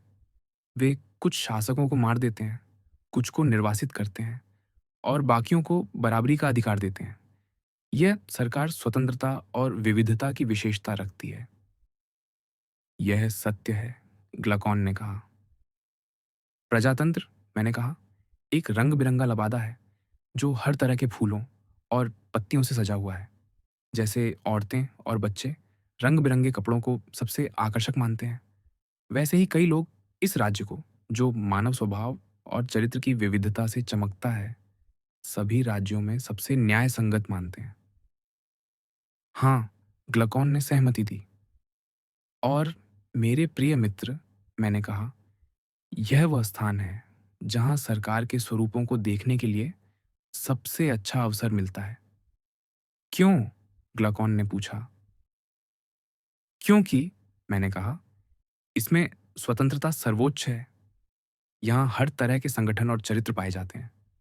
जो लोग राज्य स्थापित करना चाहते हैं, जैसे हम कर रहे हैं, वे प्रजातंत्र में बाजार की तरह जाते हैं। वहाँ वे अपने लिए उपयुक्त स्वरूप चुन सकते हैं और उसका अनुकरण कर अपने राज्य की स्थापना कर सकते हैं। निश्चित रूप से, ग्लकॉन ने कहा, यहाँ विकल्पों की कोई कमी नहीं है। और इस राज्य में मैंने कहा, यह अनिवार्य नहीं है कि तुम शासन करो, भले ही तुम में शासन करने की क्षमता हो। न ही तुम्हें युद्ध में जाना पड़ता है, जब अन्य युद्ध में जाते हैं, या शांति बनाए रखनी पड़ती है, जब अन्य शांत रहते हैं। कोई कानून तुम्हें कोई पद लेने से नहीं रोकता, भले ही तुम योग्य हो, या तुम्हें कोई पद छोड़ने के लिए विवश नहीं करता। यदि तुम में कल्पनाशीलता है, क्या यह जीवन कुछ समय के लिए बहुत आनंददायक नहीं है? कुछ समय के लिए, हाँ, ग्लकॉन ने जवाब दिया। और क्या इस प्रजातंत्र की उदारता कुछ मामलों में आकर्षक नहीं है? मैंने पूछा। क्या तुमने नहीं देखा कि यहाँ कई लोग, जिन्हें मृत्युदंड या निर्वासन की सजा दी गई थी, फिर भी वहीं रहते हैं और खुलेआम घूमते हैं? ये लोग भद्र पुरुषों की तरह वीरों के समान जुलूस निकालते हैं, और कोई उनकी परवाह नहीं करता। हाँ, ग्लाकॉन ने कहा, ऐसे कई लोग हैं। देखो, मैंने कहा, प्रजातंत्र की यह क्षमाशील भावना, छोटी मोटी बातों की अनदेखी और उन सुंदर सिद्धांतों का अनादर, जिन्हें हमने गंभीरता से अपने शहर की नींव में स्थापित किया था। हमने कहा था कि कुछ दुर्लभ स्वभावों को छोड़कर कोई भी अच्छा व्यक्ति तब तक नहीं बन सकता, जब तक वह बचपन से सुंदर चीजों के बीच न खेले और उनका अध्ययन न करे। लेकिन प्रजातंत्र इन सभी सुंदर धारणाओं को अपने पैरों तले कुचल देता है। यह उस खोज को महत्व नहीं देता जो एक सच्चा राजनेता बनाती है, और हर उस व्यक्ति को सम्मान देता है जो दावा करता है कि वह जनता का मित्र है। हाँ, क्लकॉन ने कहा, यह वास्तव में कुलीन भावना है। ये और अन्य समान चरित्र, मैंने कहा, प्रजातंत्र के लिए उपयुक्त हैं। यह एक आकर्षक सरकार है जो विविधता और अव्यवस्था से भरी है। ये योग्य और अयोग्य को समान रूप से बांटती है, जैसे कि समानता का कोई सिद्धांत हो। हम इसे अच्छी तरह जानते हैं, ग्लकॉन ने जवाब दिया। अब विचार करें, मैंने कहा, इस सरकार को प्रतिबिंबित करने वाले व्यक्ति का स्वभाव कैसा होगा, और यह भी कि यह राज्य कैसे अस्तित्व में आया। बहुत अच्छा, ग्लाकॉन ने कहा। क्या यह इस तरह नहीं होता? मैंने पूछा। वह व्यक्ति कंजूस और धनवान पिता का पुत्र है, जिसे उसने अपनी कंजूसी की आदतों में प्रशिक्षित किया है। यह यथार्थ है, ग्लाकॉन ने सहमति दी। और अपने पिता की तरह, मैंने कहा, वह उन सुखों को दबाता है जो खर्चीले हैं और जिन्हें वह अनावश्यक मानता है। ये स्पष्ट है, ग्लकॉन ने कहा। क्या तुम चाहोगे, मैंने पूछा, कि हम स्पष्टता के लिए यह अलग करें कि आवश्यक और अनावश्यक सुख क्या हैं? हाँ, मैं चाहूंगा, ग्लकॉन ने जवाब दिया। क्या वे सुख आवश्यक नहीं है, मैंने कहा, जिनसे हम बच नहीं सकते और जिनकी पूर्ति हमारे लिए लाभकारी है? ये सुख इसलिए उचित है क्योंकि हमारा स्वभाव हमें इनके लिए बाध्य करता है। वे हितकारी और आवश्यक दोनों हैं। यह सत्य है, ग्लकॉन ने सहमति दी। क्या हम यह कहने में गलत होंगे, मैंने पूछा। नहीं, हम गलत नहीं होंगे, ग्लकॉन ने कहा। और वे इच्छाएं जिनसे व्यक्ति बच सकता है, यदि वह युवावस्था से अनुशासन में रहे, मैंने कहा, जो कोई अच्छा नहीं करती और कुछ मामलों में अच्छे के विपरीत हैं, क्या हम इन्हें अनावश्यक कहने में सही नहीं हैं? हाँ, निश्चित रूप से, ग्लाकॉन ने सहमति दी। मान लो, मैंने कहा, हम एक उदाहरण चुनें ताकि हम इनके बारे में एक सामान्य धारणा बना सकें। बहुत अच्छा, ग्लाकॉन ने कहा। क्या खाने की इच्छा, यानी सादा भोजन और उतने ही मसाले जितने स्वास्थ्य और ताकत के लिए लाभकारी हैं, आवश्यक नहीं है? मुझे ऐसा ही लगता है, ग्लाकॉन ने जवाब दिया। खाने का सुख दो तरह से आवश्यक है, मैंने कहा। यह हमारे लिए लाभकारी है और जीवन को बनाए रखने के लिए जरूरी है। हाँ, ग्लाकॉन ने सहमति दी। लेकिन मसाले केवल तभी अच्छे हैं जब वे स्वास्थ्य के लिए लाभकारी हों, मैंने कहा। निश्चित रूप से, ग्लकॉन ने कहा। और जो इच्छा इससे आगे जाती है, मैंने कहा, जैसे स्वादिष्ट भोजन या अन्य विलासिता की चाह, जिससे युवावस्था में अनुशासन और नियंत्रण से मुक्ति पाई जा सकती है, और जो आत्मसंयम, पांडित्य और नैतिकता की खोज में हानिकारक है। क्या इसे अनावश्यक नहीं कहा जा सकता? यह बहुत सत्य है, ग्लकॉन ने जवाब दिया। क्या हम यह नहीं कह सकते, मैंने पूछा, कि ये अनावश्यक इच्छाएं खर्चीली हैं, जबकि आवश्यक इच्छाएं धन कमाने में मदद करती हैं, क्योंकि वे संयम को बढ़ावा देती हैं? निश्चित रूप से, ग्लकॉन ने सहमति दी। अब, मैंने कहा, जब हम प्रजातंत्र से तानाशाही की ओर बढ़ते हैं, तो हम देखते हैं कि यह परिवर्तन अत्यधिक स्वतंत्रता और अव्यवस्था से उत्पन्न होता है। ये कैसे होता है? ग्लकॉन ने पूछा। प्रजातंत्र में, मैंने कहा, स्वतंत्रता की अधिकता सभी सिद्धांतों और व्यवस्था को नष्ट कर देती है। इससे चरम स्वेच्छाचारिता जन्म लेती है, और इस स्वेच्छाचारिता से तानाशाही और दासता का उग्र रूप उभरता है। जैसा हम आशा करते हैं, ग्लकॉन ने कहा। लेकिन यह वह प्रश्न नहीं है जिसका मैं जवाब देना चाहता था, मैंने कहा। तुम जानना चाहते थे कि वह अव्यवस्था क्या है जो अल्पतंत्र और प्रजातंत्र दोनों में उत्पन्न होती है और उन्हें नष्ट कर देती है। हाँ, यही मेरा प्रश्न था, ग्लकॉन ने जवाब दिया। बहुत अच्छा, मैंने कहा। मेरा मतलब उन अपव्ययी लोगों से था, जिनके नेता जितने साहसी होते हैं, उनके अनुयायी उतने ही कायर। हमने इनकी तुलना भिनभिनाने वाली मधुमक्खियों से की थी। कुछ में डंक होता है, कुछ में नहीं। ये बहुत उचित तुलना है, ग्लकॉन ने कहा। ये दो वर्ग, मैंने कहा, किसी भी शहर के लिए महामारी की तरह है, जैसे शरीर के लिए कफ और पित्त। एक अच्छा चिकित्सक और कानून निर्माता मधुमक्खी पालक की तरह इन्हें राज्य में प्रवेश करने से रोकता है। यदि ये प्रवेश कर भी जाए, तो वह इन्हें और इनके छत्तों को जल्द से जल्द हटा देता है। हाँ, हर तरह से, ग्लकॉन ने सहमति दी। ताकि हम स्पष्ट रूप से समझ सकें कि हम क्या कर रहे हैं, मैंने कहा। आइए प्रजातंत्र को 3 वर्गों में विभाजित करें। सबसे पहले, स्वतंत्रता के कारण यहां भिनभिनाने वाले लोग अल्पतांत्रिक राज्य की तुलना में कहीं अधिक संख्या में उत्पन्न होते हैं। यह सत्य है, ग्लकॉन ने कहा। और प्रजातंत्र में, मैंने कहा, ये लोग निश्चित रूप से अधिक शक्तिशाली होते हैं। कैसे? ग्लकॉन ने पूछा। क्योंकि, मैंने कहा, अल्पतांत्रिक राज्य में इन्हें अयोग्य माना जाता था और महत्वपूर्ण पदों से हटाया जाता था, जिसके कारण वे शक्ति प्राप्त नहीं कर पाते थे। लेकिन प्रजातंत्र में ये सबसे प्रमुख शासक शक्ति बन जाते हैं। कुशाग्र वर्ग जो कहता और करता है, बाकी लोग मंच के चारों ओर भिन्न भिन्नाते रहते हैं और विरोधी पक्ष के शब्दों को सहन नहीं करते। इसलिए प्रजातंत्र में अधिकांश चीजें इन भिन्न भिनाने वाली मधुमक्खियों के प्रबंधन से चलती हैं। यह बहुत सत्य है, ग्लकॉन ने सहमति दी। फिर दूसरा वर्ग है, मैंने कहा, जो बहुसंख्यकों से अधिक सुव्यवस्थित होता है। वह कौन है? ग्लकॉन ने पूछा। यह व्यापार करने वाला वर्ग है, मैंने कहा, जो राष्ट्र में सबसे संपन्न होता है। यह स्वाभाविक है, ग्लकॉन ने कहा।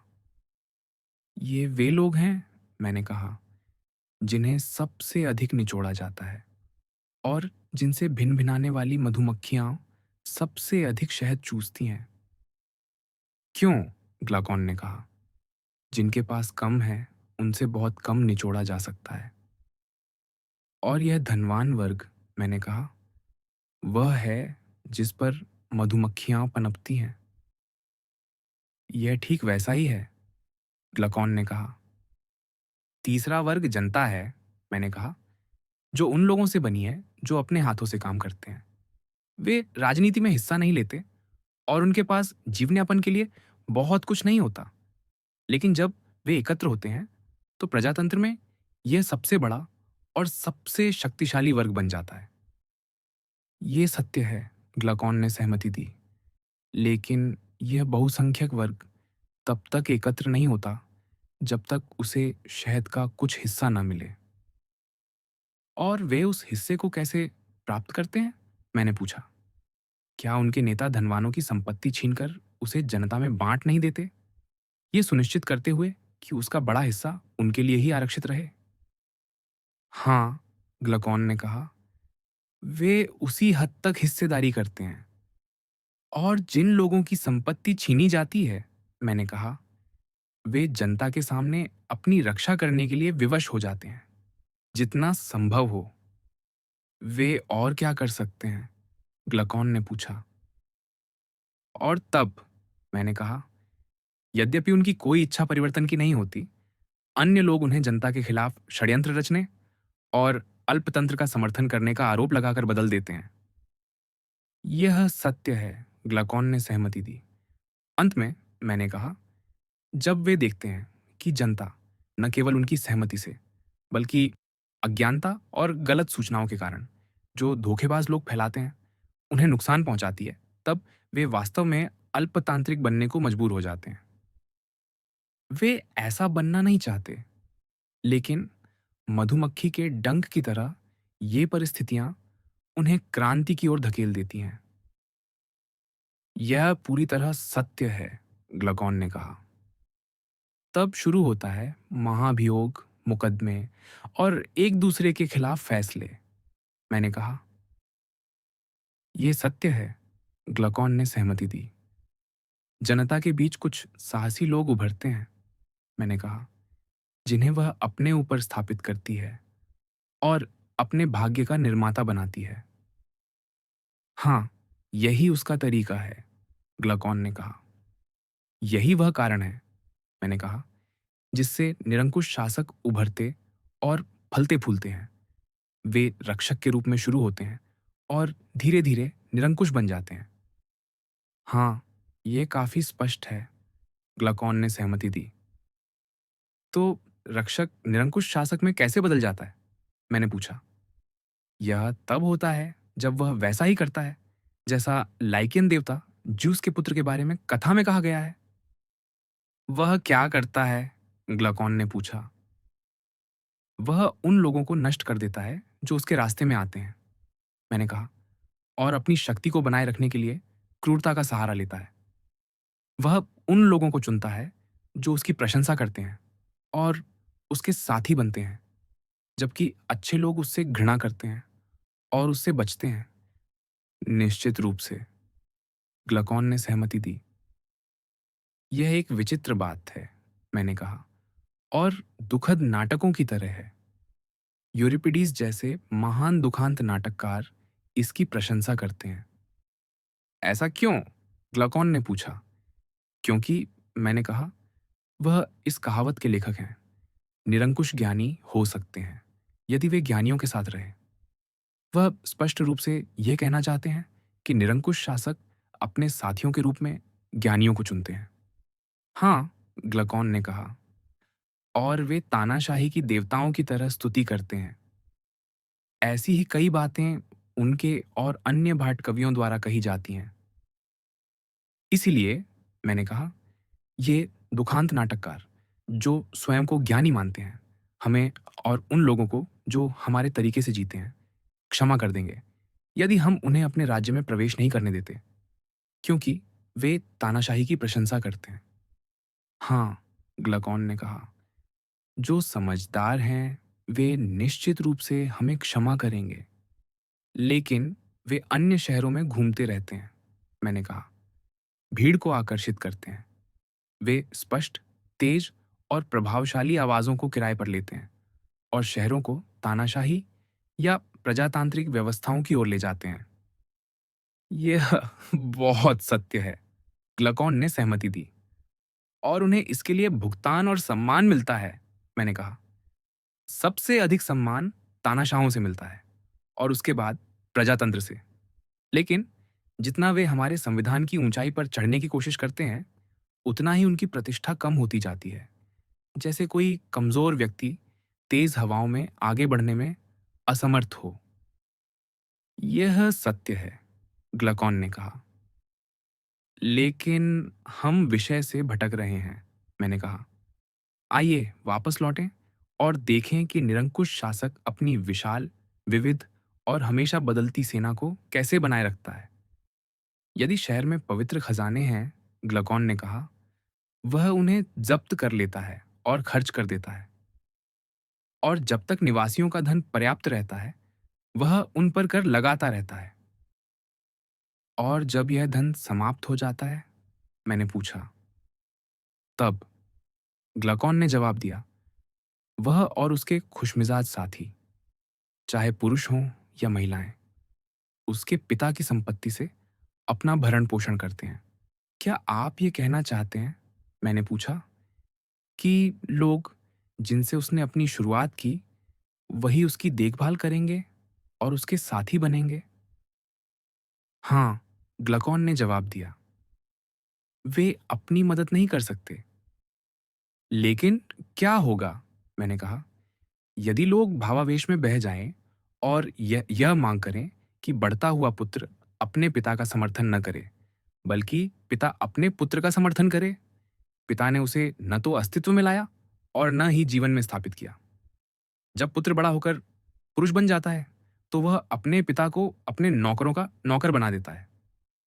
वह अपने पिता, अपने गुलामों और अपने साथियों का भरण पोषण करता है। इसके बजाय पुत्र अपने पिता की रक्षा करता है और उसकी मदद से वह धनवानों और अभिजात वर्ग की सरकार से, जैसा वह कहता है, मुक्त हो जाता है। इस तरह वह अपने पिता और उनके साथियों को बाहर निकाल देता है, जैसे कोई दूसरा पिता अपने घर से विद्रोही पुत्र और उसके अवांछित साथियों को निकाल देता है। स्वर्ग की सौगंध, ग्लकॉन ने कहा। तब वह पाता है कि उसने अपने मन में किस तरह का भयानक प्राणी पाल लिया है। और जब वह उसे निकालना चाहता है, तो उसे लगता है कि वह स्वयं कमजोर है, जबकि उसका पुत्र शक्तिशाली है।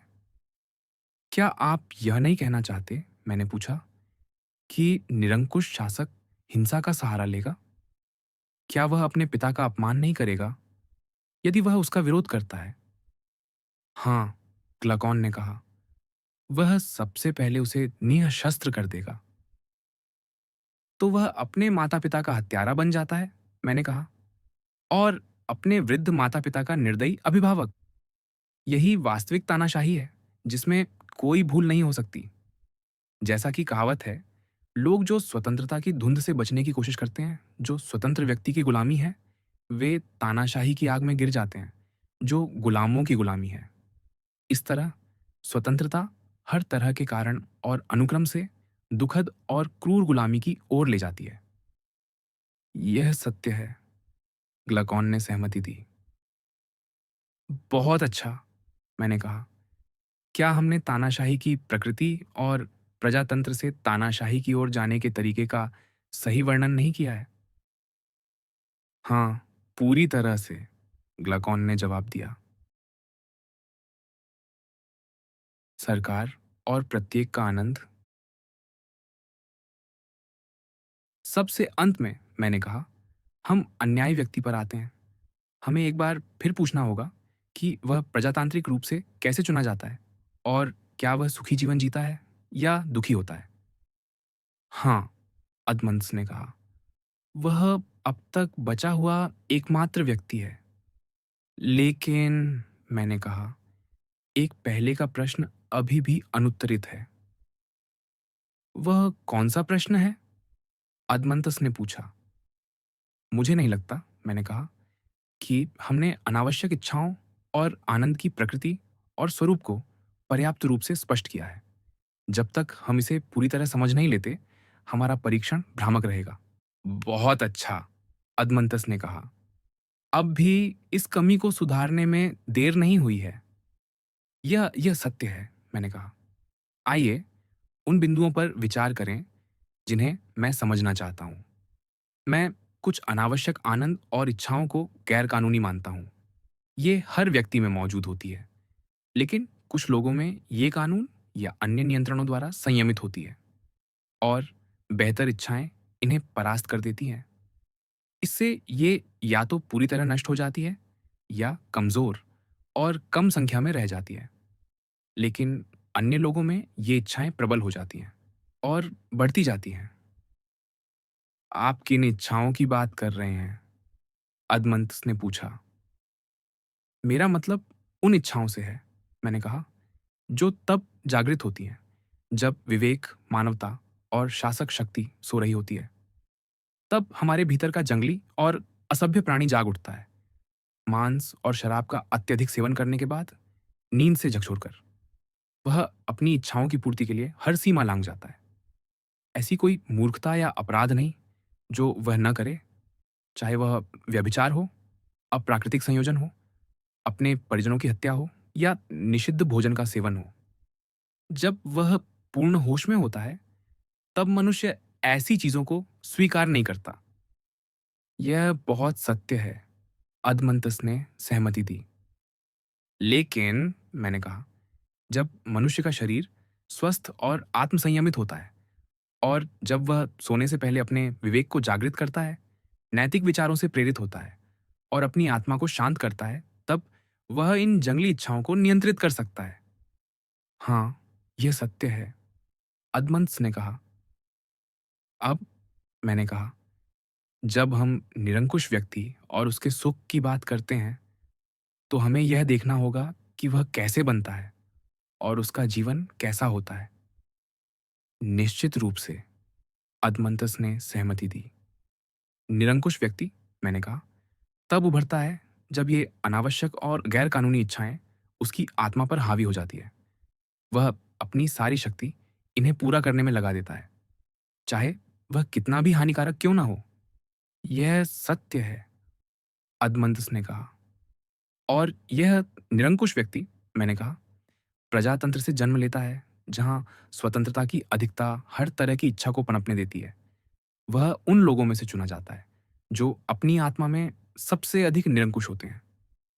हाँ, अदमंत्स ने कहा, ऐसा व्यक्ति निरंकुश शासक बनने के लिए सबसे उपयुक्त होता है। यदि लोग उसके सामने समर्पण कर देते हैं, मैंने कहा, तो सब ठीक है। लेकिन यदि वे उसका विरोध करते हैं, जैसा कि वह अपने माता पिता को मारता पीटता है, वैसे ही वह लोगों को भी नुकसान पहुंचाता है। वह उनकी संपत्ति अपने कब्जे में ले लेता है, जैसा कि क्रेटेंस ने कहा था, अपने युवा संरक्षकों के लिए, जिन्हें उसने अपने शासक और स्वामी के रूप में स्वीकार किया था। यही उनकी भावनाओं और इच्छाओं का अंत है। पूरी तरह से, अदमंतस ने सहमति दी। जब ऐसे लोग केवल व्यक्ति होते हैं, मैंने कहा, और उन्हें शक्ति मिलने से पहले उनका चरित्र ऐसा होता है, वे या तो चापलूसी करने वालों से घिरे रहते हैं या स्वार्थ साधने के साधन बन जाते हैं। यदि उन्हें किसी से कुछ चाहिए, तो वे उनके सामने झुक जाते हैं और हर तरह का स्नेह दिखाते हैं। लेकिन जैसे ही वे अपना लक्ष्य प्राप्त कर लेते हैं, वे उन्हें पूरी तरह भूल जाते हैं। हाँ, यह सत्य है, अदमंतस ने कहा। वे हमेशा या तो स्वामी होते हैं या गुलाम, मैंने कहा, लेकिन कभी सच्चे मित्र नहीं। निरंकुश व्यक्ति कभी सच्ची स्वतंत्रता या मित्रता का स्वाद नहीं ले सकता। निश्चित रूप से नहीं, अदमंतस ने सहमति दी। और क्या हम ऐसे लोगों को विश्वासघाती नहीं कह सकते? मैंने पूछा। कोई संदेह नहीं, अदमंतस ने जवाब दिया। और क्या वे पूरी तरह अन्यायी नहीं हैं? मैंने कहा, यदि हमारी न्याय की परिभाषा सही है। निश्चित रूप से, अदमंतस ने सहमति दी। हाँ, क्लाकॉन ने कहा, हम अपनी न्याय की परिभाषा में पूरी तरह सही हैं। तो आइए, मैंने कहा, हम उस दुष्ट व्यक्ति के चरित्र को शब्दों में बांधें। वह उस वास्तविकता का जीवंत रूप है जिसका हम सपना देखते हैं। यह बहुत सत्य है, ग्लकॉन ने सहमति दी। और यही वह प्रकृति है, मैंने कहा, जिससे अधिकांश निरंकुश शासक शासन करते हैं। जितना अधिक वह जीवित रहता है, उतना ही अधिक निरंकुश बनता जाता है। यह निश्चित है, ग्लकॉन ने जवाब दिया। और क्या वह जो सबसे दुष्ट प्रतीत होता है? मैंने पूछा। क्या वही सबसे अधिक दुखी नहीं होता?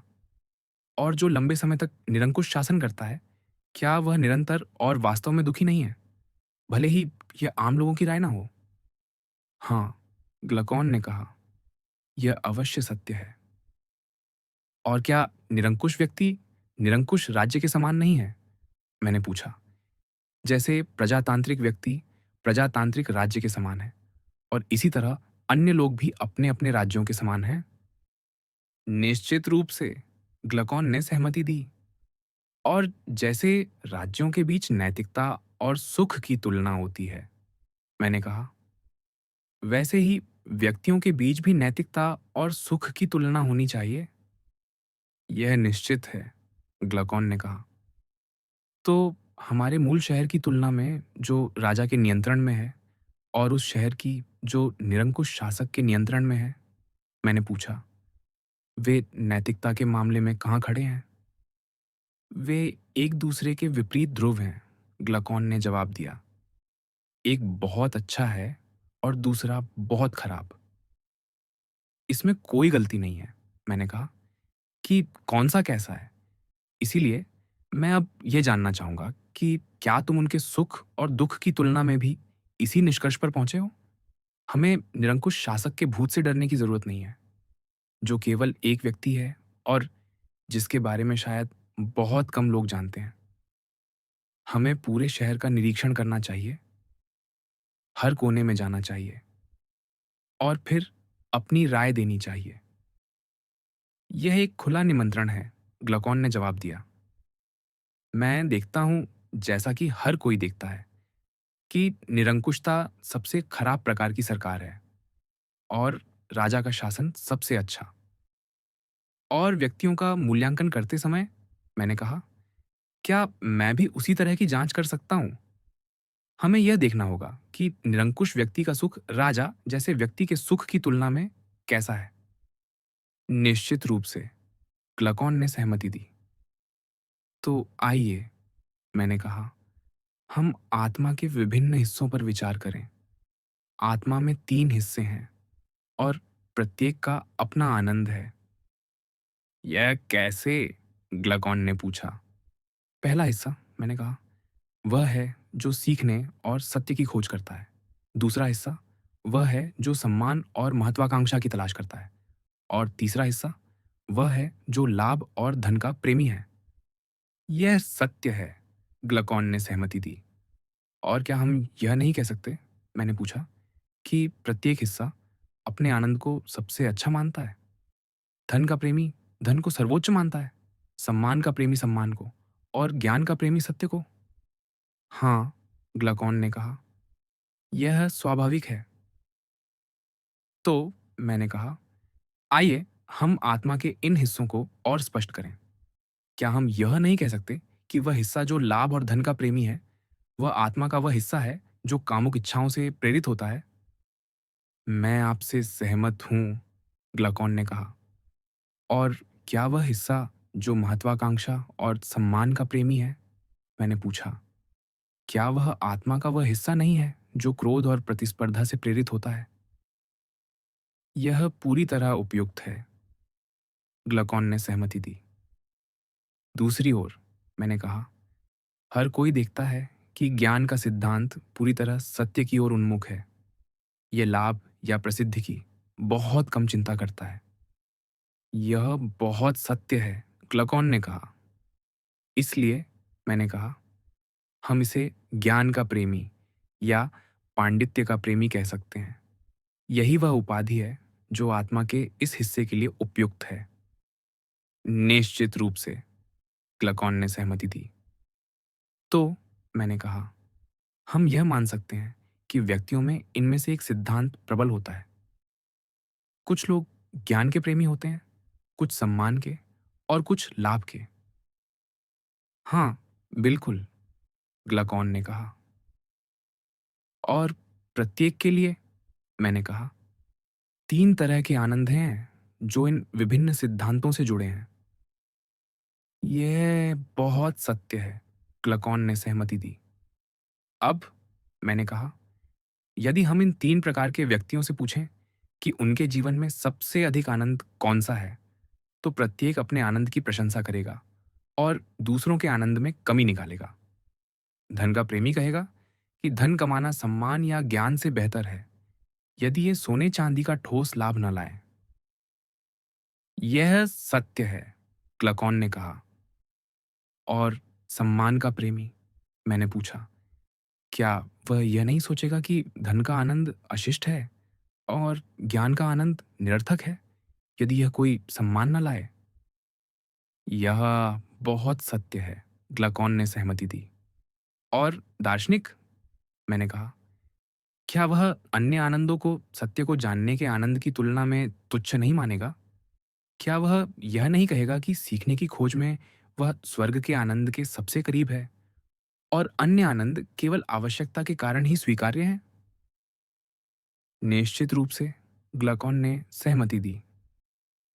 मुझे लगता है, मैंने कहा, कि इन 3 सिद्धांतों से 3 प्रकार के आनंद जुड़े हैं और साथ ही 3 प्रकार की इच्छाएं और शासक शक्तियां भी। आपने यह कैसे निष्कर्ष निकाला? ग्लकॉन ने पूछा।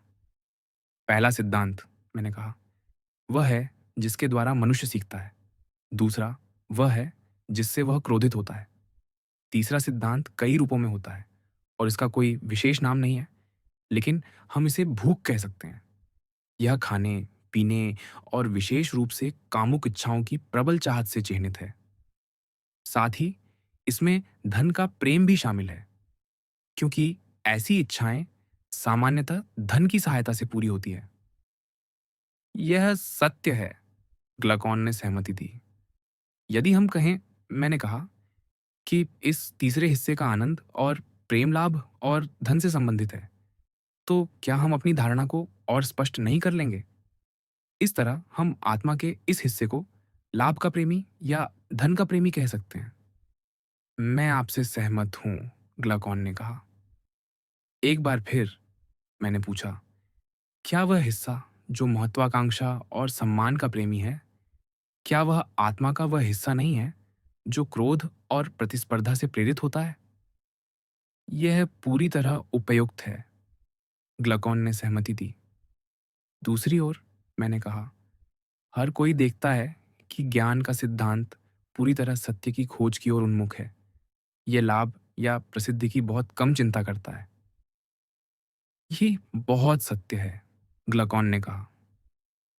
इसलिए, मैंने कहा, हम इसे ज्ञान का प्रेमी या पांडित्य का प्रेमी कह सकते हैं। यही वह उपाधि है जो आत्मा के इस हिस्से के लिए उपयुक्त है।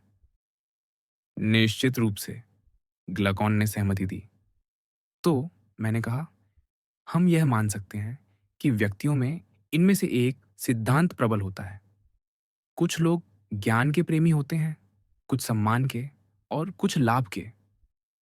हाँ, बिल्कुल, ग्लाकॉन ने कहा। और प्रत्येक के लिए, मैंने कहा, 3 तरह के आनंद हैं जो इन विभिन्न सिद्धांतों से जुड़े हैं। यह बहुत सत्य है, ग्लाकॉन ने सहमति दी। अब, मैंने कहा, यदि हम इन 3 प्रकार के व्यक्तियों से पूछें कि उनके जीवन में सबसे अधिक आनंद कौन-सा है, तो प्रत्येक अपने आनंद की प्रशंसा करेगा और दूसरों के आनंद में कमी निकालेगा। धन का प्रेमी कहेगा कि धन कमाना सम्मान या ज्ञान से बेहतर है, यदि ये सोने चांदी का ठोस लाभ न लाए। सम्मान का प्रेमी धन के आनंद को अशिष्ट मानेगा और ज्ञान के आनंद को निरर्थक, यदि वह सम्मान न लाए। और दार्शनिक अन्य आनंदों को सत्य को जानने के आनंद की तुलना में तुच्छ मानेगा।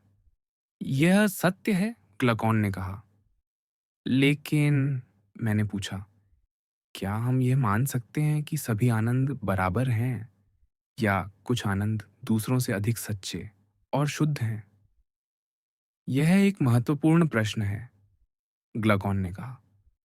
देखो, मैंने कहा, कई लोग मानते हैं कि दर्द की अनुपस्थिति ही आनंद है या आनंद की अनुपस्थिति ही दर्द है। क्या यह संभव है? यह असंभव है, क्लकॉन ने जवाब दिया। यह केवल एक भ्रम है, मैंने कहा, न कि वास्तविकता।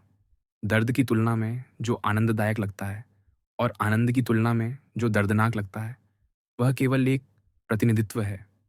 जब इनकी जांच की जाती है, तो ये वास्तविक नहीं, बल्कि एक प्रकार का भ्रम होते हैं। ये एक उचित अनुमान है, ग्लकॉन ने सहमति दी। अब उन आनंदों पर विचार करो, मैंने कहा, जिनमें कोई पूर्ववर्ती दर्द नहीं होता। उदाहरण के लिए, सुगंध का आनंद, जो बहुत सुखद होता है और जिसमें कोई पूर्व दर्द नहीं होता। ये आनंद क्षण भर में आते हैं और जाते समय कोई दर्द नहीं छोड़ते। ये बहुत सत्य है, ग्लकॉन ने कहा। तो मैंने कहा, हमें यह नहीं मानना चाहिए कि शुद्ध आनंद दर्द का अभाव है या दर्द आनंद का अभाव है। नहीं, हमें ऐसा नहीं मानना चाहिए, ग्लकॉन ने सहमति दी। फिर भी, मैंने कहा, वे आनंद जो शरीर के माध्यम से आत्मा तक पहुंचते हैं, विशेष रूप से जो बहुत तीव्र और हिंसक होते हैं, वे अक्सर दर्द से राहत के रूप में आते हैं। यह सत्य है, ग्लकॉन ने कहा। और भविष्य के आनंद या दर्द की प्रत्याशा भी, मैंने कहा, इसी प्रकृति की होती है। हाँ, ग्लकॉन ने सहमति दी। क्या मैं तुम्हें इसका एक उदाहरण दूं? मैंने पूछा। मैं सुनना चाहता हूं, ग्लकॉन ने जवाब दिया। क्या तुम मानते हो, मैंने कहा, कि प्रकृति में उच्च, मध्य और निम्न क्षेत्र होते हैं? हाँ, मैं मानता हूं, ग्लकॉन ने कहा। और यदि कोई व्यक्ति निम्न क्षेत्र से मध्य क्षेत्र में जाता है, मैंने पूछा, क्या वह यह नहीं सोचेगा कि वह ऊपर की ओर जा रहा है? और जो मध्य में खड़ा है और देखता है कि वह कहाँ से आया है, क्या वह यह नहीं मानेगा कि वह पहले से ही उच्च क्षेत्र में है, यदि उसने वास्तविक उच्च क्षेत्र को कभी नहीं देखा? निश्चित रूप से, क्लकॉन ने कहा। वह और क्या सोच सकता है? लेकिन यदि उसे वापस निम्न क्षेत्र में ले जाया जाए, मैंने कहा, तो क्या वह यह नहीं सोचेगा और वास्तव में विश्वास करेगा कि वह नीचे गिर रहा है? निःसंदेह, क्लकॉन ने सहमति दी। और ये सब, मैंने कहा, उच्च, मध्य और निम्न क्षेत्रों के प्रति उसकी अज्ञानता के कारण होगा? हाँ, ग्लकॉन ने कहा। तो क्या तुम्हें आश्चर्य होगा, मैंने पूछा, कि जो व्यक्ति सत्य से अनजान है और जिसके पास कई चीजों के बारे में गलत धारणाएं हैं, वह आनंद, दर्द और मध्यवर्ती अवस्था के बारे में भी गलत अनुमान लगाएगा? जब वह दर्दनाक स्थिति की ओर जाता है, तो उसे दर्द का अनुभव होता है और वह सोचता है कि यह दर्द वास्तविक है। और जब वह दर्द से मध्यवर्ती या तटस्थ अवस्था में आता है, तो उसे लगता है कि उसने आनंद या तृप्ति प्राप्त कर ली है। वह आनंद को नहीं जानता, इसलिए दर्द की अनुपस्थिति को आनंद समझने की गलती करता है। जैसे कोई काले को भूरे से और भूरे को सफेद से रंग दे। क्या तुम्हें यह समझ में आता है? हाँ, ग्लकॉन ने कहा, मैं इसे समझता हूं और मुझे इसमें कोई आश्चर्य नहीं है। तो इस तरह देखो, मैंने कहा, क्या भूख, प्यास और इस तरह की चीजें शरीर की कमजोरियां नहीं हैं? हाँ, ग्लकॉन ने सहमति दी। और क्या अज्ञानता और मूर्खता आत्मा की कमजोरियां नहीं हैं?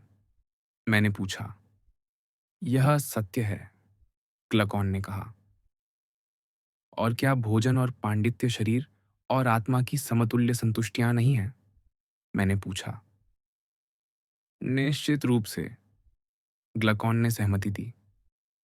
और क्या संतुष्टि उससे प्राप्त की जा सकती है जो कम वास्तविक है, या उसे जो अधिक वास्तविक है?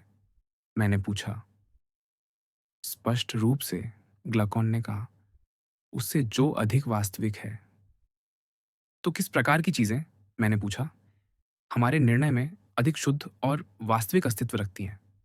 क्या भोजन, पेय, मसाले और सभी प्रकार के खाद्य पदार्थ, या वह वर्ग जिसमें सत्य विचार, ज्ञान, बुद्धि और सभी प्रकार की नैतिकता शामिल है?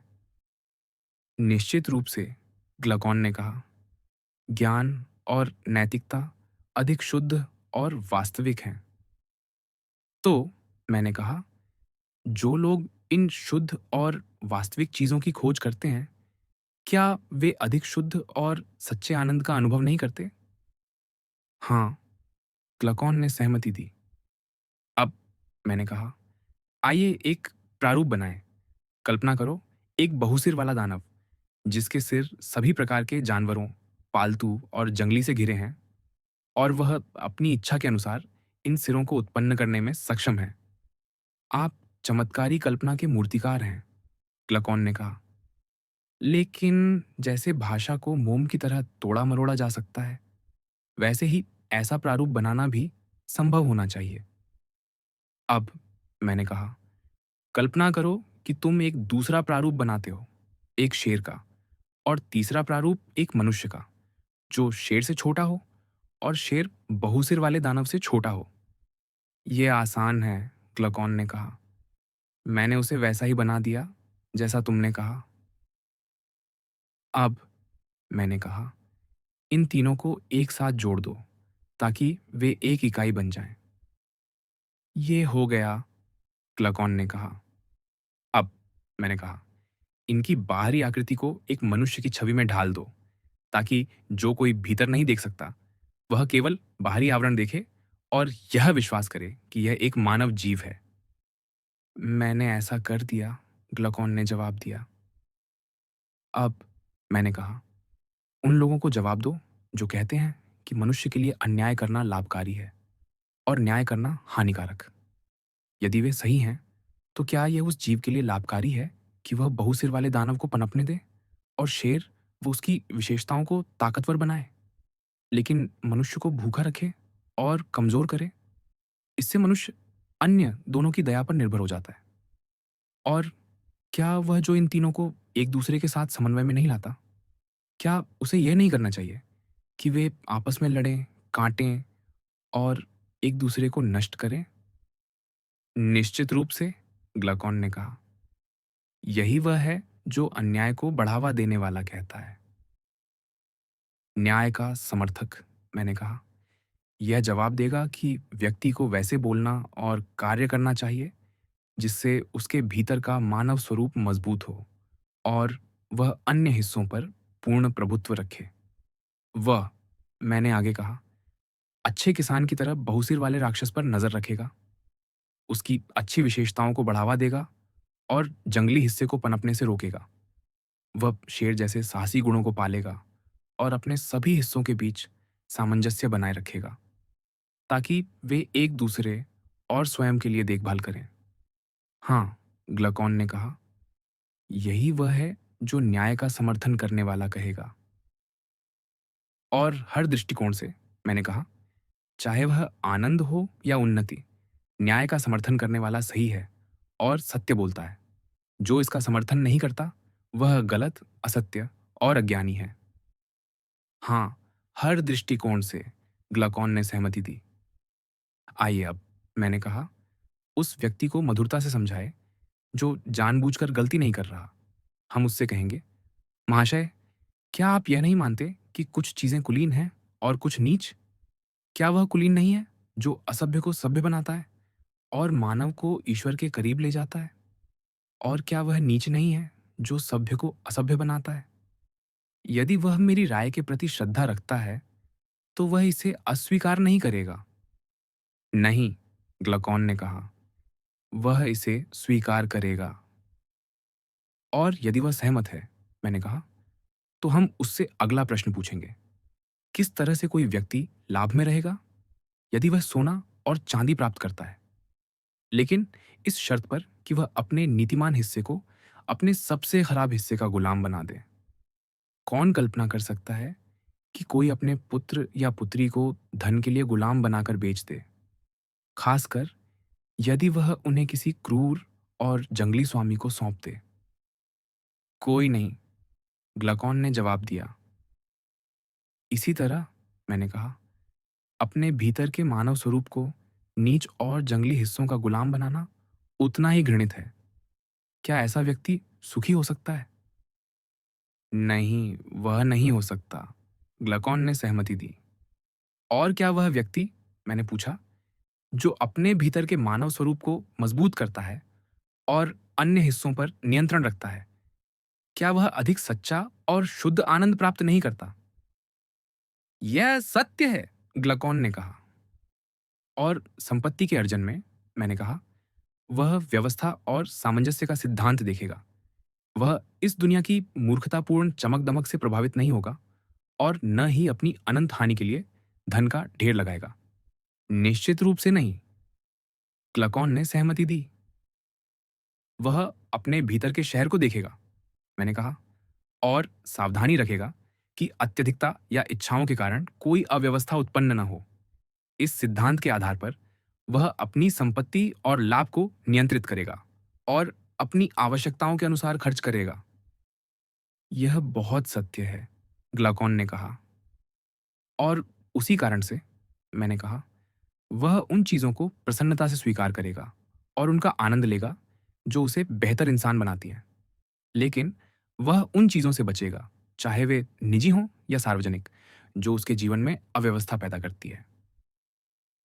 हाँ, ग्लकॉन ने सहमति दी। तो यदि यही उसका उद्देश्य है, मैंने कहा, वह राजनेता नहीं बनेगा। वह उस शहर में राजनेता होगा, ग्लकॉन ने जवाब दिया, जिसे वह चाहता है, भले ही वह उसका जन्म स्थान न हो, जब तक कि उसे कोई ईश्वरीय बुलावा न मिले। मैं समझता हूँ, मैंने कहा, तुम्हारा मतलब उस शहर से है जिसे हमने स्थापित किया है, जो केवल विचारों में मौजूद है। मुझे नहीं लगता कि पृथ्वी पर ऐसा कोई शहर है। स्वर्ग में, मैंने जवाब दिया। शायद इसका एक प्रतिरूप स्थापित है, जिसे वह चाहने वाला देख सकता है। यह उसे अपने भीतर के घर को व्यवस्थित करने में मदद करता है।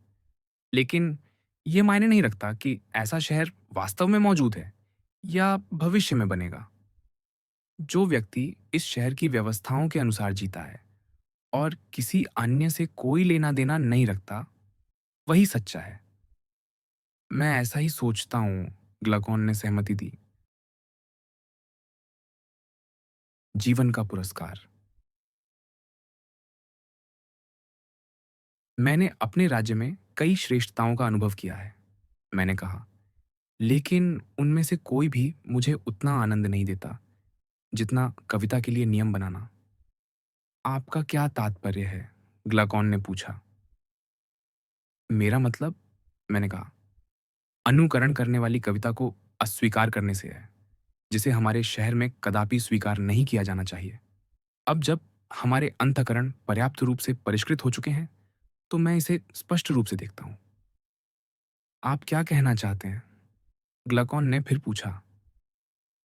मैं ये स्पष्ट रूप से कहना चाहता हूँ, मैंने कहा, हालांकि मुझे संकोच हो रहा है, क्योंकि मैं नहीं चाहता कि मेरे शब्द दुखांत नाटककारों और अनुकरण करने वाले समुदाय द्वारा गलत समझे जाएं। फिर भी मैं ये कहने में संकोच नहीं करूंगा कि सभी अनुकरणात्मक कविताएं सुनने वालों में गलत फहमियां पैदा करती हैं और उनकी आत्मा को हानि पहुंचाती है। केवल उनके स्वाभाविक स्वरूप का ज्ञान ही इस हानि का प्रतिकार कर सकता है। कृपया अपने कथन के सत्य होने का प्रमाण दें, ग्लाकॉन ने कहा। बहुत अच्छा, मैंने कहा, मैं तुम्हें बताता हूं। यद्यपि मेरे मन में युवावस्था से ही होमर के लिए गहरा आदर और प्रेम रहा है, जो अब भी मेरे शब्दों को हिचकिचाने पर मजबूर करता है। वह महान नेता और मोहक दुखांत काव्य के शिक्षक हैं। लेकिन मनुष्य को सत्य से अधिक किसी का आदर नहीं करना चाहिए। इसीलिए मैं सत्य बोलूंगा। यह उचित है, ग्लाकॉन ने सहमति दी। तो सुनो, मैंने कहा, या बल्कि मेरे प्रश्नों का उत्तर दो। अपना प्रश्न रखें, ग्लाकॉन ने कहा। क्या तुम बता सकते हो कि अनुकरण क्या है? मैंने पूछा, क्योंकि मैं वास्तव में इसे पूरी तरह नहीं समझता। यह उचित है कि मैं भी इसे जानना चाहूं, ग्लाकॉन ने जवाब दिया। क्यों नहीं? मैंने कहा, यह कोई आश्चर्य की बात नहीं है। अनुकरण के बारे में समझना जटिल हो सकता है। आइए, इसे और स्पष्ट करें। कैसे? ग्लकॉन ने पूछा। कल्पना करो, मैंने कहा। एक चित्रकार जो किसी वस्तु की छवि बनाता है, वह वस्तु का केवल बाहरी रूप बनाता है, न कि उसका वास्तविक स्वरूप। क्या यह अनुकरण नहीं है? हाँ, ग्लकॉन ने सहमति दी। और कवि भी, मैंने कहा, कुछ ऐसा ही करता है। वह चीज़ों, गुणों और दोषों, चाहे वे मानवीय हों या ईश्वरीय, का अनुकरण करता है। लेकिन एक अच्छा कवि तब तक अच्छी रचना नहीं कर सकता, जब तक वह अपने विषय को गहराई से न जानता हो। और जो विषय को नहीं जानता, वह कभी अच्छा कवि नहीं हो सकता। यह सत्य है, ग्लकॉन ने कहा। अब हमें यह विचार करना चाहिए, मैंने कहा, कि क्या अनुकरण करने वाले वास्तव में जानते हैं या वे केवल भ्रामक छवियां बनाते हैं? क्या यह संभव नहीं कि लोग उनके कार्यों को देखकर धोखा खा जाते हैं? वे भूल जाते हैं कि यह केवल अनुकरण है, जो सत्य से बहुत दूर है और जिसे बिना सत्य के ज्ञान के आसानी से बनाया जा सकता है। क्योंकि ये केवल प्रकटीकरण है, वास्तविकता नहीं। या शायद, मैंने आगे कहा, वे सही हैं और कवि वास्तव में उन चीज़ों को जानते हैं जिनके बारे में वे इतनी खूबसूरती से बोलते हैं। इस प्रश्न पर हर तरह से विचार करना होगा, ग्लकॉन ने कहा। अब यह मान लो, मैंने कहा, कि कोई व्यक्ति जो मूल वस्तु और उसका प्रतिबिंब दोनों बना सकता है, क्या वह गंभीरता से केवल प्रतिबिंब बनाने में अपना जीवन समर्पित करेगा? क्या वह अनुकरण को अपने जीवन का मुख्य उद्देश्य बनाएगा, जैसे कि उसके पास इससे बेहतर कुछ नहीं है? मैं ऐसा नहीं कहूंगा, क्लाकॉन ने जवाब दिया। वास्तविक कलाकार, मैंने कहा, जो यह जानता है कि वह क्या अनुकरण कर रहा है, वह वास्तविकता में रुचि रखेगा, न कि केवल अनुकरण में। वह अपने कार्यों को न्यायसंगत और स्थायी स्मारकों के रूप में छोड़ना चाहेगा। वह प्रशंसा का विषय बनने के बजाय प्रशंसा का सर्जक बनना पसंद करेगा। हाँ, ग्लकॉन ने सहमति दी। यही है उसके लिए अधिक सम्मान और लाभ का स्रोत होगा। तो मैंने कहा, हमें होमर से प्रश्न करना चाहिए। हम उनसे औषधि या अन्य किसी कला के बारे में नहीं पूछेंगे जिनका उनकी कविताएं संयोगवश उल्लेख करती हैं। हम यह नहीं पूछेंगे कि क्या उन्होंने औषधि के देवता अस्क्लेपियस की चिकित्सा की है या अस्क्लेपियड्स के महान विद्यालय में अध्ययन किया है। हम यह भी नहीं पूछेंगे कि वे केवल औषधि और अन्य कलाओं के बारे में बात करते हैं। लेकिन हमें उनके काव्य के मुख्य और कुलीन विषयों, सैन्य रणनीतियों, राजनीति और शिक्षा के बारे में जानने का अधिकार है। हम उनसे कह सकते हैं, मित्र होमर, यदि तुम सत्य से केवल एक कदम दूर हो, जैसा कि तुम नैतिक गुणों के बारे में कहते हो, न कि दो कदम दूर, जैसा कि अनुकरण करने वाले करते हैं, और यदि तुम यह बता सको कि कौन सी खोज मनुष्य को निजी या सार्वजनिक जीवन में बेहतर या बदतर बनाती है, तो हमें बताओ कि कौन सा शहर तुम्हारी सहायता से बेहतर शासित हुआ है। लकैडेमोन की उत्कृष्ट कानून व्यवस्था लाइकुर्गस के कारण है, और कई अन्य शहर, बड़े और छोटे, अन्य लोगों द्वारा लाभान्वित हुए हैं। लेकिन कौन कहता है कि तुमने किसी शहर को बेहतर बनाया है या उसके लिए कुछ भला किया है? इटली और सिसिली चौंडास पर गर्व करते हैं, और एथेंस में हमारे पास महान सुधारक सोलोन है। लेकिन तुम्हारे लिए इस शहर में क्या कहा जा सकता है? ये एक उचित प्रश्न है, ग्लकॉन ने सहमति दी। और मैंने कहा, होमर या कोई अन्य कवि शायद ही इसका जवाब दे सके। उनकी कविताएं शासकों को प्रेरित करने के बजाय केवल भावनाओं को उत्तेजित करती हैं और गलतफहमियां पैदा करती हैं। ये सत्य है, ग्लकॉन ने कहा। तो मैंने कहा, हम यह निष्कर्ष निकाल सकते हैं कि अनुकरण करने वाली कविता, चाहे वह दुखांत हो या अन्य रूप में, सत्य के साथियों, मित्रों और सहयोगियों को विवेक से हटा देती है। इसका कोई सच्चा या स्वस्थ उद्देश्य नहीं होता। यह यथार्थ है, ग्लकॉन ने सहमति दी। अनुकरण की कला, मैंने कहा, तुच्छ है, जो तुच्छ से संन्यास लेती है और तुच्छ संतान उत्पन्न करती है। यह बहुत सत्य है, ग्लकॉन ने कहा। और क्या यह केवल दृष्टि तक सीमित है? मैंने पूछा। या यही सुनने तक विस्तारित होती है, जिसमें वह शामिल है, जिसे हम कविता कहते हैं? संभवतः यही कविता के लिए भी सत्य है, ग्लकॉन ने जवाब दिया। हमें केवल संभावनाओं पर विश्वास नहीं करना चाहिए, मैंने कहा, जैसे कि रंगने की समानता से उत्पन्न होने वाली। आइए इसका और परीक्षण करें और देखें कि क्या वह विषय जिससे काव्यात्मक अनुकरण संबंधित है, अच्छा है या बुरा।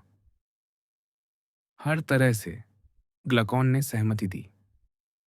तो हम यह प्रश्न करते हैं, मैंने कहा।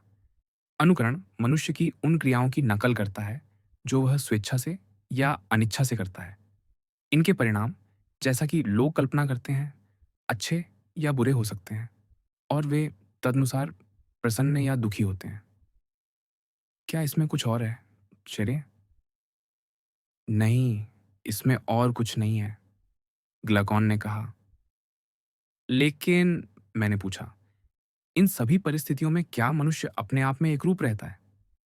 या जैसा कि दृष्टि के उदाहरण में उसके विचारों में किसी चीज के बारे में भ्रम और विरोध था, क्या उसी तरह उसके जीवन में भी विरोध और असंगति नहीं है? मैंने शायद ही यह प्रश्न फिर से उठाया हो, क्योंकि हम पहले ही स्वीकार कर चुके हैं कि हमारा अंतःकरण विरोधों से भरा होता है। ऐसे हजारों विरोध उसी क्षण उत्पन्न होते हैं। यह सत्य है, ग्लकॉन ने सहमति दी। और हम सही थे, ग्लकॉन ने कहा। हाँ, मैंने कहा, हम काफी हद तक सही थे, लेकिन एक चूक थी जिसे अब हमें सुधारना होगा। वह चूक क्या थी? ग्लकॉन ने पूछा। क्या हम ये नहीं कह रहे थे कि अच्छा व्यक्ति जिसने अपने पुत्र या किसी प्रिय वस्तु को खोया है, वह इस हानि को दूसरों की तुलना में अधिक धैर्य से सहन करेगा? हाँ, मैंने सहमति दी। लेकिन, मैंने पूछा, क्या हमें बिल्कुल शोक नहीं करना चाहिए, या हमें यह कहना चाहिए कि यद्यपि हम शोक के कारण को नियंत्रित नहीं कर सकते, हम शोक को कम कर सकते हैं? बाद वाला कथन अधिक सत्य है, ग्लकॉन ने जवाब दिया। मुझे बताओ, मैंने कहा, क्या वह अपने शोक से अधिक संघर्ष करेगा और उसे दबाने की कोशिश करेगा जब वह अपने जैसे लोगों के बीच देखा जा रहा हो, या जब वह अकेला हो? यह बहुत बड़ा अंतर पैदा करता है, ग्लकॉन ने कहा, कि उसे देखा जा रहा है या नहीं। जब वह अपने लोगों के बीच होता है, मैंने कहा, वह ऐसी बातें कहने या करने में संकोच नहीं करेगा जिन्हें वह दूसरों के सामने कहने या करने में शर्मिंदगी महसूस करेगा। यह सत्य है, ग्लकॉन ने सहमति दी।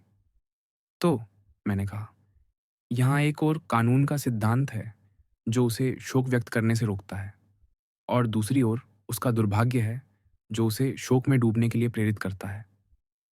यह सत्य है, ग्लकॉन ने कहा। लेकिन, मैंने पूछा, जब कोई व्यक्ति एक ही विषय पर दो विपरीत भावनाओं में फंस जाता है, तो क्या यह सिद्ध नहीं करता कि दो अलग-अलग सिद्धांत उस पर कार्य कर रहे हैं? निश्चित रूप से, ग्लकॉन ने सहमति दी। और इनमें से एक सिद्धांत, मैंने कहा, कानून की सलाह के अनुसार चलने को तैयार है।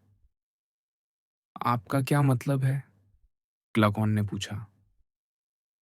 कानून कहता है, मैंने जवाब दिया, कि दुख के समय धैर्य रखना सबसे अच्छा है, और हमें असंतोष को गले नहीं लगाना चाहिए, क्योंकि हमें नहीं पता कि यह अच्छा है या बुरा, और असंतोष से कुछ हासिल नहीं होता। यह सत्य है, ग्लकॉन ने सहमति दी। तो, मैंने कहा, जब कोई व्यक्ति धन, शक्ति या कविता की उत्तेजना से प्रभावित होकर न्याय और नैतिक गुणों की उपेक्षा करता है, तो क्या वह सही मार्ग पर है? नहीं, ग्लकॉन ने कहा। मैं आपके तर्क से सहमत हूं, और मुझे विश्वास है कि कोई भी ऐसा ही करेगा। और फिर भी, मैंने कहा, हमने अभी तक उस महान पुरस्कार या इनाम का उल्लेख नहीं किया है जो नैतिक गुणों की प्रतीक्षा करता है। क्या? ग्लकॉन ने आश्चर्य से पूछा। क्या इससे भी बड़ा कुछ है? यदि है, तो वह अचिंत्य महानता का होगा। क्यों? मैंने कहा। क्या वह चीज़ जो कुछ समय के लिए महान है? 60 वर्ष और 1 दशक निश्चित रूप से अनंत काल की तुलना में कुछ भी नहीं है। बिल्कुल कुछ भी नहीं, ग्लुकान ने जवाब दिया। और क्या वह अमर आत्मा? मैंने पूछा। केवल इस छोटे से समय के लिए सोचती है या समस्त अनंत काल के लिए? समस्त अनंत काल के लिए, निश्चित रूप से, ग्लुकान ने कहा। लेकिन आपने यह क्यों पूछा? क्या तुम्हें नहीं पता, मैंने कहा, कि मनुष्य की आत्मा अमर और अविनाशी है? ग्लुकान ने आश्चर्य से मेरी ओर देखा और कहा, नहीं, स्वर्ग की सौगंध। क्या आप वास्तव में इस बात को सिद्ध करने के लिए तैयार हैं? हाँ, मैंने कहा। मुझे और तुम्हें दोनों को यह विश्वास करना चाहिए। इसे सिद्ध करना कठिन नहीं है। मुझे इसमें भारी कठिनाई दिखती है, ग्लुकान ने कहा। लेकिन मैं आपके तर्क को सुनना चाहता हूं, जिसे आप इतना सरल मानते हैं। तो सुनो, मैंने कहा। मैं ध्यान दे रहा हूं, ग्लुकान ने जवाब दिया। क्या ऐसी चीजें हैं, मैंने पूछा, जिन्हें तुम अच्छा कहते हो और अन्य जिन्हें तुम बुरा कहते हो? हाँ, ग्लुकान ने जवाब दिया।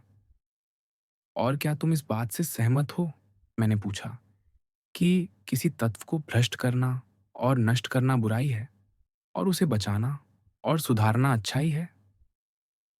हाँ, ग्लुकान ने सहमति दी। और क्या तुम यह स्वीकार करते हो, मैंने पूछा, कि हर चीज में अच्छाई और बुराई दोनों होती है? जैसे कि आंखों की बीमारी आंखों की दुश्मन है और पूरे शरीर की बीमारी फफूंदी मकई की, सड़न लकड़ी की और जंग तांबे या लोहे की। लगभग हर चीज में कोई ना कोई अंतर्निहित दोष या रोग होता है। हाँ, ग्लुकान ने कहा। और जब कोई चीज इन दोषों से प्रभावित होती है, मैंने कहा, तो वह भ्रष्ट हो जाती है और अंत में पूरी तरह नष्ट हो जाती है। यह सत्य है, ग्लुकान ने सहमति दी। तो, मैंने कहा, दुष्टता और व्यसन, जो एक दूसरे में अंतर्निहित हैं, दोनों ही नष्ट करते हैं। यदि वे स्वयं को नष्ट नहीं करते, तो ऐसा कुछ और नहीं है जो ऐसा करे, क्योंकि निश्चित रूप से अच्छाई उन्हें नष्ट नहीं कर सकती और न ही वह जो न अच्छा है न बुरा। निश्चित रूप से नहीं, ग्लुकान ने कहा। तो, मैंने कहा, यदि हम कोई ऐसी प्रकृति पाते हैं जिसमें भ्रष्टाचार तो है, लेकिन वह नष्ट नहीं होती, तो क्या हमें यह नहीं मानना चाहिए कि ऐसी प्रकृति अमर है? यह तर्क संगत है, ग्लुकान ने सहमति दी। बहुत अच्छा, मैंने कहा। तो क्या कोई ऐसी बुराई है जो आत्मा को भ्रष्ट कर सकती है? हाँ, ग्लुकान ने कहा। वे सभी बुराइयां जिनकी हमने अब भी समीक्षा की, अन्याय, असंयम, कायरता और अज्ञानता। लेकिन, मैंने पूछा, क्या इनमें से कोई आत्मा को पूरी तरह नष्ट कर देती है? हमें यह गलती नहीं करनी चाहिए कि अन्यायी और मूर्ख व्यक्ति, जब वह पकड़ा जाता है, तो अपने ही अन्याय से मर जाता है, जो आत्मा की बुराई है। शरीर की समानता लो। बीमारी, जो शरीर का दोष है, उसे कमजोर करती है और अंततः नष्ट कर देती है। लेकिन क्या आत्मा के लिए ऐसा ही है? यह विचार करने योग्य है, ग्लुकान ने कहा। तो, मैंने कहा, आइए इसकी जांच करें। अन्याय, असंयम और अन्य बुराइयां आत्मा को भ्रष्ट तो करती हैं, लेकिन क्या वे इसे पूरी तरह नष्ट कर देती हैं? या आत्मा अपनी प्रकृति से अमर रहती है? मुझे लगता है, ग्लुकान ने कहा, आप ये कहना चाहते हैं कि आत्मा अमर है। ठीक यही, मैंने कहा। और यदि आत्मा अमर है, तो क्या हमें यह नहीं सोचना चाहिए कि वह समस्त अनंत काल के लिए कार्य करती है, न कि केवल इस छोटे से जीवन के लिए? हाँ, ग्लुकान ने सहमति दी। अब, मैंने कहा, न्याय और अन्याय के परिणामों पर विचार करें। जो लोग अन्याय करते हैं, वे अक्सर इस जीवन में धन, शक्ति या प्रसिद्धि प्राप्त कर लेते हैं। लेकिन क्या वे सुखी हैं? या वे, जैसा कि तुमने पहले कहा था, अंत में पकड़े जाते हैं, अपमानित होते हैं और दुखी होकर जीवन बिताते हैं? हाँ, ग्लूकोन ने कहा, जो लोग अन्याय करते हैं, वे भले ही युवावस्था में बच निकलें, लेकिन अंत में पकड़े जाते हैं। वृद्धावस्था में उनकी अवहेलना होती है। उन्हें अपरिचितों और नागरिकों दोनों द्वारा तिरस्कृत किया जाता है। उन्हें दंडित किया जाता है और उनकी आंखें पश्चाताप से जल उठती हैं। ये सही है, मैंने कहा, और मैं तुम्हें डरावनी कहानियां नहीं सुना रहा, बल्कि यह मान रहा हूं कि ये बातें सत्य हैं। निश्चित रूप से, ग्लूकोन ने कहा, आप जो कह रहे हैं वह सत्य है। तो यही, मैंने कहा, वह पुरस्कार और भेंट है जो देवताओं द्वारा इस वर्तमान जीवन में न्याय करने वाले मनुष्य को दी जाती है। इसके अलावा जो स्वयं न्याय प्रदान करता है। हाँ, ग्लूकोन ने सहमति दी। ये पुरस्कार निष्पक्ष और स्थायी हैं। और फिर भी, मैंने कहा, ये उस महान मुआवजे की तुलना में कुछ भी नहीं है जो मृत्यु के बाद न्याय और अन्याय की प्रतीक्षा करता है। क्या तुम इसे सुनना चाहोगे, ताकि हम न्याय और अन्याय के लिए पूर्ण भुगतान का हिसाब कर सकें, जैसा कि तर्क मांगता है? बोलें, ग्लूकोन ने कहा, ऐसी कुछ चीजें हैं जिन्हें मैं प्रसन्नता से सुनना चाहूंगा। बहुत अच्छा, मैंने कहा, मैं तुम्हें एक कहानी सुनाना चाहता हूँ। यह वह कहानी नहीं है, मैंने गंभीर स्वर में कहा, जो ओडिसी में नायक एल्सिनोस को सुनाई गई थी। यह एक गहन और चमत्कारिक कथा है जो पाम्फिलिया के निवासी नायक ईर, अर्मिनियस के पुत्र, के अनुभवों पर आधारित है। वह युद्ध के मैदान में वीरतापूर्वक लड़ते हुए मृत्यु को प्राप्त हुआ। 10 दिन बाद, जब युद्ध में मारे गए अन्य शवों को एकत्र किया गया, जो क्षय की प्रक्रिया से प्रभावित हो चुके थे, ईर का शरीर आश्चर्यजनक रूप से अप्रभावित रहा। उसे अंतिम संस्कार के लिए उसके घर ले जाया गया। फिर 12वें दिन, जब उसका शव चिता पर रखा गया, एक चमत्कार हुआ। वह जीवित हो उठा और उसने परलोक में देखे गए रहस्यमय दृश्यों का वर्णन किया। उसने बताया, मैंने आगे कहा, जब उसकी आत्मा ने नश्वर शरीर को त्याग दिया, तो वह असंख्य आत्माओं के एक विशाल समूह के साथ एक रहस्यमय यात्रा पर निकली। वे एक ऐसी विचित्र और अलौकिक जगह पर पहुंचे जहां धरती दो रास्तों में विभक्त थी, जो एक दूसरे के समीप थे। इनके सामने स्वर्ग की ओर दो अन्य रास्ते थे, जो अनंत ऊंचाइयों की ओर बढ़ते थे। इन रास्तों के बीच एक पवित्र स्थान था, जहां न्याय के अधिपति, सर्वज्ञ न्यायाधीश बैठे थे। उन्होंने प्रत्येक आत्मा के कर्मों का सूक्ष्मता से परीक्षण किया और उनके भाग्य का निर्णय सुनाया।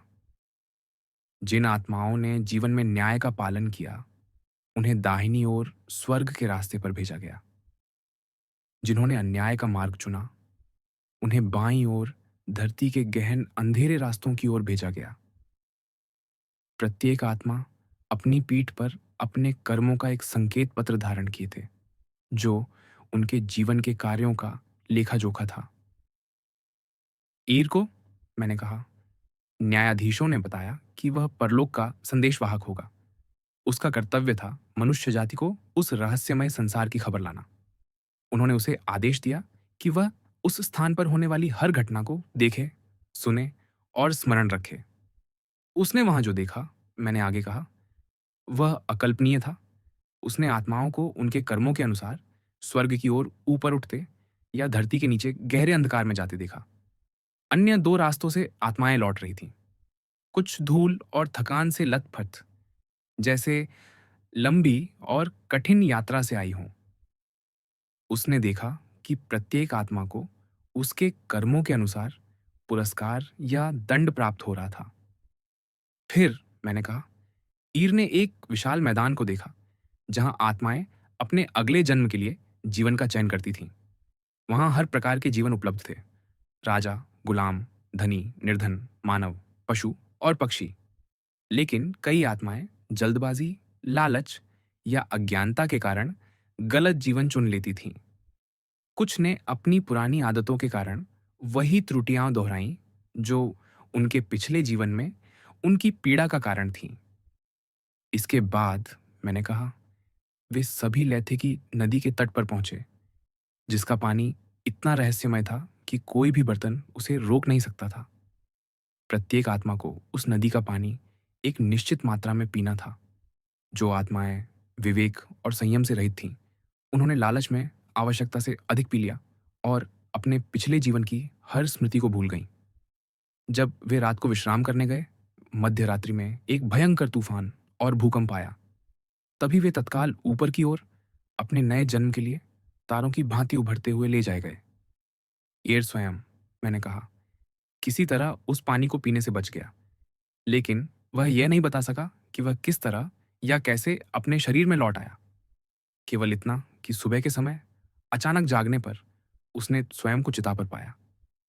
इस प्रकार ग्लकॉन, मैंने गंभीर स्वर में कहा, यह कथा जीवित रही और समय के प्रवाह में भुलाई नहीं गई। यह कथा हमें रक्षा प्रदान कर सकती है यदि हम इसके शब्दों का पालन करें। हम लेथे की नदी को संयम और विवेक के साथ सुरक्षित पार कर जाएंगे और हमारी आत्मा अपवित्र नहीं होगी। इसीलिए मेरा सुझाव है कि हम स्वर्ग के मार्ग को दृढ़ता से थामें और सदा न्याय और नैतिकता का पालन करें। हमें यह स्मरण रखना चाहिए कि आत्मा अमर है और हर प्रकार की अच्छाई और बुराई को सहने में सक्षम है। इस प्रकार हम एक दूसरे और देवताओं के साथ प्रेम और सामंजस्य के साथ रहेंगे इस जीवन में और उस 1000 वर्षों की तीर्थ यात्रा में जिसका वर्णन हमने अभी किया। जैसे खेल में विजेता अपने पुरस्कार एकत्र करते हैं, वैसे ही हम भी अपने पारितोषिक को प्राप्त करेंगे।